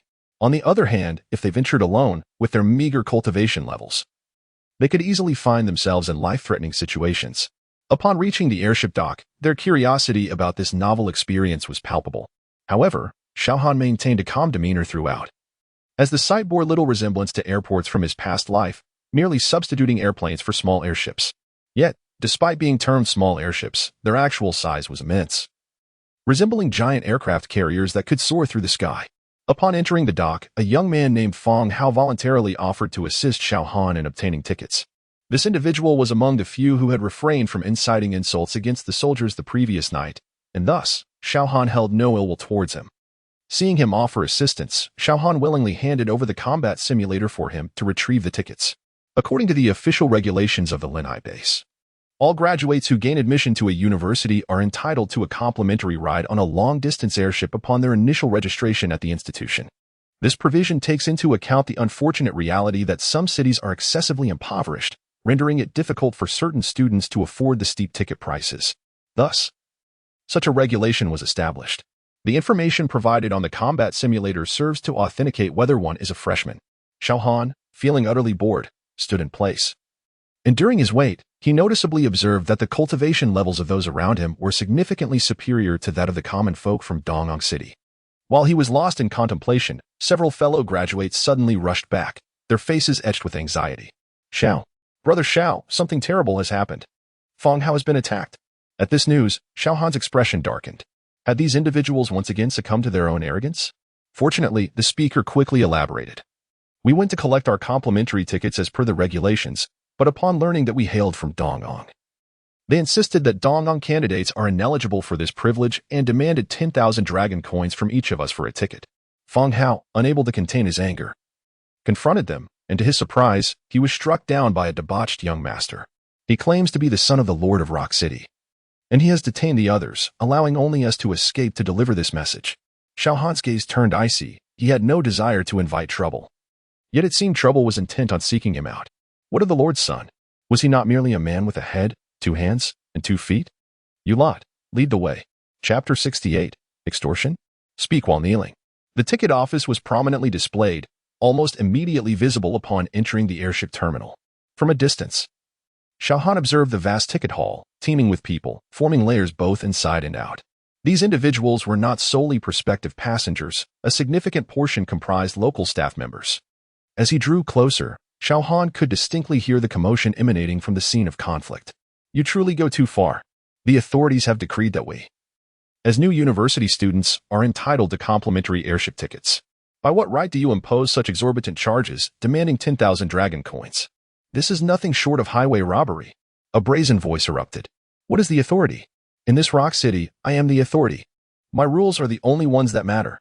The initial speaker, clearly enraged, retorted vehemently. This is outright extortion. Do you dare to threaten me? A cacophony of derisive laughter followed. Did you hear that? He says he'll report me. I'm utterly terrified.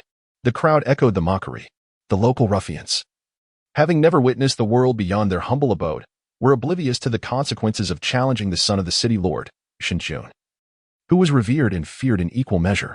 The onlookers, primarily staff at the airship terminal, were eager to curry favor with the city lord's son.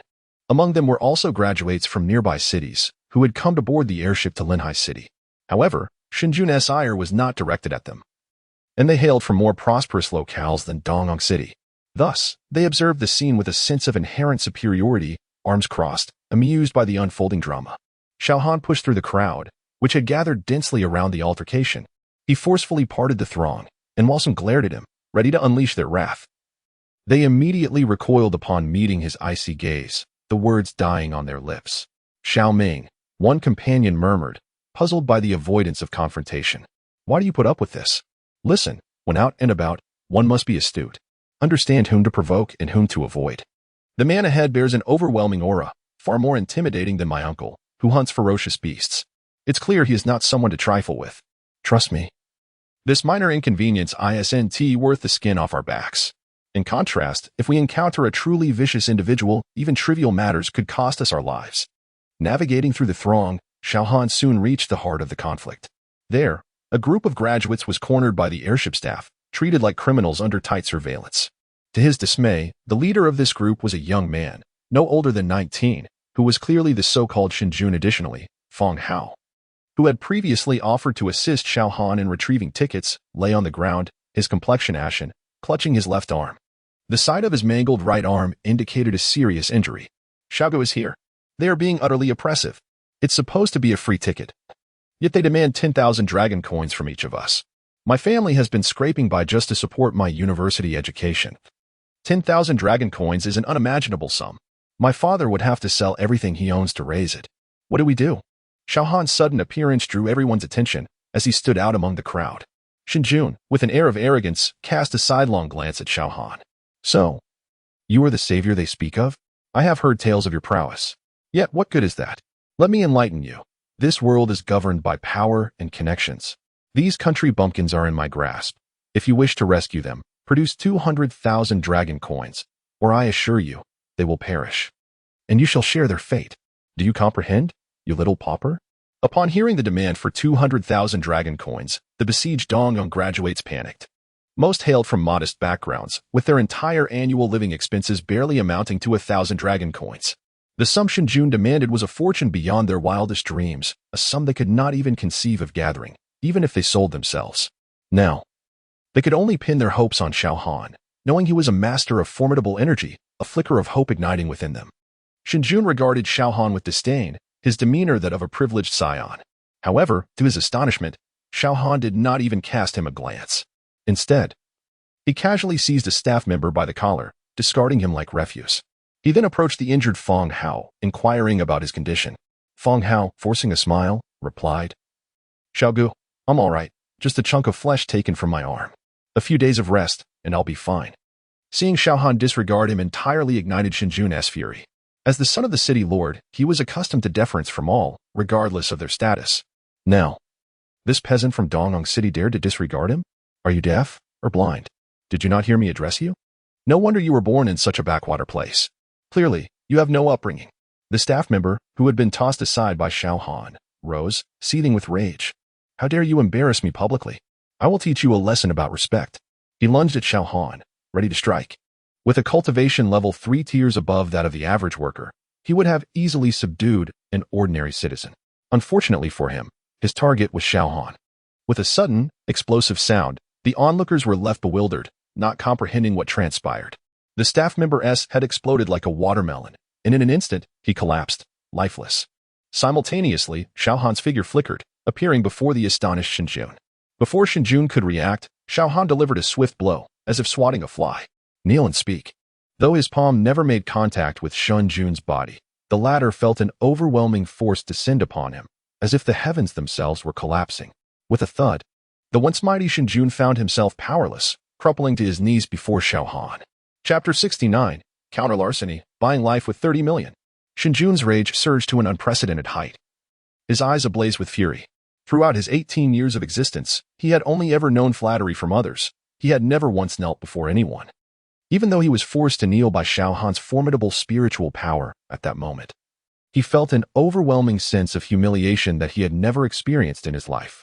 This ignited an unquenchable hatred towards Xiao Han within him. I want you to die a miserable death. I will ensure you meet a dreadful end. Xiao Han, however, remained indifferent, dismissing Shinjun's threats as inconsequential. He amplified his spiritual pressure, causing Shinjun to feel as if an invisible force was relentlessly pushing his head downwards. His body, too, was uncontrollably bent towards the ground. Eventually, his forehead slammed heavily against the floor, leaving him sprawled out like a toad, completely prostrated. Only then did the pressure relent. But attempting to lift his head or rise was utterly impossible. At this moment, you are akin to a wretched dog, clinging desperately at my feet. Weren't you quite the talkative one earlier? Now, tell me, in the face of this predicament, what uses your once proud lineage? Shinjun was utterly deranged, spewing nonsensical vitriol. The surrounding staff, though eager to curry favor with the son of the city lord, were not foolish. They recognized Xiao Han's evident prowess, which marked him as a master of martial arts, a top-tier powerhouse even in the entirety of Rock City. To provoke him further would be tantamount to courting death. Consequently, the crowd fell into a hushed silence, terrified of attracting the attention of this young master, fearing it would bring them unwarranted calamity. Among them, a man who had previously sensed Xiao Han's ominous aura now wore a smug expression. Xiaoming, did you see that? This is why I am the elder brother and you merely the younger. Do you grasp the essence of discernment? Have you learned a lesson today? Had I not restrained you earlier, the headless corpse on the ground could very well have been ours. When you step outside, remember to use your brain. Not everyone is worth provoking, even someone like Shinjun, who despite his impressive background, still stepped on a landmine. Seeing his companion Xiao Ming's unabashed admiration, he became increasingly self-satisfied. Mark my words, this affair is far from over. Xinjun has been so thoroughly humiliated that the city lord of Rock City will undoubtedly intervene. Yet the Xiao Han, having achieved mastery at such a young age, is not someone easily dealt with. This conflict has only just begun. Indeed. As soon as he finished speaking, Xiao Han's voice cut through the tension. Don't you enjoy extortion? Call your father. If he doesn't procure 10 advanced martial arts manuals, you may find yourself with no future to speak of. Xinjun, already driven to madness by Xiao Han's disregard for his insults, erupted in a frenzied roar upon hearing those words. You country bumpkin, do you have any notion of the value of 10 advanced martial arts manuals? That amounts to over 30 million dragon currency. Don't think being a master grants you the right to act with impunity. The city lord's mansion is teeming with masters. If you know what's good for you, release me now. I can't be magnanimous enough to leave your corpse intact. Otherwise, when my father arrives, you and your companions will meet a fate worse than death. Xiao Han, controlling his strength, delivered a sharp slap to Xinjun's face. I told you to make the call, not to spew nonsense. If you utter another word, I will crush your third leg. This was an opportunity for fortune, and he had no intention of squandering it. He would extract every ounce of value before sending Xinjun off to a new life. Xinjun let out a pitiful wail. Although Xiao Han had tempered his force, Xinjun was simply too weak, losing several teeth in the process. This only fueled his rage, turning him into a volcano on the verge of eruption. Yet, despite his inner turmoil and desire for vengeance, he could only begrudgingly dial the phone, feeling increasingly despondent. As soon as the call connected and he heard the familiar voice on the other end, he could no longer hold back his tears. Dad. In the opulent office of the Rock City Lord's mansion, Shen Kuanping's expression darkened immediately upon receiving the call. Perhaps due to his long-standing position of power, he exuded an aura that commanded respect even in his silence. His face grew as cold as frost, instilling a profound sense of pressure. Jian Air, gather your men and surround the airship dock. I want to see who dares to disturb my territory. Jian and Jian Air were Shen Kuanping's most trusted aides, cultivated since childhood from a pool of 1,000 elite warriors. They had now reached the 3rd tier of the martial realm, and with Shen Kuanping at the 4th tier, their combined strength was formidable. Though they had heard that their opponent was also a young master, it mattered little. Anyone who dared to harm his son on his own turf, even a master, would face dire consequences. As time dragged on, Xinjun remained akin to a toad, desperately pressed to the ground. A group of graduates from Dongyang University stood anxiously, whispering among themselves. Brother Xiao, are we truly waiting for the city lord of Rock City to come after us? Did you hear the murmurs? The city lord is apparently a 4th-tier master. No matter how strong Xiao Han is, he is still young and may not be a match for the lord. At that moment, someone revealed their cowardice, scoffing, he has clearly lost his mind. Not only did he strike the city lord's son, but now he dares to demand 10 advanced martial arts manuals for his life? That is nothing short of suicidal. Indeed, such behavior is selfish in the extreme. He clearly has considered our lives at all. We should leave. If you want to follow him into madness, that's your choice. But I cannot afford to be put in jeopardy. I am my family's only heir. As they spoke, they seemed to have prearranged their escape, quickly distancing themselves from Xiao Han. Only a few remained behind, exchanging glances of uncertainty, including the injured Fong Hao. Have you all lost your consciences? Brother Xiao is risking his life to save us, and this is how you repay him? Fong Hao exclaimed in outrage, gazing at the retreating figures as if they were traitorous wolves. Fong, spare me the moral high ground. While I appreciate Xiao Han's willingness to help, that does not mean I am obligated to accompany him to death, someone retorted. Zhou Yu makes a valid point. Resolving trouble and exacerbating conflict are two entirely different matters. We did not ask for Xiao Han's assistance. Instead of blaming us, you should conserve your energy for your own survival. Opposing Xiao Han and the city lord will lead to no good end. Chapter 70. The illusion of freedom for a price. The eloquent words of these individuals nearly drove Fong Hao to the brink of apoplexy. How naive they must be to believe that by drawing a line now, the man named Shen would simply let them go. Had they forgotten the initial extortion that had transpired? Fong Hao was incensed by their lack of insight. Upon hearing this, the expressions of the group shifted subtly. It was impossible for them not to feel a twinge of anxiety.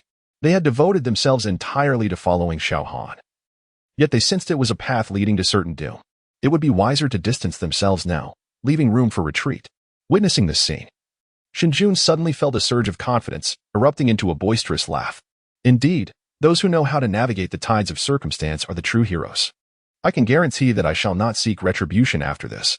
I might even absolve you of the debt of 10,000 dragon notes." At this proclamation, the group erupted in joy, shamelessly praising him. Young Master Jun is indeed magnanimous. I knew he was not petty. They turned to Feng Hao and the others, declaring, "Did you hear that? Young Master Jun has forgiven us. What are you waiting for? Come join us. Do you wish to accompany Xiao Han to his demise?" Ironically, Shinjun remained pinned to the ground beneath Xiao Han, unable to move, yet the others were quick to fawn over him. Especially after they learned of the Rock City Lord's prowess, the few who remained at Xiao Han's side were visibly swayed by the allure of safety. After weighing their options, one could no longer resist voicing, "I'm sorry, Xiao Han, but I am still young, with a promising future ahead. I cannot follow you to certain death. Enough of this. If you wait any longer, the city lord will arrive, and you will have no chance left." Another urged, "Xiao Han, I respect your bravery. I shall remember to burn paper money for you next year." When flattering, they called him Xiao Gu. But the moment they perceived diminished utility, they reverted to using their full names. Xiao Han shook his head, amused by their unchanging nature. Last night, in the spirit of camaraderie, he had granted them a chance for redemption. Such opportunities for survival would not come again. Soon, only Feng Hao remained, still seething with anger. "Feng Hao, you should step aside as well," Xiao Han said with a serene smile. "Xiao Gu, Feng Hao is anxious," fearing that Xiao Han might misconstrue his intentions as cowardice. "Do not overthink it. I wish for you to stand aside to prevent any inadvertent harm should our discussions turn to conflict," Xiao Han reassured him, realizing the wisdom in Xiao Han's words. Feng Hao understood that his cultivation level was insufficient to aid and that following Xiao Han would only hinder him. He silently moved to the side, deliberately distancing himself from the betrayers, clearly signaling his allegiance. Observing this, the recently joined graduates from Dongyang erupted in derisive laughter. This fool cannot possibly believe he is being loyal. In life, there is nothing greater than the preservation of one's existence. What use is loyalty if it costs you your life? They seek death. Why should we concern ourselves with their folly? He will surely regret this. But by the time he realizes that Xiao Han cannot protect him, it will be far too late. Just as they reveled in their schadenfreude, the city lord arrived. The staff on site, upon receiving the intercom directive, surged forth like drowning souls finally grasping a lifeline. The once crowded throng dispersed rapidly, with most remaining merely spectators eager to evade entanglement, swiftly exiting the hall. The brothers Xiaoming and Deming followed the tide of humanity. Noticing the unfolding events, Xiaoming could not restrain himself. "Brother, the situation has indeed escalated as you predicted, reaching a point of inevitable confrontation. Who do you believe has the greater chance of victory?" Well, Deming feigned contemplation before responding. "Logically, this is the domain of the Rock City Lord, giving him a distinct advantage. The odds are heavily in his favor. Yet, that young man, Xiao Han, has attained the realm of Gangqi at such a young age, a level of talent that even we have never encountered. Such a prodigy cannot be a fool. There must be some underlying assurance for him to remain here. While I cannot ascertain what it is, I boldly speculate that the eventual victor may very well be this Xiao Han." Suddenly, a cacophony of hurried footsteps heralded the entrance of a stern-faced middle-aged man. Flanked by a throng of over 100 followers, his presence akin to that of a star surrounded by admirers. This man appeared to be in his 50s, exuding an aura of authority that commanded respect without uttering a word. Upon entering the hall, his piercing gaze immediately fixed upon Xiao Han. With few individuals remaining in the vicinity, he easily spotted his son, Shinjun, in a humiliating position before Xiao Han. "You are impressive," Shin Kuanping remarked, his tone laced with condescension. "Achieving Gangqi at such a tender age is indeed a mark of arrogance. Should you continue to cultivate smoothly, your humble Dongyang city might just witness the rise of a true dragon. However, you have gravely erred by laying hands on my son, and even more foolishly, you dared to demand 10 high-grade martial texts as ransom for his life." Shin Kuanping approached within 2 meters of Xiao Han, while his subordinates encircled the two, creating a formidable barrier. Youthful arrogance is not inherently detrimental, but unbridled arrogance devoid of wisdom is sheer folly. You have committed an act of profound foolishness. I have come here as you wished. What can you possibly do to me now? His voice dripped with superiority, as if his mere presence would resolve any conflict. The fervor among his subordinates was palpable. They gazed at him as if he were a revered idol. Such is the commanding presence of our esteemed city lord. This boy must be trembling in fear at the prospect of facing him. Yet, throughout this encounter, Xiao Han's expression remained unchanged. The title of city lord may carry weight, but in comparison to the sovereigns he had once confronted, it was insignificant. The ostentatious demeanor of Shan Kuanping appeared to Xiao Han merely as the antics of a jester. What a farce, Xiao Han scoffed, raising his foot and bringing it down forcefully upon Jun's left arm, which was still in a supplicant position. With a resounding thud, Jun's arm erupted into a mist of crimson. I summoned you to bring me wealth, not to indulge in theatrics. Speak another word, and I shall crush your head beneath my foot. Chapter 71, Ignoring the Warnings? A single strike to obliterate. Neither Kunping nor his entourage, nor the distant onlookers observing the turmoil, could have anticipated the sheer audacity of Xiao Han. In a bold display before Kunping, he decisively crushed Jun's left arm beneath his foot, clearly indicating his unwavering resolve. Kunping's complexion darkened, his earlier demeanor of superiority quickly dissipating. He had come to exert his influence, intending to intimidate Xiao Han into submission. However, his plans backfired spectacularly, as this brash young man from Danyang City exhibited an unexpected ferocity. Consequently, his son Jun had become a mere cripple, leaving Kunping feeling both humiliated and powerless. He could only hope to disarm Xiao Han's vigilance through diplomacy. Young man, temper, please. However, before he could finish, Kunping's expression shifted dramatically as he hastily interjected, No, I will give you the martial arts manuals. I will. It became evident that Xiao Han had no intention of entertaining further dialogue, perceiving Kunping's words as a mere dismissal of his threat. He raised his foot to crush Jun's head. Startled by Xiao Han's decisiveness, Kunping abandoned his facade of dignity, urgently retrieving martial arts manuals from his storage ring. Xiao Han, observing this, let out a cold snort and lowered his foot. Until one reaches the Yellow River, one does not relent. Truly a tenacious spirit, he remarked with disdain. Initially, only 10 advanced martial arts manuals were required for Jun's release, but due to the delay in payment, the price had now doubled to 20. Of course, he added, you may also choose to collect his remains directly. Kunping felt his teeth nearly shatter from clenching them so tightly. As the lord of a city, he had never been so threatened. The previously agreed-upon ransom had now doubled simply because he could not restrain his tongue. This unprecedented humiliation was almost enough to burst his lungs with rage. And he seethed internally, I will see you dead. I must see you dead. Though he wished to refuse, the multitude of witnesses surrounding them, including curious onlookers, made him reconsider. If he were to decline and his son were slain before him, even if he later avenged Jun by torturing Xiao Han, the loss of face would be irretrievable. Very well, I shall comply. Kunping gritted his teeth, his eyes gleaming with malice. Xiao Han observed this all with indifference, dismissing Kunping's ire. Once the ransom is paid, this matter will be resolved. I advise against any thoughts of revenge. Otherwise, the position of Rock City's lord may soon be occupied by another.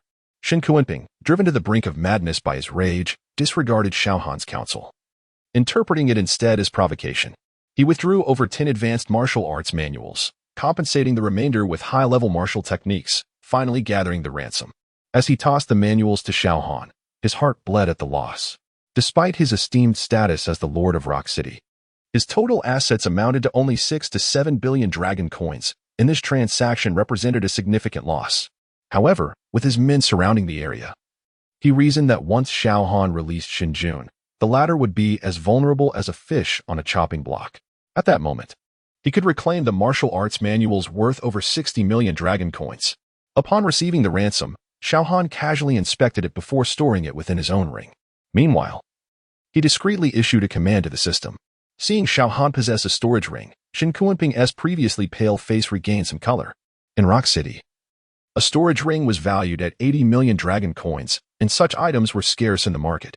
If he could successfully eliminate Xiao Han and seize his ring, this endeavor would not only be a wash, but a considerable profit. You have received the goods. Will you not release my son? Kunping inquired coldly.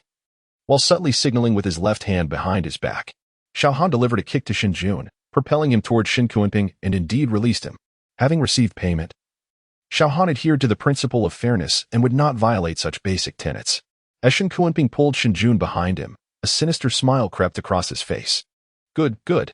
No wonder you have reached the level of a master at such a young age. Truly, skill breeds audacity.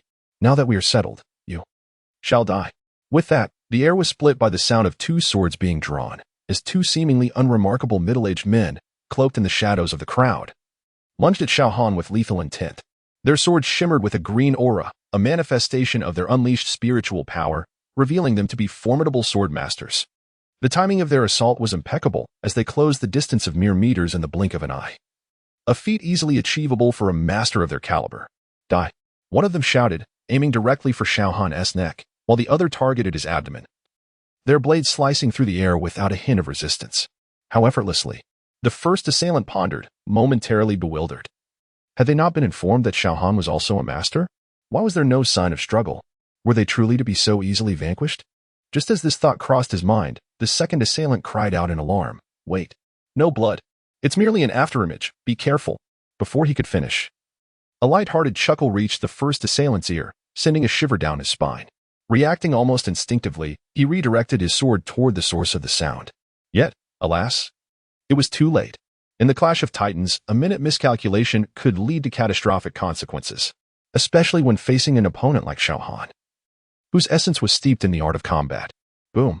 At that very moment, Xiao Han, having appeared behind Sword One without his knowledge, struck down with a powerful palm, delivering a blow akin to a mountain collapsing upon him.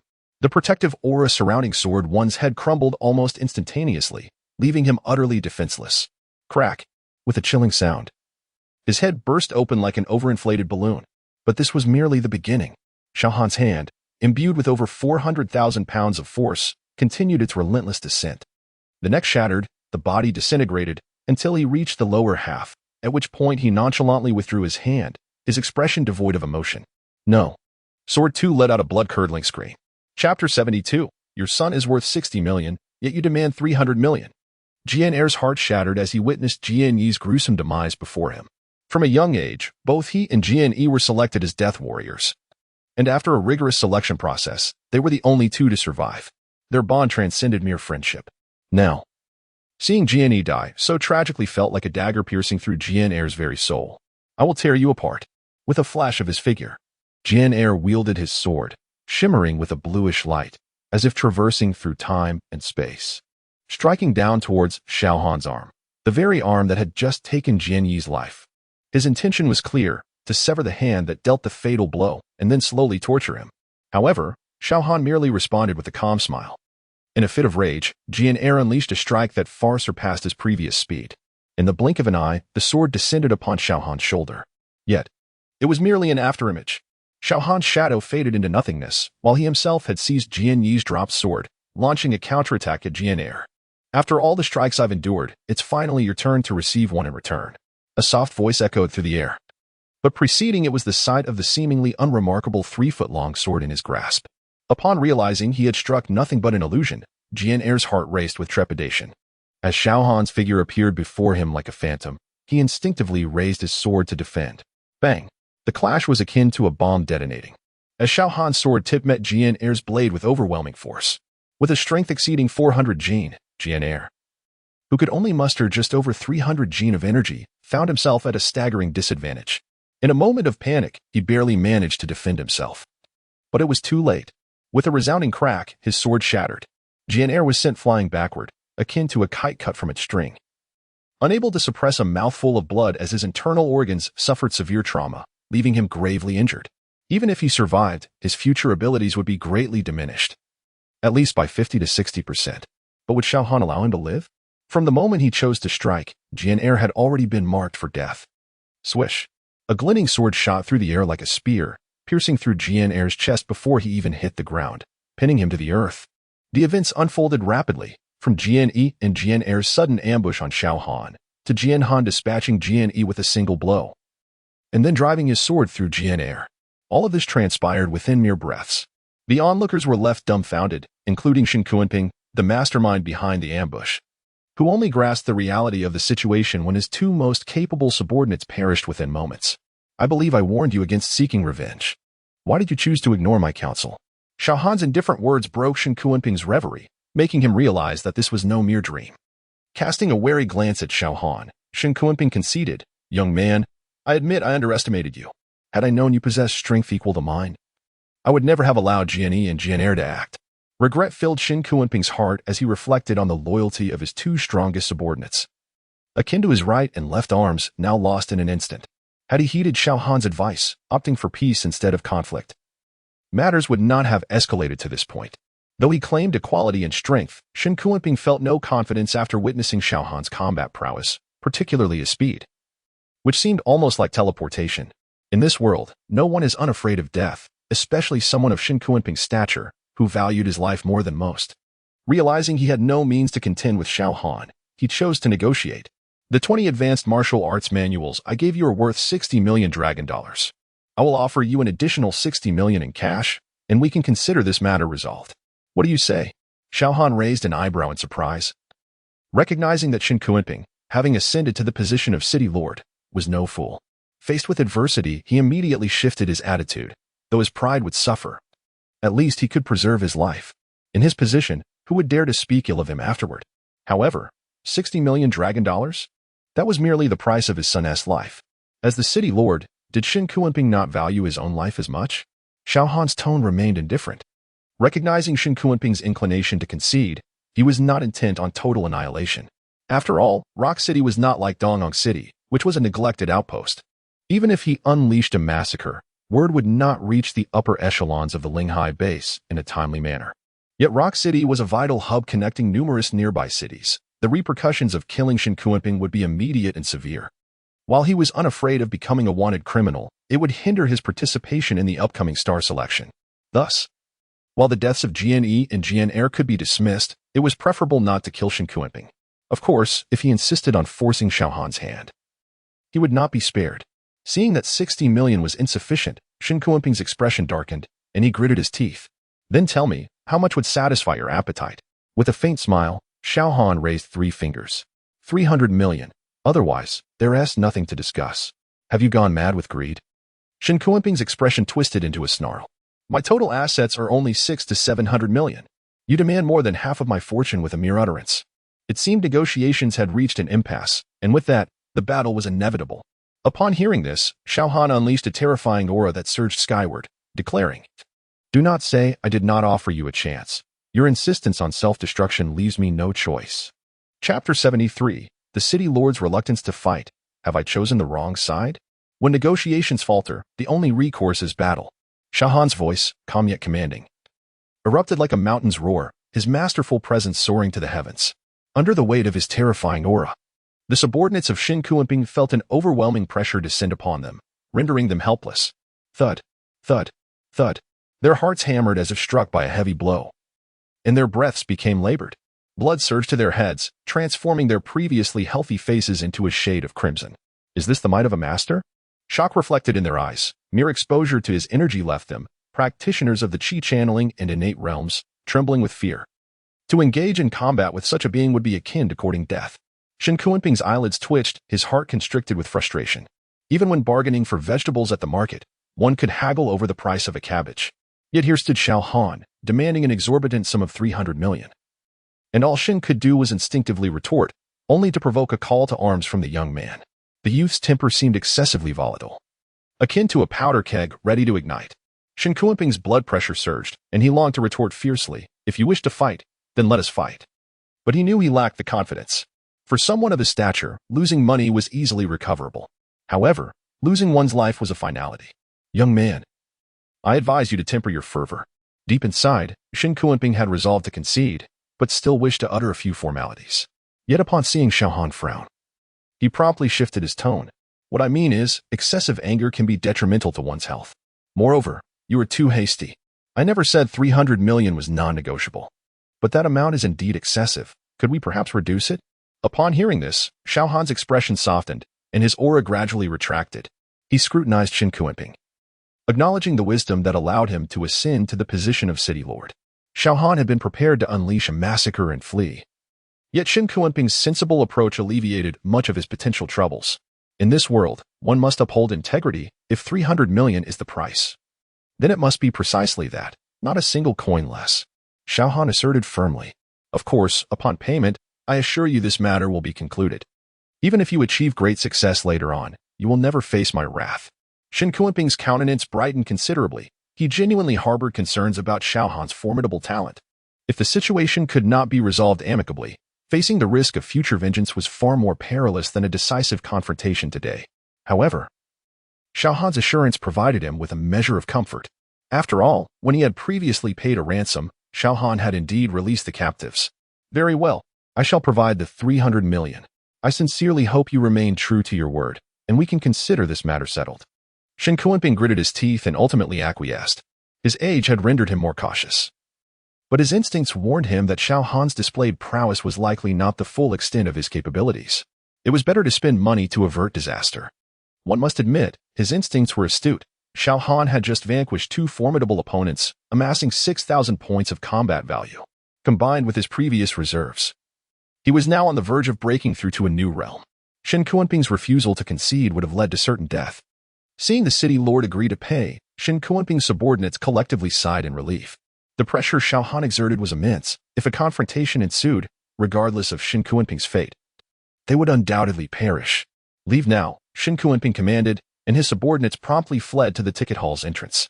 The once arrogant Shin Jun now appeared as wilted as a frostbitten eggplant, obediently assisted from the hall. Even he, despite any grievances, dared not express dissatisfaction, especially with his father yielding to Xiao Han. Once the crowd had dispersed, a brilliant light emanated from Shin Kuanping's storage ring. Clang, clang, clang. Stacks of dragon bills, enough to make anyone's eyes burn with envy, cascaded to the ground, quickly forming a small mountain. Soon, a second and third mountain followed. Each mound represented 100 million. If you wish to verify the amount, feel free to count for hours. Shin Kuanping snorted, his heart bleeding profusely. His son Shin Jun had foolishly attempted extortion, and now, instead of gaining 20,000, he was extorted of over 300 million. When he returned, he would ensure his son faced dire consequences. Counting is unnecessary. Since the city lord is willing to adapt, I trust he will not resort to trickery over such trifles. Xiao Han remarked with a calm smile. Shin Kuanping aimed to defuse the situation, not foolish enough to risk tampering with the sum. With a wave of his hand, the mountains of cash vanished into his storage ring. Alongside the 300 million from the Li family, he now possessed a staggering 600 million dragon bills, a surefire symbol of wealth and power. Moreover, once he reached the coastal city of Linhai, the purchasing power of that sum would likely multiply several times. City Lord Shin, with the funds in place, we can consider this matter resolved. May our paths cross again in the future, Xiao Han stated, his demeanor radiant. In stark contrast, Shin Kuanping's expression was grim, resembling one mourning a loss. Who would wish to meet again with a robber? He hoped to never cross paths with Xiao Han again, fearing it would only cause him more distress. With a cold huff, Shin Kuanping disregarded Xiao Han's farewell and strode away. Outside, a crowd had gathered, buzzing with excitement over the unfolding drama. Although they could not hear the specifics of the conversation, they witnessed Xiao Han's effortless victory over two individuals and Shin Kuanping's subsequent decision to pay, culminating in a display of mountains of dragon bills. As Xiao Han collected the money, his smile was brighter than ever, while Shin Kuanping exited the ticket hall with a scowl. The entire scene was witnessed by all. No one present was oblivious to the significance of these events. It was clear that the esteemed lord of Rock City had capitulated to Xiao Han. This revelation shook the crowd to its core, akin to a magnitude 7 earthquake, nearly sending them into chaos. Among the onlookers stood the brothers Xiaoming and Deming. Deming wore an expression of triumph. Xiaoming, what did your brother say? Is the ultimate victor not Xiao Han? What is the essence of experience in the martial world? Consider this a live demonstration. Take notes.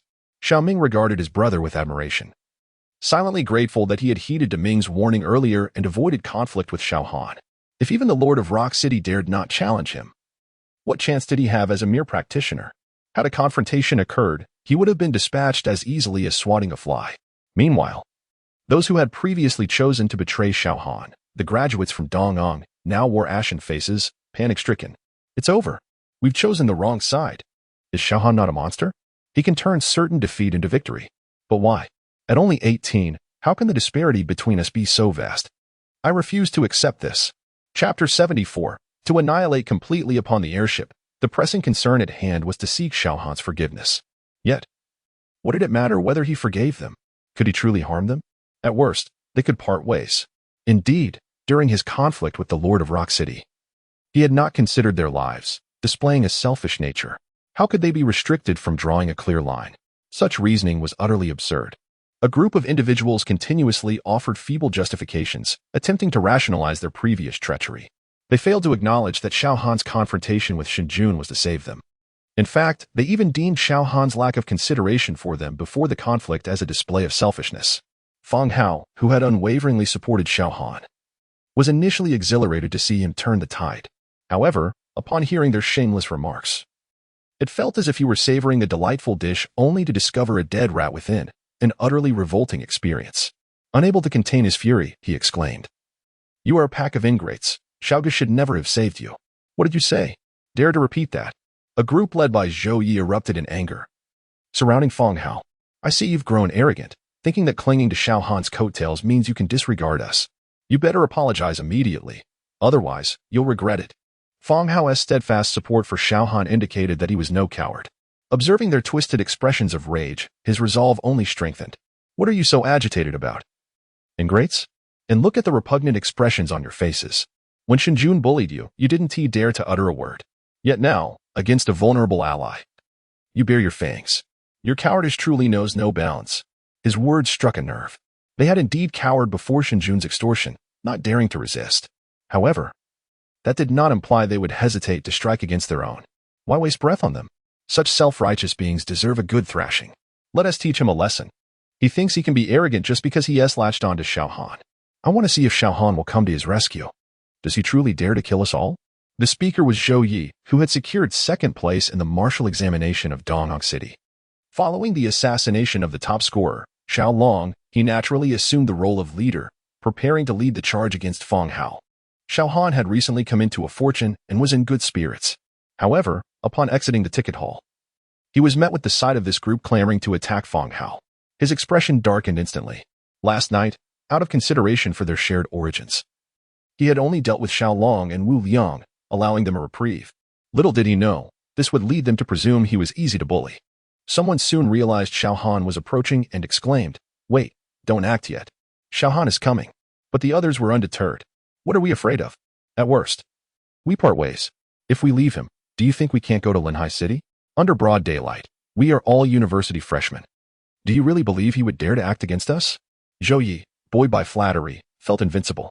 As Xiao Han approached with a grim demeanor, he boldly stepped forward. Believing he was in control. Xiao Han, consider yourself fortunate today, but next time, you won't be so lucky. To avoid being dragged down by you. We are parting ways from this moment. Do you understand? Xiao Han had no intention of engaging with such foolishness and swiftly slapped him across the face. With a chilling crack echoing through the air, Zhou Yi's head and body were instantly separated. Before he could comprehend the distance growing between his head and torso, he transformed into a grotesque sight. Panic ensued among the spectators. Is Zhou Yi dead? Has Xiao Han gone mad? In broad daylight, how dare he kill a university student? Doesn't he fear repercussions from the school? I must file a complaint. Xiao Han strode towards a student who was vocally declaring his intent to complain. With a single blow, he crushed the student's skull, blood splattering across many faces and eliciting screams of terror. He's truly lost his mind. Everyone, run. The remaining individuals fled in disarray, some begging for mercy as they ran. Xiaogu, I was wrong. I Shun Tia betrayed you. Please don't kill me. Regrettably, they failed to appreciate the chances they had been given. Now, confronted with death, it was too late for remorse.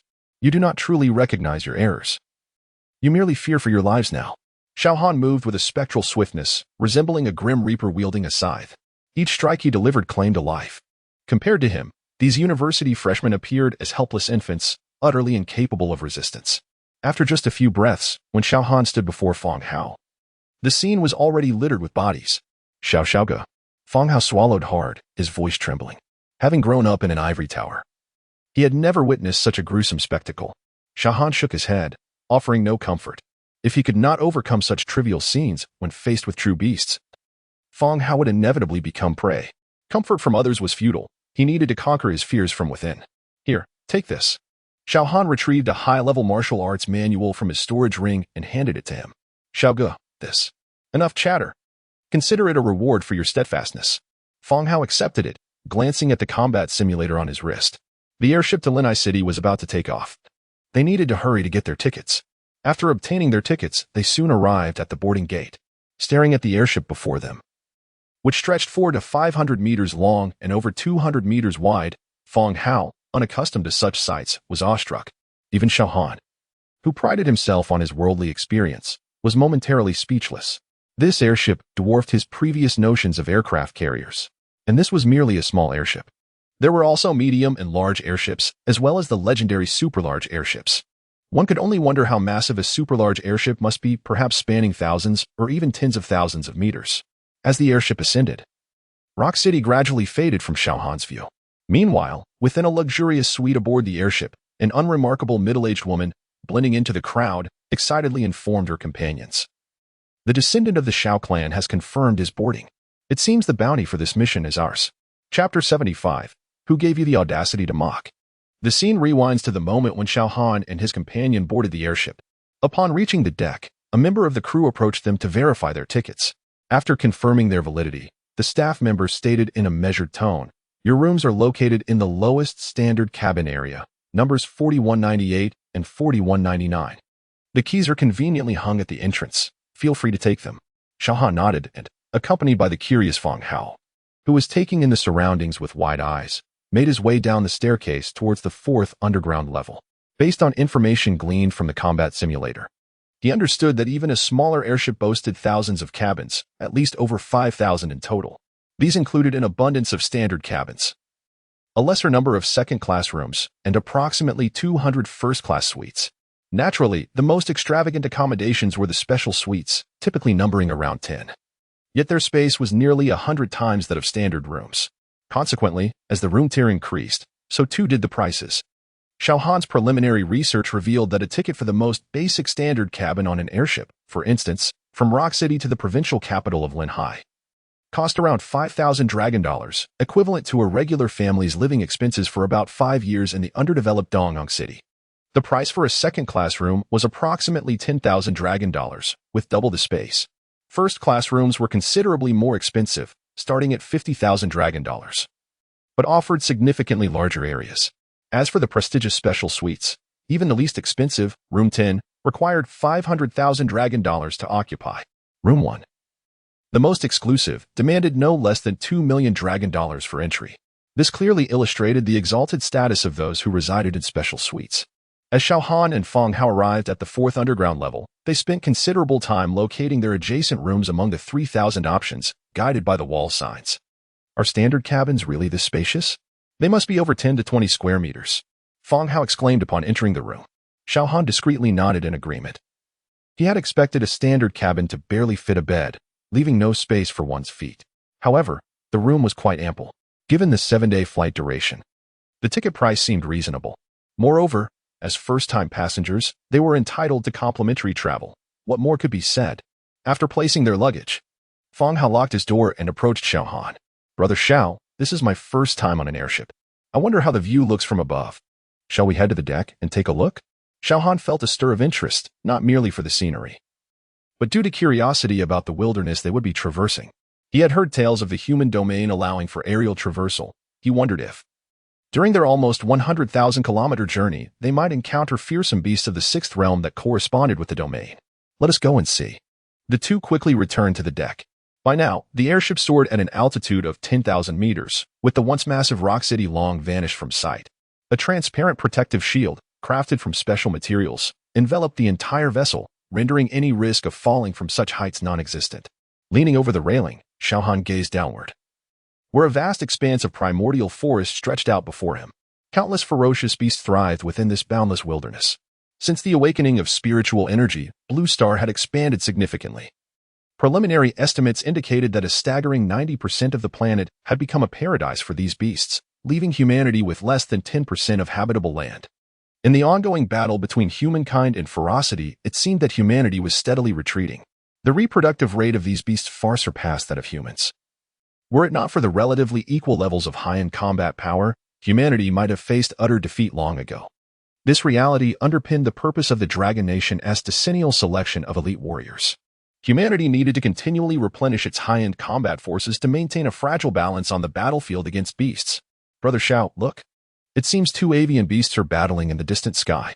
Feng Hao's exclamation broke Xiao Han's reverie. He focused his gaze and, indeed, spotted 2 large birds engaged in fierce combat 1,000 meters away, though the details were indiscernible from such a distance. The commotion they stirred suggested their cultivation was at least at the 4th realm. How quickly we encounter creatures rivaling those of the mastery of Qi, Xiao Han mused. Feeling a sense of melancholy, it was evident that Dongyang City was far too small. The sight of 2 foolish birds sparring hardly warranted such excitement. At that moment, a shrill voice pierced the air. Xiao Han turned to see a fashionably dressed young man, accompanied by an elder who appeared to be a servant or attendant. The young man's derisive gaze fell upon Feng Hao, who, feeling belittled, quickly averted his eyes, opting not to respond. Since their departure from Dongyang City, Feng Hao had begun to grasp the extent of his hometown's backwardness. The individual mocking him was clearly someone of significance, and Feng Hao had no desire to provoke trouble for Xiao Han. Noticing Feng Hao's silence, the young man found the situation rather dull. However, upon turning his attention to Xiao Han, who was scrutinizing him intently, his eyes sparkled with interest. I presume you hail from the same place? He cannot even meet my gaze, yet you, this country bumpkin, dare to look me in the eye? Xiao Han maintained a stoic expression, responding coolly. He does not look at you to avoid causing me trouble. My gaze is merely to ascertain if you possess 3 heads and 6 arms. Otherwise, what audacity compels you to provoke me? Before the young man could react with anger, the elder behind him erupted, scolding, Who do you think you are, country bumpkin? Did your elders not teach you to keep your head low when out in the world? Apologize to my young master at once. Wait, Uncle Quan. The young man interjected with a wave, a smirk adorning his face. On this journey, I have encountered nothing but sycophants eager to grovel before me. Finally, I meet someone unafraid of death. Why should he apologize? Seeing an ignorant frog at the bottom of a well boast is, in itself, a rather amusing spectacle. Don't you think? Taken aback by this remark, the elder quickly resumed his flattery. Young master, your insight is remarkable. The young man grinned triumphantly, then scrutinized Xiao Han from head to toe, clicking his tongue in mockery. Your attire is dreadful, your pants are appalling, and your shoes are even worse. With such abysmal standards, I am curious to know who granted you the audacity to act superior before me. Chapter 76, The Li Family of the Provincial Government? The punishment from heaven reappears. Xiao Han suddenly waved his hand in front of his nose. Feng Hao, do you not sense the foul stench in this place? After speaking, he seemed to have an epiphany. Ah, I understand now. It's because someone is spewing filth without a shred of public decency. Truly disgusting. The young man was immediately enraged, abandoning his lofty demeanor. You dare to say I'm spewing filth? Xiao Han chuckled derisively, without the necessary background. Don't pretend to be a wealthy young master. If you can't withstand such words, you might as well return to your mother's womb for a few more rounds of reformation before learning how the true young masters conduct themselves. Uncle Quan, kill him. Kill him at once. The young man exclaimed, resembling a cat whose tail had been stepped on, nearly leaping in place. Due to his status as an illegitimate child, he had always held a low position in the family, making him detest being labeled as a pretentious wealthy heir. The elder known as Uncle Quan, well aware of this, nodded and prepared to take action. However, Xiao Han's next words caused his expression to shift dramatically. Old man, reaching the first level of qi is no small feat. If I were you, I would never recklessly approach death without understanding my opponent's cultivation level. Uncle Quan's face turned suspicious. What is happening? This young lad can see through my cultivation at a glance? Is it possible that his cultivation surpasses mine despite his youth? Impossible. There are no such prodigies in the entire Linghai base. Even the champion of this base is merely at the 5th level of innate cultivation.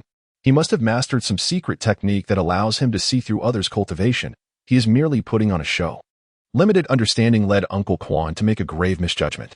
After a moment of doubt, he suddenly struck out a palm toward Xiao Han's chest. Clang. A sound akin to a sword's cry resonated. A long sword materialized in Xiao Han's hand, swiftly slicing through the air like the horns of an antelope. Upon witnessing this, Uncle Quan's expression shifted drastically. He intended to retract his attack, but the sword's light was far too swift. Swoosh. Blood gushed forth as his palm was severed in an instant, flying off to the side. Words of caution are futile for the foolish, having chosen to strike. You may as well leave your life behind. Xiao Han remarked coolly, expressionless as he brandished his sword once more. With his hand severed, Uncle Quan could no longer defend himself and could only retreat hastily. Yet, while he attempted to escape, Xiao Han's pursuit was even swifter. No matter which direction he darted, the sword remained at his heels, akin to the scythe of death. Young man, let us discuss this. It was my fault. I can offer compensation. Before he could finish his sentence, a head flew into the air.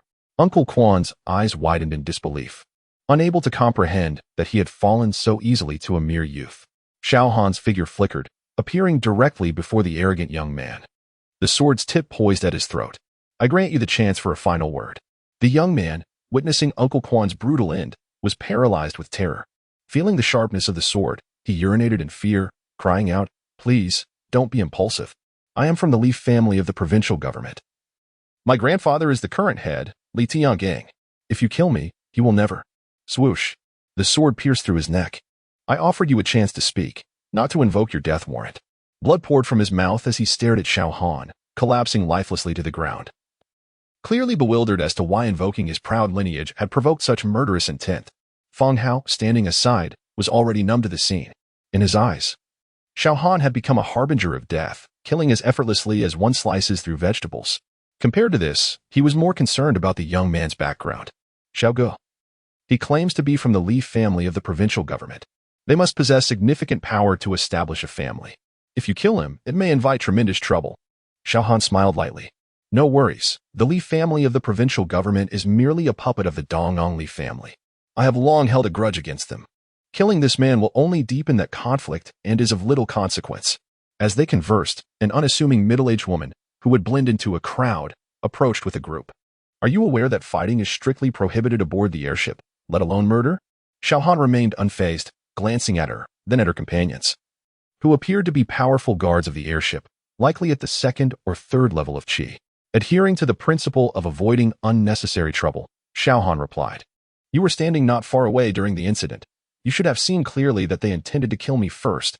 I merely acted in self-defense. You admit to murder. The middle-aged woman sneered, impatiently turning to her companions. You lot, why are you not taking action? If we allow such indiscriminate killing in front of our guard team, who will believe in our aviation safety in the future? At her words, several master-level guards immediately spread out, encircling Xiao Han. On the deck, many onlookers began to murmur. What is wrong with these guards? They were indifferent during the earlier conflict, yet now they rush in to apprehend someone after a death? Are they not considering reason? I clearly witnessed the earlier altercation. It was self-defense, and even if there was wrongdoing, it hardly warrants public execution. This is outrageous. Despite being surrounded by 7 masters, Xiao Han maintained his stoic demeanor. He cast a calm glance at the middle-aged woman and suddenly inquired, during the stopover in Rock City. You did not disembark from the airship, did you? The middle-aged woman's brow furrowed. What do you mean? Xiao Han shook his head. If you had disembarked, you would understand that a few insignificant characters cannot possibly contend with me. Hearing this, the masters erupted in fury, shouting accusations. You insolent brat! How dare you be so arrogant in front of us? A sense of foreboding welled up within the middle-aged woman, yet she forced herself to maintain a facade of calm. I do not know what you are talking about. No one seeks to confront you. We are merely following the rules of justice. Xiao Han shook his head, chuckling softly. At this point, feigning ignorance serves no purpose. You did not intervene during the fight, but now you arrive with your people. Is this not entrapment? You are clearly here to take my life. A slight smirk graced his lips. Am I correct in my assessment, esteemed lady from the Punishment from Heaven organization? Chapter 77, A Rampage of Slaughter, the Kill Value Source. Damn it, how did he know? With Xiao Han's words, a tempest of shock surged within the middle-aged woman's heart. Is she astonished now, wondering how I could deduce her identity? Xiao Han seemed to possess an uncanny insight into her thoughts. As if he were a worm in her belly, he chuckled lightly. It is rather simple. One merely needs to adopt a different perspective. If I were the punishment administrator, knowing full well that I had departed from Dongyang City, there would be no need to search through the vast crowd. Leaving Dongyang already conveys a message to you. I am about to board an airship. Therefore, regardless of where I board, any individual harboring inexplicable murderous intent towards me must undoubtedly be a member of your punishment organization. As for how they could ascertain Xiao Han's identity so swiftly, it was due to the requirement of real name authentication upon boarding. If the punishment organization could infiltrate the upper echelons of Dongyang City, penetrating an airline would be nothing extraordinary. What is this punishment? I have never even heard of it. A flicker of panic flashed in the middle-aged woman's eyes as she commanded angrily, You lot. What are you waiting for? Quickly eliminate this audacious rogue who dares to defy our regulations. Xiao Han shook his head. I have already stated. These few worthless fish cannot harm me. Why persist in your disbelief? Die. One of the master-level guards, furious, brandished his large sword and swung it directly at Xiao Han. Clang. A sudden sound of a sword ringing out pierced the air. Accompanying it was a chilling light that sliced through the sky. The flash came swiftly and vanished even more rapidly. Before anyone could comprehend what had transpired, the master guard's sword clattered to the ground, and a line of blood appeared on his brow, unbeknownst to him. Such swiftness in the strike, he murmured, and in the next instant, his body was torn asunder, collapsing to either side. At this sight, an uproar erupted among those present. This young man is excessively violent. He actually cleaved a person in two with one sword. That individual was a master, practically the pinnacle of martial prowess in our city. And yet he was slain in an instant? He appears to be of similar age to me, possessing such strength. While I remained stuck at the third level of Qi transformation, these years of training seemed to have been in vain. Xiao Han had no interest in the thoughts of others. After dispatching the first master, he continued his relentless assault on the others. These so-called masters of the third level of Qi transformation in his eyes were nothing more than a flock of chickens and dogs, willingly presenting themselves as experience points. He had no reason to spare them. The cold light flickered in the air. And facing Xiao Han's lethal strike, a third-level martial artist attempted to resist, raising his sword to meet the attack. He managed to block it. Yet the force transmitted through the blade far exceeded his expectations. Under the overwhelming impact, his internal organs shattered in an instant, though his exterior appeared unscathed. He suddenly crashed to the ground, bizarrely dead. At least he put up some semblance of resistance. The remaining few had no opportunity to retaliate at all. This was solely because Xiao Han's speed was simply too extraordinary, not just in the swiftness of his strikes, but also in his elusive movements, rendering their escape impossible. Swish! The flash of the sword cut through the air, with the last individual falling lifelessly to the ground. All 7 masters of Qi transformation had been dispatched by Xiao Han in less than a minute. Throughout this process, the system notification chimed incessantly. However, Xiao Han did not immediately check his character panel, for the leading middle-aged woman was fleeing in a panic towards the staircase. Whoosh! He hurled his sword like a spear, piercing her right thigh with brutal precision. She let out a blood-curdling scream, turning back only to be horrified to discover that all 7 of her accompanying masters had perished at Xiao Han's hands. No, this is impossible. How could you have grown so powerful in such a short time? The middle-aged woman, her hair disheveled, appeared as if she had lost her mind. Shaking her head repeatedly, Xiao Han, with a leisurely grace, approached her, looking down from above. With a slight smile, he casually spoke. So you finally acknowledge your identity? You monster! The middle-aged woman screamed hoarsely. Indeed, in her eyes, Xiao Han was a monster. Everything began when his martial examination score was replaced. Initially, he was merely at the 9th level of body refinement, but overnight, he ascended to the Qi transformation realm. Just 2 days later, he suddenly became an innate martial artist. To leap across 2 major realms was already astonishing, yet before the punishment organization could recover from their shock, Xiao Han relentlessly uprooted the Li family. Only then did the punishment organization realize the true nature of their target. They dared not grant Xiao Han any further time to develop and immediately dispatched the local head, Kai Dai, to assassinate him. Yet, once again, an unforeseen event occurred. As a master of Qi transformation, Kai Dai should have had a high probability of success against Xiao Han, yet she was ultimately killed on the spot. Now, Xiao Han exhibited a cultivation level that had already entered the realm of Qi transformation, a transformation occurring daily, leaving no one to comprehend how Xiao Han achieved such a meteoric rise in power. At the coastal base, the punishment organization's division understood that Xiao Han could no longer be allowed to develop endlessly, thus mobilizing all masters near Rock City overnight. The middle-aged woman, as the head of Rock City, had initially approached Xiao Han with confidence, believing the lucrative reward for this mission was already hers. However, all her masters were dead. All of them. Wait for it, you monster. Limhai City is our stronghold, where punishment experts abound. Though I have failed, if you dare to go to Limhai, it would be tantamount to walking into a trap. I shall await you on the path to the underworld. Ha ha ha. The middle-aged woman, appearing deranged, prepared to bite down on the poison hidden in her teeth. In a flash, a sword beam cut through the air, and her head, wide-eyed, shot upward. The assailant was none other than Xiao Han. Despite her apparent madness, her strength had reached the 3rd level of Qi transformation, and he could not waste such a valuable kill. In the blink of an eye, all enemies were annihilated, leaving the onlookers on the deck utterly dumbfounded. Nevertheless, Xiao Han had no time to concern himself with them. This battle, combined with the master of Qi transformation who had perished at his hands earlier, had resulted in a total of 9 kills. Consequently, his kill value had accumulated to unprecedented heights. He glanced at his character panel.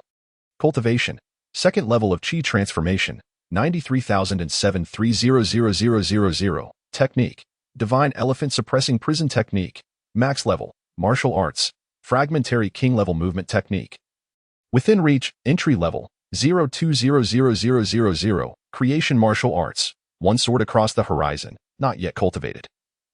0100000000. Martial Talent, King level, 01000000. Limit Strength, 430 in kill value, 33589 martial value. For 0666, Xiao Han quietly calculated. His martial arts value was originally 24,000. However, during his confrontation with Shin Kuanping in Rock City, he expended a portion of his training on within reach obtained from the Li family.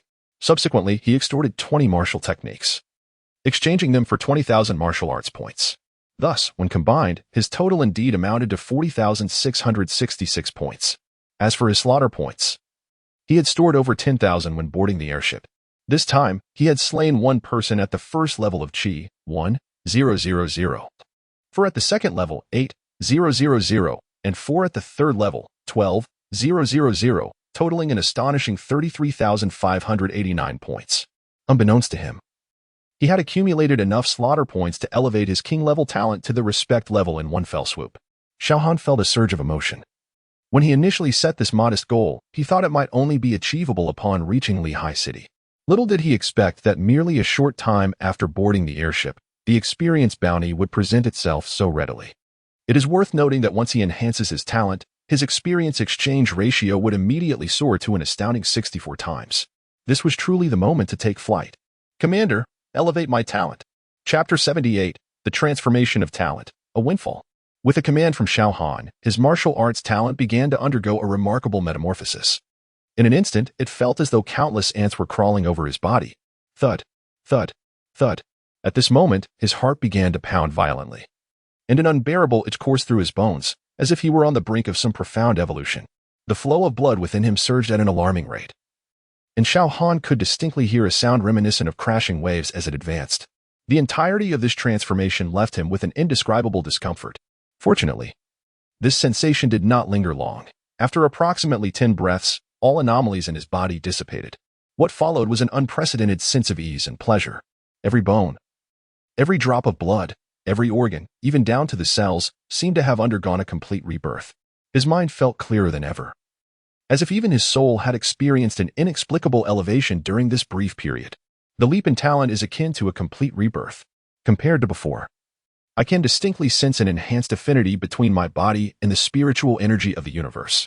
I even feel an illusion of boundless freedom, as if the vastness of the sea allows fish to leap and the heights of the sky permit birds to soar. Xiao Han casually twisted his body, and aside from the sound reminiscent of popping beans, his overall agility had significantly improved, becoming lighter, as if he could take flight at any moment. It seems I have unknowingly shattered another constraint of the human body. This marks the third time I have surpassed my physical limits. As the metamorphosis concluded, his character panel underwent another astounding transformation. Cultivation level. Second stage of Qi, 93,007,300,000. Martial arts talent. Supreme level 01000000000. Limit strength. 430 in 480 in kill value. 255 martial value. For 0666, though his cultivation level remained unchanged. His strength had inexplicably increased by 50 newtons. Coupled with the explosive power of the royal-level martial technique within reach, he now possessed enough confidence to dispatch a second-stage Qi practitioner in an instant. Of course, these enhancements, though significant, were merely a prelude to the doubling of exchange rates. Now that his martial arts talent had reached the supreme level, every point of kill value he acquired would translate into 64 times the experience. The speed at which he could elevate his cultivation would only become increasingly exaggerated. This bolstered his confidence immensely regarding the upcoming stellar selection.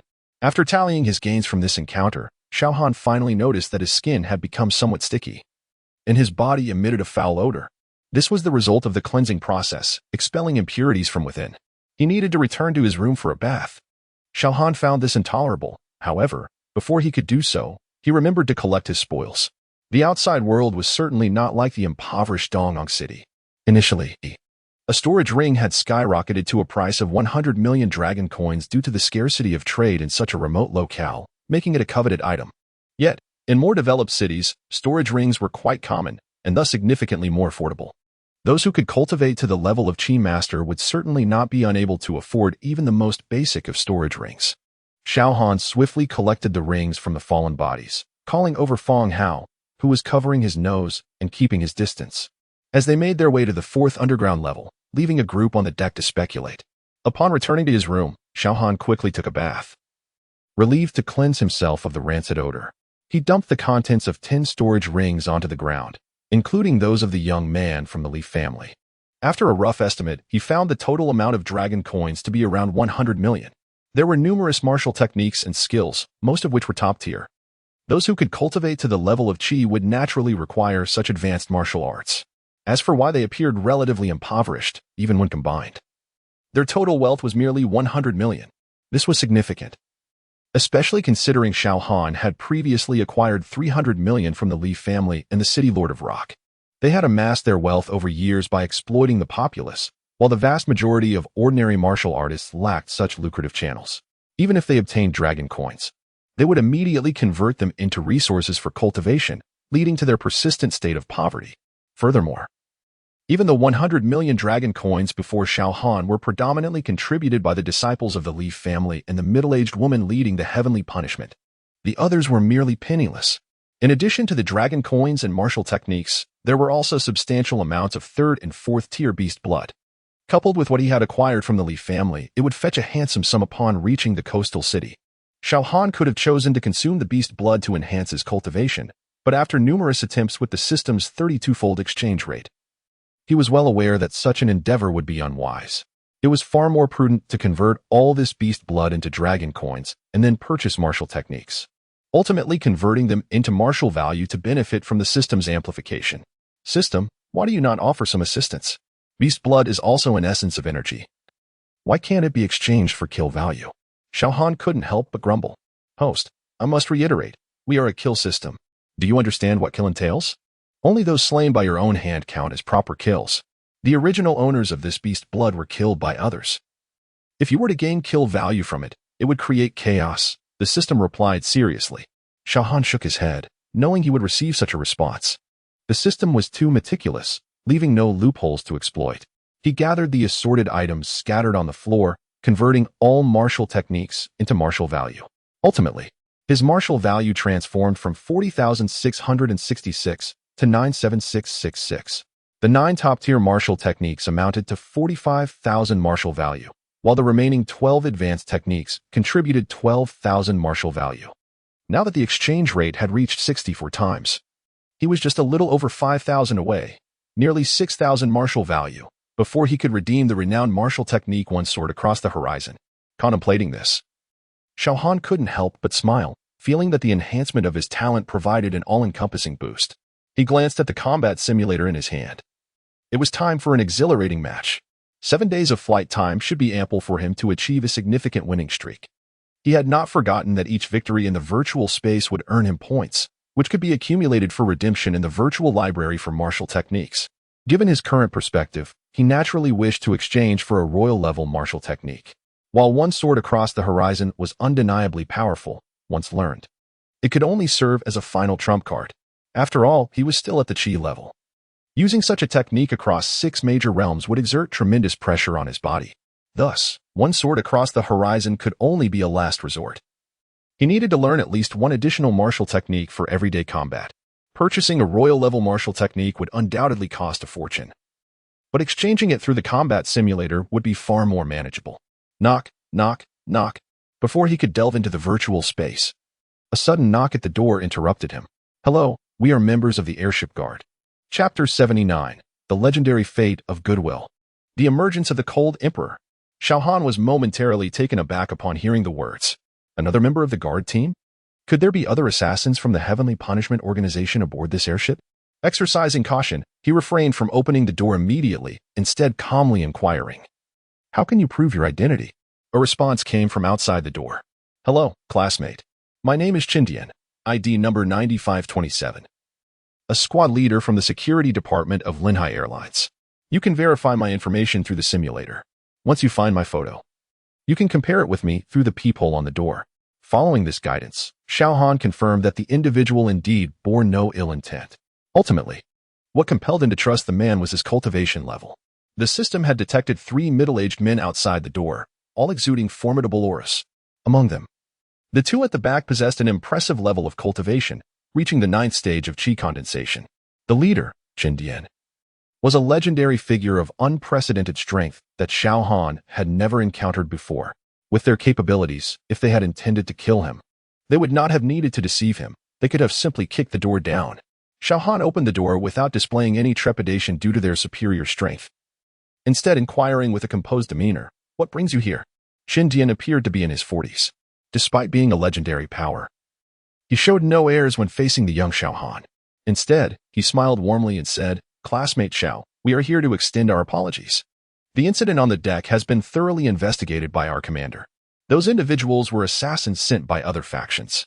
Our security negligence allowed them an opportunity, but fortunately, you were unharmed. The commander specifically sent me to express his apologies. Furthermore, if you agree, we can immediately upgrade you to a first-class room as a gesture of goodwill." As Dian spoke, he was secretly astonished. This young man, appearing barely out of his teens, had already reached the realm of qi condensation. Throughout his travels with the airship, he had encountered countless new students, but had never seen anyone with such terrifying talent as Xiao Han. It was no wonder that even the commander, having attained the 9th stage of legendary power, wished to forge a favorable connection with him and sent Dian to apologize. A talent of this caliber might soon reach the domain realm and ascend to the pinnacle of martial arts in the Lanai base. Xiao Han observed everything keenly. His perceptive nature made it easy for him to discern the thoughts of others. However, he chose not to let this knowledge inflate his ego. Instead, he replied with calm humility, "Please convey to your commander that the assassins were indeed targeting me. Their actions merely happened to occur aboard the airship. So your security team cannot be deemed negligent. As for the room upgrade, I appreciate the sentiment, but I come from humble beginnings. Having a bed to sleep in is already a great satisfaction. Thank you for your kind offer." Dian's purpose was primarily to establish goodwill for himself and the commander. Since Xiao Han expressed his gratitude, his goal was achieved, and he had no intention of lingering further to avoid causing any discomfort. "Classmate Xiao, I will certainly relay your words. If anyone dares to trouble you in the next 7 days, do not hesitate to seek me out, Dian. I shall not disturb your training any longer." As Xiao Han watched the three depart, he couldn't help but feel a sense of wonder. Indeed, this world was more accommodating to martial geniuses. Had he not revealed his master-level cultivation, given the bloody chaos on the deck, it was likely that rather than offering apologies, they would have apprehended him for questioning. Dian's visit was but a small interlude in his journey. After closing the door, Xiao Han activated the battle simulator, and his consciousness swiftly entered a virtual space. Having experienced this before, he navigated it with ease and initiated a match. The matching interface displayed his record, 36 consecutive victories. Reflecting on just days prior when he first participated in a match, still at the Qi opening stage, he marveled at how, in such a short time, he had ascended to the realm of Qi condensation. His cultivation had surged, while his opponents remained largely unchanged. In those early matches, he could achieve swift victories. Now, he faced opponents who were mere shadows of their former selves. Defeating those at the 5th, 6th, and 7th stages of Qi opening was easier than a grown adult besting a toddler. Often, a match had barely begun before his opponents were eliminated in the blink of an eye. The time spent on matching exceeded even that of combat. Soon, he achieved 100 consecutive victories. His opponents finally gained some strength, advancing to the 8th and 9th stages of Qi opening, but for him, it made no difference. He dispatched them with ease. 200 victories, 300 victories. The duration of matches increased, yet Xiao Han remained oblivious to the uproar brewing in the crowded virtual plaza, where discontent was rife. "Is there a bug in the matching system? You won't believe it. I just faced a monster. Before I even opened my eyes, the system notified me that I had lost. Great, another victim. You can check the leaderboard. You're the 300th one." Upon hearing this, another individual quickly accessed the leaderboard, only to find a dazzling name rising rapidly. It was as if a rocket was launching, having surged from over 1,000 to above 900 in the blink of an eye. What the heck? This monster is called Cold Emperor. Damn it, while I was talking, his rank shot up again. What a force to be reckoned with. Who on earth is this guy? Unable to contain his curiosity, he opened the Cold Emperor profile, and the prominent words Wulong University nearly blinded him. He muttered to himself, "I must be hallucinating. Wulong University, isn't that the university ranked second to last in the entire Lanhai base? It said that only Fengchu University, which holds the last place, can be compared to it. A monster like the Cold Emperor could surely come from one of the top 10 universities, but Wulong University? Are you kidding me?" In his room, Xiao Han had already ceased matching. After achieving 350 consecutive victories, the time taken to find opponents had become excessively lengthy. With the night deepening, he decided to rest instead. Unbeknownst to him, the leaderboard situation had escalated because he had ascended to the top position among new students within just a day. Moreover, Word of his extraordinary emergence had created a significant stir in the virtual space, swiftly transcending into reality. Most of the heads of the top 10 universities had already succumbed to slumber, but with the name Cold Emperor gaining traction, these elderly figures, aged 60 or 70, were abruptly roused by their ringing phones. Startled from their dying illness, they sprang up in alarm. Chapter 80. The top 10 prestigious academies in chaos. The 10 prestigious academies represent the ultimate haven for geniuses and the cradle of formidable warriors within the entire Linhai base. Each year, tens of millions of candidates aspire to this sacred ground, a realm that seems both desirable and unattainable. Throughout the annals of the base's thousands of years of history, countless prodigies have emerged from its halls. Geniuses? The 10 academies are never short of such exceptional talents. However, with the emergence of the Cold Emperor, who swiftly ascended the new student rankings, even the top 3 innate realm contenders in this martial examination were swiftly vanquished in an instant. Upon the dissemination of this news, the higher-ups of the 10 academies could no longer remain seated. They were not lacking in talent. But the performance of the Cold Emperor was beyond mere genius. He was a rare prodigy born once in a century. They must act swiftly to recruit him. The Azure Dragon Academy's dean issued an order. Within 3 minutes, I want all information on the Cold Emperor. Meanwhile, the old dean of the Waterwood Academy erupted in thunderous fury, demanding to know how such a talent could have been overlooked by the admissions office. If they failed to enroll him, they would face severe consequences. At the Xiao Han Academy, the dean appeared perplexed upon receiving reports from his subordinates. From Dongyang City? Do we even have that city in our Linhai base? What nonsense. A candidate's martial examination results were replaced? The Audaciously family still had 3 members studying here? Expulsion. Immediate expulsion. Such disruptive elements cannot be tolerated. They must contact the Cold Emperor and convey this news to him, hoping to demonstrate the Academy's sincerity. The 3 surviving descendants of the Li family, who were originally poised to enroll in the Xiao Han Academy due to their innate talents, suddenly appeared utterly ordinary when compared to the recently revealed identity of Xiao Han, a once-in-a-century prodigy. In just a few words, the Academy decided to expel them, using their dismissal as leverage to entice Xiao Han. The most outrageous among the 10 was the Zhuke Academy, a women's institution. However, with the rise of the Cold Emperor, the elderly dean, now over 70, decisively broke school regulations to extend a special invitation to Xiao Han. Our school has a beauty ranking, right? We can approach it from that angle. After all, the Cold Emperor is merely an 18-year-old, passionate young man. If he agrees to join our Zhuke Academy, we can help him pursue any of the top beauties he desires, ensuring he secures a girlfriend. That night, the 10 prestigious academies were thrown into disarray due to Xiao Han's influence. Yet, the instigator of this chaos had long since drifted into slumber. The following day, as sunlight filtered through the clouds and illuminated the room, Xiao Han awoke. Invigorated after a refreshing night's sleep, he got up early to wash. In the adjacent room, Feng Hao, having spent a sleepless night due to the excitement of traveling far for the first time, quickly rose upon hearing the commotion. When Xiao Han finished his morning routine and opened the door, he found Feng Hao anxiously waiting outside. Noticing Feng Hao's fatigued expression, Xiao Han expressed surprise. "Did you not sleep at all?" Feng Hao managed a wry smile in response. "Brother Xiao, just thinking about arriving at the provincial capital soon got me so excited that I couldn't sleep a wink." Xiao Han chuckled, choosing not to elaborate further. Recognizing this as a common ailment among those from small towns venturing into larger cities for the first time. "Brother Xiao, how come you remain so composed while it's our first time traveling? Perhaps I possess a naturally calm disposition. To me, the provincial capital is merely a taller building, a larger crowd, and a bit more bustling, nothing particularly remarkable." The two conversed as they headed toward the cafeteria on the same floor. The airline provided different dining experiences for various passengers. As ordinary cabin passengers, they were directed to a typical large cafeteria where everyone shared communal meals. Unlike first-class passengers who enjoyed exclusive dining services provided by attendants, contingent upon their consent.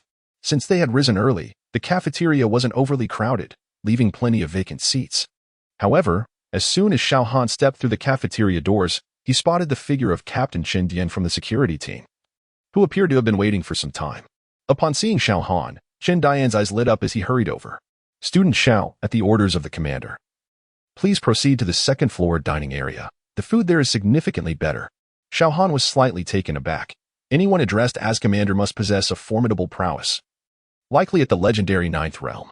It was already quite gracious of such a strong individual to send someone to forge a connection, And now, Qin Dian was here to extend his goodwill once more. Clearly, exceptional talent garners respect in this world.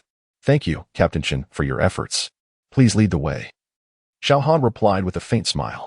He had already declined the offer to change rooms the previous day, and refusing another invitation to dine would come across as ungrateful. Qin Dian felt relieved upon Xiao Han's acceptance. It was rare for the commander to show such appreciation for a young individual. If he mishandled this situation, it could jeopardize their relationship, leading to unfavorable consequences for him. Feng Hao, you should join us as well. Xiao Han hadn't forgotten to include his fellow townsmen, wanting him to experience a broader world. I completely overlooked that. The commander specifically instructed that student Feng is also invited, Qin Dian said, slapping his forehead in regret. Though only he knew the true extent of his oversight. With Qin Dian leading the way, the trio departed swiftly. However, the sight of this scene stirred excitement among the cafeteria patrons. Rumor had it that every security commander from the airline was at least at the legendary Ninth Realm. Who was this young man that could warrant such a powerful figure's invitation to dine? The legendary realm represented the pinnacle of combat strength within the Linhai base. Especially the Ninth Realm, where such formidable experts were treated with the utmost respect by even the most prominent families in Linhai City. Yet, his subordinate treated that young man with such deference. Are you all fools? That's the young man who wreaked havoc on the deck yesterday, only 18 years old. Yet already at the Qi realm. Ah, so he is that prodigy. No wonder even a legendary Ninth Realm expert does not dare to slight him. It seems our Linhai base hasn't seen such a talent in centuries. Chapter 81. The Eastern Family by the Sea. What happened to Emperor Han? In the lower level of the airship, the first-class room area boasted only 290 rooms, in stark contrast to the 3,000 ordinary rooms, resulting in a space approximately 10 times larger, roughly around 200 square meters. Naturally, the price was significantly higher. Guided by Captain Qin Dian of the guard team, the three traversed a long corridor and soon arrived at an exquisitely designed dining hall. Feng Hao, hailing from a modest background, had never dined in such opulent surroundings. And upon reaching the entrance, his eyes widened in astonishment. However, learning from past experiences, he refrained from attracting trouble for Xiao Han, striving to maintain an air of composure.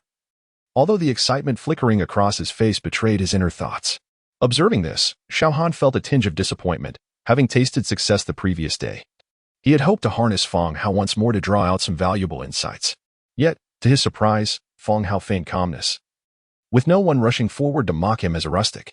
Unbeknownst to Xiao Han, the airship was a confined space where the board had already painted a vivid picture of the events that transpired on the deck yesterday. In the eyes of many, he had become a formidable figure, a potential powerhouse cloaked in mystery. Regardless of the risks, no one would dare to confront him without reason. Commander Dongfang, your student Xiao has arrived. Upon entering a private room, Qin Dian approached an elderly woman who appeared to be around 70 years of age and respectfully addressed her. Dongfang Yin, initially appearing drowsy, lifted her head upon hearing his words, her aged eyes locking onto Xiao Han. Upon seeing the strikingly handsome young man, her expression brightened. Indeed, a young man capable of reaching the realm of Qi must possess extraordinary talent, and it was a delightful surprise to find him so visually appealing. Before introductions could be made, she proclaimed, I am Dongfang Yin, a direct descendant of the Dongfang family, the backbone of the airline. Xiao Han had initially assumed the esteemed commander would be male, only to discover that it was a spirited elderly woman. The peculiar look she cast upon him sent a shiver down his spine. Could it be that at her advanced age she harbored unusual interests? While entering the legendary realm could indeed extend one's lifespan by a century, ensuring a life of up to 200 years. Aging did not reverse the natural progression of time. The thought of her outwardly frail appearance clashing with a youthful spirit left him feeling uneasy. However, since she had complimented him upon their first meeting, Xiao Han felt compelled to respond graciously, You flatter me, esteemed elder. I am but an ordinary individual, hardly deserving of such praise. Dongfang Yin chuckled heartily. If someone as handsome as you considers himself ordinary, then there are no handsome men left in the world. As she continued to assess him with increasing satisfaction, she suddenly inquired, Xiao, may I ask if you have a girlfriend or an arranged marriage? Xiao Han felt a wave of unease wash over him. She was diving straight into the heart of the matter. Elder Dongfang Yin interjected, Why call me elder? That feels too distant. Why not simply call me grandmother? After all, once you marry Schweher, we shall be family. Wait, is that what you mean? Xiao Han stammered, momentarily taken aback, then corrected himself. No, I meant to ask, who is Schweher? Though perplexed by his rambling, Dongfang Yin beamed with pride. Schweher is my granddaughter. Though she is already 22, she is renowned for her talent. While her abilities may not quite match yours, she is among the elite of her generation. Currently, she has reached the 5th level of the Qi realm. So, you wish to act as a matchmaker for me? Xiao Han replied, exasperated. It was not that matchmaking was inherently inappropriate, but her approach felt overly dramatic, as if she were a wolf gazing at a sheep, leading him to misunderstand her intentions.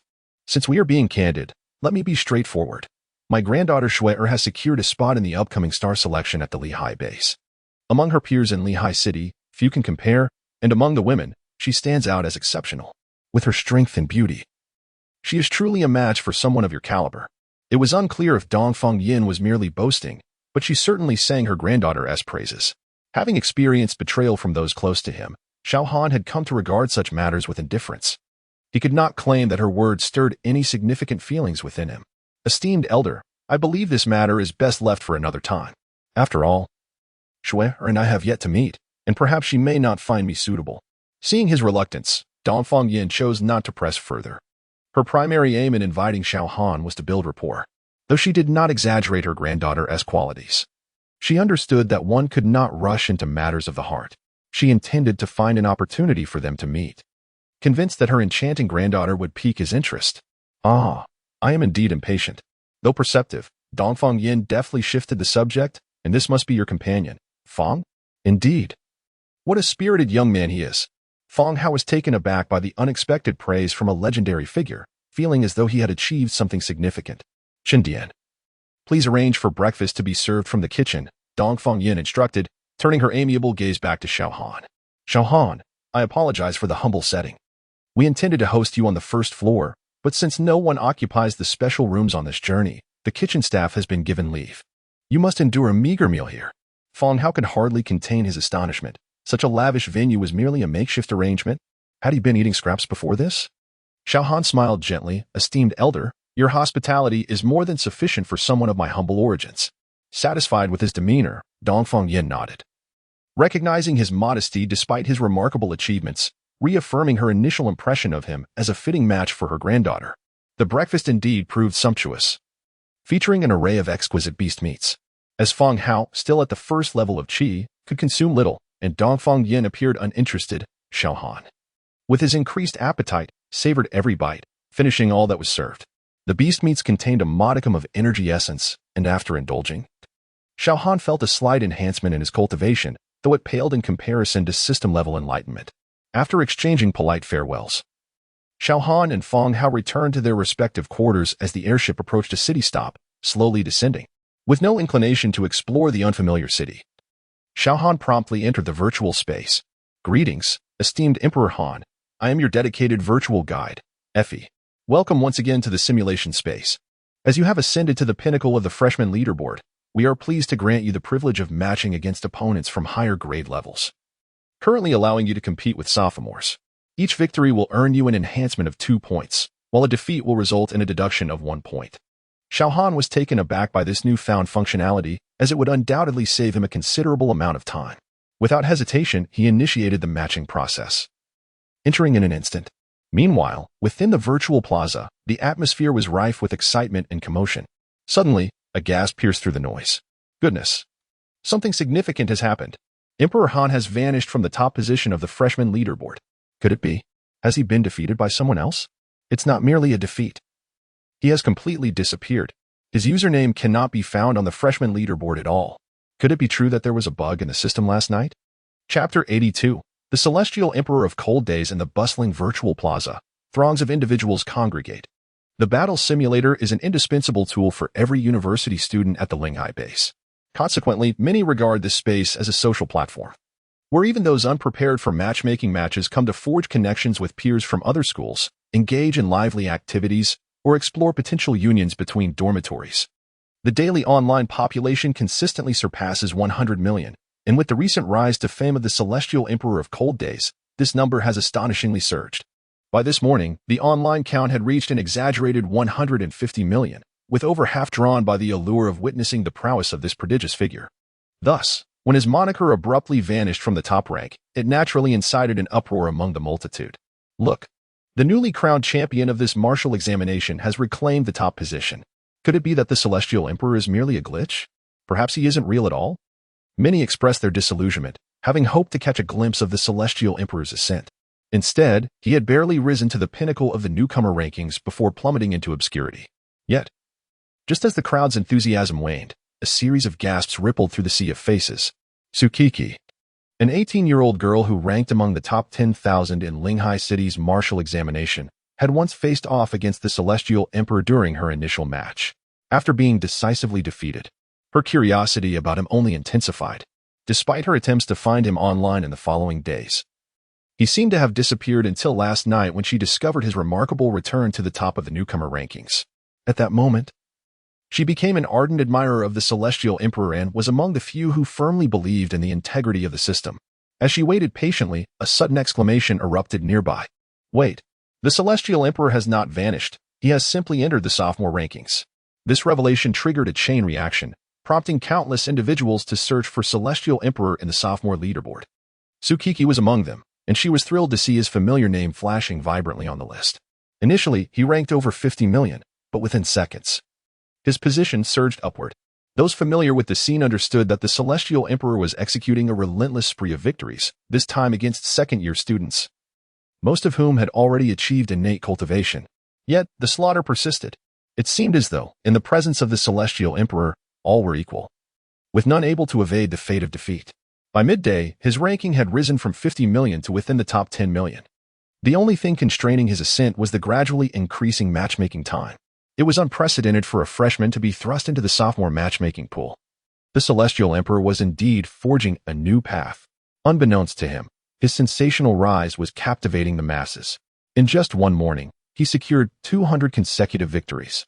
Growing increasingly adept with the matchmaking mechanism, he executed each battle with a swift and brutal efficiency, entering a match, dispatching his opponent in a blink, and then immediately re-entering the queue. This relentless cycle continued throughout the morning. By noon, after a brief meal delivered by Dongfeng Yin, he resumed his matches. Could the Celestial Emperor ascend to the top of the sophomore leaderboard today? It seemed improbable, given that several top contenders were at the 7th level of innate cultivation. How could he, at merely 18 years of age, possibly reach such heights? Meanwhile, unbeknownst to him, a fan club had formed in his absence, with numerous admirers rallying in fervent support.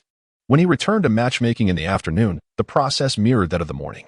Although the strength of his opponents was visibly increasing, they remained mere mortals before the might of the Celestial Emperor. As evening approached, he remarkably broke into the top 10 of the sophomore leaderboard, accomplishing this feat even more swiftly than the previous day.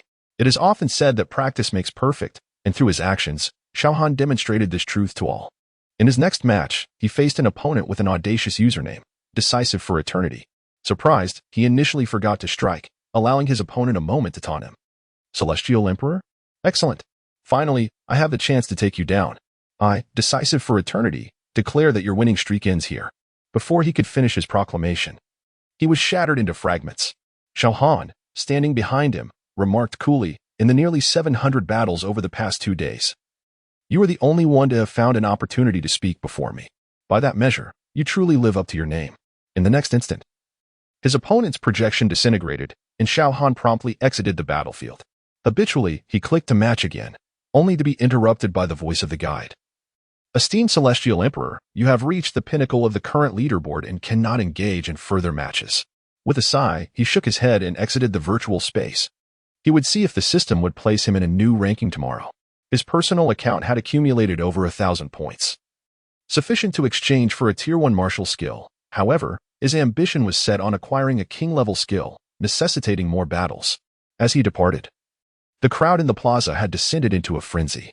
His fan club, a mix of fervent admirers, transformed into what resembled a cult, chanting fervently in the heavens. The Celestial Emperor was born. For eternity, Linghai remains as long as night.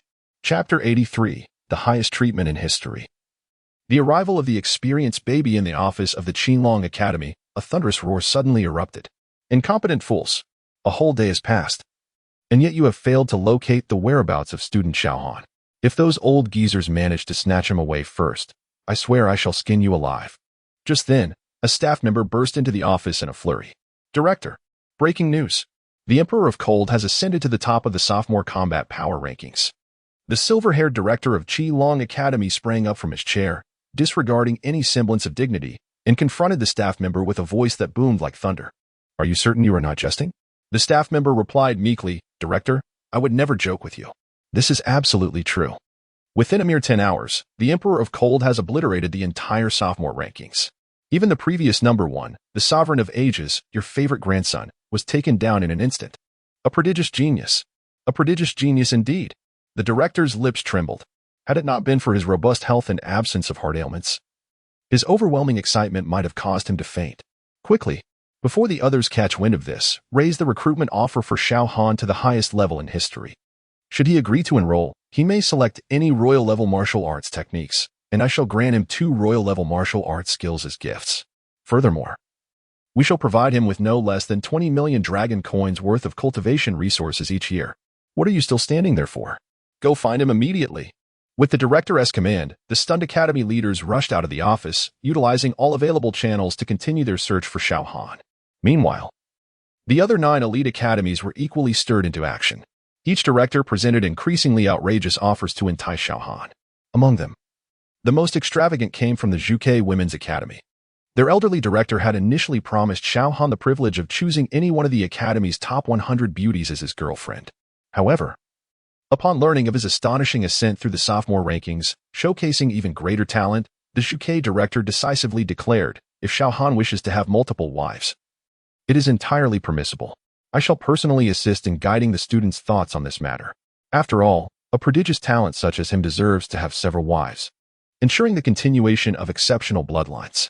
Thus, a grand competition for Xiao Han commenced. As one of the most formidable factions in the coastal base, the 10 academies possessed top-tier intelligence channels. No matter if Xiao Han was on an airship or hidden deep within a remote mountain forest, he would be unearthed. Unbeknownst to Xiao Han, another day slipped by. That morning, the airship docked at a strange city. Standing on the deck, he inhaled the refreshing morning air. The rising sun cast its rays through thin clouds, enveloping him in a warm embrace. A throng of people was boarding the airship, indicating that this city was thriving. Unlike the mere dozens who boarded in Rock City, here over 300 individuals ascended the ship at once, freshmen and their affluent parents who could afford the accompanying ticket prices, as well as some rough-looking wanderers and a few itinerant merchants from various regions. Suddenly, Xiao Han sensed a malicious gaze directed at him. However, when he subtly turned to investigate, he found no one staring. A skilled practitioner. Xiao Han mused, recognizing that this person harboring ill intentions must be a true expert. Could it be that the Heavenly Punishment Organization had come knocking again? He walked nonchalantly towards the source of the gaze, unperturbed, trusting in his royal-level speed techniques honed through training. He had discreetly assessed that the individual in that direction possessed a maximum cultivation of only the 5th level of chi condensation, insufficient to eliminate him in an instant. Unfortunately, as he passed by, nothing transpired. This person is remarkably composed. Xiao Han chuckled lightly, unconcerned. If they were indeed targeting him, they would eventually reveal themselves. He merely had to remain vigilant. After breakfast, Xiao Han returned to his room, opting to meditate rather than entering the virtual space. Although it paled in comparison to the system's guidance, his innate talent had risen to the esteemed level, allowing him to cultivate at a pace noticeably quicker than that of others. In an hour, he could gain approximately 500 experience points. With his current level of cultivation requiring 300,000 experience points to break through, he estimated that it would take around 600 hours, or 25 days, to achieve this milestone. This speed was not slow. After all, he had already reached the 4th realm of martial arts, the chi condensation stage. The spiritual energy required for a breakthrough was not comparable to that of the body refinement, chi opening, or innate stages. Some so-called geniuses might take 3 to 4 months, or even half a year, just to make a single step in the chi condensation realm. Compared to them, Xiao Han found his progress considerably easier. However, having tasted the sweetness of the system's enlightenment, he could not endure the rigors of traditional cultivation. He simply sought to occupy himself while awaiting the arrival of his adversaries. Thus, the day passed swiftly. By 1 in the morning, no enemies had appeared. Yet, the longer they delayed, the more patience Xiao Han cultivated. He was acutely aware that his instincts could not be mistaken. The enemy's absence merely indicated they were waiting for the opportune moment to strike with lethal precision. The hours of 2 or 3 in the morning were the most tranquil, a time when people were deep in slumber. An attack then would minimize exposure and perhaps catch the intended target lost in dreams. At 3 in the morning, a faint sound suddenly emanated from the door. Here they come. Xiao Han calmly turned his gaze towards the door. A slender tube slipped through the crack, releasing a blue smoke into the room. A tranquilizer? Xiao Han smirked, holding his breath. After about 3 minutes, the intruders seemed to believe the drug had taken effect, and using some tool, they swiftly opened the door. To his surprise, 2 figures entered, an elderly man in his 60s and a middle-aged man around 40. As if greeting old friends, Xiao Han grinned and said, "What took you so long? I was almost asleep waiting for you." Chapter 84. Wealth abounds, yet some spend to buy their lives. The 2 unexpected guests gasped in astonishment. Glancing around, they were taken aback to see Xiao Han standing not far away, a smile illuminating his face as he regarded them. The elder's expression darkened. Realizing that the covert assassination they had planned could no longer proceed unnoticed, he decided to voice his confusion. "We just boarded the airship today. How could you possibly know someone intends to kill you?" Xiao Han replied calmly, "That question should be directed at your companion. Why such animosity towards me?" The middle-aged man's eyes turned cold. "So I have revealed myself." He recalled casting a glance at Xiao Han upon boarding the deck, surprised by the young man's heightened vigilance. However, he thought, what does it matter if you are cautious? Even if you possess the strength to slay 2 first-level masters, you will still meet your demise before my 4th-level prowess. The middle-aged man declared with arrogance. Xiao Han furrowed his brow. "Aren't you one of the heavenly punishment assassins?" His mind raced, piecing together the implications of the man's words, leading to a sudden realization. "So you're the paramour of Lu Yume, mother of Li Jian. No wonder you harbor such deep-seated hatred towards me." Just days ago, Lu Yume had led a group to Dongyang City to exact revenge for Li Jian, which included 2 first-level masters. Xiao Han had initially thought that the heavenly punishment had sent more assassins. Instead, it was Lu Yume's former husband seeking vengeance. "How dare you even mention Yume's name? If not for you, how could she have perished?" The middle-aged man, Qian Hongwen, seethed with fury, thus confirming Xiao Han's suspicions. Now that Xiao Han had discerned the man's identity, he had little interest in further conversation. In a flash, he appeared before Qian Hongwen like a specter, delivering a powerful punch. The air resonated with deafening explosions, akin to the sound of firecrackers. Qian Hongwen, taken aback by Xiao Han's audacity to strike first, felt his rage peak. Without a moment's hesitation, he retaliated with a punch of his own. In his mind, as a vigorous 4th-level master with a strength of 410 joules, Xiao Han's decision to engage him directly was tantamount to a death wish. It seemed that after slaying 2 first-level masters, this young man had grown overly arrogant, losing sight of his own limitations. Bang! Their fists collided in a flash. A tremendous sound echoed, shaking the entire room and rousing countless individuals from their slumber. Suddenly, a mist of blood erupted in the air. Qian Hongwen's fist had been obliterated by Xiao Han in an instant. Yet, the latter's assault did not cease. Instead, it surged forward along Qian Hongwen's severed arm, annihilating it with ease. Xiao Han initially intended to press the advantage and take Qian Hongwen's life. However, the elder, now visibly alarmed, had already launched a punch aimed at Xiao Han's head. If he persisted in his attack, even if he managed to kill Qian Hongwen, he would inevitably suffer grave injuries himself. Reluctantly, he activated within reach and evaded to a safe distance outside the elder's striking range. "How could your strength be so formidable?" the elder questioned, his expression grave. Xiao Han's earlier display of power suggested he was at least a 4th-level master. Meanwhile, Qian Hongwen, grievously wounded, emitted anguished cries. "My hand! My hand!" The elder responded with the melodious sound of a sword unsheathing. As a 5th-level master, he had the advantage in raw power. Yet with a 3-foot blade in hand, the dynamics changed entirely. Utilizing his almost instantaneous agility, he rendered his sword elusive. A 5th-level master, while powerful, remained immortal. A few well-placed wounds would still lead to death. "Wang Tong, kill him. I command you to kill him." Qian Hongwen screamed frantically. Although the elder harbored reservations, he was compelled to act. After all, he was merely a servant of the Qian family, and Qian Hongwen, as the 2nd son of the family head, had the authority to issue orders. Upon seeing Xiao Han draw his weapon, the elder swiftly brandished his long knife.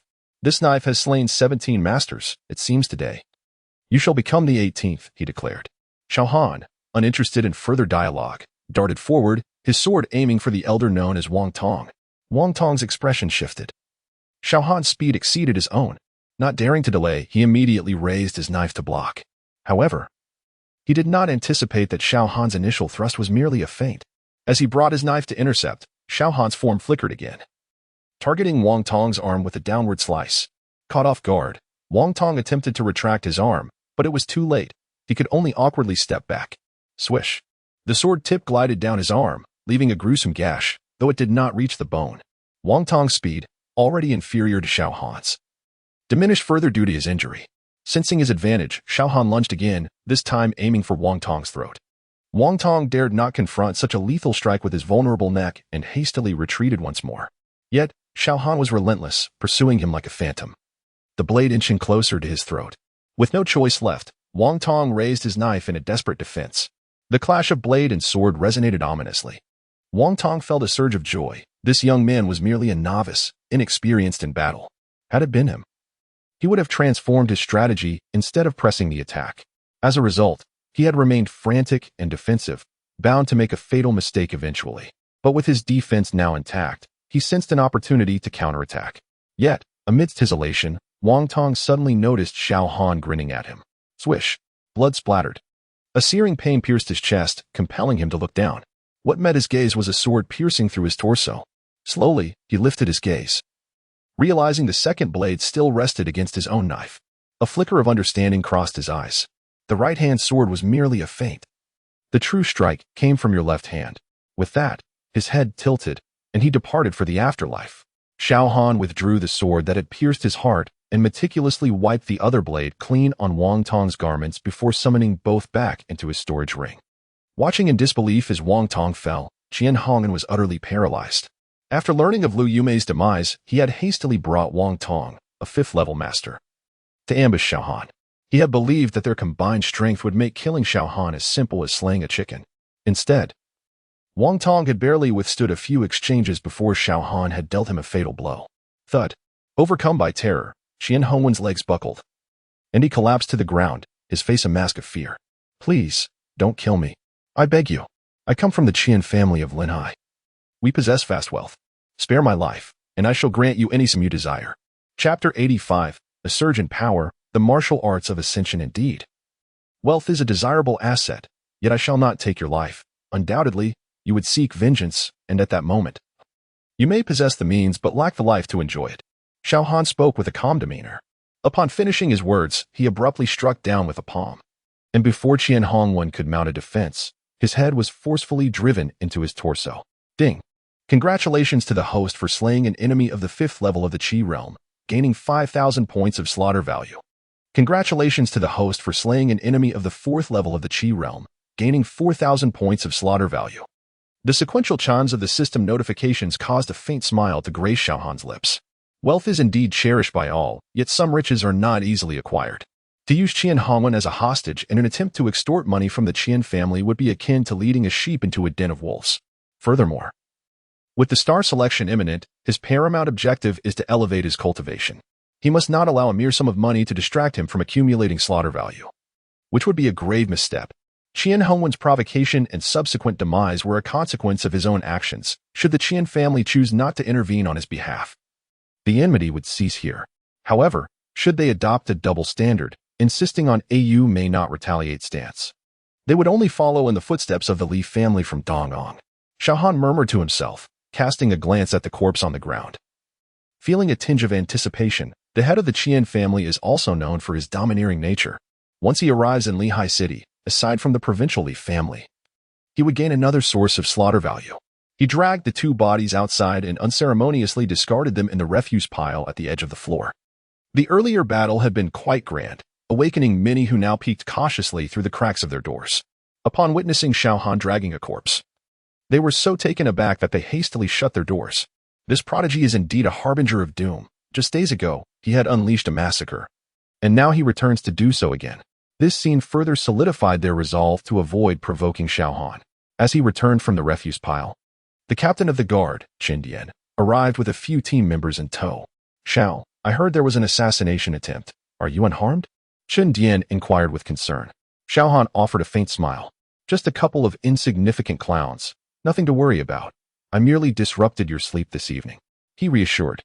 As long as no one is injured, and the safety of the passengers is ensured, it is our duty. Relieved, Chen Dian noticed the disarray in the room and proactively suggested changing Xiao Han's accommodations. At that moment, Feng Hao, having observed the situation through the peephole, stepped out with a lingering sense of trepidation. Seeing this, Xiao Han nodded without pretense, suggesting they move. He instructed Feng how to gather their belongings. and soon they had relocated to 2 adjacent rooms. Before entering their new quarters, Xiao Han spoke to Feng Hao. As you have seen, even before reaching Lehigh City, I have already made considerable enemies amongst several factions. To prevent you from being entangled in my troubles, I recommend that once we arrive at the airship station, you part ways with me. Feng Hao, still shaken, nodded in agreement. The adversaries Xiao Han faced were all masters of the Qi realm, a level of conflict far beyond what he, as a mere novice, could contend with. Clinging to this powerful ally could lead to dire consequences. Understanding the gravity of the situation, Xiao Han refrained from saying more. He had extended all possible kindness to this fellow townsman and could not afford to provide endless protection. Each person must carve their own path in life. Henceforth, Feng Hao would have to navigate his own journey, having endured a long night. Xiao Han decided against sleep and promptly issued a command to the system to exchange slaughter value for cultivation. Ding! Congratulations to the host. 9,255 points of slaughter value have been consumed, and 592,320 experience points have been successfully exchanged. What does it signify to receive over 500,000 experience points in one go? Xiao Han had never before fought under such lucrative circumstances. The human body possesses 9 natural shackles. He had already shattered 3. With this latest influx of energy, a torrent of spiritual essence surged into him. The 4th and 5th shackles were simultaneously breached, propelling his cultivation forward by 2 whole levels. Once the process concluded, Xiao Han examined his character panel. Cultivation, 2nd level of Qi, 109,007 300,000. 4th level of Qi, 1327 500,000. Note: this includes experience gained through personal cultivation and consumption of resources. Maximum strength, 480 newtons, 750 newtons. Remaining slaughter value, 0. His strength had reached 750 newtons. A measurement that could rival an average master of the 7th level of Qi. Combined with his extraordinary speed, even a practitioner at the 8th level of Qi would likely fall before him. Indeed, Xiao Han was now capable of defeating opponents across 4 minor realms. Most of this achievement stemmed from his breaking through the limits of physical endurance 5 times. Of course, the assistance from his royal-level martial art was not insignificant. Yet, who among those who could cultivate to the level of Qi master would possess inferior martial arts? At the very least, they would wield top-tier techniques. Xiao Han felt compelled to exchange for a more profound martial art within the system. Only then could he maintain a significant advantage in combat. It is not that the divine elephant suppressing prison technique had become obsolete, but rather it lacked the capacity to overwhelm others. This was acceptable at the master stage. But once he reached the legendary realm, other legendary practitioners would invariably wield celestial-level martial arts, thereby diminishing his current edge. System, do you have any recommendations? Xiao Han inquired. The system responded, to the host, the royal-level martial art you are currently practicing, divine elephant suppressing prison technique, is, in fact, merely a fragment of a martial art that transcends the transformation realm, known as divine elephant suppressing prison force. This system suggests that you need not change martial arts, rather, you can directly exchange for the subsequent cultivation methods using martial arts value. Upon hearing this, Xiao Han's eyes lit up with excitement as he eagerly asked, so this divine elephant suppressing prison force is ranked above the transformation realm? Could it truly be a method that allows one to attain divinity? The transformation realm is the 10th level of martial arts. Even among the 10 ancient clans of super bases, few transformation ancestors exist. No wonder Xiao Han felt exhilarated. This was his first close encounter with something beyond the transformation realm. Indeed, the system succinctly affirmed. Then, how much experience is required to exchange for the esteemed portion of the divine elephant suppressing prison technique? Xiao Han pressed further. 10 million for a full upgrade. Not excessive at all, Xiao Han mused inwardly, feeling affluent. 10 million experience points, given his current 60-fold exchange rate, would convert to over 150,000 martial arts value. This amount equated to over 150 advanced martial arts techniques.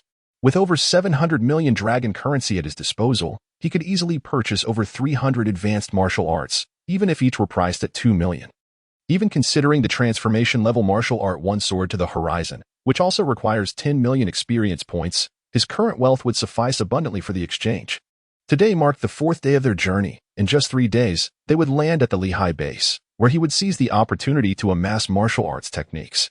His strength would undergo a qualitative transformation. Before the star selection commenced, he must step into the legendary realm. Lan had mentioned that his mother had similarly broken through to the legendary level just before the finals, propelling her into the top 100. His aim is to secure the title of Star Commander, and entering the legendary realm before the competition begins is merely a prerequisite. Chapter 86. A Shared Era, Fortune or Misfortune. Xiao Han had not forgotten the promise he made to Jiang Lan to find the elixir of eternal youth for her. It was said to be a treasure beyond the realm of creation. Only by seizing the title of Star Champion would one have the opportunity to demand such a potion from the senior officials of the Dragon Kingdom in the shortest time possible. Since he had vowed to deliver the elixir to the Jiang family soon, Xiao Han naturally intended to keep his word. However, he remained oblivious to Jiang Lan's predicament of being forced into marriage. He continued to engage in battles within the virtual arena. As he was already halfway to accumulating the points required for exchanging a king-level martial skill, Xiao Han murmured to himself, returning to the virtual realm a day later. The alluring virtual guide, Ai Fei, immediately detected his presence and approached with an enticing sway of her hips. Esteemed Emperor Han, you have ascended to the top of the sophomore leaderboard. The system sprite has specially opened a higher-level leaderboard for you. Would you like to accept? She inquired. Accepting will cause your current ranking to disappear, but each victory will grant you 4 points while a defeat will deduct 1. Please choose wisely. Xiao Han could not refuse. He had awaited this moment. He promptly accepted and began the matchmaking process. Due to entering the new leaderboard at the very bottom, he was swiftly thrust into a match. It must be said that the overall strength of junior students was indeed significantly higher than that of sophomores, although he initially faced a poorly ranked opponent. Their cultivation level was already comparable to upper-level sophomores. Unfortunately for them, confronting a monster like Xiao Han, who treated all beings as equals, proved to be no different from an instant annihilation. Xiao Han's rank on the junior martial force leaderboard began to soar. His legion of adoring fans, who had been closely monitoring his progress, quickly rallied to support him. Despite it being the early hours of the morning, the number of online users surged past 100 million and continued to rise. How impressive is my brother? What of the junior seniors? They are but swept away by my brother. The question lingered. What is the limit of the Emperor Han? Could it be that this freshman has already reached the Qi condensation stage? I refuse to believe it. How could an 18-year-old possibly attain such mastery? Even if he were a once-in-a-millennium prodigy, it is simply unattainable. Indeed, Emperor Han possesses exceptional talent, but that does not imply he is without limits. Humph. You envious critics have finally revealed your true selves. Clearly, you are merely jealous of my brother. Humans often harbor skepticism towards that which exceeds their understanding. To many, especially the seniors, their arduous efforts and training during their college years, nearing graduation, only yielded them the Qi condensation stage. With some even languishing at the 8th or 9th levels of the innate stage, they consider this to be a significant period of advancement on the long path of cultivation. After leaving school, they would never again experience such rapid progress. If Xiao Han, a freshman, had already surpassed them in cultivation without the benefit of rigorous university training, what did that render their 4 years of toil? Was it all for naught? Thus, they instinctively dismissed the notion of Xiao Han potentially reaching the Qi condensation stage, believing such a prodigy could not exist. If it did, it would no longer be a prodigy but rather an anomaly. Regrettably, Xiao Han's strength was far more staggering than they could fathom. In less than 10 hours, he had cut through the entire leaderboard, reaching the final battle. His last opponent had attained the first level of Qi condensation. It must be acknowledged that as the school year drew to a close, this individual's achievement could be deemed a rare talent. Yet, regrettably for him, in comparison to the superhuman existence that was Xiao Han, the so-called genius was merely a stepping stone on his path to greatness. Emperor Han, I know I am no match for you. But is not the journey of cultivation a contest against the heavens? Perhaps being born in the same era as you is my greatest misfortune. Yet your existence serves as a motivation for me. My name is Qin Hao, and I hope you remember me. One day, when you stand at the pinnacle, do not forget that there are others like me silently pursuing you. This young man, Qin Hao, presented himself in his true form, brandishing a long spear. His appearance striking and reminiscent of a dragon among men. Perhaps prior to the emergence of Emperor Han, he was among the most gifted individuals in the coastal base, revered by countless university students. Yet now, as he confronted Emperor Han, he appeared dimmed in comparison. Qin Hao, I shall remember you, Xiao Han replied. Enveloped in a shroud of mist, he nodded slightly and said, a talent like yours deserves the opportunity to strike first. Unleash your attack. Upon hearing this, Qin Hao took a deep breath, adjusting his state. He understood that Emperor Han was not boasting. Rather, allowing him the first move revealed his immense confidence in his own abilities. This confidence was usually displayed by Qin Hao, but now it was reversed as he faced Emperor Han. Before long, Qin Hao had reached the pinnacle of his state. With a swift whoosh, he leapt into the air, his spear transforming into a gigantic serpent, thrusting towards Xiao Han. Qin Hao felt that this strike was the best he had ever executed since mastering this technique. Even against an ordinary second-level qi condensation expert, it could pose a genuine threat. However, a flash of sword light suddenly appeared in the air. Words failed to convey the allure of Emperor Han's swordplay. In the instant the sword light blossomed, the blade had already pierced through his neck. How could the sword be so fast? Qin Hao murmured, his consciousness fading as the projection dissipated from the battlefield. Meanwhile, the virtual sword in Xiao Han's hand vanished into nothingness.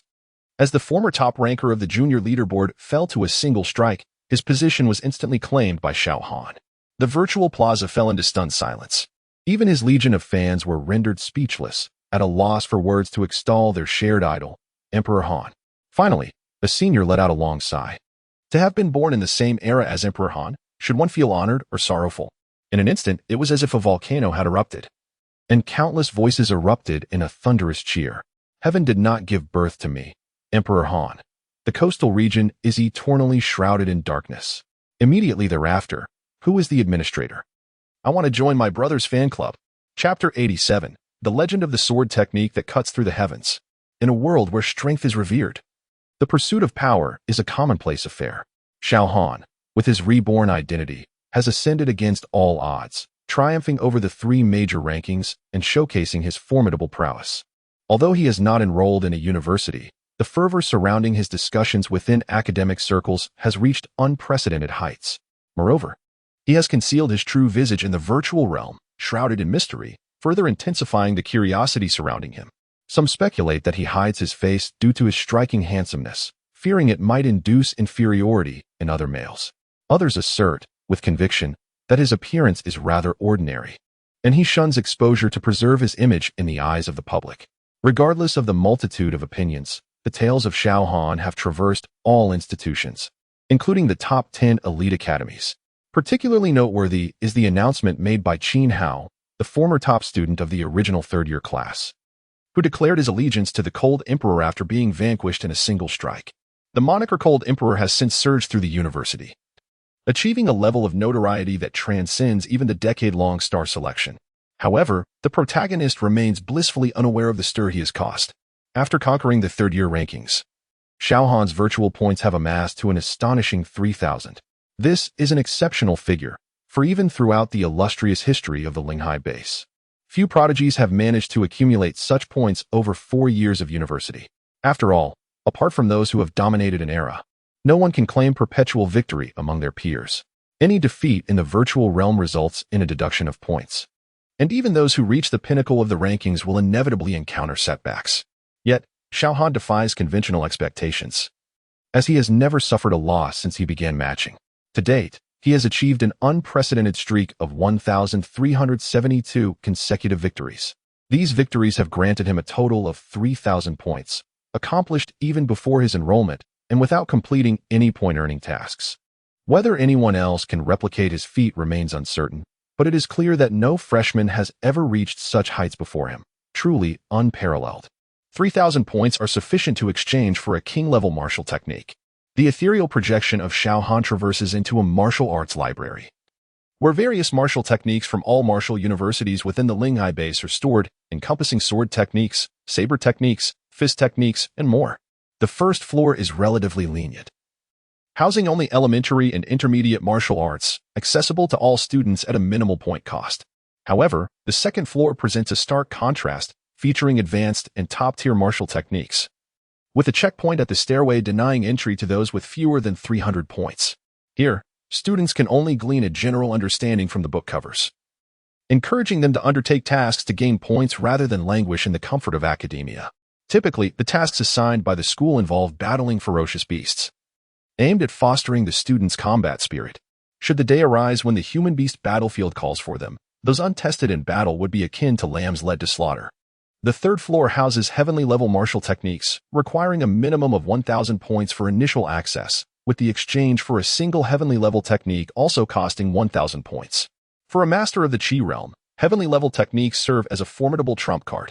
However, Xiao Han finds little interest in them, as his cultivation speed is remarkably swift.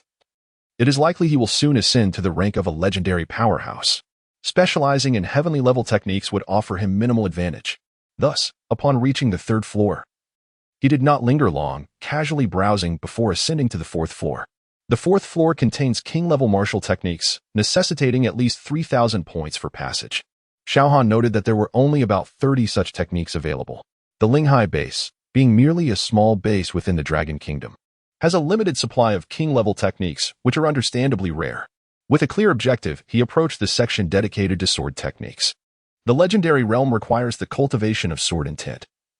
Since he possesses the creation technique One Sword to the Horizon, accumulating martial arts value to master it should naturally lead to comprehending sword intent. Therefore, the first complete king-level technique he ought to cultivate is a sword technique. Of course, with the system's assistance, once he enters the legendary realm, he will also endeavor to grasp other intents, such as saber intent and spear intent. While it may be considered a remarkable achievement for others to master a single intent throughout their lives, Xiao Han sets a modest target for himself, beginning with 5 intents. Upon reaching the sword technique area, 3 king-level sword techniques lay before him. The first is the 10 Directions Overlord Sword Technique, which emphasizes overwhelming force with a heavy sword. Compared to Xiao Han's pursuit of speed and swordplay, the 10 Directions Overlord Sword Technique is undeniably powerful but somewhat cumbersome, while overpowering the weak with strength is straightforward. Encountering a pure adept at speed could easily place him at a disadvantage. Thus, he dismisses it outright. The second technique, 36 Routes of Heavenly Sword, advocates for an array of diverse moves. According to the author's preface, each route consists of 9 variations, amounting to over 10,000 possible techniques. However, what use is such flamboyance? Sword technique should prioritize lethality, no matter how many variations exist. If the sword's speed is swift enough, it can pierce through them all. The 36 Routes of Heavenly Sword is, indeed, superficial. Xiao Han shakes his head and shifts his gaze to the third technique. Named Heaven-Cutting Sword Technique, he schemes through it, and his eyes immediately light up. This technique focuses entirely on achieving unparalleled speed in drawing the sword. Remarkably, it consists of only 2 moves. The first is drawing the sword to kill, and the second is sheathing the sword. The entire text elucidates how to enhance the speed of drawing and sheathing the sword. For someone like Xiao Han, who prioritizes efficiency in combat, the Heaven-Cutting Sword Technique is the perfect match. Moreover, it aligns seamlessly with the creation technique One Sword to the Horizon. This is the one. A smile graces Xiao Han's lips as he spends 3,000 points to acquire the sword technique. With his goal accomplished, he briefly peruses other martial techniques, feeling an urge for several saber and fist techniques. Alas, with his points entirely spent, he must depart with a tinge of regret, hoping for future opportunities to exchange for them. Chapter 88. Invincible in the Qi Realm, the people snatching begins. Due to the swordsmanship he exchanged being a virtual item, Xiao Han could only cultivate within the confines of the virtual space. Fortunately, he had amassed a total of 97,666 martial arts points.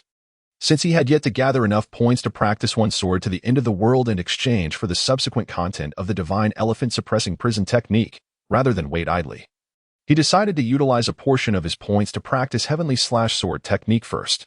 System: how much experience is required to upgrade Heavenly Sword technique to its maximum level? Xiao Han inquired. The system responded to the host, it requires 1 million experience points. Is it really that inexpensive? Xiao Han smiled faintly. With his current exchange multiplier of 64 times, 1 million experience points equated to a mere 10,000 martial arts points. With his abundant resources, he naturally took this lightly. Directly upgrade Heavenly Sword technique to its maximum level. Xiao Han commanded. Ding. Congratulations to the host, 15,625 martial arts points have been deducted. And the maximum level of the king-level sword technique, Heavenly Sword technique, has been successfully exchanged. At that moment, Xiao Han projected himself in his virtual room. And as the system's voice fell, a long sword appeared in his hand out of thin air. Clang! The sound of the sword echoed. It was as if a bolt of lightning had sliced through the air, only to vanish in an instant. If anyone had witnessed this scene, they would undoubtedly have believed they were hallucinating. In reality, within that brief moment, Xiao Han had completed both the drawing and sheathing of the sword. The speed was simply too swift, resulting in the sword light only flashing briefly. The sword speed has at least doubled, Xiao Han murmured. Previously, relying on his abundant combat experience, his sword speed had already reached a level nearly indistinguishable to the naked eye. Now, With the heavenly/sword technique, the speed had reached an unprecedented peak. Beneath the 9th level of Qi, one might not even qualify to see the sword's form. Even at the 9th level of Qi, one could at most barely perceive the direction in which the sword was swung. Reacting would require a speed that could overwhelm him. Otherwise, with his current strength, he could easily dispatch even those at the 9th level of Qi with a single strike. Contemplating this, an idea sparked in Xiao Han's mind. Since he had already expended over 10,000 martial arts points, why not completely deduce the incomplete king-level movement technique inches apart and upgrade it to its maximum level? With the dual speed enhancement, wouldn't he be invincible even at the 4th level of Qi? With this thought, Xiao Han eagerly asked, "System, how much experience is required to deduce the complete version of inches apart?" To the host, deducing it requires 800,000 experience points, the system replied. Xiao Han nodded in satisfaction. The system was indeed fair. Since he possessed an incomplete martial technique, he received a discount of 200,000 experience points. Deduce and exchange for the maximum level of inches apart. Ding. Congratulations to the host, 125 martial arts points have been deducted. And the maximum level of the king-level movement technique, inches apart, has been successfully exchanged. Whoosh. Xiao Han's figure flickered, appearing as if he had teleported 5 meters away. In another flash, he returned to his original position. The entire process took less than the blink of an eye. Now, I am truly invincible beneath the legendary level, Xiao Han thought, unable to suppress the smile tugging at his lips. According to the records of the divine elephant-suppressing prison technique, throughout the millennia of spiritual energy revival on Blue Star, those who could defy legendary figures with Qi were exceedingly rare. Except for a few who perished midway, every other individual ultimately became an invincible presence of their era. Yet, even these remarkable individuals only accomplished such feats upon reaching the 9th level of Qi. Meanwhile, Xiao Han was merely at the 4th level of Qi. And when considering the whole picture, his potential seemed even greater. After all, while others diligently advanced step by step in their martial techniques, Xiao Han had started directly at the maximum level. Another industrious day had passed. Xiao Han exited the virtual space, and outside, dusk was settling in. He opened his character panel and noticed that his data had undergone a dramatic transformation. Cultivation, 4th level of Qi, 1327,500. 000, Technique, King-level martial technique, the divine elephant-suppressing prison technique, max level, martial skill, King-level sword technique, heavenly/sword technique, max level, King-level movement technique, inches apart, max level. Martial talent, respect level, 0-100. 000, maximum strength, 750 in kill value, 0 martial arts points, 53, 916 although he was aboard an airship. Xiao Han's speed of cultivation was no slower than when he was in Dongyang City. He stretched lazily, lying on his bed with his eyes closed to rest. Before long, a guard under Dongfeng Yin timely delivered his meal, consistent with the standards of a first-class passenger. Initially, Xiao Han had verbally declined, but due to Dongfeng Yin's overwhelming enthusiasm, he had no choice but to go along with it. For the next 3 days, he did not re-enter the simulation space. With the sword technique already in hand, he had little interest in continuing to play house with those university students. Instead, he devoted his days to training, passing the time. After 3 days, he surprisingly gained 30,000 experience points. That morning, the sun shone brightly. After 7 days of flight, the airship finally arrived at the provincial capital, Linhai City. Standing on the deck, Xiao Han curiously gazed downward as the city grew larger with their gradual descent. He estimated that Linhai City was at least 400 to 500 times larger than Dongyang City, even from a kilometer above ground. The expanse of Linhai City was beyond sight. No wonder the city could accommodate 1 billion residents, it must cover several million square kilometers. Xiao Han couldn't help but marvel. And this was merely a small provincial capital of the Dragon Nation. There were still 100 medium-sized bases, over 30 large bases, and 3 super-large bases with populations exceeding 10 billion. The vastness of the Dragon Nation's territory was evident from this glimpse. Boom! With a thunderous roar, the airship finally landed steadily at the airship station, which spanned over 1,000 square kilometers in Linhai City. Under the arrangement of the staff, all passengers disembarked in an orderly fashion. Xiao Han followed the crowd down, observing the boundless airship station, which was home to countless airships of similar scale to the one he had boarded. Additionally, many larger medium-sized airships were parked in their designated spots. These medium-sized airships were typically used for long-distance travel between bases. For instance, if one wished to reach a medium-sized base, they would need to take a medium-sized airship. As it was the time for new university students to register, The vast airship station was bustling with activity. Major universities sent out welcoming teams to greet new students directly at the exit. The scene appeared quite grand. Xiao Han also spotted the welcoming team from Wulong University, the institution he had been assigned to after his martial examination scores were adjusted, which ranked second to last in the entire base. However, he swiftly passed by them. Don't be ridiculous, with my current strength. Even the teachers at Wulong University might not be my match. As for this university, whoever wishes to attend may do so. I certainly shall not. As he headed towards the square's exit, Xiao Han suddenly noticed a group of elderly individuals not far away, their eyes gleaming as they fixated on him, closing in like a pack of hungry wolves. Before he could comprehend the situation, these individuals mysteriously appeared around him, encircling him in an instant. Xiao Han, we old folks have been waiting for you for quite some time. Chapter 89, The Gathering of the 10 Dean's Esteemed Guests. May I inquire if there is something you wish to discuss? Xiao Han found himself momentarily bewildered. He had been strolling along when a throng of unfamiliar elderly individuals suddenly encircled him. Their gazes resembled that of famished wolves, as if they had not eaten for 3 days. Was he about to encounter a group of elderly con artists? Would they soon all collapse at his feet, demanding money? Fortunately, the anticipated scenario did not unfold. Upon his response, the collective of venerable figures, whose combined age likely exceeded a millennium, hurriedly began to introduce themselves. Amidst the cacophony of voices, the atmosphere quickly devolved into a chaotic marketplace.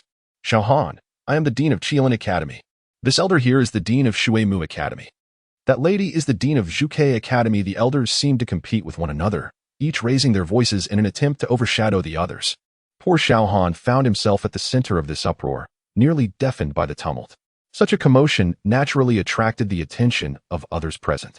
The welcoming teams from all the universities in Linhai City had gathered, including several high-ranking officials from these institutions, who now cast curious glances their way.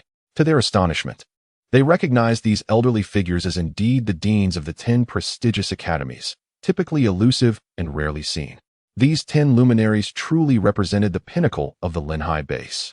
Each one was a formidable expert at the 9th level of the domain realm. It was already a rare honor to encounter even one of them at significant events. Yet now, all 10 had congregated in one place. Moreover, if Xiao Han was not mistaken, they seemed eager to reveal their identities to a young man who appeared to be a newcomer. What was happening? Were they about to engage in a fierce competition for talent? Did anyone know who this young man was? It seemed that he had not been among the top 10 in this year's martial arts examination. What was his background? Whispers of speculation began to circulate, accompanied by ridicule. What were you all thinking?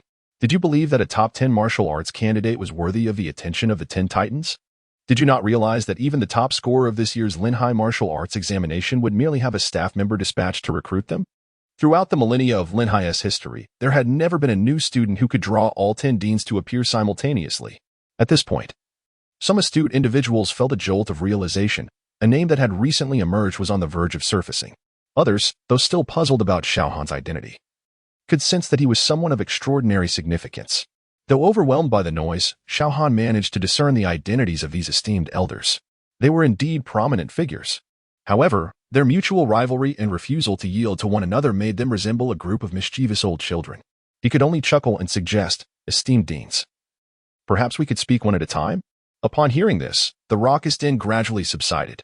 At that moment, an elegantly dressed elder, wearing an expression of disdain, bluntly remarked, "Look at you all, so impatient. Where is the composure befitting true masters? Do you think that Xiao Han is a mere cabbage in a market, to be picked and chosen at your whim? It is truly embarrassing to be associated with such boorish individuals." Xiao Han was taken aback. This elder had been the loudest among them. Was it true that the higher one's cultivation, the thicker one's skin? Zhang Yuanlong, you shameless old fool. Who was it that glared at me just moments ago? How dare you? You are truly the most disgraceful person in the history of Qilong Academy. The dean of Qilong Academy sparked public outrage.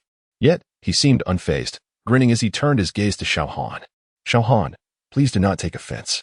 These old codgers are simply lacking in decorum. They often shout in public. As the saying goes, a crooked beam leads to a crooked plank. Their behavior reflects on the students they produce. I advise you to come directly to Qilong Academy with me, lest you be led astray by these uncouth fellows.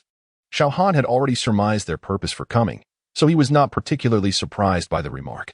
Enough of your nonsense, Zhang. You can't help but slander me. Can you? The elder, who had a fiery temperament, first huffed at the dean of Qilong Academy. Then, in an instant, he turned to Xiao Han, all smiles. Adopting a warm demeanor as he said, "Xiao Han, this Zhang is nothing but a con artist. He wants to lure you to his dilapidated academy without offering any conditions. I, on the other hand, am straightforward. If you agree to join Qilan Academy, you may choose 1 royal-level martial art, 2 royal-level techniques. And I will provide you with a scholarship of 10 million dragon coins each year, along with at least 30 million worth of cultivation resources annually." The crowd gasped collectively. The offerings were truly staggering. Just the annual scholarship of 10 million dragon coins was enough to make them envious. For context, even legendary realm experts serving certain families in Linhai earn no more than this amount in a year. Moreover, the promise of additional cultivation resources was astounding. With sufficient talent, even an ordinary individual could reach the legendary realm after 4 years. To graduate from university and achieve legendary status, such a thought was breathtaking. Furthermore, the most astonishing aspect was the opportunity to choose a royal-level martial art and 2 royal techniques. To put it bluntly, if all this were converted into dragon coins, the valuation would start at no less than 500 million. Such an astronomical figure was beyond the wildest dreams of an ordinary person. Even a formidable domain realm expert would likely be rendered speechless upon hearing these terms. Some individuals appeared eager, almost wishing to speak on Xiao Han's behalf. Were these conditions not extravagant? Not only could this year's martial arts champion not compare, but it was likely that no one in the entirety of Linhai's history had been offered such a deal. I now wish to know, who exactly is this young man? Countless faces reflected curiosity, their interest piqued. Those with quick wit scoffed, "Are you all fools? How can you still not recognize his identity? Have you not heard? The cold emperor was born from the heavens. Linhai has been shrouded in darkness for eons." As this declaration echoed, it struck the audience like a thunderclap. So, he was indeed the cold emperor, the figure who had captivated countless hearts in recent days. Chapter 90. A small pond cannot nurture a true dragon at the scene. It was not only the welcoming teams from various prestigious universities that gathered. A greater number were first-year students from different cities at the Linhai base, eager to register. Upon hearing that the cold emperor had revealed his true form, the nearby freshmen were nearly driven to madness.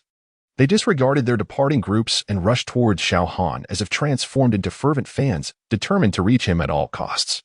Their enthusiastic sprint sparked curiosity among those further away, prompting another wave of students to dash forward. This cycle of excitement rapidly enveloped the square in throngs of people, creating an overwhelming sea of humanity. From a bird's eye view, one would observe a sprawling crowd extending over 1,000 meters in every direction. A pulsating mass that completely encircled the center. Brother Cold Emperor, I am your little fan. Since the birth of the Cold Emperor, the Linhai has been shrouded in eternal night. I am member 8, 621 of the fan support group. I can't breathe from excitement. Is there a kind lady who could give me some artificial respiration? The air was filled with a cacophony of voices, and the scene was truly magnificent. Standing at the center of this fervor, Xiao Han, even as the Cold Emperor himself, was momentarily taken aback by the overwhelming enthusiasm surrounding him. He was aware that his consecutive victories in the virtual realm had stirred quite a stir, but he had not anticipated the magnitude of the impact once the virtual reflected into reality. Observing the fervent expressions of the fans nearby, one might think that the fanatics of his previous life would pale in comparison, were it not for the 10 deans, each establishing their domains to shield the crowd. Xiao Han would have likely been overwhelmed by the surging masses. Dean Qilan, with a smile, looked at the astonished Xiao Han, mistakenly believing that he was taken aback by the conditions he proposed. Xiao Han, action speaks louder than words. Why not come with me to Qilan Academy and sign a contract? Before Xiao Han could respond, the other 9 deans grew anxious. Dean Xuanwu quickly interjected, "Hold on, Xiao. If you join my Xuanwu Academy, I can offer you 3 king-level martial arts techniques, along with the same conditions." Following suit, the other deans proposed increasingly generous enrollment offers. Dean Qilong even offered a staggering annual scholarship of 50 million, along with a guarantee of no less than 50 million in cultivation resources every year. They had long since extracted and viewed the footage of the Cold Emperor in battle, and no one understood better than them the potential that Xiao Han possessed. In their eyes, the Cold Emperor was worth every penny they offered. Once everyone finished speaking, Dean Zhike finally took her turn with a calm demeanor. "Xiao Han, our Zhike Academy traditionally only enrolls female students, but for you, we can overlook this rule. Should you agree to attend our academy, your treatment will match the highest level proposed by the others. Furthermore, our school is teeming with beauties. I assure you I will not interfere with your personal affairs. Feel free to date as many girlfriends as you desire. as long as you can manage. Undoubtedly, the terms proposed by Dean K were lethal. It was no wonder she remained silent until the end. The other 9 deans felt a pang of frustration. This old lady was far too unscrupulous. While everyone else was using dragon coins to pave the way, she was simultaneously employing her beauty as bait. Xiao Han, being a vigorous young man, could hardly withstand such temptation. Truth be told, it would be disingenuous to say Xiao Han was unmoved, being young. He naturally felt a surge of normal excitement upon hearing such offers. However, the Lingai base was simply too small. Should he agree to attend university, he would be confined to this small pond for the next 4 years. Having witnessed the vastness of the Dragon Nation on multiple occasions, he was determined to explore beyond. Moreover, the upcoming star selection could not afford him the luxury of stagnation. Thus, he addressed the deans, "Thank you for your generous offers, but I, Xiao Han, am a wild child, accustomed to a life of freedom. I must politely decline your invitations." The deans were instantly disheartened. They had arrived with high hopes, convinced their offers were unparalleled, only for Xiao Han to decline without even a moment's hesitation. Yet rather than harboring resentment, they found themselves admiring Xiao Han even more, perceiving him as someone with grand aspirations, unbound by material conditions. A small pond cannot nurture a true dragon. Well then, since you have your own plans, we old fellows shall not press the matter further. However, could you share your next steps with us? After all, we have lived for over 100 years and can offer valuable advice. Despite feeling regretful, Dean Qilong asked kindly. Upon hearing this, Xiao Han first bowed in gratitude to the 10 deans for their understanding and then smiled. The next step for me is to go to the Martial Arts Bureau to register for the star selection competition. The deans, who had almost given up, suddenly brightened at this revelation. They exchanged glances, each wearing a smile. Ultimately, it was Dean Qilong who spoke on behalf of the others. Why go to the Martial Arts Bureau? Isn't that seeking distance when you could come directly to us old folks? Xiao Han replied with confusion. I heard that the internal selection of the academy has already concluded. The selected members should have begun their training by now. Dean Qilong laughed heartily. Isn't it normal for geniuses to have privileges? Especially for someone as extraordinary as you. We will not open the back door for you. We merely offer a fair and just competitive opportunity, as long as your strength is sufficient to defeat any member currently on the selection list. No one will utter a word of dissent. Xiao Han pondered this and realized the truth in it. The capable should occupy positions of merit. After all, even if he registered through the Martial Arts Bureau, he would still ultimately face a fair competition against the current members for a chance at selection. Registering through the deans merely streamlined a less significant process. Seeing Xiao Han wavering, Dean Qilong quickly added, "Of course, if you register through the academy, your name will be listed under the Academy's banner. I must clarify this beforehand." Dean K interjected, "It's merely a nominal title. We will not force you to join the academy." Dean Shuemu chimed in, "To ensure fairness, I propose that we allow Xiao Han to be listed under all 10 academies. However, since we would be the ones benefiting, let us maintain the previously proposed treatments." The other deans nodded in agreement. Dean Qilong boldly declared, "Let us jointly establish an honorary student title for Xiao Han. He need not attend classes, and we shall not interfere with his freedom. As for the benefits, we will share them equally." Xiao Han found himself both amused and perplexed. Going in circles, these old foxes were still dodging the issue. However, since it was merely a title of honorary student without any constraints, it was a significant concession from these powerful figures. For Xiao Han, not attending university stemmed from a desire to avoid constraints on his development. Now that this issue had been resolved, merely holding a title was inconsequential. Moreover, one can obtain martial arts techniques and cultivation resources at no cost. Where else could one find such an opportunity? Nodding in agreement to the proposition of becoming an honorary student, the assembly of elders erupted with uncontainable joy. With the crowd bustling, the two heads, the Dean of the Azure Dragon and the Dean of the Qilan, firmly supported Xiao Han and ascended into the skies, swiftly reaching an altitude of 100 meters. They soared away with Xiao Han, leaving the other deans in close pursuit. The onlookers gasped in astonishment. What transpired? Why was my Emperor of Cold Heaven brother taken away? Surely, the terms of his treatment were settled. Yet, which esteemed institution would he ultimately choose to join? Regardless of the choice, I am confident that my brother will one day become invincible. Some gazed longingly at the figures retreating into the sky, enchanted by the legend that domain realm experts could briefly soar through the air. How true that was. The domain realm represents the pinnacle of combat prowess within our coastal base.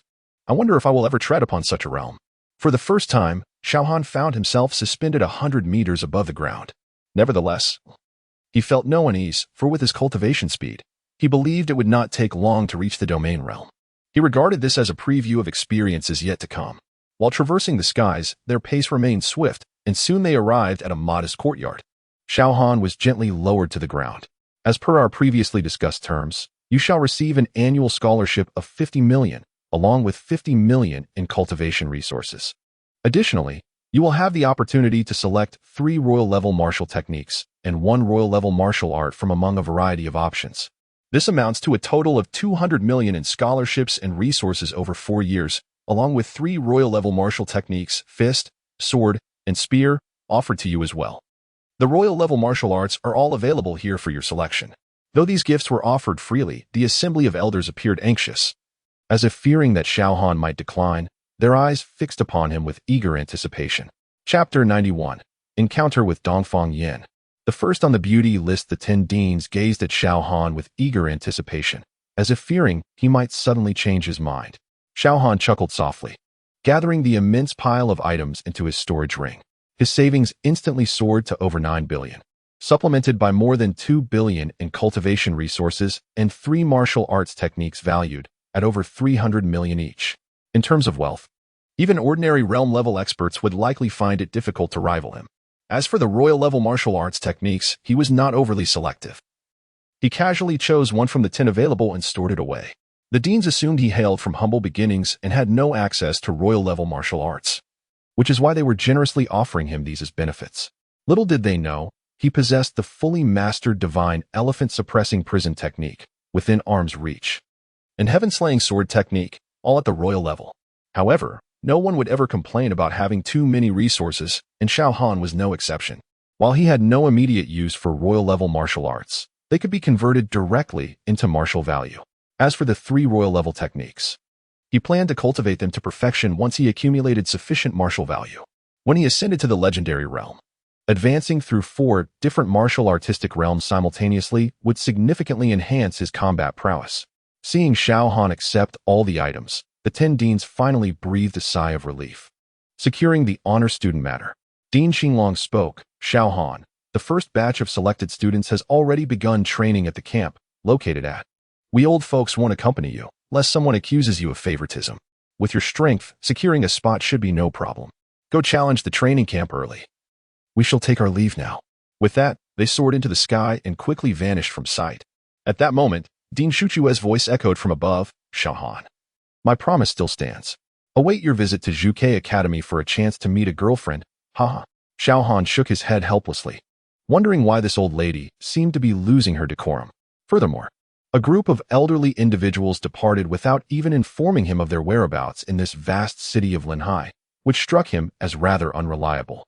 With a sigh, he left the courtyard, surveying his surroundings, which appeared to be serene gardens with flowing streams and the sound of birds singing. It seemed to be a retirement haven for some esteemed elders in Linhai City. He randomly chose a direction, intending to leave this place. As he walked, a somewhat familiar voice suddenly called out, "Oh, Xiao Han?" Turning around, he spotted a tranquil pavilion where the leader Dongfang Yin, whom he had met on the airship, looked at him with astonishment. Dongfang Sr.? Xiao Han was equally surprised to encounter her in such an unfamiliar place. Ha ha, it truly is you. It seems fate has intertwined your path with my granddaughter Shuer. Dongfang Yin appeared genuinely delighted. Previously, she had attempted to play matchmaker on the airship, but Xiao Han had politely declined. She had intended to invite him to her home after disembarking, but the young man had vanished into the crowd without so much as a word. With no choice, Dongfang Yin returned home, hoping for an opportunity in the future for her granddaughter Dongfang Shui to meet Xiao Han. Little did she expect that so soon, he would appear before her again. Is this not destiny? Xiao Han, come sit. Shui will be here soon. Since you two are fated to meet, you must see each other today. Dongfang Yin warmly beckoned. She was quite impressed with Xiao Han, who had cultivated to the Qi realm at such a young age, proving his exceptional talent. Coupled with his striking appearance and the rare maturity in his demeanor, she believed he was a perfect match for her granddaughter. Although Xiao Han had no such intentions, he felt it would be impolite to decline, especially since Dongfang Yin had taken good care of him on the airship. Reluctantly, he entered the pavilion, feeling somewhat awkward as he said, Dongfang Sr., I didn't expect to encounter you here. Just as Dongfang Yin was about to inquire how he had come to this place, the sound of footsteps echoed nearby. My dear granddaughter Shuo has arrived. Her eyes brightened, her wrinkled face breaking into a joyful smile. Xiao Han instinctively looked over and saw a stunning young woman, appearing to be in her early 20s, walking gracefully towards the pavilion along a pebble path. She possessed an exquisite beauty, a cool demeanor, and a tall, slender figure. Her lustrous black hair cascaded carelessly over her shoulders, and as she moved, a few strands danced in the breeze, softly brushing her well-defined features, inadvertently adding a touch of allure to her presence. She wore a perfectly tailored white outfit that accentuated her enchanting figure, making her even more captivating with every step. If Jiang Lan was akin to a fiery red rose in appearance, this young woman resembled a serene orchid. In terms of looks and temperament, Xiao Han felt an uncanny sense of parity. Dongfang Yin, noticing his gaze, smiled and said, Xiao Han, what do you think? I wasn't exaggerating, was I? My granddaughter Shuo is ranked first on the beauty list of Zhike Academy. Besides her stunning looks, she is exceptionally talented. Having reached the 5th level of Qi at just 22 years old, she recently secured a spot in the star selection competition. Xiao Han smiled politely but did not respond. Indeed, Dongfang Shui was beautiful, ranking among the top 3 women he had encountered in both his past and present lives. Yet, with his current mindset, he had long since transcended the superficial appreciation of beauty. As the saying goes, a good-looking face is commonplace, but an intriguing soul is rare. If there was no spiritual connection, no matter how beautiful a woman might be, she would merely remain a lifeless shell in his eyes. Grandmother, you are boasting again. You're making me sound like I belong in the heavens. Dongfang Shui entered the pavilion, first nodding politely to Xiao Han before playfully chiding her grandmother. Grandmother is merely stating the facts.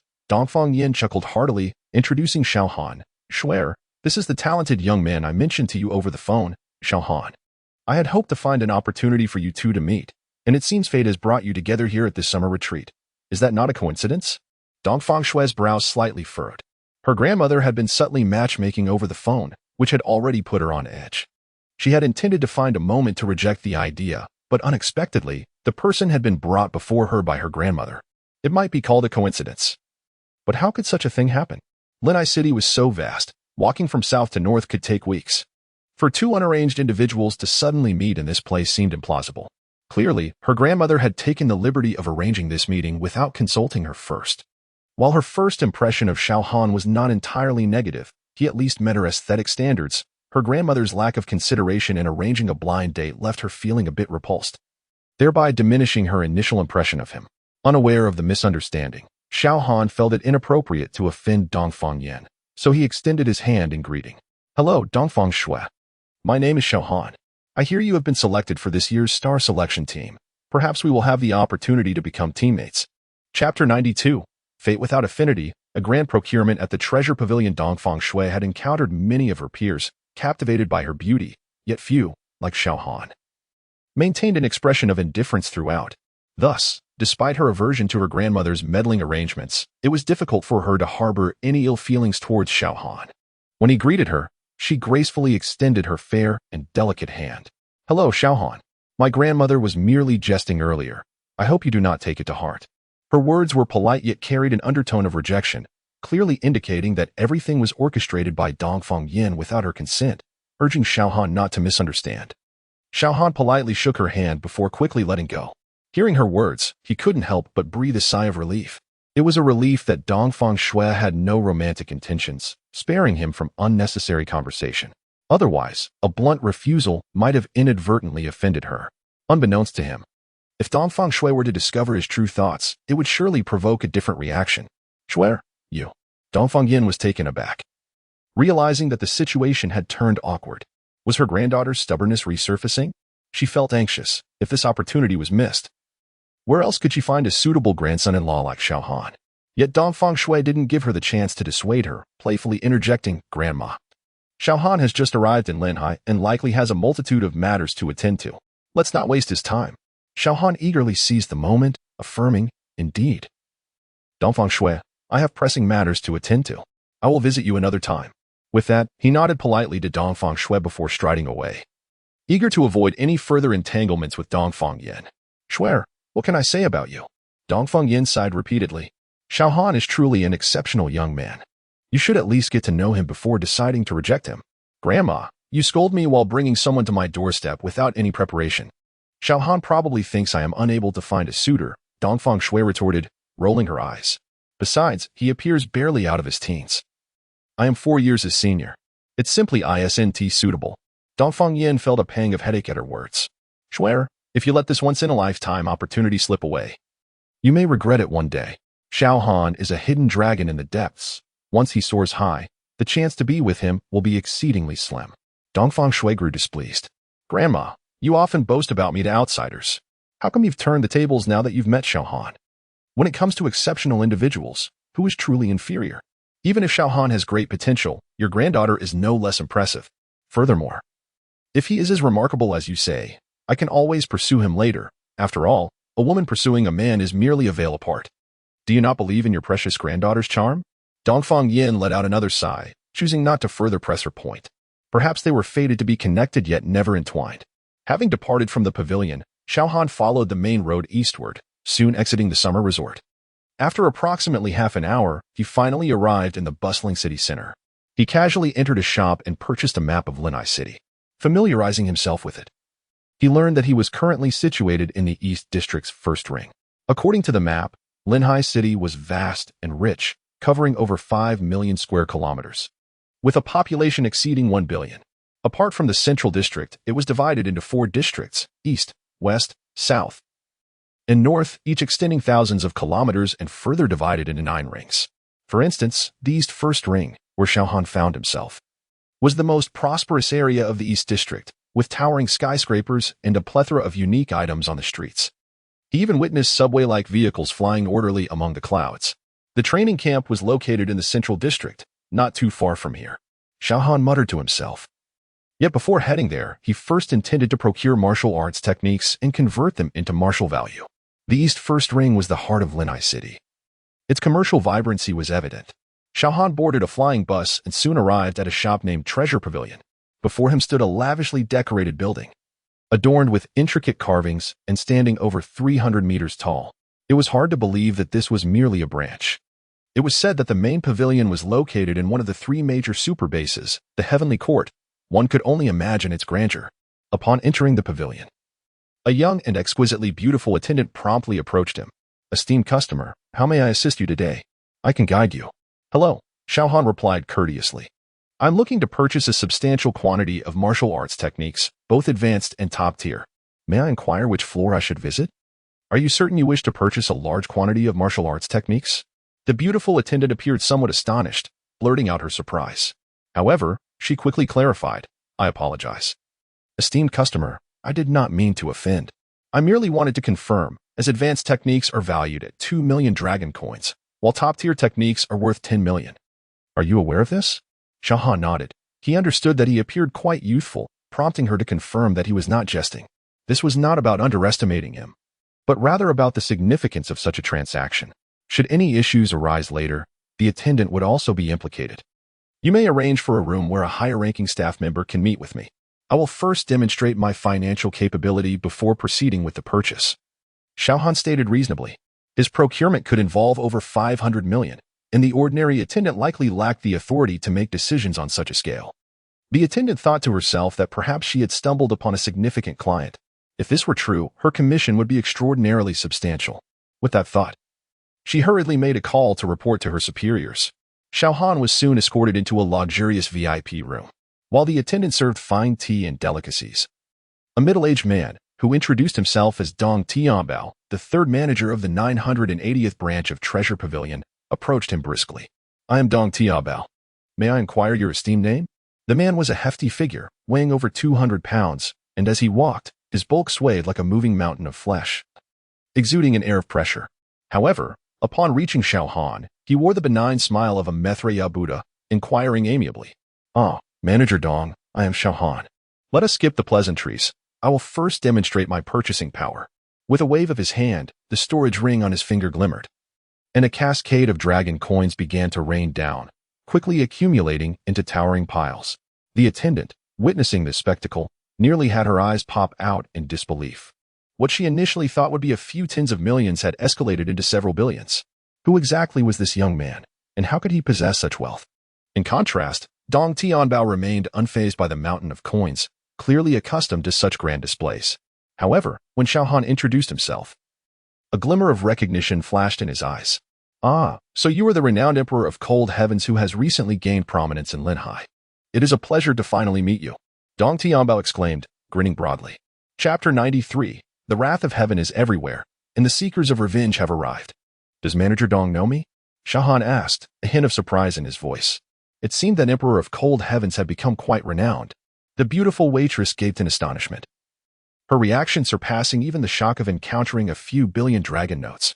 Her younger sister, a university student, had been frequently mentioning the name Emperor of Cold Heavens in recent days, causing her ears to nearly develop calluses from hearing it so often. Thus, she was well aware of the weight that these three words carried. Now, this legendary figure, who had captivated countless admirers in such a short span, stood vividly before her. The shock of this virtual figure manifesting in reality felt akin to a magnitude 7 earthquake within her heart. Had it not been for the fear of losing her job, she would have eagerly rushed forward to kiss Xiao Han and ask for his autograph. Dong Tianbao chuckled upon hearing this. Haha, the name Emperor of Cold Heavens is indeed thunderous. As the manager of the Treasure Pavilion, not only do I deal in tangible goods, but I also oversee a vast array of intelligence operations. How could I possibly be unaware of your true name? Xiao Han smiled slightly. Aren't you afraid of mistaking the wrong person, Manager Dong? Dong Tianbao's eyes squinted with mirth as he confidently replied, I consider myself quite discerning. While there may be many named Xiao Han in Lehigh City, none possess the extraordinary demeanor you exhibit. Xiao Han silently shook his head at the flattery, recognizing the insincerity, since the man dealt in intelligence. He must have seen Xiao Han's portrait beforehand. Perhaps he had recognized him the moment he stepped into the room. Manager Dong, I have already proven my financial capacity. I wonder if it is possible to purchase martial arts techniques? Xiao Han cut straight to the chase, uninterested in the continued flattery. Of course, I will have someone fetch the items you desire immediately for your leisurely selection, Dong Tianbao assured, signaling two subordinates who had followed him in. As they departed, he gently pushed a teacup towards Xiao Han. It will take a bit of time to gather the goods. Why not enjoy a cup of tea to pass the time? Xiao Han discreetly glanced at Dong Tianbao's retracted hand and shook his head in refusal. I apologize, Manager Dong, but it's not a matter of disrespect. I'm alone and never partake in food or drink offered by others. Upon hearing this, a flicker of coldness crossed Dong Tianbao's eyes, though his face remained amiable. I understand. It is wise to be cautious of strangers while traversing the martial world. It is no wonder that you, a young man, have achieved such great renown. Xiao Han merely smiled in silence. After a moment, he suddenly recalled other purchases he intended to make. I need not trouble Manager Dong's subordinates. I can have this lovely waitress escort me directly to the counter. Dong Tianbao's expression stiffened slightly at this. Is that appropriate? After all, our esteemed guest cannot be led by mere roughnecks. Xiao Han interrupted him without hesitation, a sardonic smile playing on his lips. There is nothing inappropriate about it. Manager Dong, you wouldn't harbor any ulterior motives towards me, would you? How could that be? Dong Tianbao's face darkened further. Yet he feigned a smile as if he had been jested with. Since you insist, as a businessman, I must do my utmost to accommodate you. He pointed at the waitress. Did you not hear our esteemed guest? Lead the way. The waitress quickly nodded in agreement. Before departing, Xiao Han casually inquired of Dong Tianbao, Manager Dong, you mentioned overseeing intelligence operations. Have you ever heard of an assassin organization known as Heaven's Punishment? At this, Dong Tianbao's expression turned as cold as ice, and he offered no response, merely watching Xiao Han's retreating figure with a steely gaze. Shortly thereafter, the two subordinates he had dispatched entered. One of them cautiously asked, Master Bao, how did he recognize your identity? Dong Tianbao snorted coldly. He must have sensed the drug I slipped into the tea. This lad is indeed troublesome. No wonder he has continuously dismantled our strongholds. He then inquired, have you informed the Li and Qin families about his appearance? The subordinate nodded vigorously. An anonymous call has been made, but time is tight. I fear they may not arrive in time. Dong Tianbao sneered. The monk may flee, but the temple remains, now that he has revealed himself. The Li and Qin families will not let him escape, especially after he killed their direct descendants. They cannot afford to lose face. Xiao Han, having evaded death multiple times. Dong Tianbao thought to himself, I do not believe you can be so fortunate this time. Had it not been for the warnings from above regarding the stirring of forces, he would have acted directly against Xiao Han in public. It seemed he had opted for subtlety, using drugs and signaling his subordinates to inform Xiao Han's enemies. Unfortunately, Xiao Han's keen intellect had quickly unraveled the truth behind Dong Tianbao's motives. Meanwhile, Xiao Han, guided by the waitress, had just arrived in the hall when he suddenly said, "Excuse me, miss, I just remembered I have urgent matters to attend to. I will return another time to make my purchases. Here is 10,000 dragon notes as compensation for your lost commission." He thrust the money into her hands and hurried away, leaving the bewildered waitress standing in shock. After a moment, she murmured dreamily, "As expected of the Emperor of Cold Heavens, so handsome and generous. Just a casual tip of 10,000. I declare that from today onward, I am officially a member of the Emperor of Cold Heavens support group." Unbeknownst to Xiao Han, he had unwittingly captivated yet another admirer through his monetary generosity. After leaving the treasure pavilion, he did not venture far, choosing instead a nearby restaurant, where he found a prominent spot to leisurely enjoy his lunch. With his enhanced cultivation, his appetite had notably increased, and he ordered an extravagant feast for himself. As he devoured the meal, his attention remained fixated on the activities near the treasure pavilion. When he was nearly finished, a group of fearsome martial cultivators suddenly came into view. They finally arrived. I wonder if they are from the Li family or the Qian family. Logically, the Li family should harbor deeper animosity, as they were a branch of the provincial Li family recently uprooted by him. Even if the provincial family held disdain for the Eastern Yang Li family, they would still feel compelled to intervene for the sake of their reputation. Additionally, he had slain a Li family scion on the airship, further intensifying the enmity.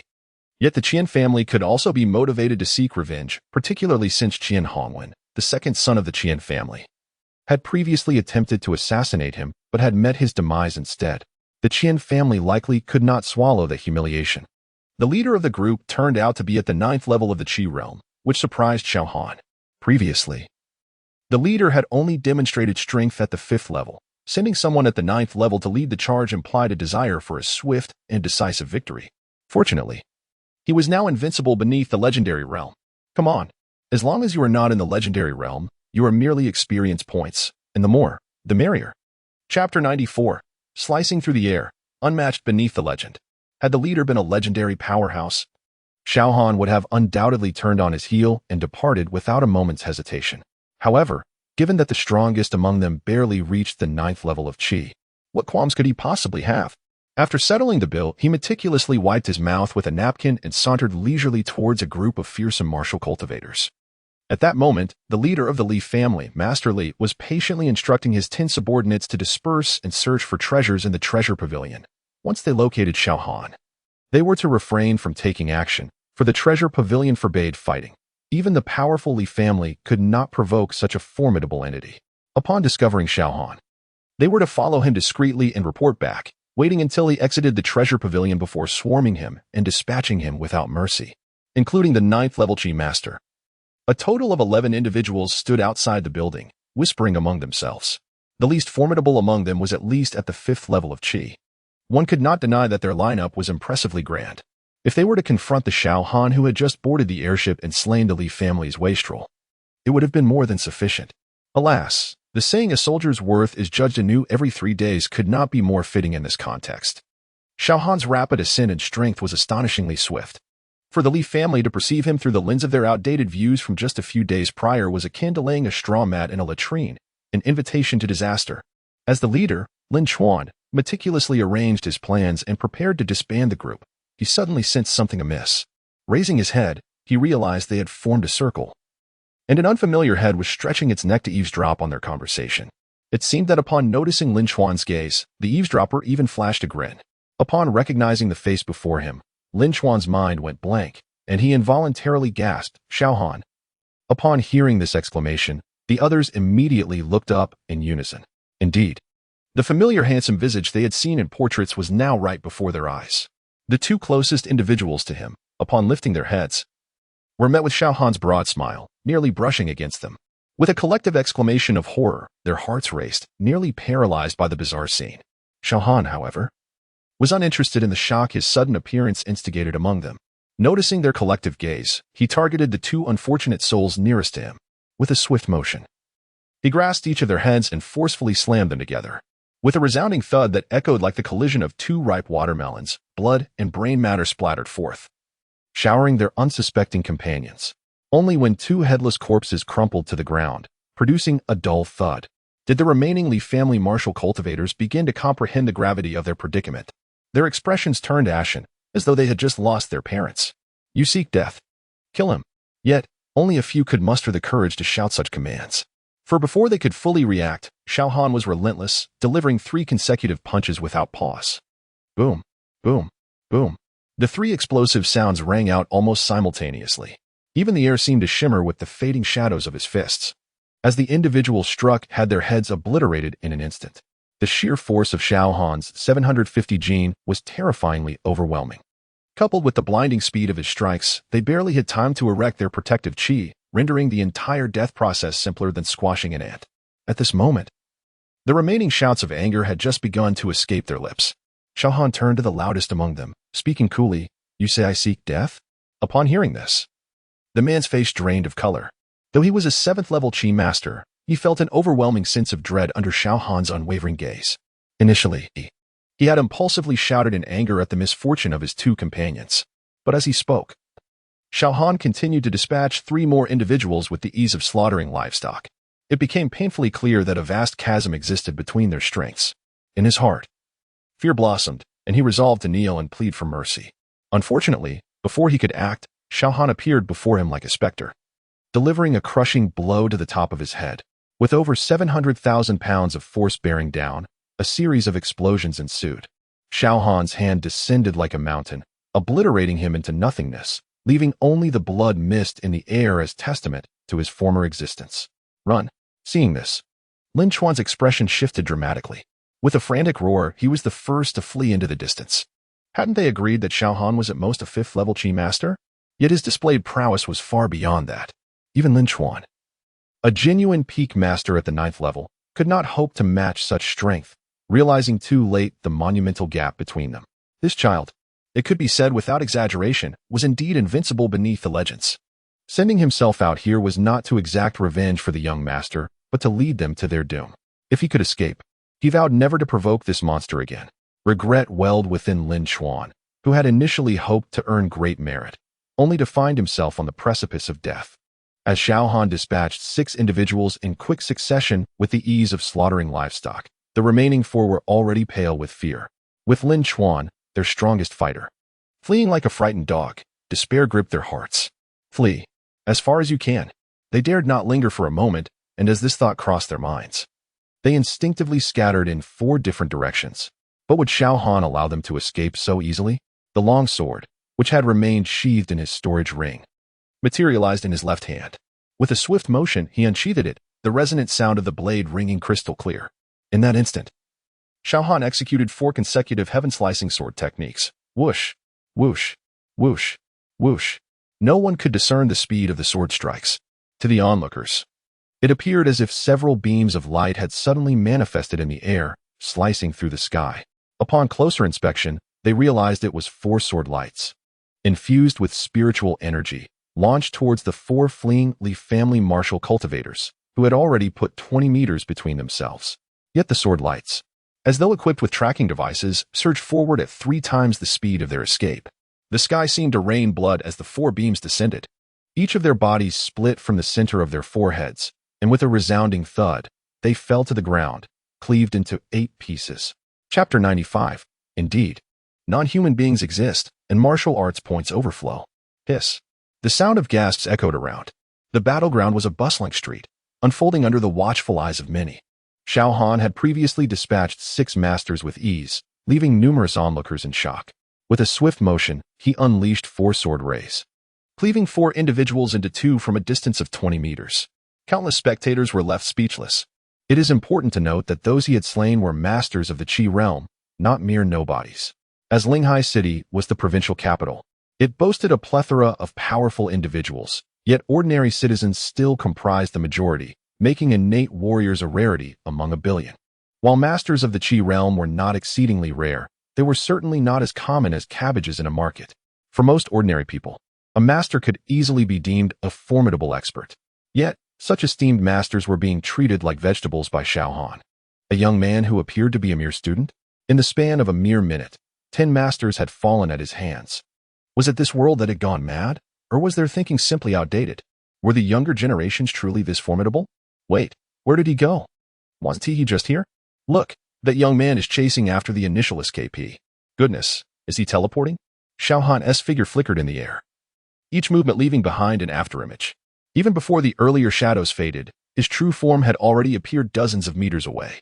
He could almost leap 10 meters in a single stride, demonstrating the terrifying prowess of his perfected royal-level movement technique within reach. Lin Chuan, a master at the 9th level of Qi, had cultivated a top-tier movement technique himself, thus his speed was commendable. Moreover, he had chosen to flee at the first opportunity, managing to escape 500 meters away while all his subordinates perished. This distance, while not overly far, seemed insurmountable for any martial artist of his level to close in on him. With this thought, he felt a sense of relief, believing Xiao Han could not possibly catch up to him. After all, as a master of the Qi realm, possessing a top-tier movement technique was already considered a pinnacle configuration. He would train in heavenly-level techniques at the Qi realm, as failure to do so would hinder their cultivation and speed compared to simply mastering a top-tier technique. Such a thankless endeavor, even for geniuses, was seldom pursued. In Lin Chuan's eyes, Xiao Han was no exception. His youth and remarkable cultivation already left many astounded, and calling him a prodigy was no exaggeration. If he could simultaneously elevate his cultivation while dedicating time to practice techniques of an even higher level, it would not merely be prodigious, it would be monstrous, an aberration, a being beyond humanity. Lin Chuan could not fathom the existence of such a remarkable talent. As he pondered, a ghostly figure suddenly appeared before him. "Do not block my path, move aside," he instinctively shouted. Clang! The response was a thunderous ring of a sword. Lin Chuan's eyes widened, and he beheld the final scene of his life, a beam of sword light materializing out of thin air. Indeed, such non-human beings do exist. As this thought crossed his mind, his head shot skyward. Swish! The sword was sheathed. Xiao Han did not even spare a glance at the lifeless body on the ground. He simply removed the storage ring from Lin Chuan's hand and strode away. As for the storage rings of others, they had long been collected. Otherwise, with his speed, how could Lin Chuan have escaped a full 500 meters? It was merely a matter of collecting spoils, a slight delay.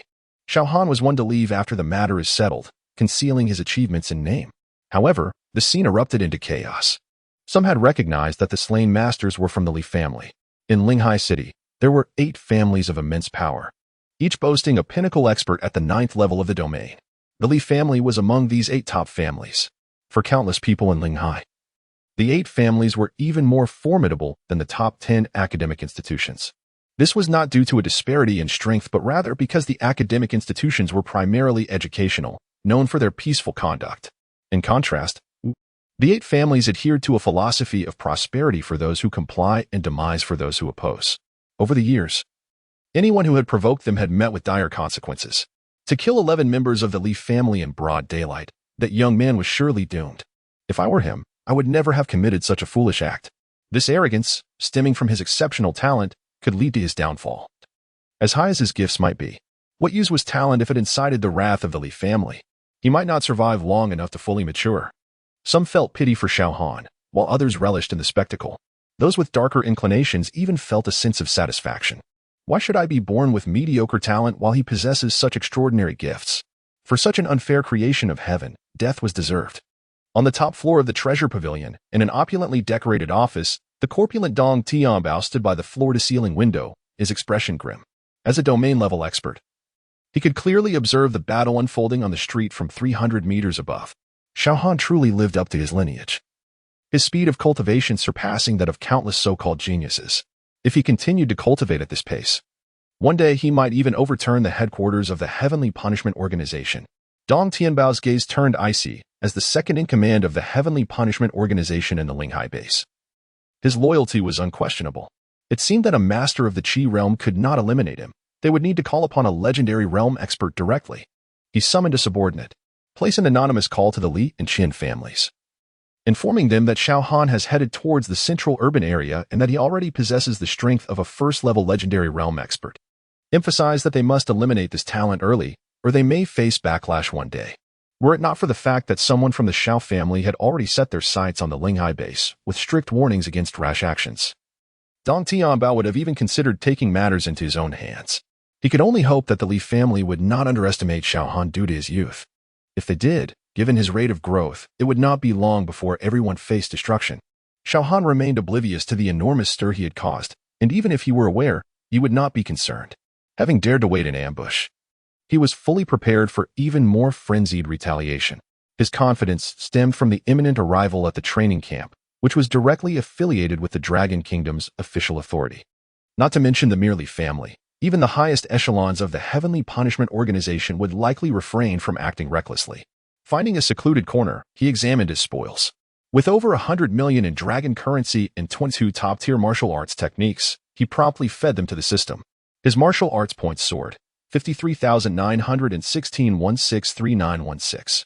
The first 10 million experience points were fulfilled, and Xiao Han's face beamed with joy. He decided to prioritize mastering one sword to the horizon before hastily upgrading Divine Elephant Suppressing Prison Technique. System, I wish to exchange. Chapter 96, Surge in Power. Comprehending the sword intent ding. Deducting 250 martial values, the exchange of 10 million experience points has been successfully completed. Congratulations to the host. The creation martial skill one sword to the horizon has been mastered at an introductory level. As the system's voice faded, countless insights regarding one sword to the horizon materialized within Xiao Han's mind. It felt as though, in an ephemeral moment, he had cultivated this sword technique for a century. From nothingness to clarity, from obscurity to a nascent understanding. The theories involved encompass the sword intent required at the legendary realm, the domain of the sword at the domain realm, the profundities of the sword at the fatal realm, the laws of the sword at the martial emperor realm, the barriers of the sword at the saint realm, and the path of the sword at the creation realm. Though the enlightening experience lasted only a few breaths, it seemed as if Xiao Han had traversed a century in terms of mental fortitude. Upon opening his eyes, a fleeting glimpse of weariness flashed within, only to vanish swiftly, restoring his long-standing calmness. Boom. Suddenly, an aura of mastery erupted from his being, soaring into the heavens. Compared to before, the momentum now bore an inexplicable quality. Exuding a sharpness and unwavering determination, one sword to the horizon has allowed me to grasp the sword intent before even reaching the legendary realm. Xiao Han reflected, affirming the extraordinary nature of this creation martial skill. Indeed, all phenomena in the world operate under specific laws. For instance, matters pertaining to the creation level are generally explored only after attaining the saint realm. Yet, due to the system's assistance, Xiao Han, despite merely possessing the prowess of the Qi realm, transcended 6 major realms to master one sword to the horizon at its introductory level. Such an occurrence had never been witnessed throughout the millennia of spiritual revival on Blue Star. Consequently, he comprehended the sword intent before achieving legendary status. However, this was merely the tip of the iceberg among the numerous benefits of his training. In a hazy state, Xiao Han also touched upon the concepts of domain, profundity, laws, barriers, and even the path, elements that far exceeded his current level. When the time came for him to delve into these, the difficulty would undoubtedly be reduced countless times compared to others. It could be said that although he was still in the Qi realm, he had already discovered a grand avenue leading directly to the creation realm. Sword intent is not confined to mere techniques, it represents a realm within the sword path, significantly enhancing the power of sword techniques. The sword intent is divided into 10 levels, each corresponding to the minor realms of the legendary realm. Only those who achieve the 10th level of sword intent qualify for the transformation into a domain, aspiring to ascend to the domain realm. I am currently at the first level of sword intent, corresponding to a legendary first-level powerhouse, and with my perfected heaven-slaying sword technique, I can already overpower a legendary first-level opponent. Xiao Han roughly assessed his combat strength. If anyone were to learn that he, at the 4th level of Qi, could already dominate a legendary first level, they would likely feign in disbelief. Throughout the long annals of history, instances of someone at the 9th level of Qi challenging a legendary first level have been exceedingly rare. Yet, the notion of a 4th level Qi overpowering a legendary first level, such a thought would be deemed inconceivable. Setting aside other factors, the disparity in strength alone is a vast chasm. A legendary first level possesses strength exceeding 2,000 newtons, equivalent to 200,000 kilograms. Meanwhile, a 4th level Qi typically holds merely 400 newtons of power. The difference between the two is undeniably enormous. However, for Xiao Han, who had shattered the 5 shackles of the human body, strength cannot be measured by conventional standards, reaching 750 newtons. Nonetheless, even so, the gap in strength remains substantial. Yet, despite this significant disparity, he could still overpower a legendary first level, even if the enhancements from sword intent offset each other. The formidable nature of the perfected royal-level sword technique and the benefits from overcoming the 5 shackles are evident. Yet, this is not Xiao Han's limit. He possesses the foundational skill one sword to the horizon. Although utilizing creation martial skills at his current realm would impose tremendous pressure on his body, risking a potential explosion, In the face of life and death, he would have little choice. This sword technique should enable him to defeat enemies across an entire major realm without difficulty. And is this where it ends? Let us not forget the accumulation of slaughter values. Xiao Han glanced at his character panel and was astounded to see his previously depleted slaughter values had reached an unprecedented and alarming figure. Slaughter value, 66. 000. He rubbed his eyes, suspecting an illusion, but upon another glance, the number remained unchanged. 1 9th level Qi opponent, 9, 000, 2 7th level opponents, 14, 000, 3 6th level opponents, 18, 000, 5 5th level opponents, 25, 000. Xiao Han checked the system details and confirmed the accuracy of this figure, prompting a heartfelt exclamation. The rewards for engaging in battles beyond one's level are truly immense. He promptly issued a command. System, convert all slaughter values into cultivation experience. Ding. Congratulations to the host. 66, 000 slaughter values have been deducted, and 4, 224, 000 experience points have been successfully exchanged. Prior to this, his cultivation was at the cusp of the 4th level of Qi, 31, 327 500, 000. However, with the system's enlightenment, a vast ocean of spiritual power surged into his major meridians. Boom. His aura skyrocketed, and his cultivation instantly broke through to the 5th level of Qi. Without pause, it ascended to the 6th level, then the 7th level, the 8th level. Finally, he broke through to the 9th level of Qi and took a significant step forward within that realm. The oceanic spiritual power was finally absorbed completely. 4th level consumed 488. 673 experience, 5th level consumed 600, 000, 6th level consumed 700, 000, 7th level consumed 800, 000, 8th level consumed 900, 000, total, 488. 673, remaining at the 9th level, 765, 327, his realm directly advanced 5 levels. Under the onslaught of massive spiritual power, the 6th and 7th shackles of the human body were also shattered.